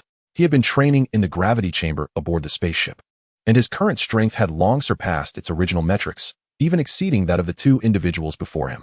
With a cold shout, he unleashed a punch that severed Sabo's forearm cleanly. He then swiftly turned, delivering a kick that sent Chio-E sprawling, followed by a verbal onslaught that obliterated the opponent. A cry of agony echoed through the air from Sabo. In the distance, Frisia's eyes flickered with surprise.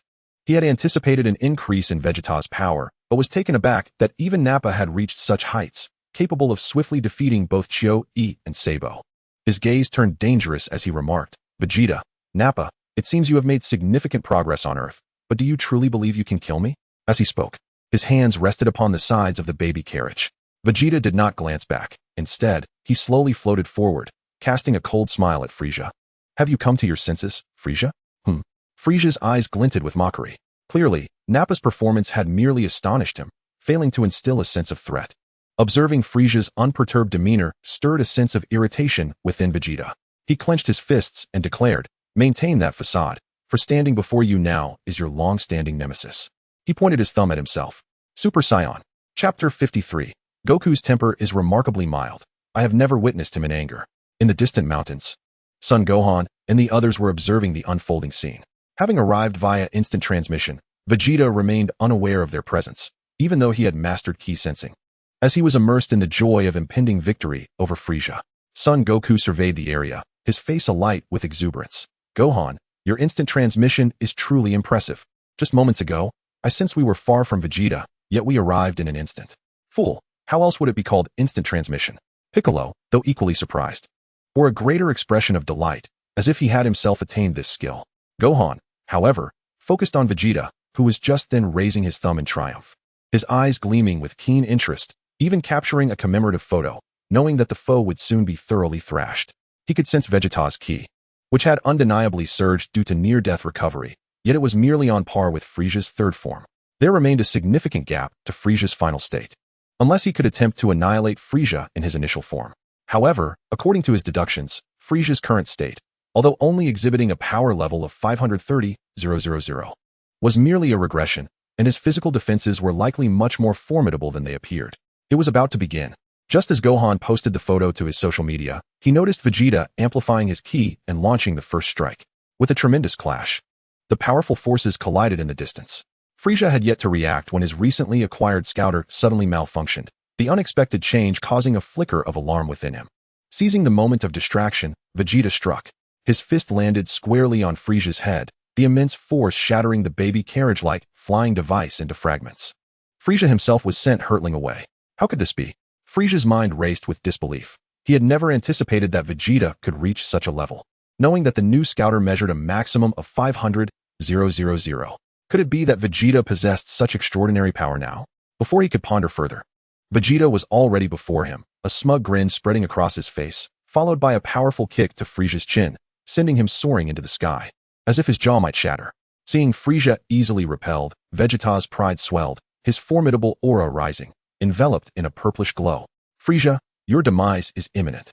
As he proclaimed this, he swiftly twisted his body, his left wrist resting upon his right hand's back, gathering an intense ki. At that moment, Frieza had just regained his balance in midair. His gaze shifted to Vegeta, now tinged with a hint of astonishment. Evidently, today's Vegeta had earned his respect. Gallic Gun. A wave of purple energy surged forth in an instant. Even Frieza was unable to evade in time. He gritted his teeth and braced himself, his muscles bulging in response.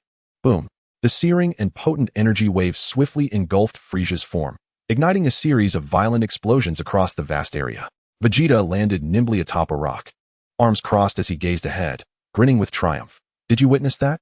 This is the power of a Super Saiyan, Frieza.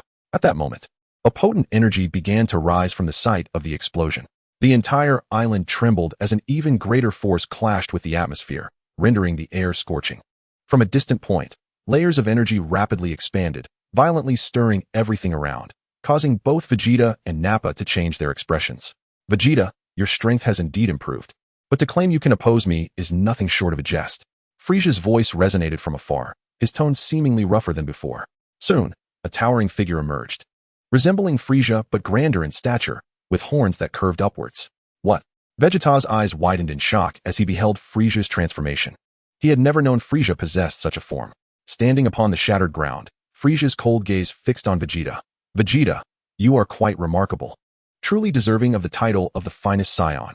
However, it seems you are unaware of my ability to transform." Feeling the intensity of Frieza's ki, Vegeta regained his composure, sneering, "And so what? I have become a Super Saiyan. Even if you transform, you cannot match me. It appears you still do not comprehend." Frieza chuckled lightly. Shaking his head, he extended 2 fingers toward Vegeta, stating, "I possess 2 more transformations like this one, and with each transformation, my energy increases. Do you understand what that implies?" At that moment, astonishment flickered in the eyes of both Vegeta and Nappa. Frieza continued, his gaze cold and unyielding. "Rest assured, I am quite irate today, and it is necessary for you to witness my subsequent transformations. Prepare to experience what true terror feels like." On the mountainside, Piccolo relayed Frieza's words. The others, upon hearing that Frieza could transform, displayed expressions of horror, as they all sensed the overwhelming strength he possessed. If each transformation granted him such significant increases, how could they possibly defeat him? Klein and Yamcha were trembling all over, and Piccolo fared little better, acutely aware that he could only contend with Frieza in this form. If what the latter had uttered earlier was not mere bravado, then he recognized that he would be ill-equipped to face the subsequent levels of Frieza's power. This realization birthed a profound sense of defeat within him. Despite his considerable growth, he found himself with no opportunity to engage in combat. Gohan, standing nearby, had already discerned Uncle Piccolo's inner turmoil, though he refrained from offering consolation. As he possessed means by which to aid Piccolo in becoming stronger, his gaze drifted toward Frieza, contemplating whether he could swiftly eliminate Frieza in his initial state to ensure the total destruction of the cosmic tyrant. However, after witnessing Frieza's recent transformation, he understood that such a feat would be exceedingly challenging, unless he himself was on par with Frieza at full power. After all, Frieza's physical resilience was extraordinarily high, and his transformations occurred in an instant. Even a powerful attack would not catch him off guard. Indeed, if Gohan were to strike, he could certainly eliminate Frieza before he transformed, but that was only because his power far surpassed that of Frieza at full strength. "Father, do you wish to become a Super Saiyan?" Gohan suddenly inquired, glancing at the unfolding situation. Before Goku could respond, Raditz, standing nearby, widened his eyes and exclaimed, "Nephew, what are you saying? Super Saiyan?" Gohan nodded slightly, but his gaze remained fixed on his father. "Yes, I want to become a Super Saiyan." "Correct," Gohan clarified. "The Super Saiyan form is a state that requires a Saiyan to reach a certain level before achieving it under specific conditions. Do I possess those conditions?" Raditz interjected. "What about me, nephew? I am your father's elder brother, your own uncle. If you two can do it, shouldn't I be able to as well?" Gohan, without any hesitation, replied, "I'm afraid, uncle, you are still far from it." He continued, "In truth, becoming a Super Saiyan requires a Saiyan to possess a tranquil heart. Once that tranquility is shattered, it is then that they can transform into a Super Saiyan." "Does that mean a Super Saiyan requires anger?" Piccolo swiftly grasped Gohan's words. Gohan gently nodded, affirming, "Indeed, it is through anger that a Saiyan can reach that level once their power has been sufficiently developed." "Anger, that is quite a challenge," Klein remarked, glancing at Goku with a hint of concern. "Goku has such a gentle disposition. I've known him for over a decade and have hardly seen him angry." Yamcha instinctively glanced at Klein, for he had witnessed Goku in a fit of rage, albeit at a time when Klein had not been present. Chapter 54, Klein's Sacrifice? "Frieza, why should I care? Anger, so it's that simple to become a Super Saiyan." Raditz felt a surge of joy upon hearing Gohan's revelation, for no one understood anger better than he did. Having been relentlessly oppressed by Vegeta and Nappa, and then tormented daily by the green-skinned foe after being resurrected on Earth, recalling those memories ignited his anger easily. If he could become a Super Saiyan, it would herald the dawn of Raditz's era. He fervently recalled past grievances that had fueled his fury. Upon hearing Gohan's words, Goku remarked, "It requires anger, huh? I suppose I should give it a try." Closing his eyes, he attempted to summon his anger, and indeed, his aura began to fluctuate, causing the surrounding area to tremble. However, in the end, it proved futile. With a sigh of resignation, he opened his eyes and said, "I've tried to conjure up anger, but reaching that level is quite difficult." "You're saying that anger can lead to becoming a Super Saiyan? Does that mean you have already achieved it?" Piccolo suddenly asked Gohan, as if recalling something. "Yes," Gohan replied simply. Piccolo's face lit up with joy, but he was also perplexed. He had spent much time with Gohan, but had never witnessed him transform into any other form. "You've become a Super Saiyan?" Raditz, upon hearing Gohan's affirmation, set aside his anger, staring at Gohan with astonishment. He had long suspected his nephew possessed the essence of a Super Saiyan, but feeling it was one thing, and witnessing the reality was another entirely. After all, this was the legend of their Saiyan lineage. Gohan nodded once more. "What does a Super Saiyan look like? Can you show us?" Raditz, as a pure-blooded Saiyan, was evidently intrigued by the legend. Gohan did not reply but instead observed his father, contemplating whether he could use a method akin to unlocking potential to catalyze the transformation. After all, he could not truly sacrifice Klein as a mere offering to the flames. I believe if you have indeed reached that level, you should demonstrate it first. Perhaps that would give Goku a glimmer of hope. Although Piccolo could not fathom when Gohan had achieved such a state, he instinctively wished to place his faith in him. The others also turned their attention to Gohan, clearly eager to witness the transformation. Although they did not understand the significance of that level as well as Raditz did, the notion of a Super Saiyan sounded immensely powerful. Even Vegeta had spoken of it with fervor. As Gohan felt their gazes upon him, he sensed Frieza mercilessly tormenting Vegeta from afar, now preparing for his final transformation. Without hesitation, he recalled the anger necessary for transforming into a Super Saiyan. Suddenly, his aura sharpened, and the pure white energy enveloping him shifted to a brilliant gold, swirling around his form. The onlookers had only just begun to perceive Frieza's terrifying aura when they were met with an even more formidable presence. An intense golden light radiating forth and obliterating any lingering remnants of energy in the vicinity. This was all facilitated by Gohan's insights gained while mastering instant transmission. He had deliberately controlled the intensity of his transformation. Yet, even with this control, those around him still felt an overwhelming pressure, as if a colossal mountain bore down upon them. Fortunately, Gohan's transformation was swift.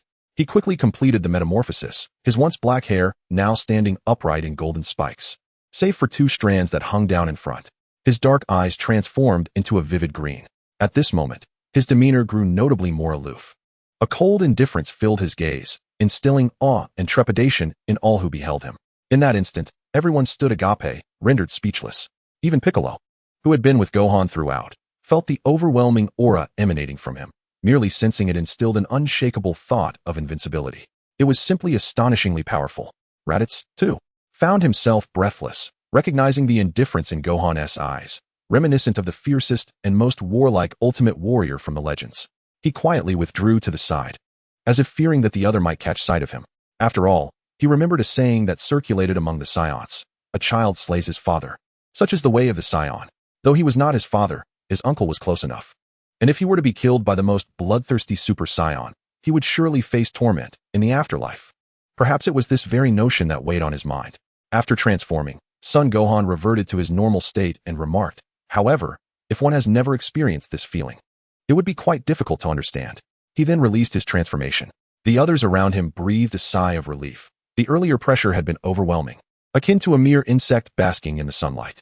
Although they had not witnessed Gohan's prowess firsthand, they had no doubt regarding the intensity of his transformation. Son Goku's eyes widened in astonishment as he exclaimed, "It's truly unbelievable, Gohan. You've become so strong." Piccolo seemed to recall something, adding, "I sensed your energy was entirely different when the Elder first unlocked it. You must have solidified your power afterward, which led to this transformation." "That's about right," Gohan replied, offering no further explanation. Upon hearing Piccolo mention the Elder, he was reminded of the Elder's abilities and an idea began to form in his mind. "Dad, let me try to help you unlock your potential." "What?" Piccolo exclaimed, momentarily dropping his crossed arms, his face betraying utter shock. Goku, too, wore an expression of disbelief as he asked, "Unlocking potential? Is that something you can do?" "I'm not sure, but it's worth a try. Perhaps it will awaken the power that already resides within you." His words were not unfounded, for he had indeed experienced potential unlocking before and had grasped the fundamentals of Ki during his training in instant transmission. He understood that the principle of potential unlocking was not overly complex. Essentially, it involved stimulating one's inherent power with an external force, inciting a reaction that would awaken dormant strength. Ideally, this external force should derive from magical energy, as using Ki of the same nature would require not only greater strength than the opponent, but also meticulous control. Otherwise, it could result in a catastrophic explosion within the one whose potential was being unlocked. However, Gohan had achieved a high degree of control over his Ki, and he believed he could manage it. "Well then, let us give it a shot." Goku expressed his unwavering faith in Gohan. He settled into a meditative position and asked, "What do I need to do?" "You don't need to do anything, Dad. Just relax your mind and refrain from any thoughts of resistance." "All right." Goku complied. Opening his mind, Gohan then placed his hand upon his father's head, a faint golden light radiating from him, swiftly enveloping both of them. An immense power flowed under his control, entering Goku's body, with threads of energy permeating every cell. Then, in a unique manner, it triggered fluctuations, causing the power within Goku to react. Just then, a colossal aura emanated from afar, causing the very planet to tremble. Frieza had completed his transformation. Piccolo and the others, who had been astonished by Gohan's displayed abilities, were compelled to shift their focus. They beheld Frieza, who had reverted to his smaller form, but with skin now white and his head and shoulders adorned with purple crystalline features. While he appeared more aesthetically pleasing, his aura had undergone a dramatic transformation, now exuding sheer terror. "Do you see, Vegeta? This is my true form," Frieza declared, arms outstretched, standing atop a floating fragment of rock. His voice was gentle yet courteous as he continued. "Today, you have indeed showcased the extraordinary potential of a Saiyan, reaffirming that my earlier decision was correct. As a reward, allow me to introduce you to a horror akin to hell." The overwhelming pressure descended upon them, making Nappa feel unsteady on his feet. His complexion had turned pale as he fixed his gaze on Frieza, asking Vegeta beside him, "Vegeta, will we win?" "Humph," Vegeta retorted, his expression transforming to one of utmost confidence. "What nonsense are you speaking? I have become a Super Saiyan. I shall not lose to any opponent." Seeing Vegeta's unwavering confidence, Nappa felt somewhat reassured. He believed in Prince Vegeta's strength more than anyone else. "Hiya!" Vegeta exclaimed as he slightly parted his feet and clenched his fists, an overwhelming aura erupting forth instantaneously. Frieza observed Vegeta's movements below without intervening. "Oh dear, your power surpasses that of Captain Jinyu. I almost hesitate to kill you now. Humph. This time, I will emerge victorious," Vegeta declared as he charged forward, convinced of his impending triumph, bolstered by the fact that his strength was escalating amidst the battle. Furthermore, he had reserved a Senzu bean from Nappa as a precaution. The tide of battle was in his favor. Though Vegeta's speed was extraordinarily swift, Frieza merely sidestepped, evading his assault with ease. Vegeta swiftly pivoted, launching a series of punches and kicks, yet all his attacks were effortlessly dodged by Frieza. In mere moments, Vegeta felt a pang of panic. His strikes had become disorganized. "Vegeta, your breathing has begun to falter," Frieza kindly reminded him from a distance, arms crossed. "Moreover, your speed is lacking. Allow me to show you what true speed looks like." Whoosh. In an instant, Frieza's figure vanished into thin air. Vegeta's eyes widened, searching frantically for Frieza, but to no avail. Crack. Suddenly, a white blur flashed before him as Frieza reappeared, landing a powerful tail strike across Vegeta's face. He crashed hard into the ground. "Oh dear, with just a slight exertion, you can hardly withstand it." Frieza casually perched upon a rock, his gaze fixed on Vegeta, a mocking smile gracing his lips. Boom. A thunderous explosion resonated as the ground abruptly swelled, splintering into fragments, with purple light spilling forth. The fissured earth then rained down upon Frieza, accompanied by a barrage of energy waves. Frieza merely shifted slightly, avoiding all incoming attacks without even activating a protective shield. "Die." Frieza. After the energy blasts detonated, Vegeta seized the moment to soar into the sky, arms wide open as he began to gather all his strength. Boom. He unleashed a full-powered energy wave that sent ripples across an expansive area. Evidently, the power was sufficient to obliterate the planet Namek, and it might even extend its devastation to a considerable range of nearby planets. Yet, Frieza did not flinch as the energy wave approached. He leaped and effortlessly kicked the terrifying energy away. What? This time, it was not just Vegeta and Nappa who felt a chill run down their spines. Even Piccolo and the others watching from a distance were struck by the sheer magnitude of Vegeta's energy wave. They could sense its overwhelming strength, a force so formidable that none among them, save for Gohan and Goku, would likely withstand it. However, Frieza had merely dismissed it with a casual kick. Clearly, his power far surpassed that of Vegeta.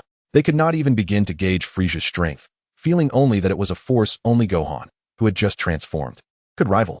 Consequently, the expressions on their faces grew grim. Fortunately, the sight of Gohan and his father brought them a modicum of solace. Yet, witnessing young Gohan pressing down on his father's head struck them as rather peculiar. It seemed as though this father-son duo had somewhat reversed their roles. "Look, Vegeta is about to be killed." At that moment, the ever-watchful Piccolo exclaimed.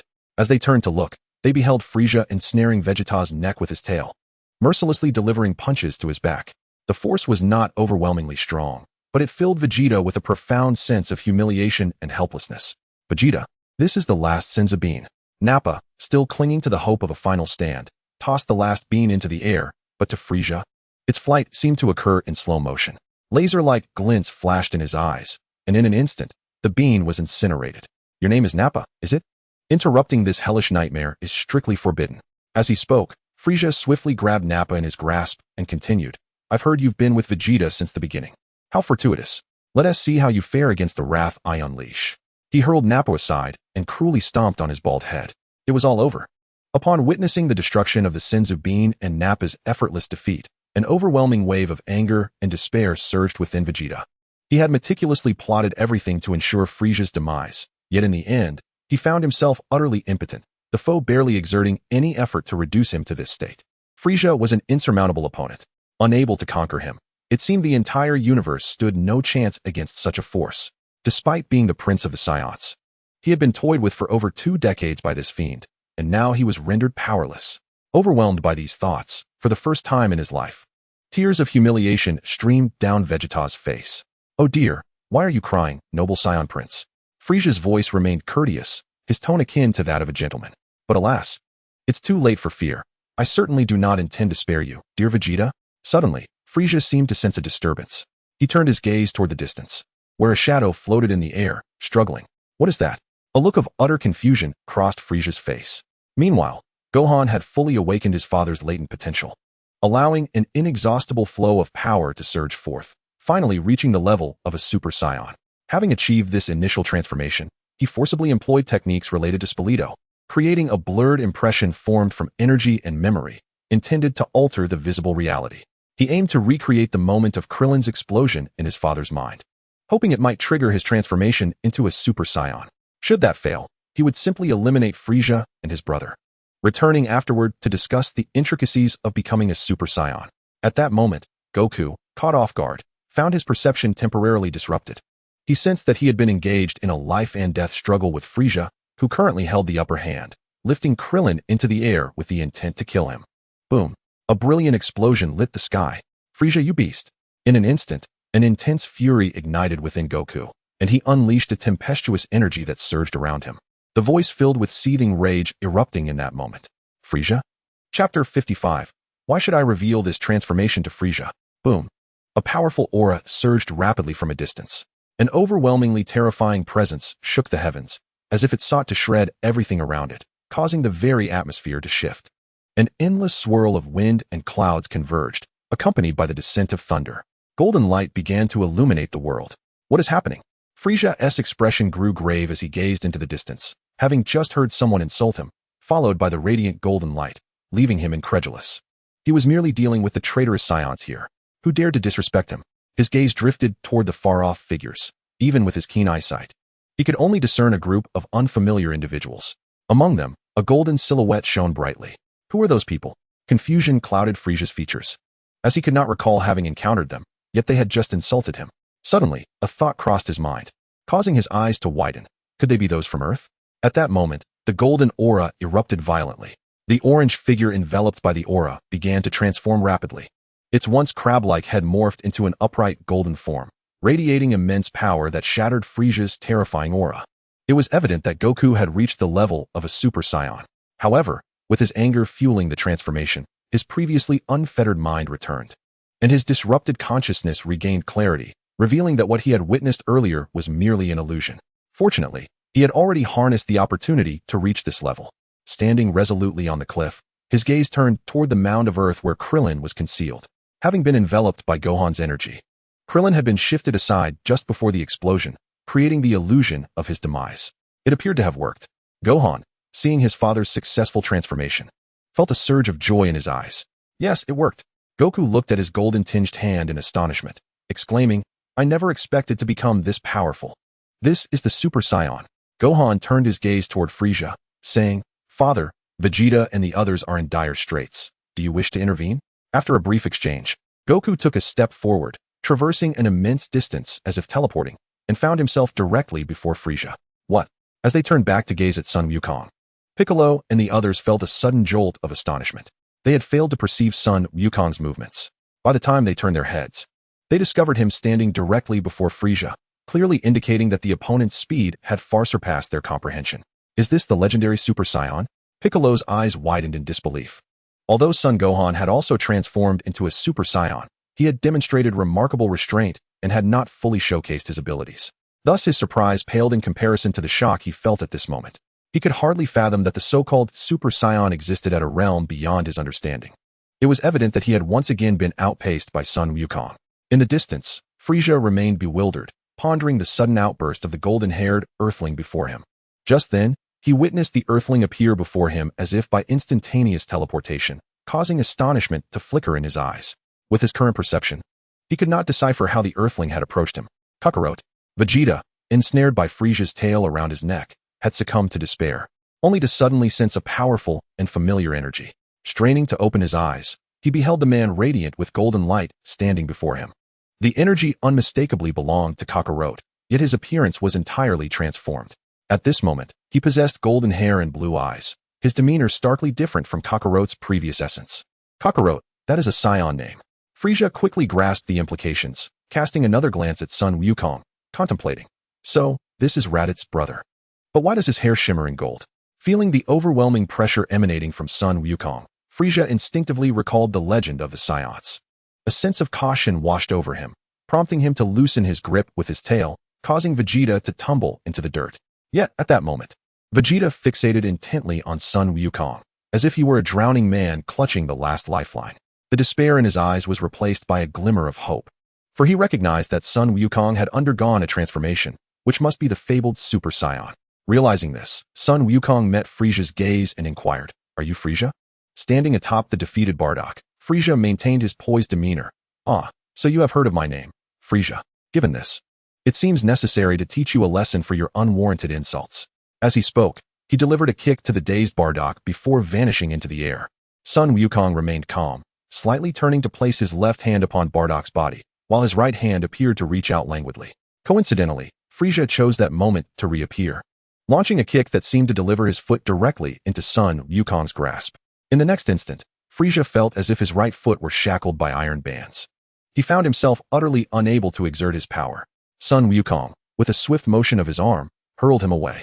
Frieza's form spun in the air before skidding across the ground, finally coming to a halt, utterly stunned. As he processed the overwhelming shock and yearned to ask something, Vegeta, struggling to rise, managed to prop himself up and sneered, "Ha, ha, ha. Frieza, you had better unleash your full strength. He is the Super Saiyan you have feared for so long." Upon regaining his composure and floating in the air, Frieza's eyes flickered with evident rage. Vegeta's words struck a nerve, and he realized this was indeed a Super Saiyan. Hearing Vegeta's incessant chatter only intensified his fury. You are the legendary strongest Super Saiyan. You are finished, Frieza." Vegeta's taunts continued unabated. Frieza, now overwhelmed with irritation, raised his right hand, poised to eliminate Vegeta. However, in that moment, Son Wukong interposed himself between them. He did not attempt to block the attack. Instead, the death beam shot forth from Frieza's hand and collided with Son Wukong's chin, causing his head to tilt slightly. Frieza, witnessing this earthling absorb his attack with his body, expressed disdain in his gaze, though he had not yet unleashed his full power. This death beam was formidable, certainly beyond the capability of an ordinary individual to withstand. Son Wukong gradually resumed his stance, gently rubbing his chin as he remarked coldly, "It seems your attack is rather lackluster." His voice was calm, yet filled with an overwhelming sense of humiliation for Frieza. This mere Saiyan had not only insulted him without cause, but now dared to humiliate him further. "Is that all you've got?" Frieza retorted sharply, his body igniting with a fierce aura as he launched a renewed assault on Son Wukong. Son Wukong stood his ground, effortlessly deflecting Frieza's every attack with casual swipes of his right hand. Indeed, he was the legendary Super Saiyan. Vegeta, witnessing Son Wukong's prowess, felt a surge of hope within him, for he finally glimpsed the possibility of a Saiyan triumph over Frieza. Even if it was not himself, he would find satisfaction in witnessing Frieza's downfall at the hands of a Saiyan. With a resounding boom, golden energy surged forth, propelling Frieza away. Son Wukong turned to Vegeta, stating, "Vegeta, leave this to me. You should rest over there." Upon hearing Son Wukong's concern for him, Vegeta's expression shifted dramatically as he exclaimed, "Kakarot, you are already a Super Saiyan. Why are you still so naive? Have you not fully embraced your transformation? Fool, you need not concern yourself with me. You must be ruthless and unyielding. Only then can you defeat him. What Super Saiyan? You have truly infuriated me." Frieza appeared to have finally reached his breaking point.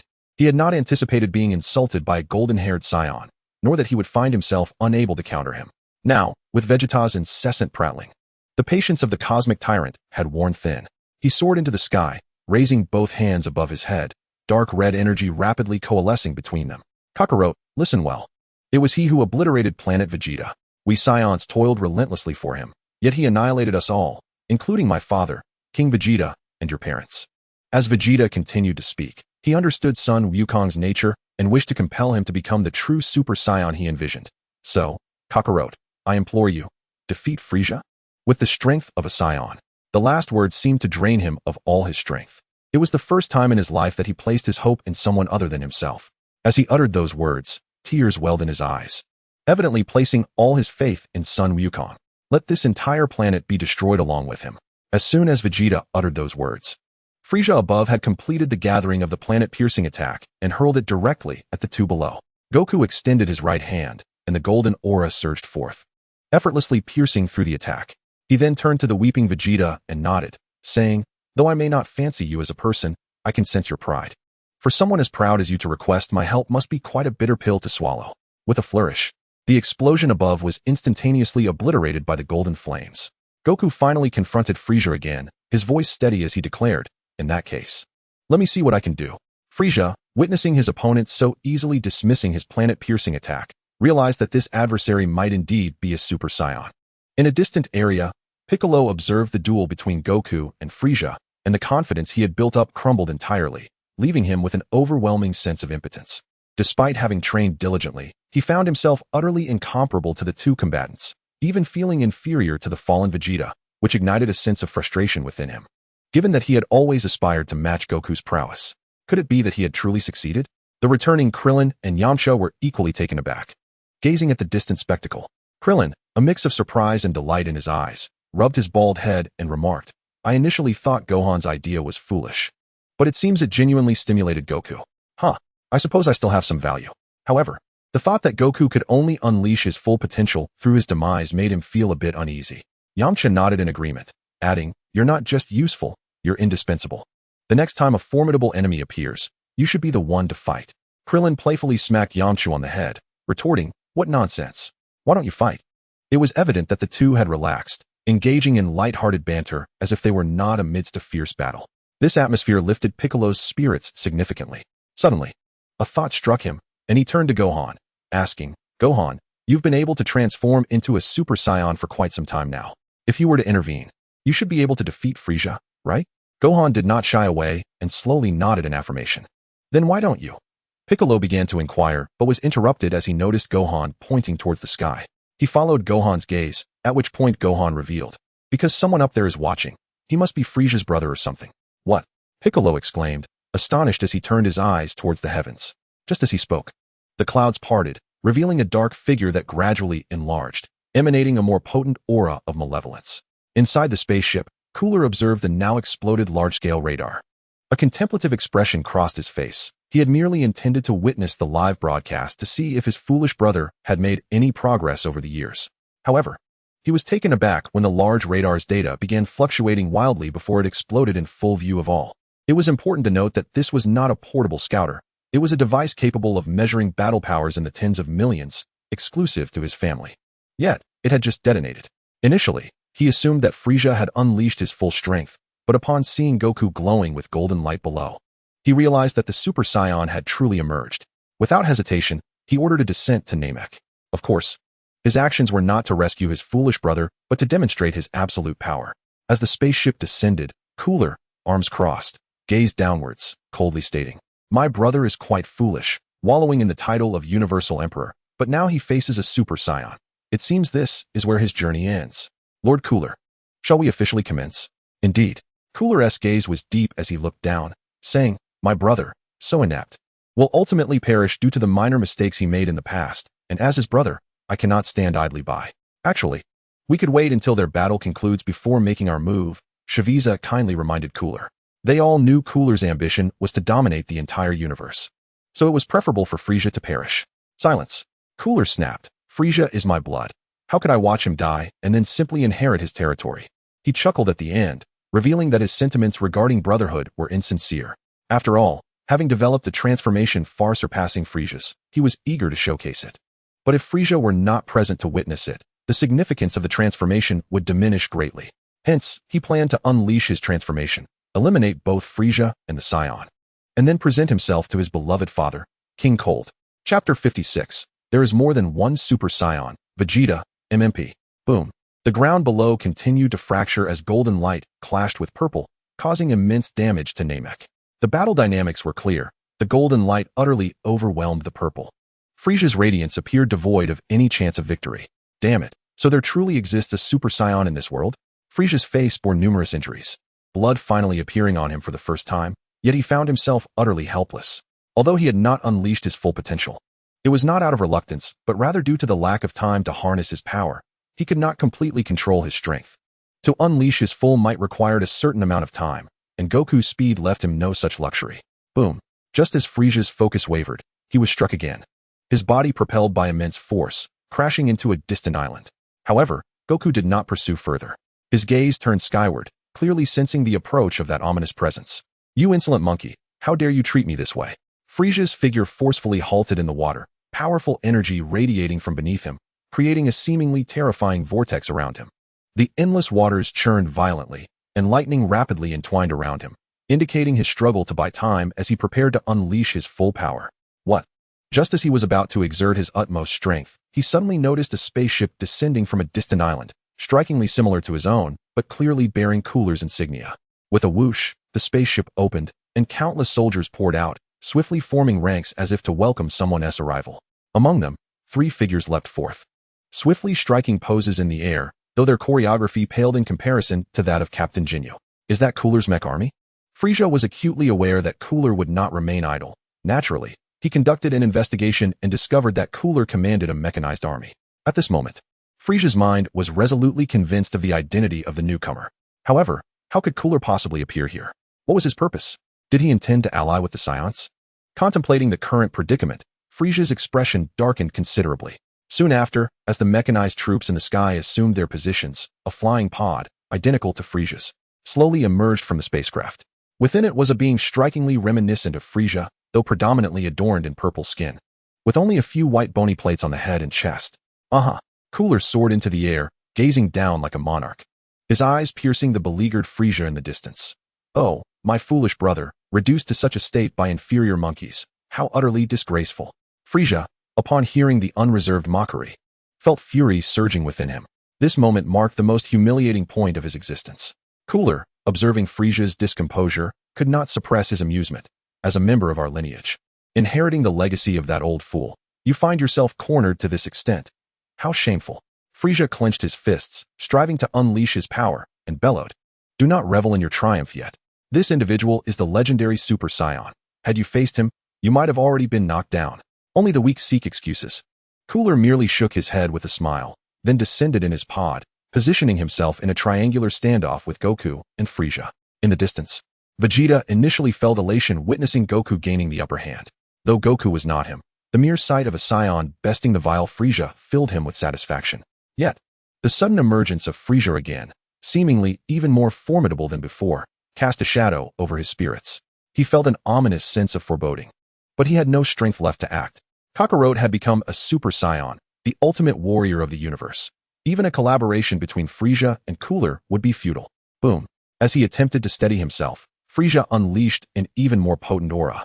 His muscles bulged, enveloped in a dark purple sphere of light, with crackling electricity surging within. Clearly, he had completed a 100-fold power augmentation during this time. The overwhelming pressure exerted by his presence forced the nearby rivers to swell, inundating several islands and wreaking havoc upon them.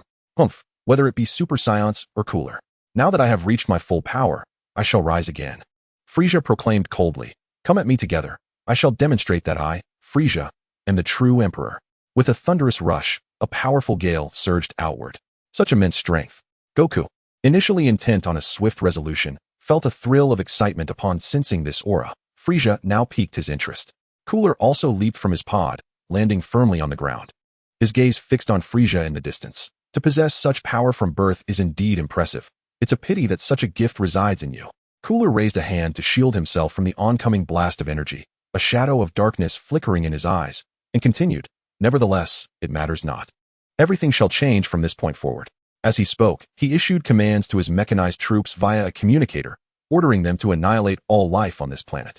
He intended to defeat Frisia and the Super Saiyan here, thereby ascending as the new cosmic emperor and subsequently dealing with that old relic. Swish, swish, swish.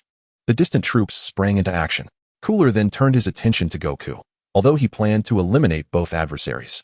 It was evident that this monkey must be dealt with before Frieza, not for the sake of some trivial Super Saiyan title, but because their strongest lineage should not be sullied by anyone.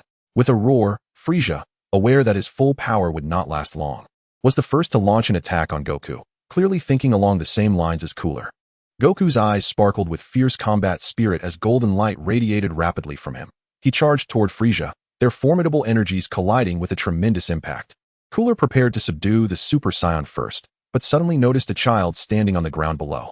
He swiftly turned, unleashing an energy beam. However, the figure in the distance effortlessly deflected it with a swipe. A Saiyan? Cooler's gaze fell upon Gohan, who stood nearby, and he felt a surge of shock. For his keen eyesight had failed to detect how the boy had approached. Gohan, undeterred by the mechanized troops or the myriad of soldiers, focused solely on Cooler, confident that Uncle Piccolo and the others would handle the situation. After all, Piccolo had finally tapped into his potential, and after yearning for battle, he was now eager to unleash his strength against the mechanized army. As for the small soldiers, his uncle and Krillin could at least participate, granting them a sense of involvement. There was more than one Super Saiyan. There was another here. Feeling that Piccolo and the others could manage the battle, Gohan clenched his fists and called out to Cooler. What? A look of astonishment flickered across Cooler's face. The next moment, a golden aura ignited around Gohan, the brilliant light illuminating his form as his dark hair transformed into that of a Super Saiyan. Without a moment's hesitation, he surged forward, crashing into Cooler with immense force, propelling him through multiple islands and splitting the flowing rivers, ultimately reaching the riverbed. The islands he tore through included the one where Vegeta stood, who stared, dumbfounded, at the spectacle before him, gripping the earth tightly, clearly shaken to his core. Chapter 57. Once, I shall transform more than my father. When Goku became the first Super Saiyan, Vegeta felt a pang of resentment but was predominantly filled with joy, for it signified that the Saiyans had surpassed Frieza. As a witness to this moment, he felt immense pride. Yet, upon witnessing the emergence of a second Super Saiyan, his emotions spiraled into turmoil. His first thought was why the legendary warriors could appear simultaneously. His second thought was why he was not a Super Saiyan. He stared intently at the radiant light cascading into the water, a wave of insatiable bitterness flooding his heart.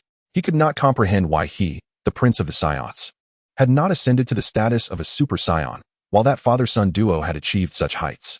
What did that make him, the Prince of Saiyans? Damn it.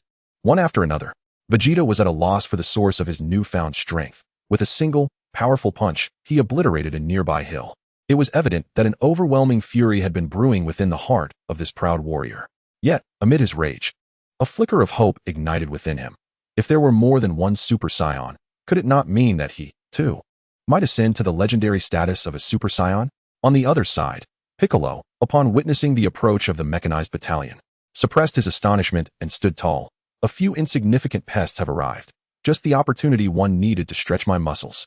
He had finally gained a surge of power, yet had been deprived of the chance to unleash it, watching in impatience as those around him grew stronger. Thus, the trio from the mechanized forces would soon face dire consequences at his hands. The three members of the Ginyu Force, possessing slightly greater strength, stood no chance against Piccolo, whose battle power was now in the millions. Meanwhile, Krillin and Yamcha ascended into the air, prepared to confront the soldiers. They had trained in the gravity chamber, and although their results paled in comparison to Gohan's, they were more than capable of handling this threat. Only Raditz remained rooted to the spot, his heart racing. Today, he had witnessed true Super Saiyans, and the pride swelled within him as he realized that both his brother and nephew could transform. Surely, he could as well. With a sudden outburst, he dispatched an approaching soldier with ease, his mind racing with the notion that he too could become a Super Saiyan. Following the earlier scenario, all his nephew needed to do was unlock his potential and obliterate that little bald-headed fighter before him, and transformation would surely follow. It's possible, Raditz exclaimed. Then, like a child weighing over 100 pounds, he performed a somersault and unleashed energy blasts at the surrounding soldiers. At the riverbed, the powerful force parted the waters with ease. Emperor Cooler sat bewildered in the muddy waters, utterly unprepared for the speed of his opponent. Suddenly, a powerful kick struck his chin, sending him soaring into the air. Following him was a golden figure, relentlessly pummeling his abdomen with a flurry of blows. The sheer force shattered the white bone armor encasing him. Boom! Another resounding impact echoed as Gohan sent Cooler crashing onto a distant island. As he leaned against a waterfall, the pain coursing through his body was indescribable. Cooler struggled to maintain his footing, clutching his abdomen, his body twisted in agony. The recent skirmish had inflicted significant damage upon him.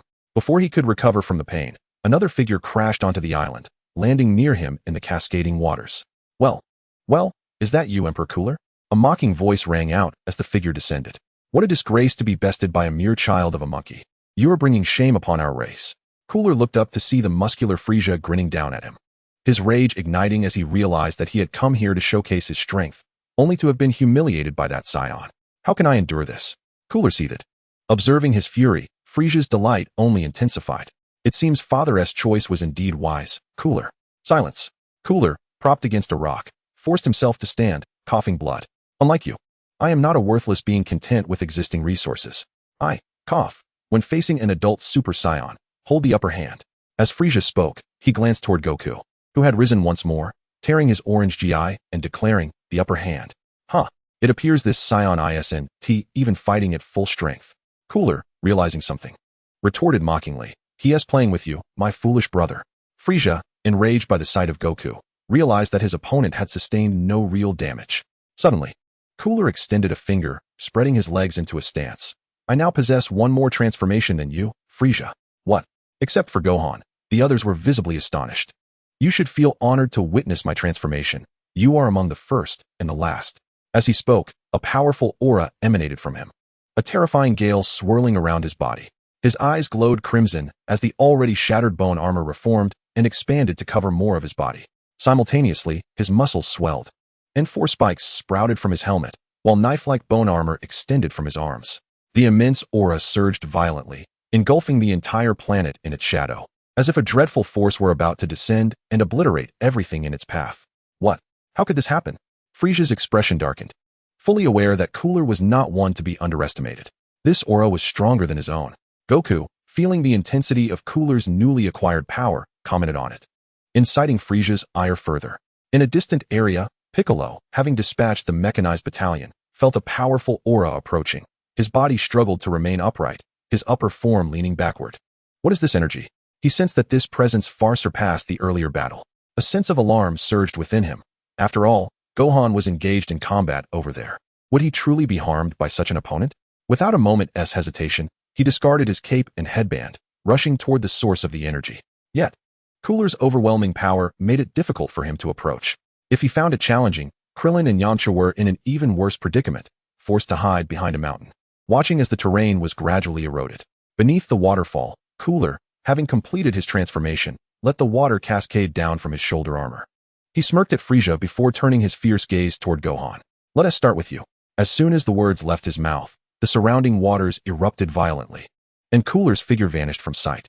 Gohan, be careful. Goku reacted swiftly, warning his son. Gohan barely had time to sidestep as Cooler's massive form appeared where he had just been, but his punch struck nothing but air. Gura swung a punch that missed its mark, prompting him to alter his attack strategy. However, Son Gohan, having anticipated his move, swiftly seized Gura's colossal fist and declared, what a coincidence. I, too, shall transform more than my father. What? A flicker of horror flashed across Gura's eyes. In the next instant, he felt an overwhelming force emanating from the grip that held him captive. The child before him radiated an intense energy, first shimmering with a verdant light before his physique visibly expanded. His upper garments burst apart under the strain of burgeoning muscles. Subsequently, crimson fur erupted from his form, and the atmosphere around him shifted, becoming wild and formidable. Gohan's golden locks transformed into raven tresses, cascading backward in a flowing manner. This was... Gura barely had time to register his astonishment when he was suddenly beset by excruciating pain in his hand, as Gohan had forcefully crushed his fist to the point of fracture. Straining with all his might, Gura found himself unable to break free. Once in this new state, Gohan showed no hesitation. He flung Gura's hand aside and thrust his right fist forward with tremendous force. With a crack, his punch pierced through Gura's abdomen. Gura attempted to retaliate, but a peculiar energy surged within him, draining his very strength in an instant. This is impossible? Gura's eyes widened in disbelief. Overwhelmed by the absurdity of the situation, having just achieved a new transformation, he was denied the chance to showcase it. After lying in wait for so long, he should have emerged as the true ruler of the universe. At that moment, Gohan withdrew his arm and swiftly unleashed a Kamehameha wave, the brilliant energy engulfing Gura's form and dreams, reducing them to ashes. Gura was not mistaken. Indeed, this group represented the last remnants who witnessed his transformation. Chapter 58. Hurry and eliminate Frieza. lest he unleash further chaos. As the brilliance erupted in the distance, Gura's lingering energy had yet to dissipate fully, despite the oppressive pressure. Piccolo, determinedly pressing forward, suddenly halted. He gazed at the slowly fading Kamehameha wave, his expression one of bewilderment, though fleeting. It seemed as if an overwhelming series of events had unfolded. The once formidable Gura had vanished in an instant, while the Gohan he worried about hovered in the air, transformed not into his original state nor a Super Saiyan, but rather into a new warrior cloaked in red fur. His physique was evidently more robust than before, and his longer black hair, slightly disheveled from the Kamehameha, only served to accentuate Gohan's commanding presence. What, pray tell, is this?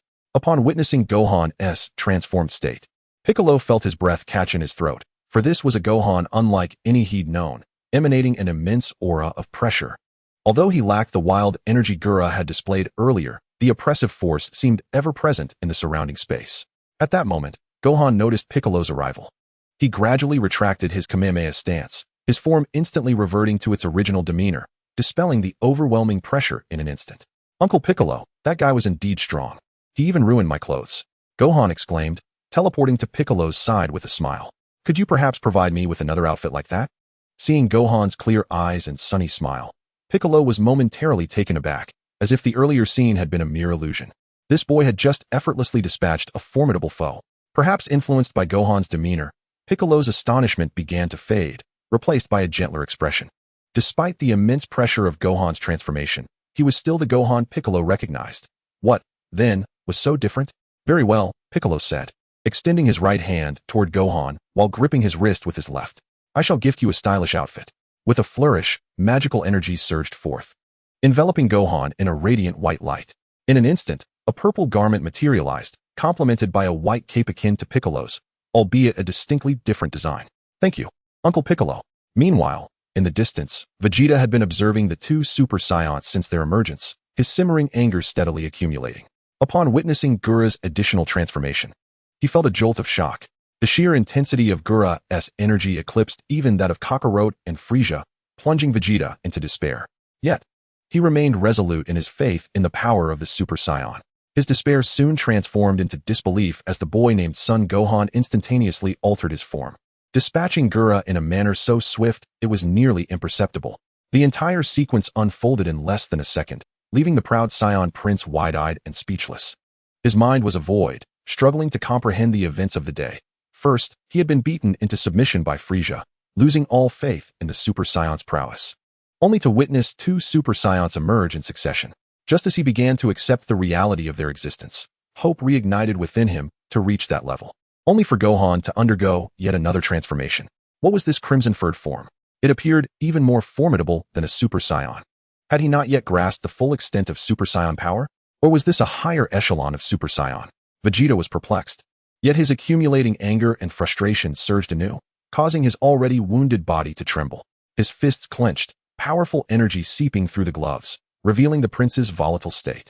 Though he had long recognized Gohan's innate talent surpassed his own, the vast chasm that had opened between them was intolerable, leaving his eyes bloodshot with rage. Damn it! I am the prince of all Saiyans! Vegeta roared, unleashing a frenzied surge of energy as he sought to transcend his current limits. With a whoosh, a brilliant white aura erupted, consuming him in flames as he desperately sought to augment his power. In his furious state, hints of gold began to shimmer within the white flames, while Vegeta's hair, already spiked, showed no change. However, his pupils appeared to vanish, rendering him in a state of primal rage. In the distant sky, Gohan and Piccolo had intended to observe the ensuing battle, but were drawn to Vegeta's rapidly escalating energy. They turned to witness the emergence of a faint golden aura enveloping him, as if his hair had taken on a tint of gold. Piccolo furrowed his brow and inquired, "Is that guy attempting to transform into a Super Saiyan too?" Son Gohan merely sensed the situation briefly before shaking his head and stating, "It is due to an overwhelming surge of anger that it appears I have reached the threshold of a Super Saiyan. However, it is fundamentally distinct from a true Super Saiyan. A more fitting term would be a half-baked Super Saiyan. Furthermore, with my current physique, this half-baked state cannot be sustained for long." The term half-baked is indeed a rather amusing choice of words. Piccolo cast a glance at Vegeta in the distance, and a sense of urgency surged within him.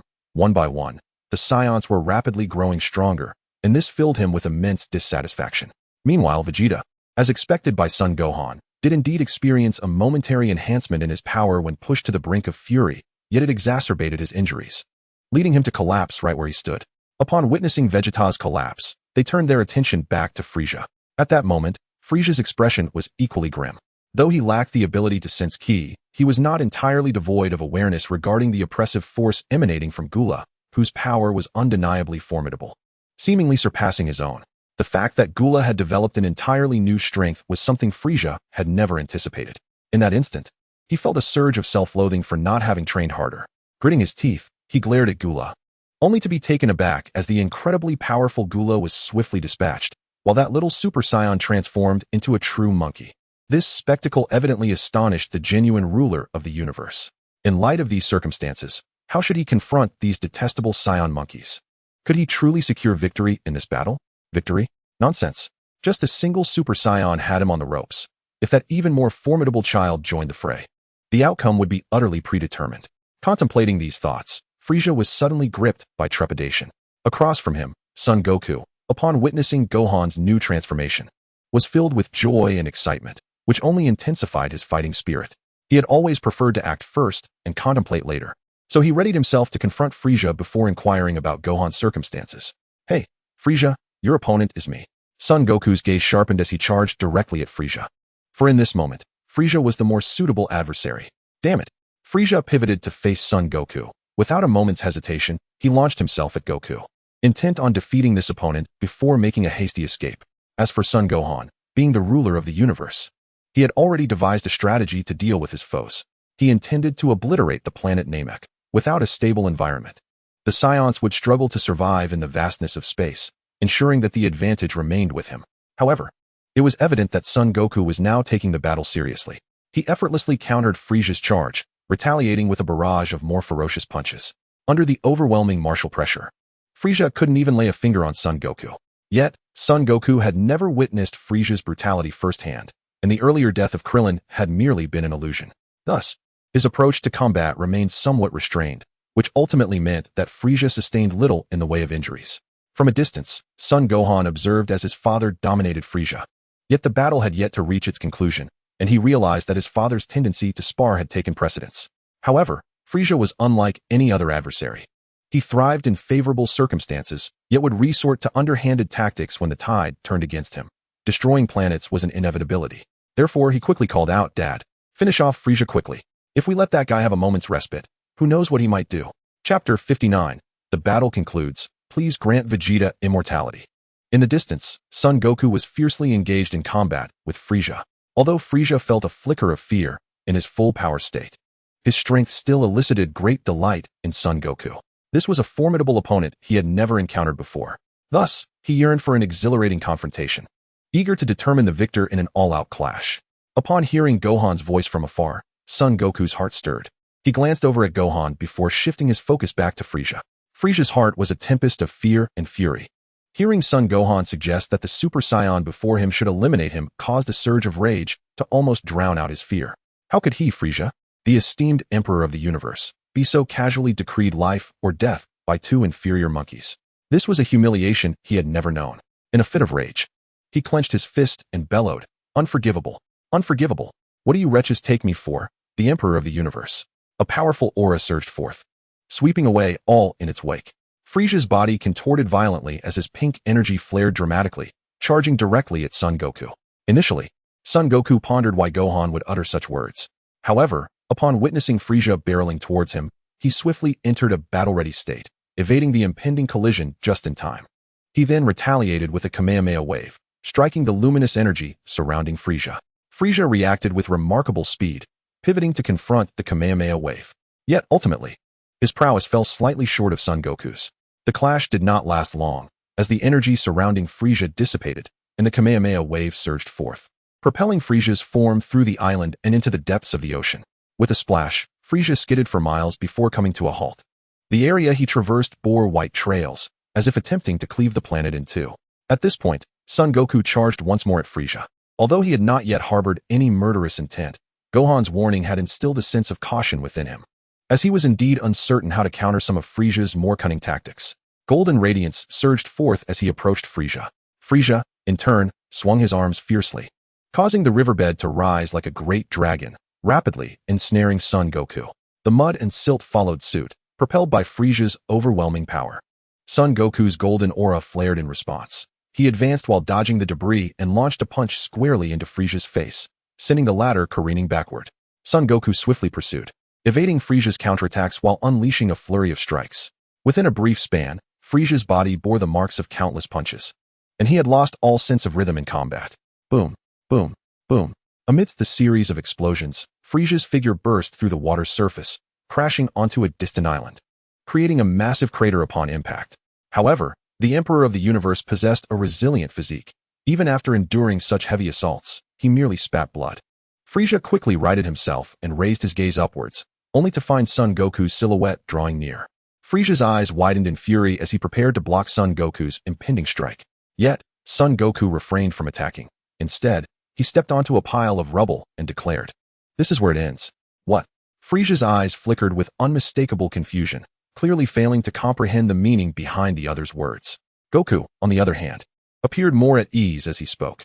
"Your strength is indeed formidable, but your power has waned, and as the Emperor of the Universe, your heart is now filled with trepidation. Defeating someone like you has become meaningless." Upon hearing the taunting remarks, Frisia's eyes nearly bulged from their sockets. "What did you say?" It was evident that he was infuriated by the words of his opponent. Goku straightened his posture, slightly shifting his body to the side, and declared, "Frisia, you are henceforth forbidden from committing any more malevolent acts, and you shall not return to this planet." As he spoke, he turned his back. Although he had heard Gohan's words, having experienced true death, he was reluctant to take the life of any being, even one as wicked as Frisia. "What did you say?" Frisia was so enraged by Goku's words that his entire body trembled. The mighty Emperor of the Universe had been reduced to this state by a mere monkey. And to be mocked for his cowardice? Such a humiliation was more unbearable than death itself. Consumed by extreme fury, his veins bulged, and his mind became a tempest, fixating solely on the desire to tear the Saiyan before him into shreds. "Damn it, it's you." Frisia suddenly surged upward from below, his clenched fist aimed directly at Goku, intent on shattering his skull. "You fool." Goku reacted with remarkable swiftness, pivoting and lowering his stance, then delivering a furious punch to Frisia's abdomen. The impact was so forceful that Frisia's fist visibly protruded from his back. His eyes nearly bulged out, and he spewed forth a mouthful of blood, clearly suffering significant injury. Goku followed up with a powerful kick to Frisia's temple, sending the latter crashing down into the shattered island below. The immense force caused the island to sink, while the surrounding waters surged violently. Frisia's consciousness momentarily faltered. However, being tough-skinned and resilient, he quickly regained his composure, though his anger intensified. He glared at Goku, who hovered above him in the sky. "Damn it! How dare you treat me this way?" Frisia's body crackled with fierce electricity as he clenched his fists, preparing to strike the ground beneath him with a mighty blow. Suddenly, he felt a tightness in his wrist. "You wish to destroy this planet?" A cold voice echoed in his ears. Frisia looked up to see the child who had slain Goldo, now transformed into a Super Saiyan. "You." Before Frisia could finish his sentence, he felt his body lifted into the air. Magic flash. A brilliant golden light surged over him. No, this cannot be. Frisia sensed the inevitable, but at this moment, he possessed no strength to escape the overwhelming radiance. With a resounding crash, the magic flash erupted from Namek, and the true Emperor of the Universe was utterly obliterated. Gohan gradually lowered his hand, reverting to his normal state, feeling a slight sense of tranquility. Killing Frisia here meant that even if Cell were to arise later, he would not pose a significant threat. However, Dr. Gero would still need to be dealt with promptly. At that moment, Goku landed on the ground, awkwardly glancing at Gohan, saying, "Gohan, Dad, that guy just tried to destroy this planet. We wouldn't survive in outer space. Indeed, he is quite cunning." Goku had evidently noticed Frisia's intentions. Had that punch landed, its explosive power would have likely annihilated the planet, and they would probably have been unable to escape. "Enough, you are too naive." Piccolo landed beside Gohan, first commenting on Goku's actions before turning to Gohan with admiration and joy in his gaze. "Fortunately, Gohan trained with me, unlike you. Who is so naive?" Goku sheepishly scratched his head, admitting that he had indeed been a bit too overconfident. "Everyone is all right, thankfully." Gohan smiled, reassuring the two, then looked into the distance to see Yamcha and the others clearing away the minions. He added, "At last, we have completed this battle. Now we just need to ask the dragon to revive the Namekians." Piccolo and Goku nodded in agreement. Gohan then closed his eyes, attempting to contact the Grand Elder. "Grand Elder, I have dealt with Frisia here. Thank you very much. You have traveled far, Super Saiyan. You are our hero and deserve our respect. To express our gratitude, please feel free to use our dragon. Thank you. I happen to have a wish I wish to fulfill. Gohan exchanged polite words with the Grand Elder, as he indeed had a wish to realize, and thus refrained from unnecessary pleasantries. Very well, I will have the nearby people bring the Dragon Balls. Shortly thereafter, Nail and the last village brought forth the Dragon Balls. Combined with those from Frisia's army, the 7 Dragon Balls were finally gathered. Thank you all. Please summon the dragon. Gohan knew that Purunga required the Namekian language, so he refrained from elaborating further and instead entrusted the task to Dend. Understood. Dend recited the Namekian incantation, and the sky darkened instantly. A brilliant light shot forth from the 7 Dragon Balls, and the colossal Purunga emerged, far larger than the Earth's dragon, its form utterly distinct. Resembling a genie from a fairy tale with only 2 claws. Gatherers of the 7 Dragon Balls, speak your wishes. You may now make any wish, and it shall be granted. The deep voice resonated throughout the land. At that moment, Vegeta awoke, spotting the creature in the sky and instantly recognizing it as the legendary dragon, capable of granting any wish. Initially, witnessing Kakarot become a Super Saiyan had diminished his obsession, but seeing Gohan transform into an even more formidable Saiyan reignited his desire for immortality. Let me, Vegeta, attain eternal life. Vegeta stood up, seemingly intent on seizing the wishes for himself. Chapter 60. The Third Wish, Bardock not in the underworld. A resounding voice suddenly echoed amidst the scene. Vegeta clenched his fists, his eyes filled with fervor. At this moment, only by becoming immortal could he hope to surpass that father-son duo. Yet despite his eager anticipation, the dragon paid him no mind. Instead, Gohan and the others turned their attention toward him, their gazes varying in expression. Goku looked on in astonishment. Piccolo's eyes were icy, while others, like Krillin, displayed a wary demeanor. Gohan, for his part, regarded Vegeta with a bemused expression. He was utterly unsurprised by Vegeta's behavior. After all, this fellow had always been an insufferable nuisance, even prior to his self-detonation against Majin Buu. Despite having witnessed Vegeta sustain grievous injuries moments ago, he refrained from requesting Dandy to restore him. The truth was that Vegeta did not deserve such consideration. Having previously pilfered the sins of beings from the Saiyans, he now sought to exploit the dragon's power to attain immortality. Such aspirations were far beneath the Vegeta he had come to know. As Vegeta stood before the gazes of those around him, he remained oblivious to their scrutiny. Hey, aren't you the dragon? Hurry up and grant my wish, he demanded.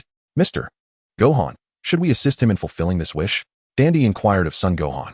Gohan gently shook his head, responding, such a wish is unnecessary. Please allow me to articulate my first wish. May everyone who has arrived on Namek enjoy robust health, free from any afflictions.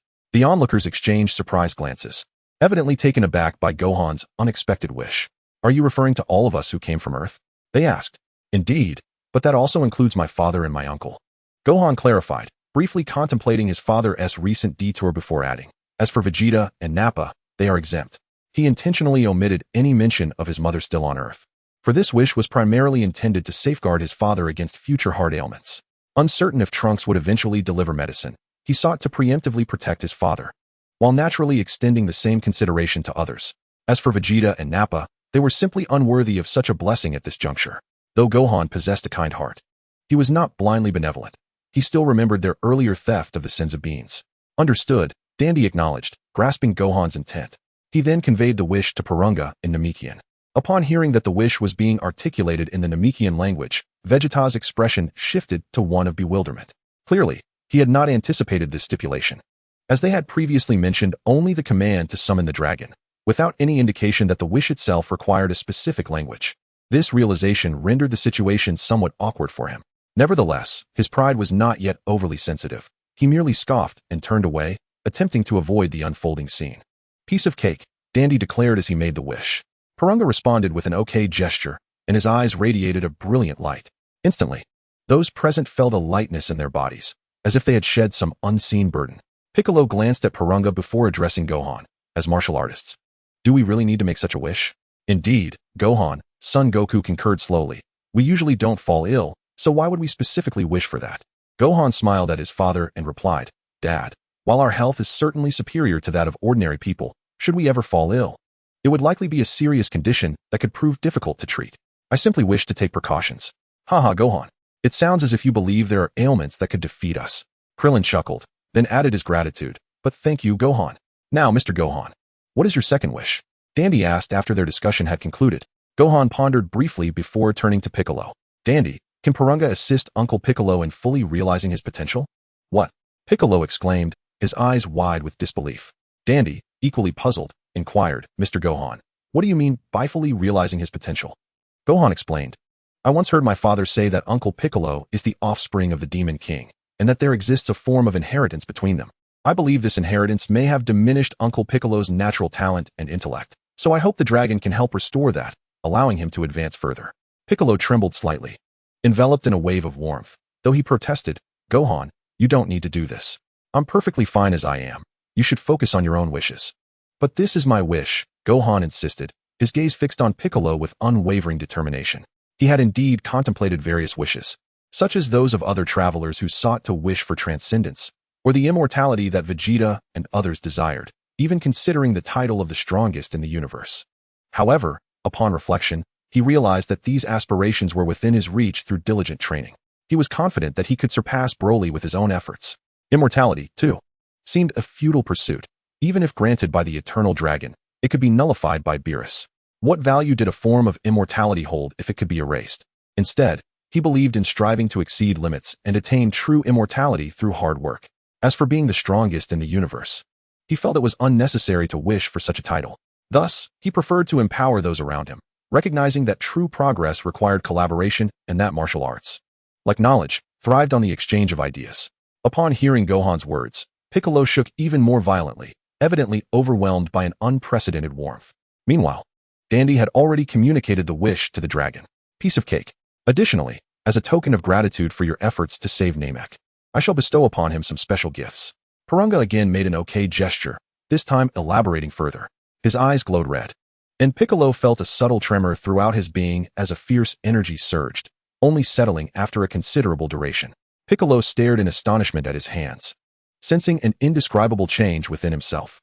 Though he could not articulate it, the sensation was profoundly comforting, indicating that he was fundamentally different from before. Thank you, Gohan, he expressed, grateful for a wish that truly resonated with his desires. Gohan responded with a smile, it's wonderful that Uncle Piccolo can grow stronger. Both Dad and I are eagerly looking forward to sparring with an even more formidable Piccolo. I won't disappoint you, Piccolo replied, grinning at the Son family duo. The others, including Krillin, shared in their joy, while Vegeta merely huffed, turning away, though a flicker of delight crossed his features. Having regained his composure, he attempted to sense Frieza's energy, only to discover it had vanished entirely. While he had already witnessed Gohan dispatching Cooler with the ease of slaughtering a pig, and understood that Gohan could easily defeat Frieza, the confirmation of Frieza's demise still stirred an indescribable joy within him. After all, Frieza had long been his nightmare, tormenting his thoughts for over 2 decades with the desire for vengeance. Now, that shadow had been entirely lifted.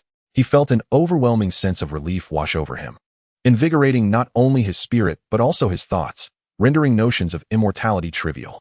Yet, soon after, the pride of being the prince of the Saiyans surged back within him. He yearned to become a Super Saiyan, surpassing even that father-son duo.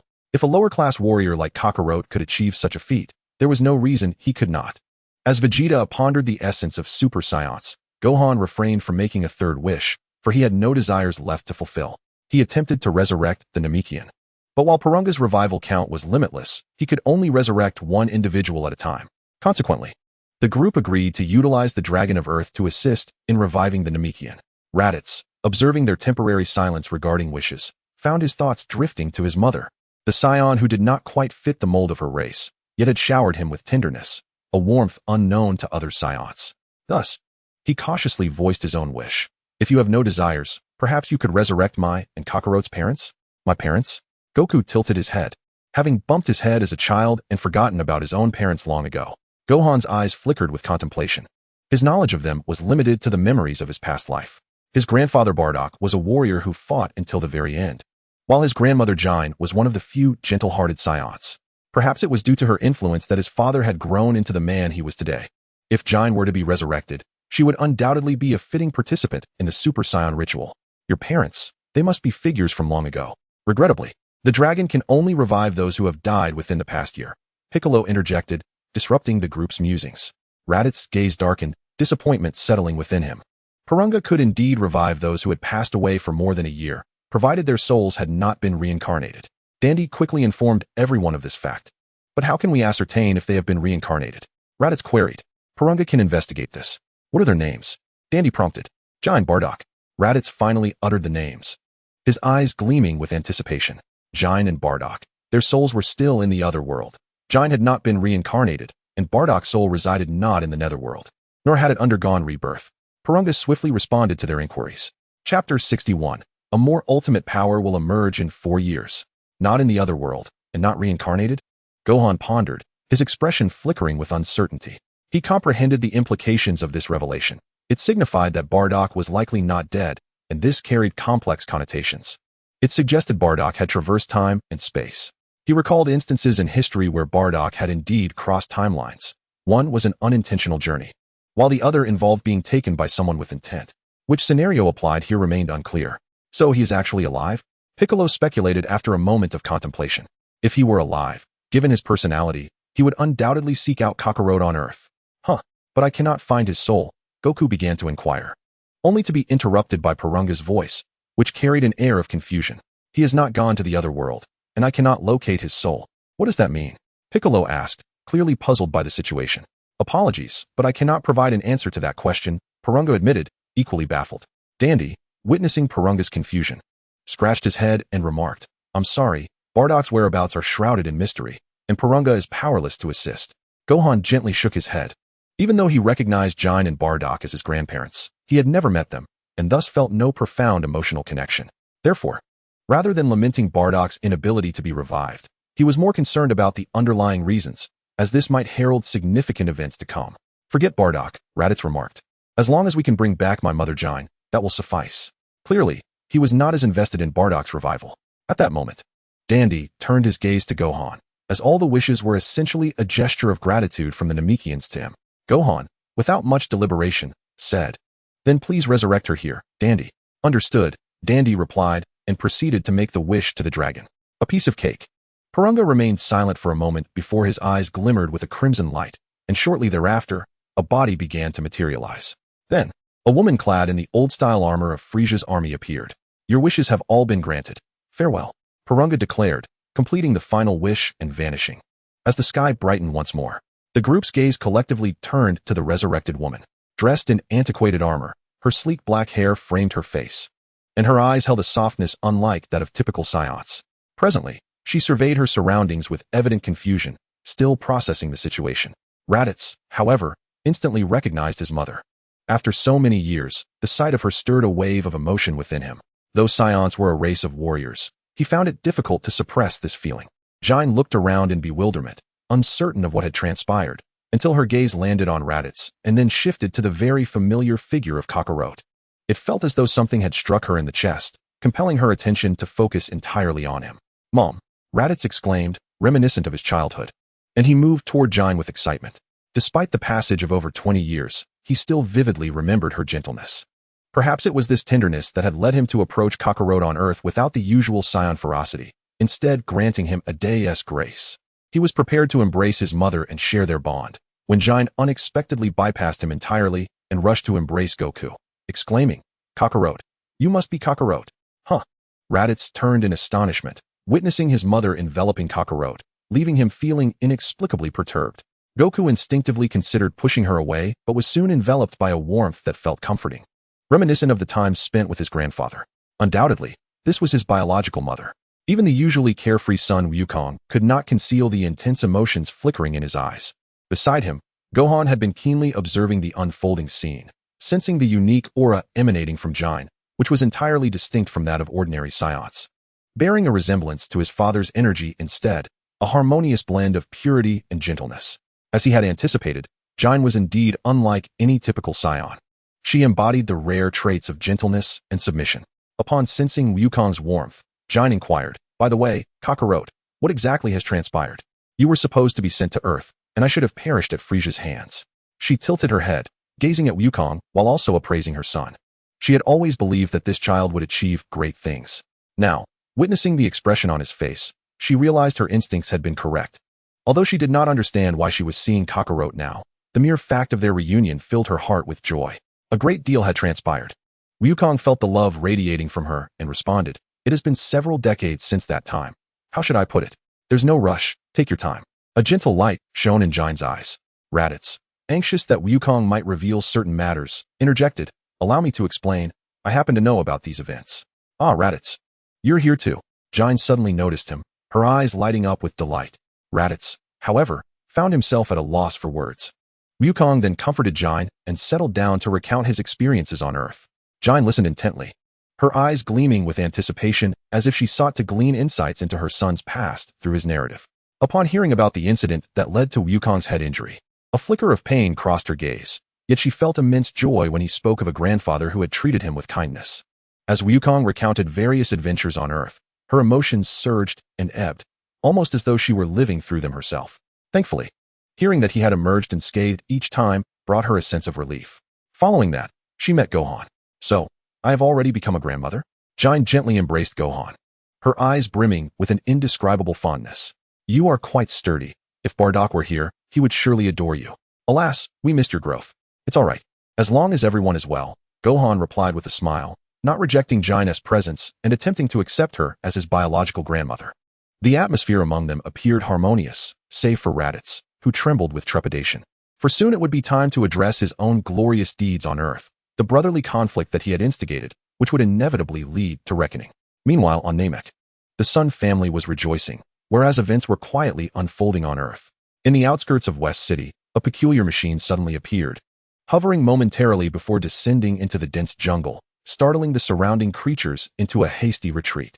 Once the machine landed, something within began to struggle, and an extraordinary force melted away the transparent casing, revealing a terrifying creature resembling a cicada, covered in a sickly green hue and oozing slime.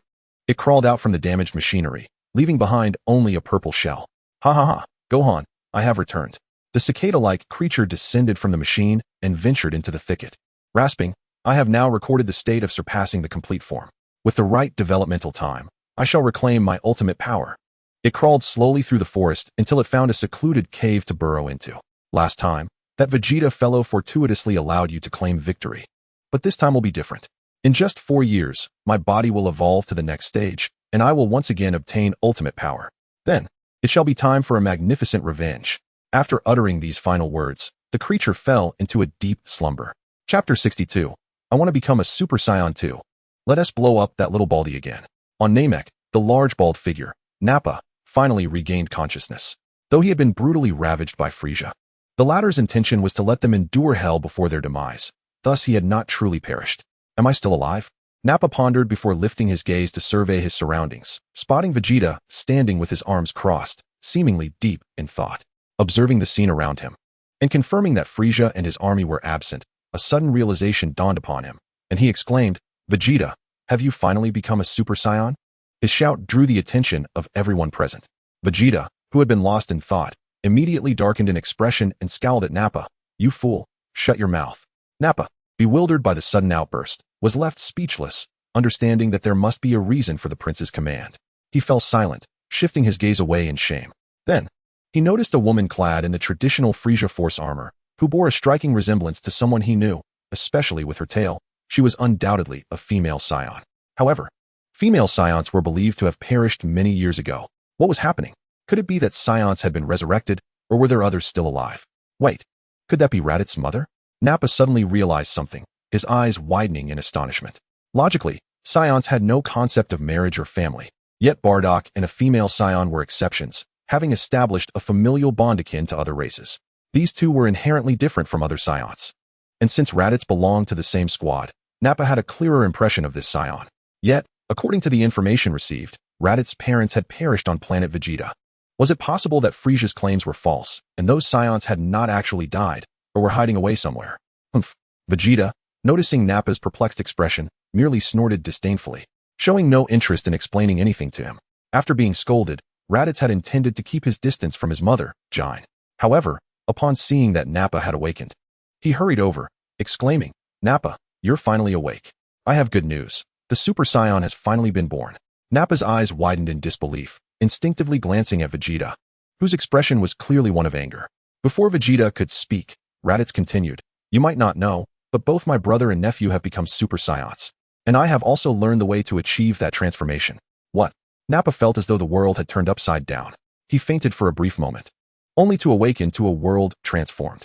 Frieza had been vanquished, and the Saiyans who were presumed dead had resurfaced.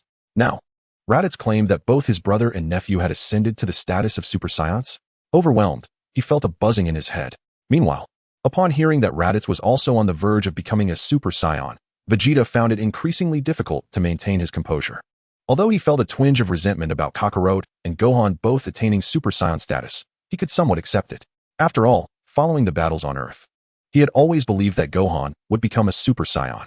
As for Kakarot, who had managed to suppress him during their training, Vegeta had even placed some hope in him. But Raditz? What right did this guy have to become a legendary warrior? Did they truly believe that the Super Saiyan status was something to be distributed freely? What? You actually became Super Saiyans and defeated Frieza? In the distance, Kaiatsu gasped in astonishment. Initially, she was merely concerned or pleased for Goku when he spoke of Earth. But then it struck her. She heard that they had challenged Frieza and emerged victorious. Even her child and grandchild had become Super Saiyans. Moreover, they had used something called the Dragon Balls to resurrect her. This was beyond her wildest expectations. Even in her fantasies, she never imagined she would return to life after more than 20 years. To witness her long-lost child achieve such remarkable feats filled her heart with a bewildered joy.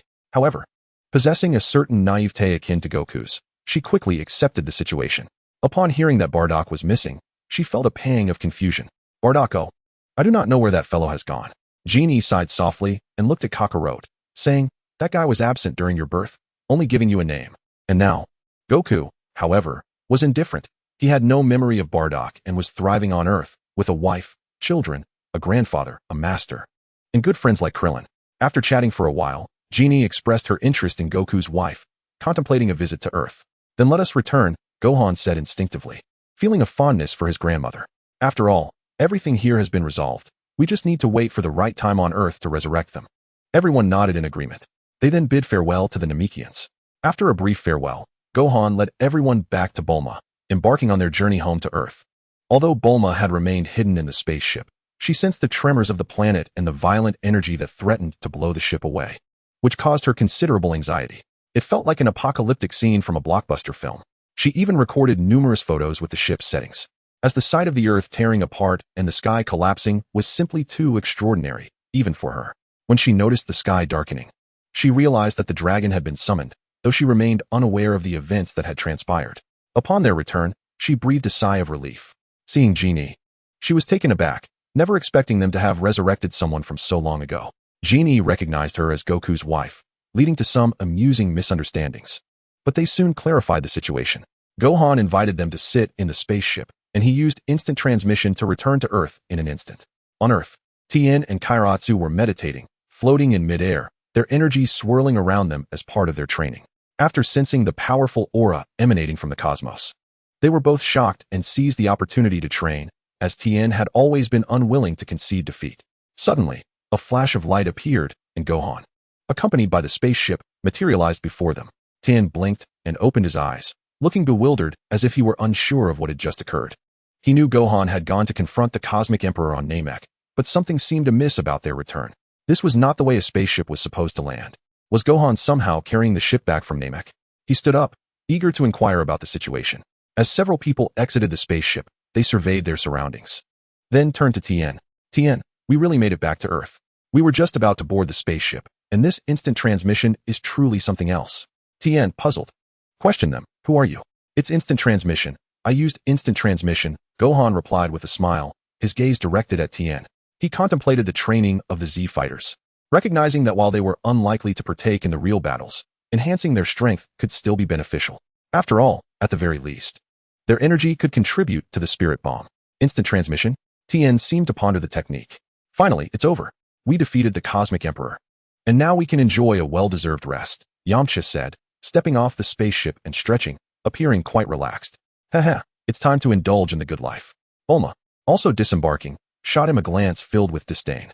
Vegeta pushed past Bulma and the others, fixing his gaze on Gohan and inquiring, hey, what was that transformation similar to a great ape? Oh, that is a transformation beyond Super Saiyan, Gohan replied curtly, as his regard for Vegeta at that moment was lacking. So, there exists a power that surpasses Super Saiyan? Vegeta's eyes gleamed with intensity. He had come to Earth specifically to learn more about Super Saiyans and to surpass both of them. Gohan chose not to respond this time. Gohan, my dear nephew, You have now become the strongest warrior in the universe. It's truly remarkable. I always knew you would achieve greatness. Raditz exclaimed, rushing over. Having just boasted to Bardock, he praised Gohan in hopes of achieving something himself. So, hurry up and pat my head, then blow up that little bald head. I want to become a Super Saiyan too. Krillin, just stepping off the ship, was taken aback. Blow up the little bald head. Wait, am I not also bald? Surely. Raditz can't be referring to me. Regardless, he thought, I'm not that small. Why would you want to blow me up? Gohan said it requires anger. Krillin retorted, already unreservedly mocking. You think I'm going to get angry over someone I barely know? As Raditz recalled, he exclaimed, I completely forgot. I saw you get blasted. And Kakarot transformed into a Super Saiyan. I thought you possessed some extraordinary power that could enable Kakarot to become a Super Saiyan. Fool, there's no such special power. Sweat began to bead on Krillin's forehead, genuinely fearing that Raditz might inadvertently cause an explosion. He then glanced at Nappa, who had followed them out. And after a moment's contemplation, remarked, if you truly wish to become a Super Saiyan, you ought to seek a close bond with a bald-headed individual. A close bond with a bald-headed individual?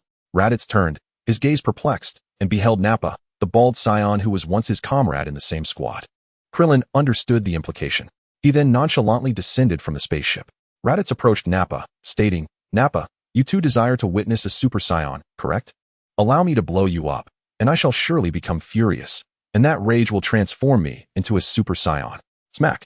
The newly emerged Kaiatsu delivered a sharp slap to Raditz's head. What kind of nonsense are you spouting? You two have fought together. How could you even consider such a thing? Raditz immediately clutched his head, a look of dejection on his face. At that moment, Son Goku stepped out, chuckling as he said, while anger may trigger the transformation into a Super Saiyan, it isn't merely anger that guarantees success. There are other prerequisites. What else? With Raditz's inquiry, Vegeta and Nappa leaned in attentively. Gohan had previously mentioned that a heart at peace was essential. A heart at peace?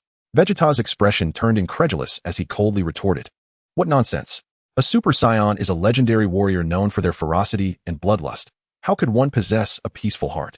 You cannot judge, for you are not a Super Saiyan. Gohan's words left Vegeta at a loss for words. He huffed in frustration and turned his face away. Gohan pondered for a moment before explaining, biologically speaking, if a Saiyan dwells in a peaceful environment and possesses a heart that cherishes tranquility, a transformation occurs within their cells, which we can refer to as S cells. When these cells accumulate to a sufficient level, they can support the Saiyan's transformation into a Super Saiyan, enabling them to channel their power through anger.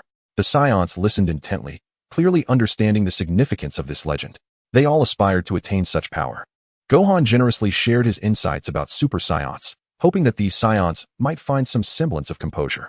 Although he had fused the Great Ape power with Super Saiyan, he sensed that this strength leaned more towards physicality and bloodline, purely formidable. Thus, he yearned to experience the Super Saiyan God sensation. According to his recollections of that realm, the Super Saiyan God leaned towards heart and spirit, and that power represented a transformation of different dimensions. He wished to immerse himself in that experience, further enhancing his strength. Moreover, achieving the Super Saiyan God required 6 righteous Saiyans. Even with the potential addition of Trunks in the future, it would still fall short. Hence, it would be prudent to share the method of transforming into a Super Saiyan with them, as it might truly help Raditz and Nappa to find serenity and prove useful in critical moments. As for Vegeta, he was the type who could force himself into a Super Saiyan state. Thus, there was little hope for him in the next decade. S-cells, even without your explanation. I shall become a Super Saiyan. No, I shall surpass the Super Saiyan. Vegeta's pride surged fiercely. He strode away, resolutely. Gohan chose not to comment. Well aware of Vegeta's stubborn nature, experiences of defeat would teach him in due time. After discussing the intricacies of Super Saiyan transformations, Tien and the others gained a clearer understanding of the events surrounding Namek. They sighed collectively, feeling increasingly overshadowed by the prowess of that father-son duo. However, at this juncture, all he could do was continue to train diligently, as no other options remained. Gohan observed the contemplative expressions of the group and suddenly inquired, Uncle Krillin, Uncle Tien, Uncle Yamcha, it seems you are all currently unemployed. This question caused their faces to freeze momentarily, as it was indeed true that none of them had secured jobs.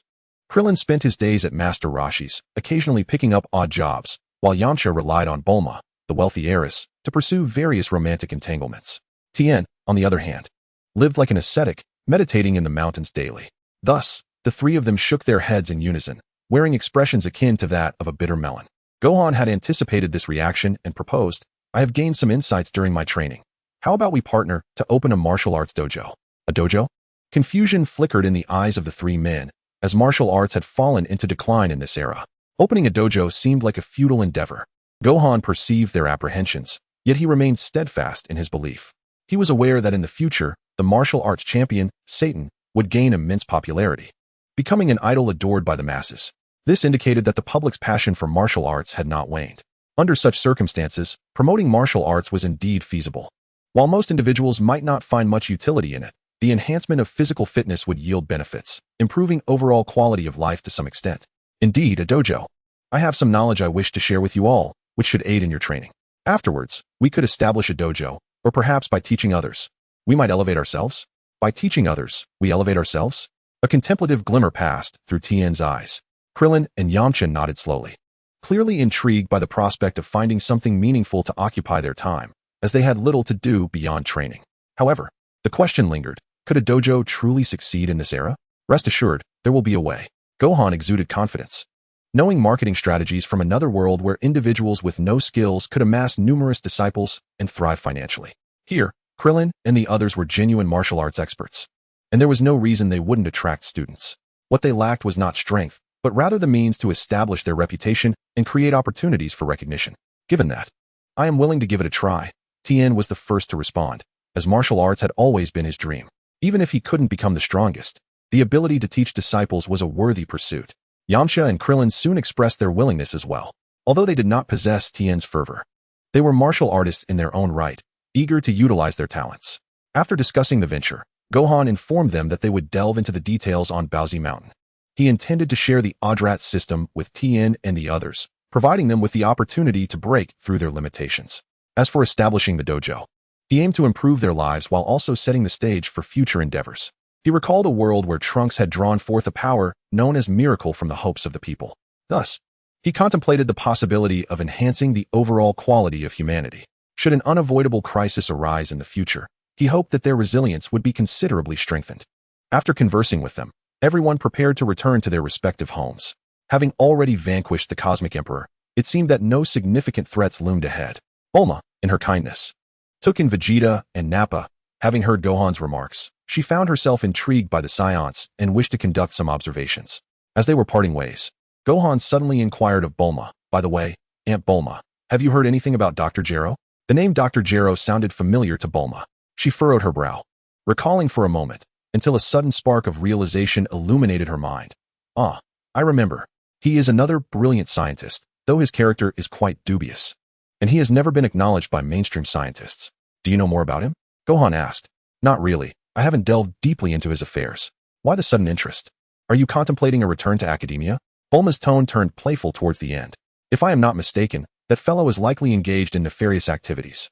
Aunt Bulma, could I ask you to assist in investigating him?" Chapter 64. The Legacy of Planet Ardatra, Android 21. In the serene mountains of Baozi, Chi-Chi appeared remarkably youthful, practicing martial arts amidst the picturesque landscape. Since Gohan had earned money through his collaboration with Bulma, the family no longer faced overwhelming financial pressure, allowing her to step back from relentless agricultural toil and devote time to her training. With the alleviation of economic strain, her former grace and poise returned. Particularly, she had been informed in advance that Goku's mother was coming, prompting her to prepare meticulously to make a good impression, as aside from Raditz, she had yet to meet any of Goku's family. After what felt like an eternity, Goku and his companions finally appeared in the distant sky, alongside the Sun family. Piccolo had also arrived. Having come to terms with his identity and completed his potential on Namek, he was now largely free of past obsessions, attending solely because Gohan would be present. Upon seeing everyone arrive, Chi-Chi immediately adopted a ladylike demeanor, ready to greet Goku's mother in the best possible manner. "Hey, Chi-Chi, why are you dressed like this today?" Goku remarked as he landed, slightly surprised by her youthful attire, which she hadn't donned in quite some time. "Goku, is this lady your mother?" Chi-Chi asked, linking her arm with Goku's, smiling warmly at Jiren, sensing a familiar aura reminiscent of Goku. It was a distinct and gentle warmth. Jiren, upon glancing at Chi-Chi, recognized her beauty and gentleness, embodying the essence of a devoted wife and mother, and she returned Chi-Chi's smile. The two quickly found common ground in conversation. Despite their different races, they shared a connection through Goku, allowing for an engaging dialogue. Chi-Chi expressed her gratitude to Jiren for sending Goku to Earth all those years ago, while Jiren reciprocated her appreciation for Chi-Chi's care of Kakarot and the nurturing of their remarkable child. Their relationship as mother-in-law and daughter-in-law flourished beautifully. After Jiren's arrival, Chi-Chi finally had someone to assist her with household tasks, bringing a lively atmosphere to the Son family. Additionally, Raditz had constructed a new dwelling adjacent to Goku's original house, clearly designated as his and Jiren's residence. Gohan continued his training diligently. Although he had mastered instant transmission, the Artitrans possessed profound insights into Ki, revealing vast potential for exploration. Beyond that, he was persistently enhancing his own strength. While he had temporarily unified the power of the Great Ape with Super Saiyan energy, there remained much to uncover within the depths of Super Saiyan strength. During this period of training, he shared the Artitran understanding of Ki with everyone, encouraging them to exhaustively develop their abilities. After all, both Tien and Krillin, though perhaps not the most powerful, exhibited remarkable creativity. Their previous independent research had birthed techniques such as the four-way fist and the Ki sphere slash. Now, with the Artitran framework, they too should be capable of devising even more formidable techniques. Consequently, during this time, the warriors engaged in rigorous training, fully immersing themselves in this competitive pursuit. Simultaneously, the footage of Gohan and his companions battling the Ginyu Force began to gain immense popularity. The extraterrestrial dance battle captivated many humans, who found the movements strikingly impressive and began to mimic them. Many began to recognize Gohan and his friends as extraordinary, intensifying their efforts to locate them. Among those particularly interested were the king and the commissioned Mr. Satan, who were fervently searching for the individuals involved. However, despite their exhaustive efforts, they ultimately found nothing, inadvertently igniting a resurgence of interest in martial arts. While no one believed that the martial arts performed in the skies were genuine, they fervently hoped they were. In this context, a new martial arts tournament was organized, generating considerable excitement. The event stirred the nation into a frenzy, capturing even Gohan's attention. However, despite his awareness of the tournament, he had no intention of participating. This was not due to a lack of desire, but rather because the tournament imposed specific age restrictions. At merely 5 years of age, he was ineligible to compete. Thus, he conferred with Tien and the others, proposing that they enter the tournament in his stead. Leveraging the ensuing excitement to elevate the dojo's reputation, they would soon find themselves inundated with students. As for any potential objections from the king, Gohan believed there would be none. Otherwise, Uncle Piccolo would surely advise him on how to be a good ruler. Against this backdrop, the day of the martial arts tournament swiftly arrived. This time, Capsule Corporation was involved, even opting for live commentary, featuring a renowned expert they had specifically invited.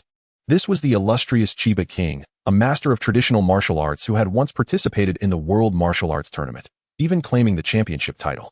However, during the 23rd World Martial Arts Tournament, he had been eliminated in the preliminaries by Goku and had witnessed the terrifying spectacle of Piccolo's explosive might.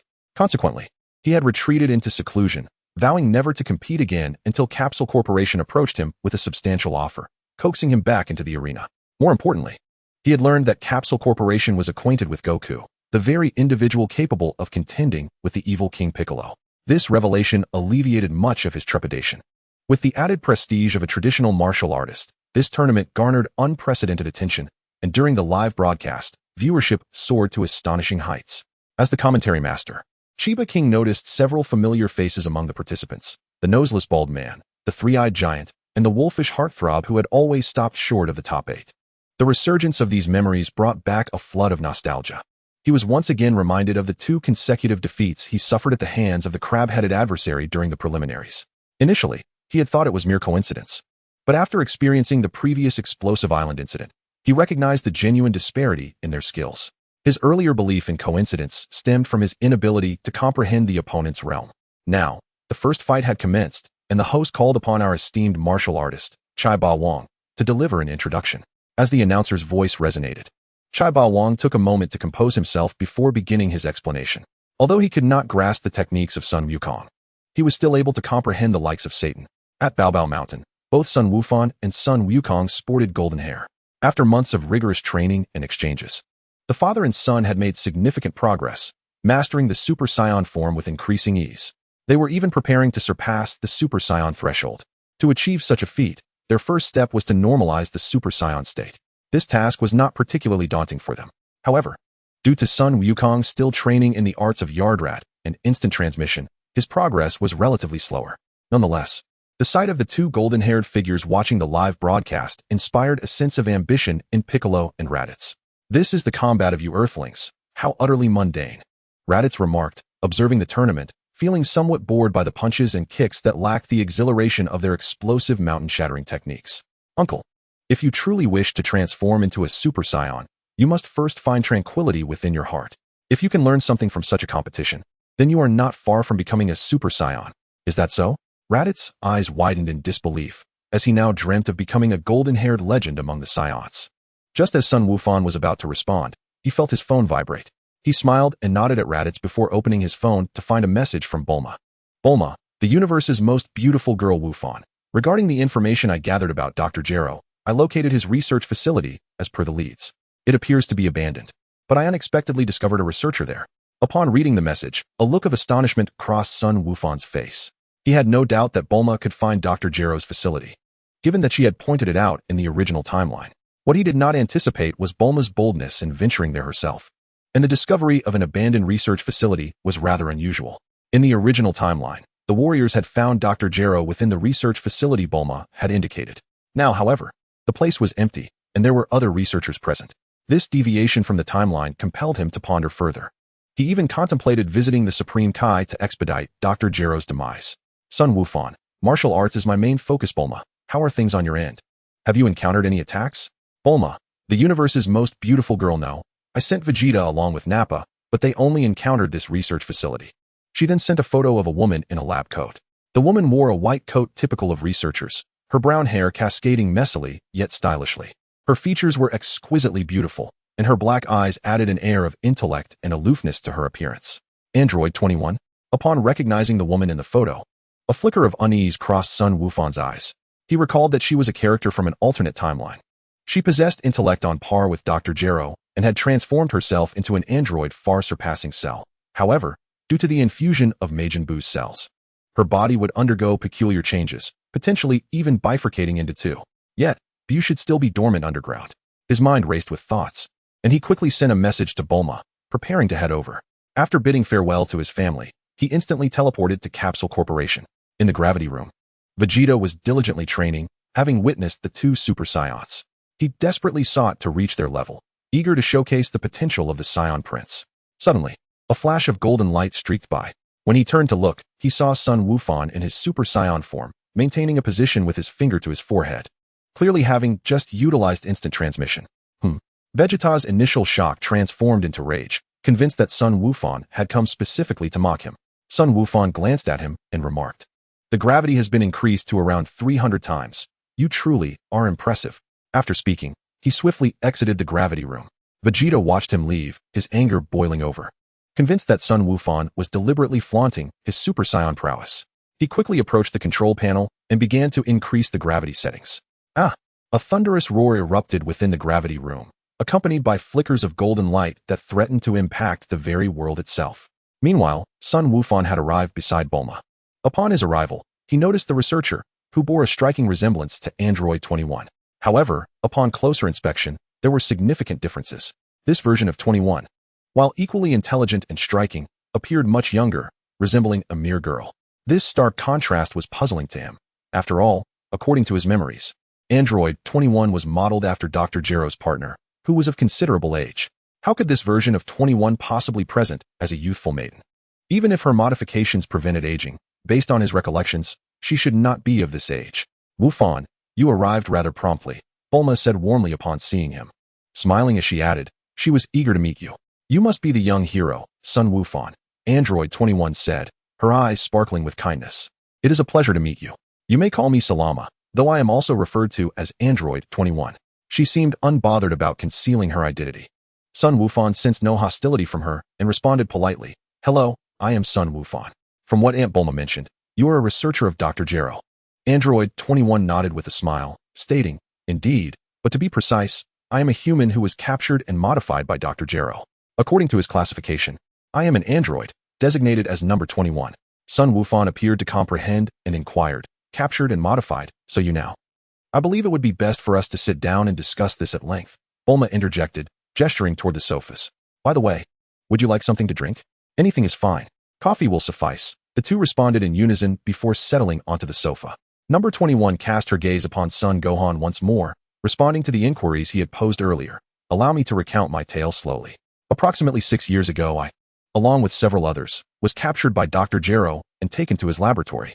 He commenced frightening human experiments aimed at developing androids to combat Son Goku. As she reminisced about those harrowing times, a flicker of coldness seemed to flash in her eyes. Following a series of assessments, I, along with a pair of twin siblings, was selected. I became Dr. Gero's assistant, while they were transformed into subjects for his experiments. Bulma's countenance grew increasingly serious upon hearing this revelation. Son Gohan, however, was not taken aback, for he had been aware of these circumstances long before, the only difference being the inclusion of number 21 in the narrative. In the ensuing period, Dr. Gero relocated his laboratory due to his research, and during my time as his assistant, I acquired some knowledge that enabled me to escape his control. Nevertheless, his surveillance systems were sophisticated, and I could only remain hidden to avoid detection. Previously, I had only heard whispers of his debauchery. I never imagined he would stoop to such depths. Bulma, feeling a surge of righteous anger as a fellow scientist, was even more incensed than others. Meanwhile, Son Gohan pondered the implications of number 21's words. Utilizing his ki to gauge her aura, he discerned no deceit in her statements. And it was evident that she harbored a profound animosity towards Dr. Gero. Furthermore, the mere emergence of android number 21 was not inherently a cause for alarm. As long as his training progressed swiftly enough, he could overcome any peril, even should that fiendish number 21 come into existence. His thoughts raced, and he remarked, "That fellow is indeed excessive. However, Seluma, you should be safe now. Thank you." Number 21 expressed her apparent gratitude to Son Gohan with sincerity. Gohan then turned to Bulma and said, "Aunt Bulma, if you happen to locate that scoundrel again, please inform me first. You've heard how dangerous he is, especially with his terrifying research into android technology." Bulma arranged for robots to serve drinks to the two of them, and she joined them. Having listened to number 21's account, she too began to feel a sense of trepidation towards Dr. Gero, for no one wishes to have their body altered at another's whim. Chapter 65, a year later. Super Vegeta? In an underground laboratory, Dr. Gero was fervently analyzing data, his augmented eyes bloodshot, and he appeared to be in a state of madness, as if he had become utterly consumed by his obsession. I must continue to enhance the data. That Son Gohan possesses immense potential, he muttered to himself while observing the characteristics of the two androids. Since I cannot acquire his precise data, I shall elevate their metrics to the utmost. Through his relentless endeavors, these two androids underwent even more extensive modifications, potentially surpassing his original plans in strength. Yet, this could lead to a significant issue. His means of control might prove inadequate, leaving him vulnerable to backlash. However, to defeat Son Goku and dominate the world, he had no choice but to push these creations to their limits. He maintained a relative trust in his own intellect. Upon observing changes in the data, a sense of relief washed over him, and his gaze fell upon a photograph resting nearby, now cloaked in a thick layer of dust. He brushed aside the dust to reveal an image of his former self, a time before his own modifications when his partner, Vomi, was still alive. They were meant to unify the world through the Red Ribbon Army, but that individual thwarted their ambitions. His fingers caressed Vomi's face in the photograph, and a rare glimmer of nostalgia appeared in his eyes. The faded photograph bore a striking resemblance to number 21, although the essence captured within it was distinctly different. Damn it, had she not escaped, our research would have advanced further by now. In the next instant, his expression twisted into a grimace, now fixated not on his former partner, but on number 21. That girl possesses a brilliant mind. She resembles Vomi, which is why I captured her. I never anticipated she would not be an ordinary individual, learning extensively during her captivity and escaping during my transition. What does it matter if she has fled? Once androids 17 and 18 are fully realized, this world will be mine, and she will not escape. He harbored no concerns regarding her ability to devise countermeasures against him. After all, within 5 years, the two enhanced androids would be born, and everything in this world would change. No one would be able to impede him, not Son Goku, nor even the exceptionally gifted Son Gohan. At the Capsule Corporation, Son Gohan had returned and gleaned some information about number 21, but he chose not to dwell on it further, instead requesting Bulma to keep him informed of any news regarding Dr. Gero. He then resumed his training on the peaceful Buzu Mountain, with studies continuing alongside his martial discipline. He had merely stated that he would not prioritize learning, but he never claimed he would cease studying entirely. Moderate learning was indeed beneficial for him. It is well known that Saiyans, when transforming into Super Saiyans, are often influenced by combative emotions, sometimes leading to erratic behaviors, such as intentionally taking hits or mocking their opponents. Thus, appropriate study could help maintain tranquility and minimize such occurrences. Aside from training and studies, he and his father spent time together, enjoying martial arts competitions. Though it was termed a global fighting championship, the climactic battles ultimately unfolded among 3 individuals. Mr. Satan, it seemed, had an unfathomable stroke of luck, as he never encountered those 3 fighters directly. Instead, he faced off against Tien and others, culminating in a rather mundane finale, as his fight concluded with a single punch. Even the venerable Chai Ba Wang struggled to provide commentary, as the preceding bouts had built immense anticipation for a clash between a new martial arts prodigy and an ancient warrior lineage. Yet, the final encounter ended in a mere instant.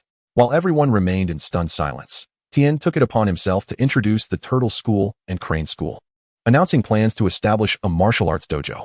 The newly founded dojo was aptly named the Sun Family Dojo. Initially, various names were proposed, but ultimately Tien and the others deemed it fitting to honor Son Gohan's suggestion, especially given the numerous times he and his father had saved Earth, making Sun Family Dojo the most appropriate title. Tien's speech, however, bore a hint of promotional flair, prompting Son Gohan to inadvertently recall a certain online Dragon Ball chat group. Meanwhile, King Kaiser Lujin was also watching the fierce battle unfold. Upon witnessing Tien's decisive victory over Mr. Satan, he felt no surprise, having personally witnessed the 3-eyed fighter in action. That individual had once battled against Piccolo Daimao. Although he was not a match for the Demon King, he had instilled a sense of fear in him at one point. Such was the caliber of that formidable fighter.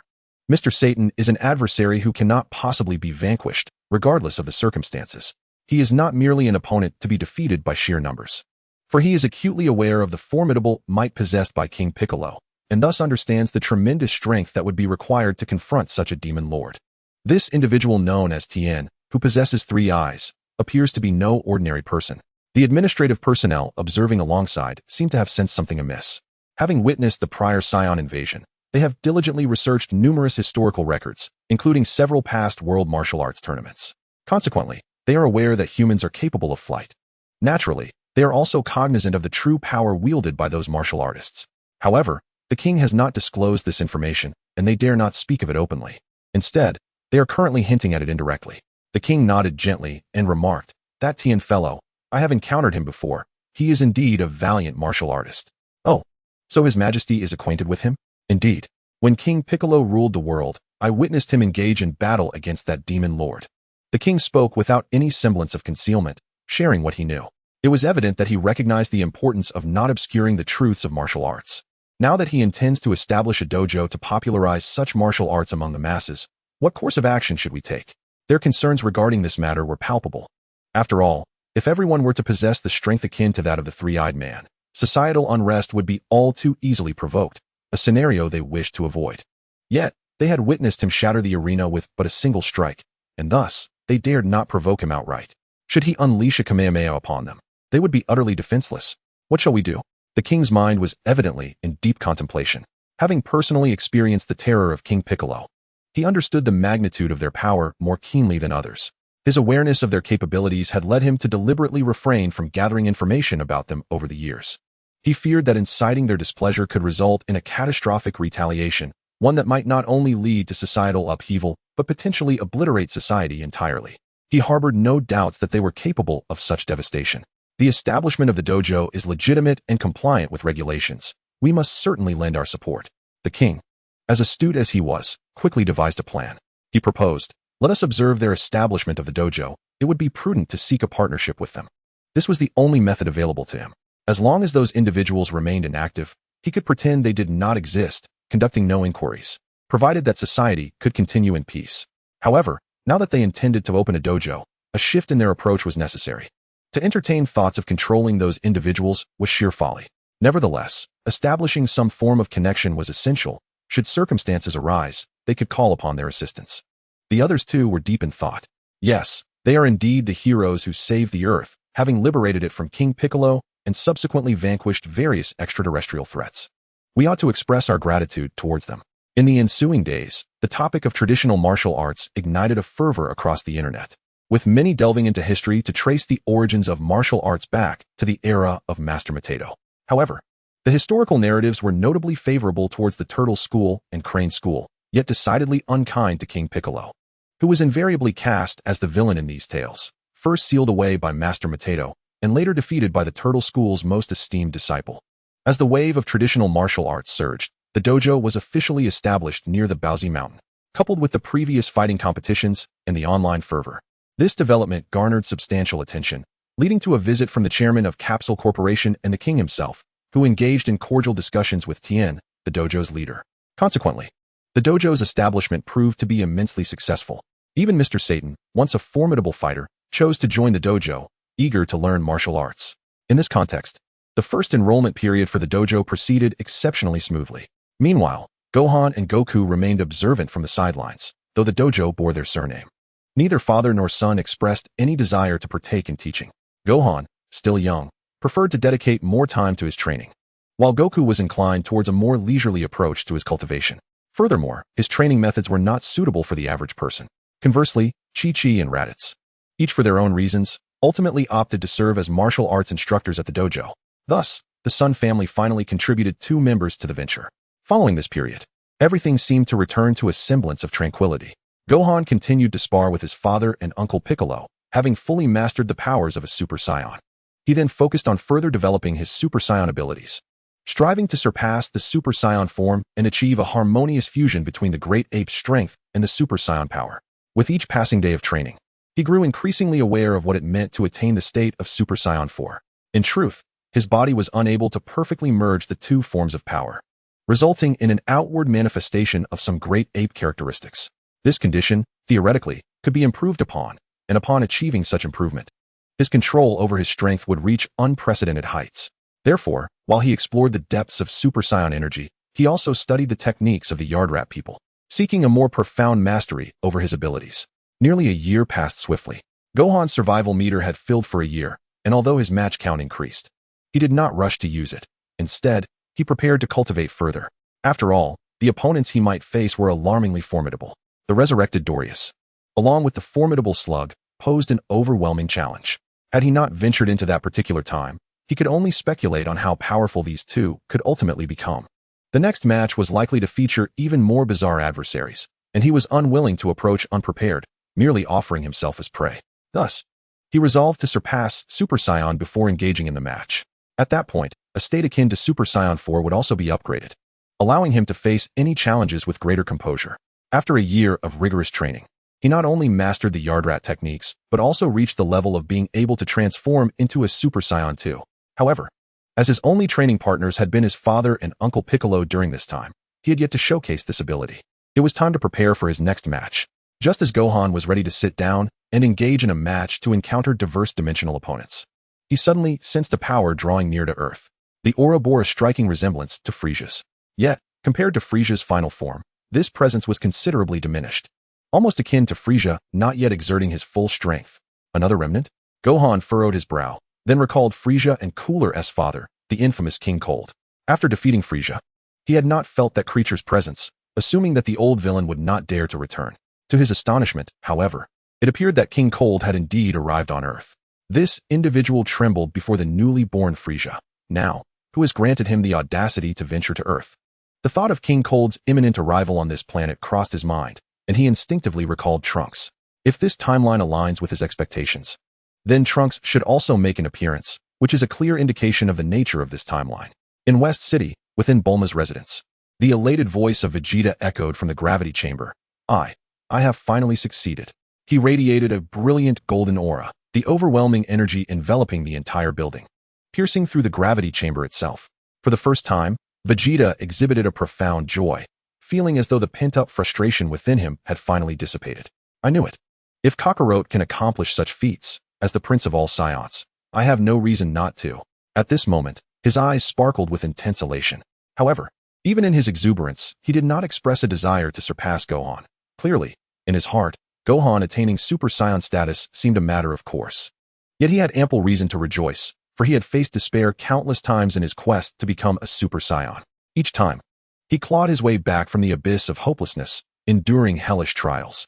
His obsession and madness had finally culminated in his transformation. I am a Super Saiyan now, Vegeta declared, bursting forth from the gravity chamber. He fixed his defiant gaze upon the horizon, pride evident in his demeanor. Hey, Vegeta, what madness are you up to now? Bulma approached, her fury ignited upon witnessing his antics, though she quickly noted his hair and seemed to grasp the reason behind his behavior. As Vegeta stood atop the roof, he had regained relative composure, remembering that Son Gohan had already surpassed the Super Saiyan level. As a proud Saiyan prince, although he acknowledged Gohan's talent, he was unwilling to be outdone by anyone. Thus, he contemplated exceeding the Super Saiyan state, eager to show Gohan and Kakarot what it truly meant to be Super Vegeta. Just then, as he mused, he sensed a familiar energy approaching Earth, reminiscent of the former Frieza, albeit somewhat weaker. Frieza? Or perhaps his father? Vegeta recalled some intelligence regarding the Frieza force, immediately concluding that it could very well be Frieza's father. How audacious of him to come to Earth seeking death. Vegeta crossed his arms over his chest, a smirk gracing his lips as he gazed at the stars. In that case, let that fool's blood herald the birth of my Super Saiyan. With that thought, he transformed into a streak of golden light, racing toward the distant region. Perhaps due to his overwhelming joy, he failed to notice he was still clad in the flamboyant pink training suit Bulma had crafted for him, which had been torn in several places due to the explosions, leaving his appearance rather unrefined. Chapter 66. Trunks, it's all gone awry. History is completely disrupted. Within the Sun family dojo, Tien Shinhan and Krillin had just finished instructing their students and were now engaged in training.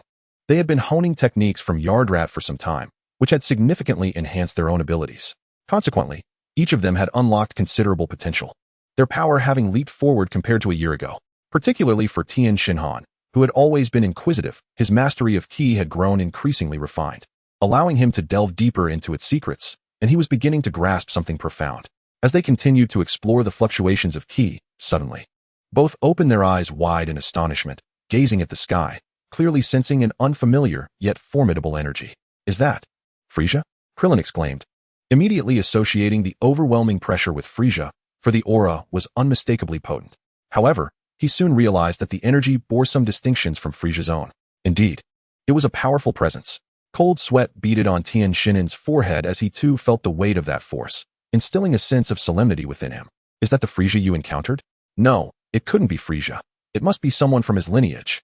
Krillin's mind eased slightly upon recognizing the difference in energy, but still harbored concerns about the arrival of Frieza's kin, until he recalled Son Gohan and Son Goku, which brought him a measure of comfort. That individual possesses immense power. I can't believe that after a year of training, we still fall so short. His eyes reflected a deep sense of discontent. Despite having trained diligently under Gohan's tutelage and instructing his own students, his martial prowess had undoubtedly improved since a year ago. Yet, even so, he found himself unable to contend with the formidable being they once faced. You've become quite formidable. Stop comparing yourself to them, Krillin reassured him, patting Tien Shinhan on the shoulder with a smile. Remember, Frieza was the emperor of the universe. He was once the strongest entity in existence. Comparing ourselves to him is a recipe for disappointment. I understand, Tien Shinhan replied, though a lingering discontent remained. Let us go take a look. There might be trouble brewing, Krillin suggested, heading out of the dojo, evidently intent on investigating the situation. Tien Shinhan pondered for a moment before following suit. They informed their students of their departure and promptly set off to confront the impending adversary. Frieza's kin. I recall he has a father. Raditz, witnessing their exit, recalled the tales he had heard of Frieza having a father named King Cold, who was once the commander of the Frieza force. Due to Frieza's combat power exceeding that of King Cold at birth, the former leader had swiftly relinquished his position. This is my moment. Raditz clenched his fists, excitement glimmering in his eyes. Over the past year, he had been teaching students at the dojo, tempering his own temperament considerably. He believed he had reached the threshold of transforming into a Super Saiyan, yet like his brother, he awaited the right opportunity. With King Cold arriving on Earth, that might just be the chance he sought. Without hesitation, he contacted their Saiyan comrade, the bald warrior Nappa, and then stepped out of the dojo. Teacher Raditz, are you all leaving? Is something happening? The students noticed their teacher's departure and began to inquire. Oh, a former cosmic emperor is arriving, and I'm preparing to take him down, Raditz replied calmly, gazing into the distance as if the entire situation were trivial, though inside, he was brimming with excitement. The cosmic emperor? The students looked at each other, bewildered. Although they had heard Raditz speak of his past as a drifter in the universe, being one of the strongest, to casually declare he would defeat a former cosmic emperor seemed incredibly audacious. After all, to be referred to as a cosmic emperor, one would have to possess extraordinary prowess. It was important to remember that Earth's civilization could only observe a fraction of the vast universe. What manner of individual can one deem an emperor amidst the boundless expanse of the universe? Merely contemplating such a figure induces an involuntary shudder within the hearts of the onlookers. As they gazed upon the swift disappearance of Raditz into the celestial firmament, a semblance of bewilderment lingered among them. Though reluctant to place their faith in Raditz, they found it impossible to dismiss him, for his formidable strength was undeniable. He was, after all, the most powerful instructor within the martial arts dojo, excelling in combat despite his pedagogical shortcomings. A sense of foreboding enveloped the earth, as the dojo's inhabitants were evidently taken aback by Raditz' proclamation, left in a state of confusion. Simultaneously, Piccolo and Goku sensed the ominous aura. Thus, they instinctively set forth, gathering at the nearest location to the spacecraft. Gohan was the first to perceive the encroaching energy, naturally being the first to arrive at the vicinity. He stood atop a rocky outcrop, scanning the surroundings for any peculiar machines that might descend upon this locale. Just then, as a spaceship gradually emerged from the cloud cover, Gohan detected the unmistakable presence of a Saiyan. He swiftly maneuvered through the rocky terrain and laid eyes upon a peculiar contraption, within which resided a strikingly handsome youth with a melancholic demeanor. With his short, lavender hair and distinct center parting, it was clear that this was Trunks from the future. Gohan contemplated the similarities between this world and the timeline he had witnessed. As he continued to sense numerous auras approaching, it became evident that the others were drawn by the presence of King Cold. With a swift motion, Goku and Piccolo descended beside Gohan. They followed Gohan's gaze, and their expressions transformed into one of perplexity as they recognized the man within the machine. He was unmistakably a Saiyan. Yet, according to Vegeta and the others, the only Saiyans present on Earth were those they could see, leading them to ponder from whence this individual had emerged. Piccolo directed a series of inquiries towards Gohan, clearly more concerned about this enigmatic youth than about King Cold, whose strength seemed insufficient in comparison. Before Gohan could respond, Trunks had already become aware of the surrounding voices. After retracting the time machine, he turned to face the trio above him, his eyes widening in shock. He recognized their identities, but the circumstances of their presence puzzled him, particularly since, according to his mother, Mr. Goku had not yet returned. What could possibly be transpiring? "Hey, you're a Saiyan as well, aren't you?" Goku inquired, landing on the ground and directly asking Trunks where he had come from, suspecting an association with Frieza. "No," Trunks replied, shaking his head in disbelief. "You must be Mr. Goku. I have come specifically to find you." "Find me?" Goku responded, bewildered, as he did not recognize this Saiyan. At that moment, the spaceship finally glided past overhead, landing at a distant location on the mountain. Subsequently, a multitude of warriors, evidently defenders of Earth, rushed towards the site of the spaceship's landing. Trunks, noticing the vessel's descent, quickly urged, "Mr. Goku, the Frieza you defeated on Namek has returned alongside his father. We should resolve this matter before continuing our conversation." "Frieza?" Goku said, increasingly perplexed. "That fellow should have been vanquished by Gohan. The only energy I sense is akin to his." "What?" Trunks' confusion deepened, clearly sensing that the situation was amiss, as it contradicted his previous knowledge shared by his mother and Gohan. "Let us discuss your situation first," Gohan interjected. Having now landed nearby, he looked into the distance, saying, "Vegeta has already become a Super Saiyan. He should be able to handle things over there." Trunks' expression shifted, as he grappled with the discrepancies of history, now questioning where he truly was. Chapter 67, God of Destruction Beerus? "Vegeta, I'll take him out in an instant." In the distance, a colossal spaceship descended effortlessly upon the mountainside. Not far from the vessel, Krillin, Tien, and others arrived, their expressions wary as they observed the unfolding scene. Although the malevolent energy was undeniably potent, the presence of Gohan and the others nearby provided them with a sense of reassurance. As the hatch of the spacecraft opened, an innumerable array of cosmic warriors emerged, seemingly to welcome the arrival of a king. Following this, a towering figure stepped forth from the vessel, resembling Frieza's second form. Yet considerably taller and adorned with a long cape, it was evident that he was indeed a member of Frieza's race. Krillin and Yamcha, having encountered him before, exchanged solemn glances, aware that this individual was still in this phase, which suggested he might possess further transformations. "Further transformations?" Krillin asked, to which Tien replied, "Yes. As we've witnessed, Frieza has a total of 3 transformations, and this form bears a striking resemblance to his second stage." Just then, a powerful aura approached, revealing Raditz, who fixed his gaze upon King Cold below. "It truly is that fellow," he declared. "It appears it is time for me to ascend to Super Saiyan." The trio looked on in disbelief as Raditz quickly drew out his phone, capturing a photograph to showcase on social media. "The former Cosmic Emperor descends upon Earth. It is evident that this fellow is formidable, but fear not, Earthlings, for I, Lord Raditz, shall intervene." He accompanied the image with such a caption before stowing the device away, eagerly awaiting the arrival of the battle and his subsequent transformation into a Super Saiyan. At that very moment, a brilliant golden light streaked across the distant sky. In the blink of an eye, the radiance traversed the vast distance, landing directly before the spacecraft. Upon touching the ground, the resulting gale, generated by his tremendous speed, swept across the area. Raditz, unperturbed by the tumultuous winds, stared at the distant silhouette. Having recognized it as Vegeta, initially he had hoped to transform into a Super Saiyan before Vegeta could, thereby demonstrating the validity of his superior warrior classification. However, that ambition now lay in ruins. Yet, he remained oblivious to the reasons behind this unexpected outcome. It was not that he believed himself to possess greater potential than Vegeta. Rather, based on Gohan's account, he presumed Vegeta would not be more inclined towards peace than himself. How could this be justifiable? Vegeta, has he also ascended to the status of a Super Saiyan? Yet, had Gohan not previously asserted that only those with a heart inclined toward peace could achieve such a transformation? Krillin and Yamcha, shielding themselves from the intense pressure of the winds, gazed in astonishment at the unfolding scene. For Vegeta is no ordinary individual. Gohan, appearing from an unknown moment, stood in the background, unperturbed by the fierce energy radiating from Vegeta, and remarked, "He is a man of deep convictions. Perhaps he has reached this state under extreme despair. Is that truly possible?" Raditz pondered, finding it quite unreasonable. Indeed, it is possible.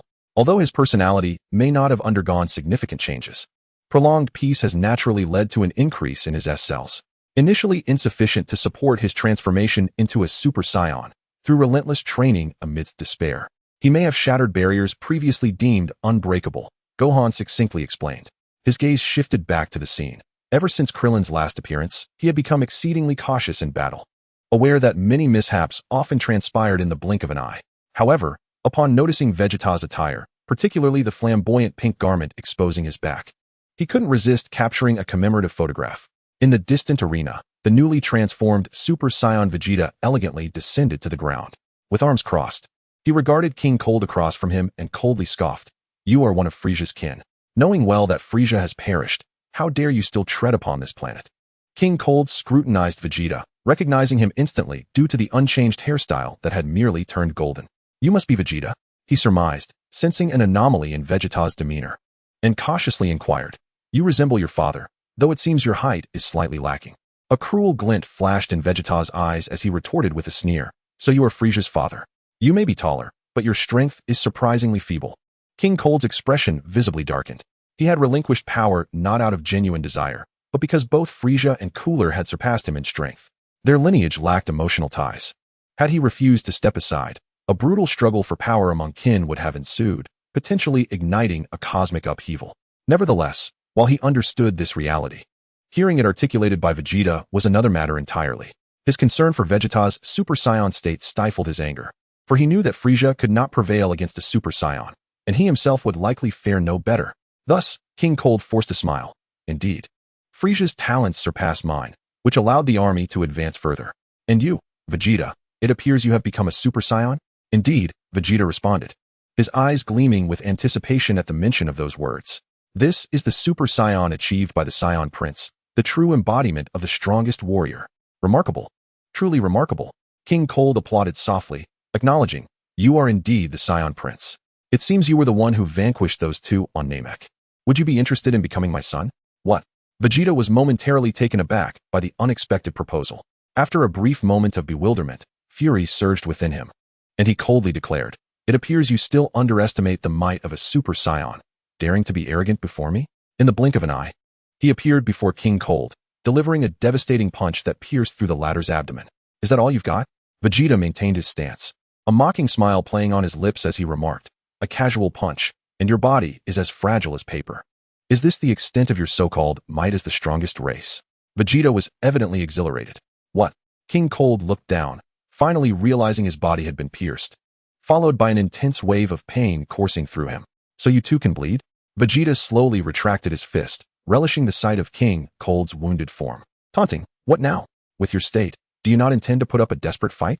King Cold, observing his own perforated body, felt an overwhelming dread. While he anticipated the Saiyan strength, he had not foreseen it being this formidable, rendering him unable to perceive the speed of Vegeta's assault. "Your expression is quite fascinating. Is this not the fear you so relish?" Vegeta smirked, pride emanating from his demeanor as he proclaimed, "Too bad you can no longer witness it. How fortunate you came here to meet your end. Allow me, the strongest Super Saiyan, to eradicate you." As he spoke, his right hand extended toward King Cold. a concentrated aura swiftly coalescing within it. Vegeta, you cannot kill me. I came to invite you to join our army, and you would become the new masters of the universe. King Cold, clearly flustered, hastily uttered these words. Uff, the notion of ruling the universe? Why should I let trash like you dictate my fate? Vegeta scoffed, his hand reaching forward, eyes locked onto King Cold's face, clearly reveling in the terror he invoked. Exhilarated by the power he now wielded. No, you cannot kill me. The annihilation of planet Vegeta was not solely Frieza's desire. It was also that of Lord Beerus, the god of destruction. Boom. A golden sphere of light swiftly engulfed King Cold's form. He barely had time to emit a scream before being completely consumed by the radiance. As Vegeta witnessed the obliteration, his expression shifted. The name Beerus resonated within him, stirring memories of having heard it before, perhaps even having encountered the being. Upon hearing that name, his body trembled slightly. TCH, what kind of god of destruction? Nevertheless, having just transformed into a Super Saiyan, he was overwhelmed with exhilaration, leaving little room for contemplation about Beerus, for he felt, at this moment, that he was the strongest in the universe. This was the confidence bestowed upon him by the Super Saiyan transformation. In the distant expanse, Gohan observed as Vegeta effortlessly dispatched King Cold, retracting his gaze. Although he was already aware of King Cold's lack of prowess, he still feared Vegeta might inadvertently cause a mishap. The god of destruction, Beerus, indeed signifies that divinity exists in this world. He had also heard King Cold's final words, prompting him to ponder. No wonder King Cold dared to approach despite knowing of the Super Saiyan's existence. He contemplated, raising his gaze to the heavens. As for Beerus, I shall set a modest goal for myself, to defeat him upon his arrival. He understood the capriciousness and might of the gods. Thus he would not stake his future solely on divine will. It has come to an end. At this moment, Goku finally descended, witnessing the devastation Vegeta had wrought. The mountains laid flat, while the Saiyan donned his flamboyant attire and hoisted a spaceship, his eyes wide with astonishment. He had conveyed the news, and it was the perfect opportunity to discuss it here. Leaning against the wall, Piccolo sauntered over, having previously departed with Gohan, due to Trunks' insistence that only Goku should be informed. However, with his keen hearing, he had still managed to eavesdrop on their conversation. Oh, I see, Goku remarked as he tucked a vial of special medicine into his pocket. He then proceeded to record a 5-second video of the boastful Vegeta before preparing to relay Trunks' message. At that moment, a peculiar craft floated above them. A young boy within it cast his gaze upon the assembly, his eyes reflecting a blend of yearning, hope, and a profound sense of bewilderment. Although the time here was accurate, it seemed that history had undergone a significant upheaval. Mr. Goku had not traveled to Yardrat, and his father had transformed into a Super Saiyan prematurely. Furthermore, Gohan appeared to possess an extraordinary level of strength in this world, having made a wish on Namek that ensured everyone remained free from ailments, much like the Gohan from his own timeline. His gaze lingered on the youthful Gohan below, tears shimmering in his eyes. Hey, who are you? Vegeta, brimming with excitement, noticed the flying vehicle in the distance and charged toward it, energy sphere at the ready.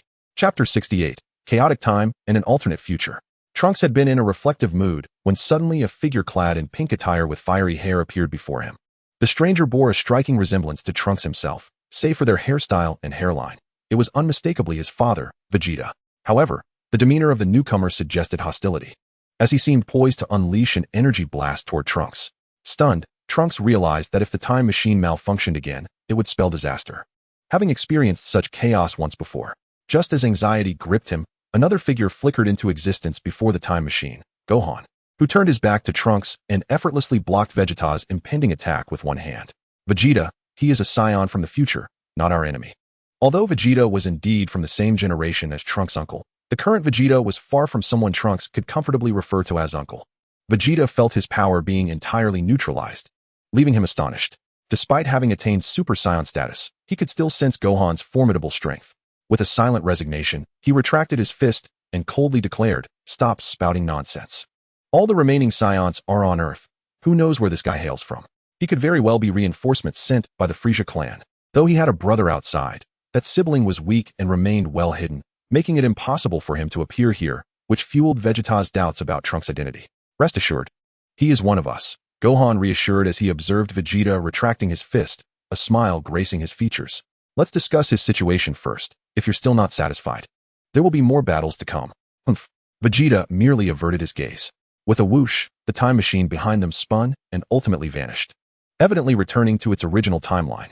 Gohan and Vegeta landed once more, preparing to listen attentively to the forthcoming revelations in order to make informed decisions. After some time, Bulma and Android 21 arrived in their own craft. Once everyone was gathered, Goku relayed Trunks' message, revealing that the future would bring ruthless androids that would plunge their world into a terrifying hell. Furthermore, Goku would succumb to heart disease prematurely, with other warriors being killed in succession, including Gohan, who would ultimately perish after training the future youth in combat. What? Even Gohan can't defeat those two androids? Krillin and Yamcha expressed disbelief upon hearing the dire news from the future. They had witnessed Gohan's strength on Namek. How could such power fail against their adversaries? If Gohan was unable to prevail, the future of their world indeed appeared grim. Noticing their despondence, Piccolo scoffed, though those androids are formidable. There is no need for excessive fear. Their ability to defeat Gohan stems from the fact that the future Gohan is not the same as the one you know. Piccolo, Goku exclaimed, eyes wide with surprise, as he had not anticipated the Namekian overhearing their discussion. Piccolo glanced at him and replied, I have keen hearing, which allowed me to catch some details. This information should be shared with everyone, but rest assured, I shall not disclose anything that might alter his birth. How is the future Gohan different from the one we know? Krillin inquired. It is quite simple. In that timeline, Gohan prioritized his studies and did not defeat the Saiyans when they arrived. He did not become a Super Saiyan on Namek, but only transformed out of rage when the androids appeared, Piccolo explained, his eyes betraying a hint of disappointment. The missed opportunity for that Gohan was truly lamentable. Is he a Gohan who never trained? Krillin pondered, recalling how Goku had once mentioned Gohan's aspiration to become a scholar. Perhaps the Gohan of that world chose that path, underscoring the notion that knowledge can alter one's destiny. Initially believing the androids might be formidable, Vegeta felt a resurgence of confidence upon learning of the alternate reality. Humph. I thought those future androids were impressive. Turns out, you all were simply too weak. Piccolo shot him a pointed look, cautioning, while that future may lack Raditz and Nappa, remember, Vegeta, you were genuinely killed by them. And so what? Vegeta retorted dismissively, arms crossed. According to your accounts, the future version of me may not even have become a Super Saiyan. Defeating that version of me holds no significance. Upon hearing Vegeta's words, the group felt a wave of reassurance wash over them. The world had indeed transformed drastically. Even if androids arrived, it did not necessarily imply a catastrophic crisis. Seeing their apparent lethargy, Piccolo urged, though the world is different and there is no need for alarm, I advise you all to remain vigilant. Our history differs. Could the androids not also differ? Let us not forget, they were created by someone named Dr. Gero. Indeed, should Dr. Gero witness their growth and strength, it was entirely plausible he would further modify the androids, making an unforeseen turn of events possible. Gohan echoed Piccolo's sentiments. In that case, we should locate Dr. Gero in advance and eliminate him. That's a splendid proposal, Yamcha concurred. I remember Gohan tasked Bulma with finding Dr. Gero a year ago. Krillin, appearing to connect the dots, turned his gaze toward Gohan and Bulma, feeling as though Gohan possessed an uncanny foresight. Yes, it seems Gohan had an inkling that Dr. Gero would. Tien Shinhan simultaneously glanced at Gohan, contemplating the implications. Son Gohan chuckled softly, nodding in affirmation as he said, Indeed, I am aware of certain pertinent matters. Just as the others were about to continue their inquiries, Bulma rolled her eyes and interjected, Enough with the questions. Gohan isn't doing anything wrong. He simply possesses a greater intellect than you all. So what if he can foresee these things ahead of time? The group felt somewhat sheepish, acknowledging that Gohan's thought process was indeed more comprehensive than theirs. Regarding Dr. Gero, Bulma cast a glance at the nearby android 21 and stated, I have located his whereabouts. He is currently near Lake Darlich, and he is indeed conducting terrifying experiments on artificial humans. Then we can eliminate him before he causes more harm. Yamcha exclaimed, suddenly inspired, sensing a glimmer of hope for the future. Yes, that is indeed a viable option. Krillin agreed, feeling a surge of joy. Although they trusted Gohan and Goku, they were reluctant to endure the battle that they should have perished in. Fools! Vegeta suddenly erupted, clenching his fists and bellowing, What a foolish plan. If any of you dares to kill Dr. Gero before I have my turn, I will dispose of you first. A fierce gust of energy surged around them, forcing Krillin and the others to retreat involuntarily. Bulma, being a mere human, found it particularly overwhelming, but was aided by Android 21 in that moment. Once the tempest subsided, Bulma retorted sharply, What do you mean, foolish plan? This concerns all of humanity. If you die, should everyone else perish alongside you? She seemed entirely unperturbed by Vegeta's wrath. After shouting at him, she grasped Goku's arms and implored, Goku, Gohan, surely you two do not share this sentiment? To this, Goku responded candidly, frowning, moreover. He has not committed any actions warranting death. Killing him now seems rather unjust. Nearby, Tien and Piccolo echoed Goku's sentiments, clearly yearning for the chance to fight. As for Raditz, he remained silent, preoccupied with thoughts of when he might ascend to Super Saiyan. In truth, Dr. Gero had already commenced human experimentation, and there were victims involved. After a moment of contemplation, Gohan resolved to act preemptively, not merely due to his original decision, but also influenced by what he had previously heard from Trunks. Before arriving here, Trunks had inadvertently landed in an erroneous timeline. In that timeline, he had also traveled back to deliver medicine, and they had defeated androids 17 and 18 3 years later. However, those two were not malevolent and had reformed. The Trunks from that world had received new information from the two androids before heading to the future to confront the evil androids. Unfortunately, that original Trunks never returned, and it was this Trunks who had inadvertently arrived and remained there due to unforeseen circumstances. Gohan could surmise that it was likely the same timeline that the first Trunks had traversed to deliver medicine. In that world, Cell had not emerged because the first Trunks would be ambushed and killed by Cell upon his return, thus leading to the timeline of Dragon Ball Z. The original Trunks never returned with the warning, and it is highly probable that he was slain by Cell in that ambush. Chapter 69, Vegeta, 3 androids at once? I, Super Vegeta, shall deal with you. Though those timelines appeared normal, Trunks' misadventure was an accident, and with that twist of fate, Gohan's mind raced with possibilities. To prevent further unforeseen incidents, Dr. Gero must be dealt with here and now. Human experimentation? Goku inquired, his eyes filled with confusion as he instinctively glanced at Android 21. Indeed, Dr. Gero has captured individuals for modification.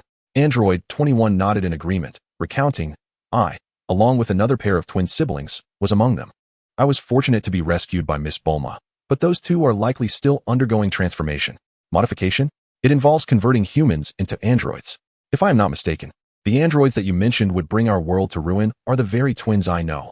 Shocked expressions adorned the faces of the group, as they had only heard of androids, but were unprepared for the realization that they were transformed from humans. The methods employed were utterly abhorrent to them. Gohan, meeting their astonished gazes, declared, this is the grim reality. Hence, to prevent further calamity, we must eliminate that fiend. For those of you who wish to test your mettle, the future warrior can guide you to battle in the future. Indeed, if one desires a fight, they can venture to the future, Krillin exclaimed, suddenly enlightened. According to that fellow, he should be unable to contend with the future androids. Goku nodded slightly, having reached the same conclusion. Although he yearned to battle the androids, Dr. Gero had already committed his heinous acts, and he was resolute in not allowing his desires to permit that villain to continue unchecked. Seeing Gohan propose such a solution, Vegeta ceased his opposition, clearly acknowledging Gohan's competence despite his silence. Observing that everyone was in agreement, Gohan continued, it appears we are all on the same page. Let us proceed to confront Dr. Gero. However, he may have already created additional androids, so we must remain vigilant. The mention of androids sparked a sense of caution in the others, while only Goku and Vegeta's eyes gleamed with anticipation. At that moment, a massive figure emerged in the distance. It was the tardy Nappa, who, due to his separate accommodations, had arrived later than the others. Upon his arrival, he noticed the group flying towards the horizon, leaving him somewhat bewildered. Raditz approached him, explaining the situation and cautioning, though you missed the previous battle, we are now set to face the androids. Nappa, having heard about the prior events from Raditz, wore a skeptical expression, Earthlings creating warriors beyond Super Saiyan? I cannot believe such a thing. I shall demonstrate the might of the Saiyans. With that fervor, Nappa was determined to show them that Saiyans were not so easily surpassed. Raditz enthusiastically cheered him on, as he now had numerous disciples, and with Nappa's presence, he hoped to take yet another step forward. In the northern region, near Lake Darlich, lay Dr. Gero's underground laboratory, where he tirelessly continued his modifications on the two androids. Yet, he was far from achieving the perfection he desired. To elevate the androids' power, he deemed it necessary to strip them of unnecessary intelligence, which would be detrimental to him. However, erasing all their emotions would severely hinder their performance. This dilemma loomed large. Even he, who considered himself a genius, found himself at a loss for solutions. He even entertained the thought of dismantling the androids and starting anew. Yet he was apprehensive about the scarcity of time. Thunderous sounds reverberated, as he pondered numerous matters within his mind. The doors of the laboratory burst open with a tremendous force, an intense pressure seemingly poised to obliterate the entire facility. What? Dr. Gero was taken aback, his mind racing with urgency as he swiftly grasped the remote control, activating the 3 remaining androids, number 13, number 14, and number 15. In the distance, the mechanical hatch opened, and the three figures emerged, forcibly activated, standing resolutely at the entrance of the lab. Outside, in a small valley, Gohan and Goku, along with others, had long since gathered nearby, observing the unfolding scene below. It was Vegeta, feeling impatient, who forcefully shattered the laboratory's doors. Dressed in tattered clothing, he glared forward with fury. "Hey, Dr. Gero, come out." Before him, three silhouettes materialized. The figure on the left bore a hairstyle reminiscent of Tien, yet with skin as pale as death, appearing far from normal. To the right stood a short figure with purple skin, adorned with an exaggerated hat and a bow tie fashioned from a crimson military insignia. In the center was a character donned in a baseball cap. Though they emitted no discernible energy, an overwhelming aura of intimidation emanated from them, akin to skilled martial artists. Gohan, upon recognizing the three androids, felt no surprise. After all, they were familiar entities from the Dragon Ball universe. Those are the androids. Krillin and the others instinctively assumed defensive stances as they regarded the three figures. "You are aware of the androids?" Following the trio, another figure emerged, casting a grim gaze upon the crowd, stating, "Who informed you?" His eyes swiftly scanned the assembly, landing on the distant number 21. "So it was you, number 21." The words were nearly spat out through clenched teeth, clearly indicating he held her responsible for this predicament. Unfazed, number 21 stepped forward and declared, "Of course it was me, Gero. Your schemes end here." "And here?" A disdainful smile crept onto Dr. Gero's face as he replied, "Not necessarily. I have thoroughly analyzed their combat data. This time, victory shall be mine, and you shall face the consequences of your betrayal."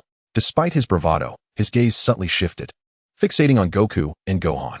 The former was a target he must eliminate, while the latter posed a threat to all his endeavors.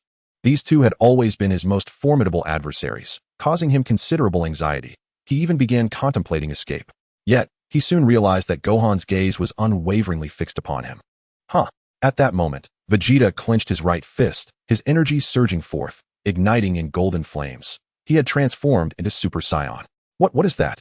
Dr. Gero, evidently unaware of the Super Saiyan phenomenon, widened his eyes in shock as Vegeta's display surpassed his expectations. "What? Did your robots fail to gather intel?" With his transformation, Vegeta's arrogance soared. "This is called Super Saiyan, the mightiest warrior in the universe. Bring forth all the scrap metal you've constructed."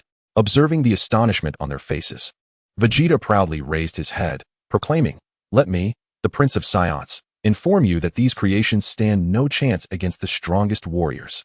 The three androids exchanged glances before turning to Dr. Gero for instructions. "Eliminate them all." Dr. Gero swiftly commanded the three androids. In an instant, number 14 and number 15 lunged forward. "Hey, you aren't allowed to attack." Vegeta effortlessly dodged their advances, even giving a thumbs up.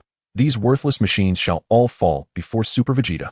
As he spoke, he executed a somersault, colliding with the two androids amidst a burst of golden light. In the distance, Gohan gently scratched his head. He had anticipated Vegeta's brashness, after all. It was typical of him. At this moment, he was certain he couldn't contend with the three androids. However, enduring a beating might not be a bad thing. He resolved to let Vegeta and Uncle Piccolo hone their skills, but Dr. Gero must perish. What?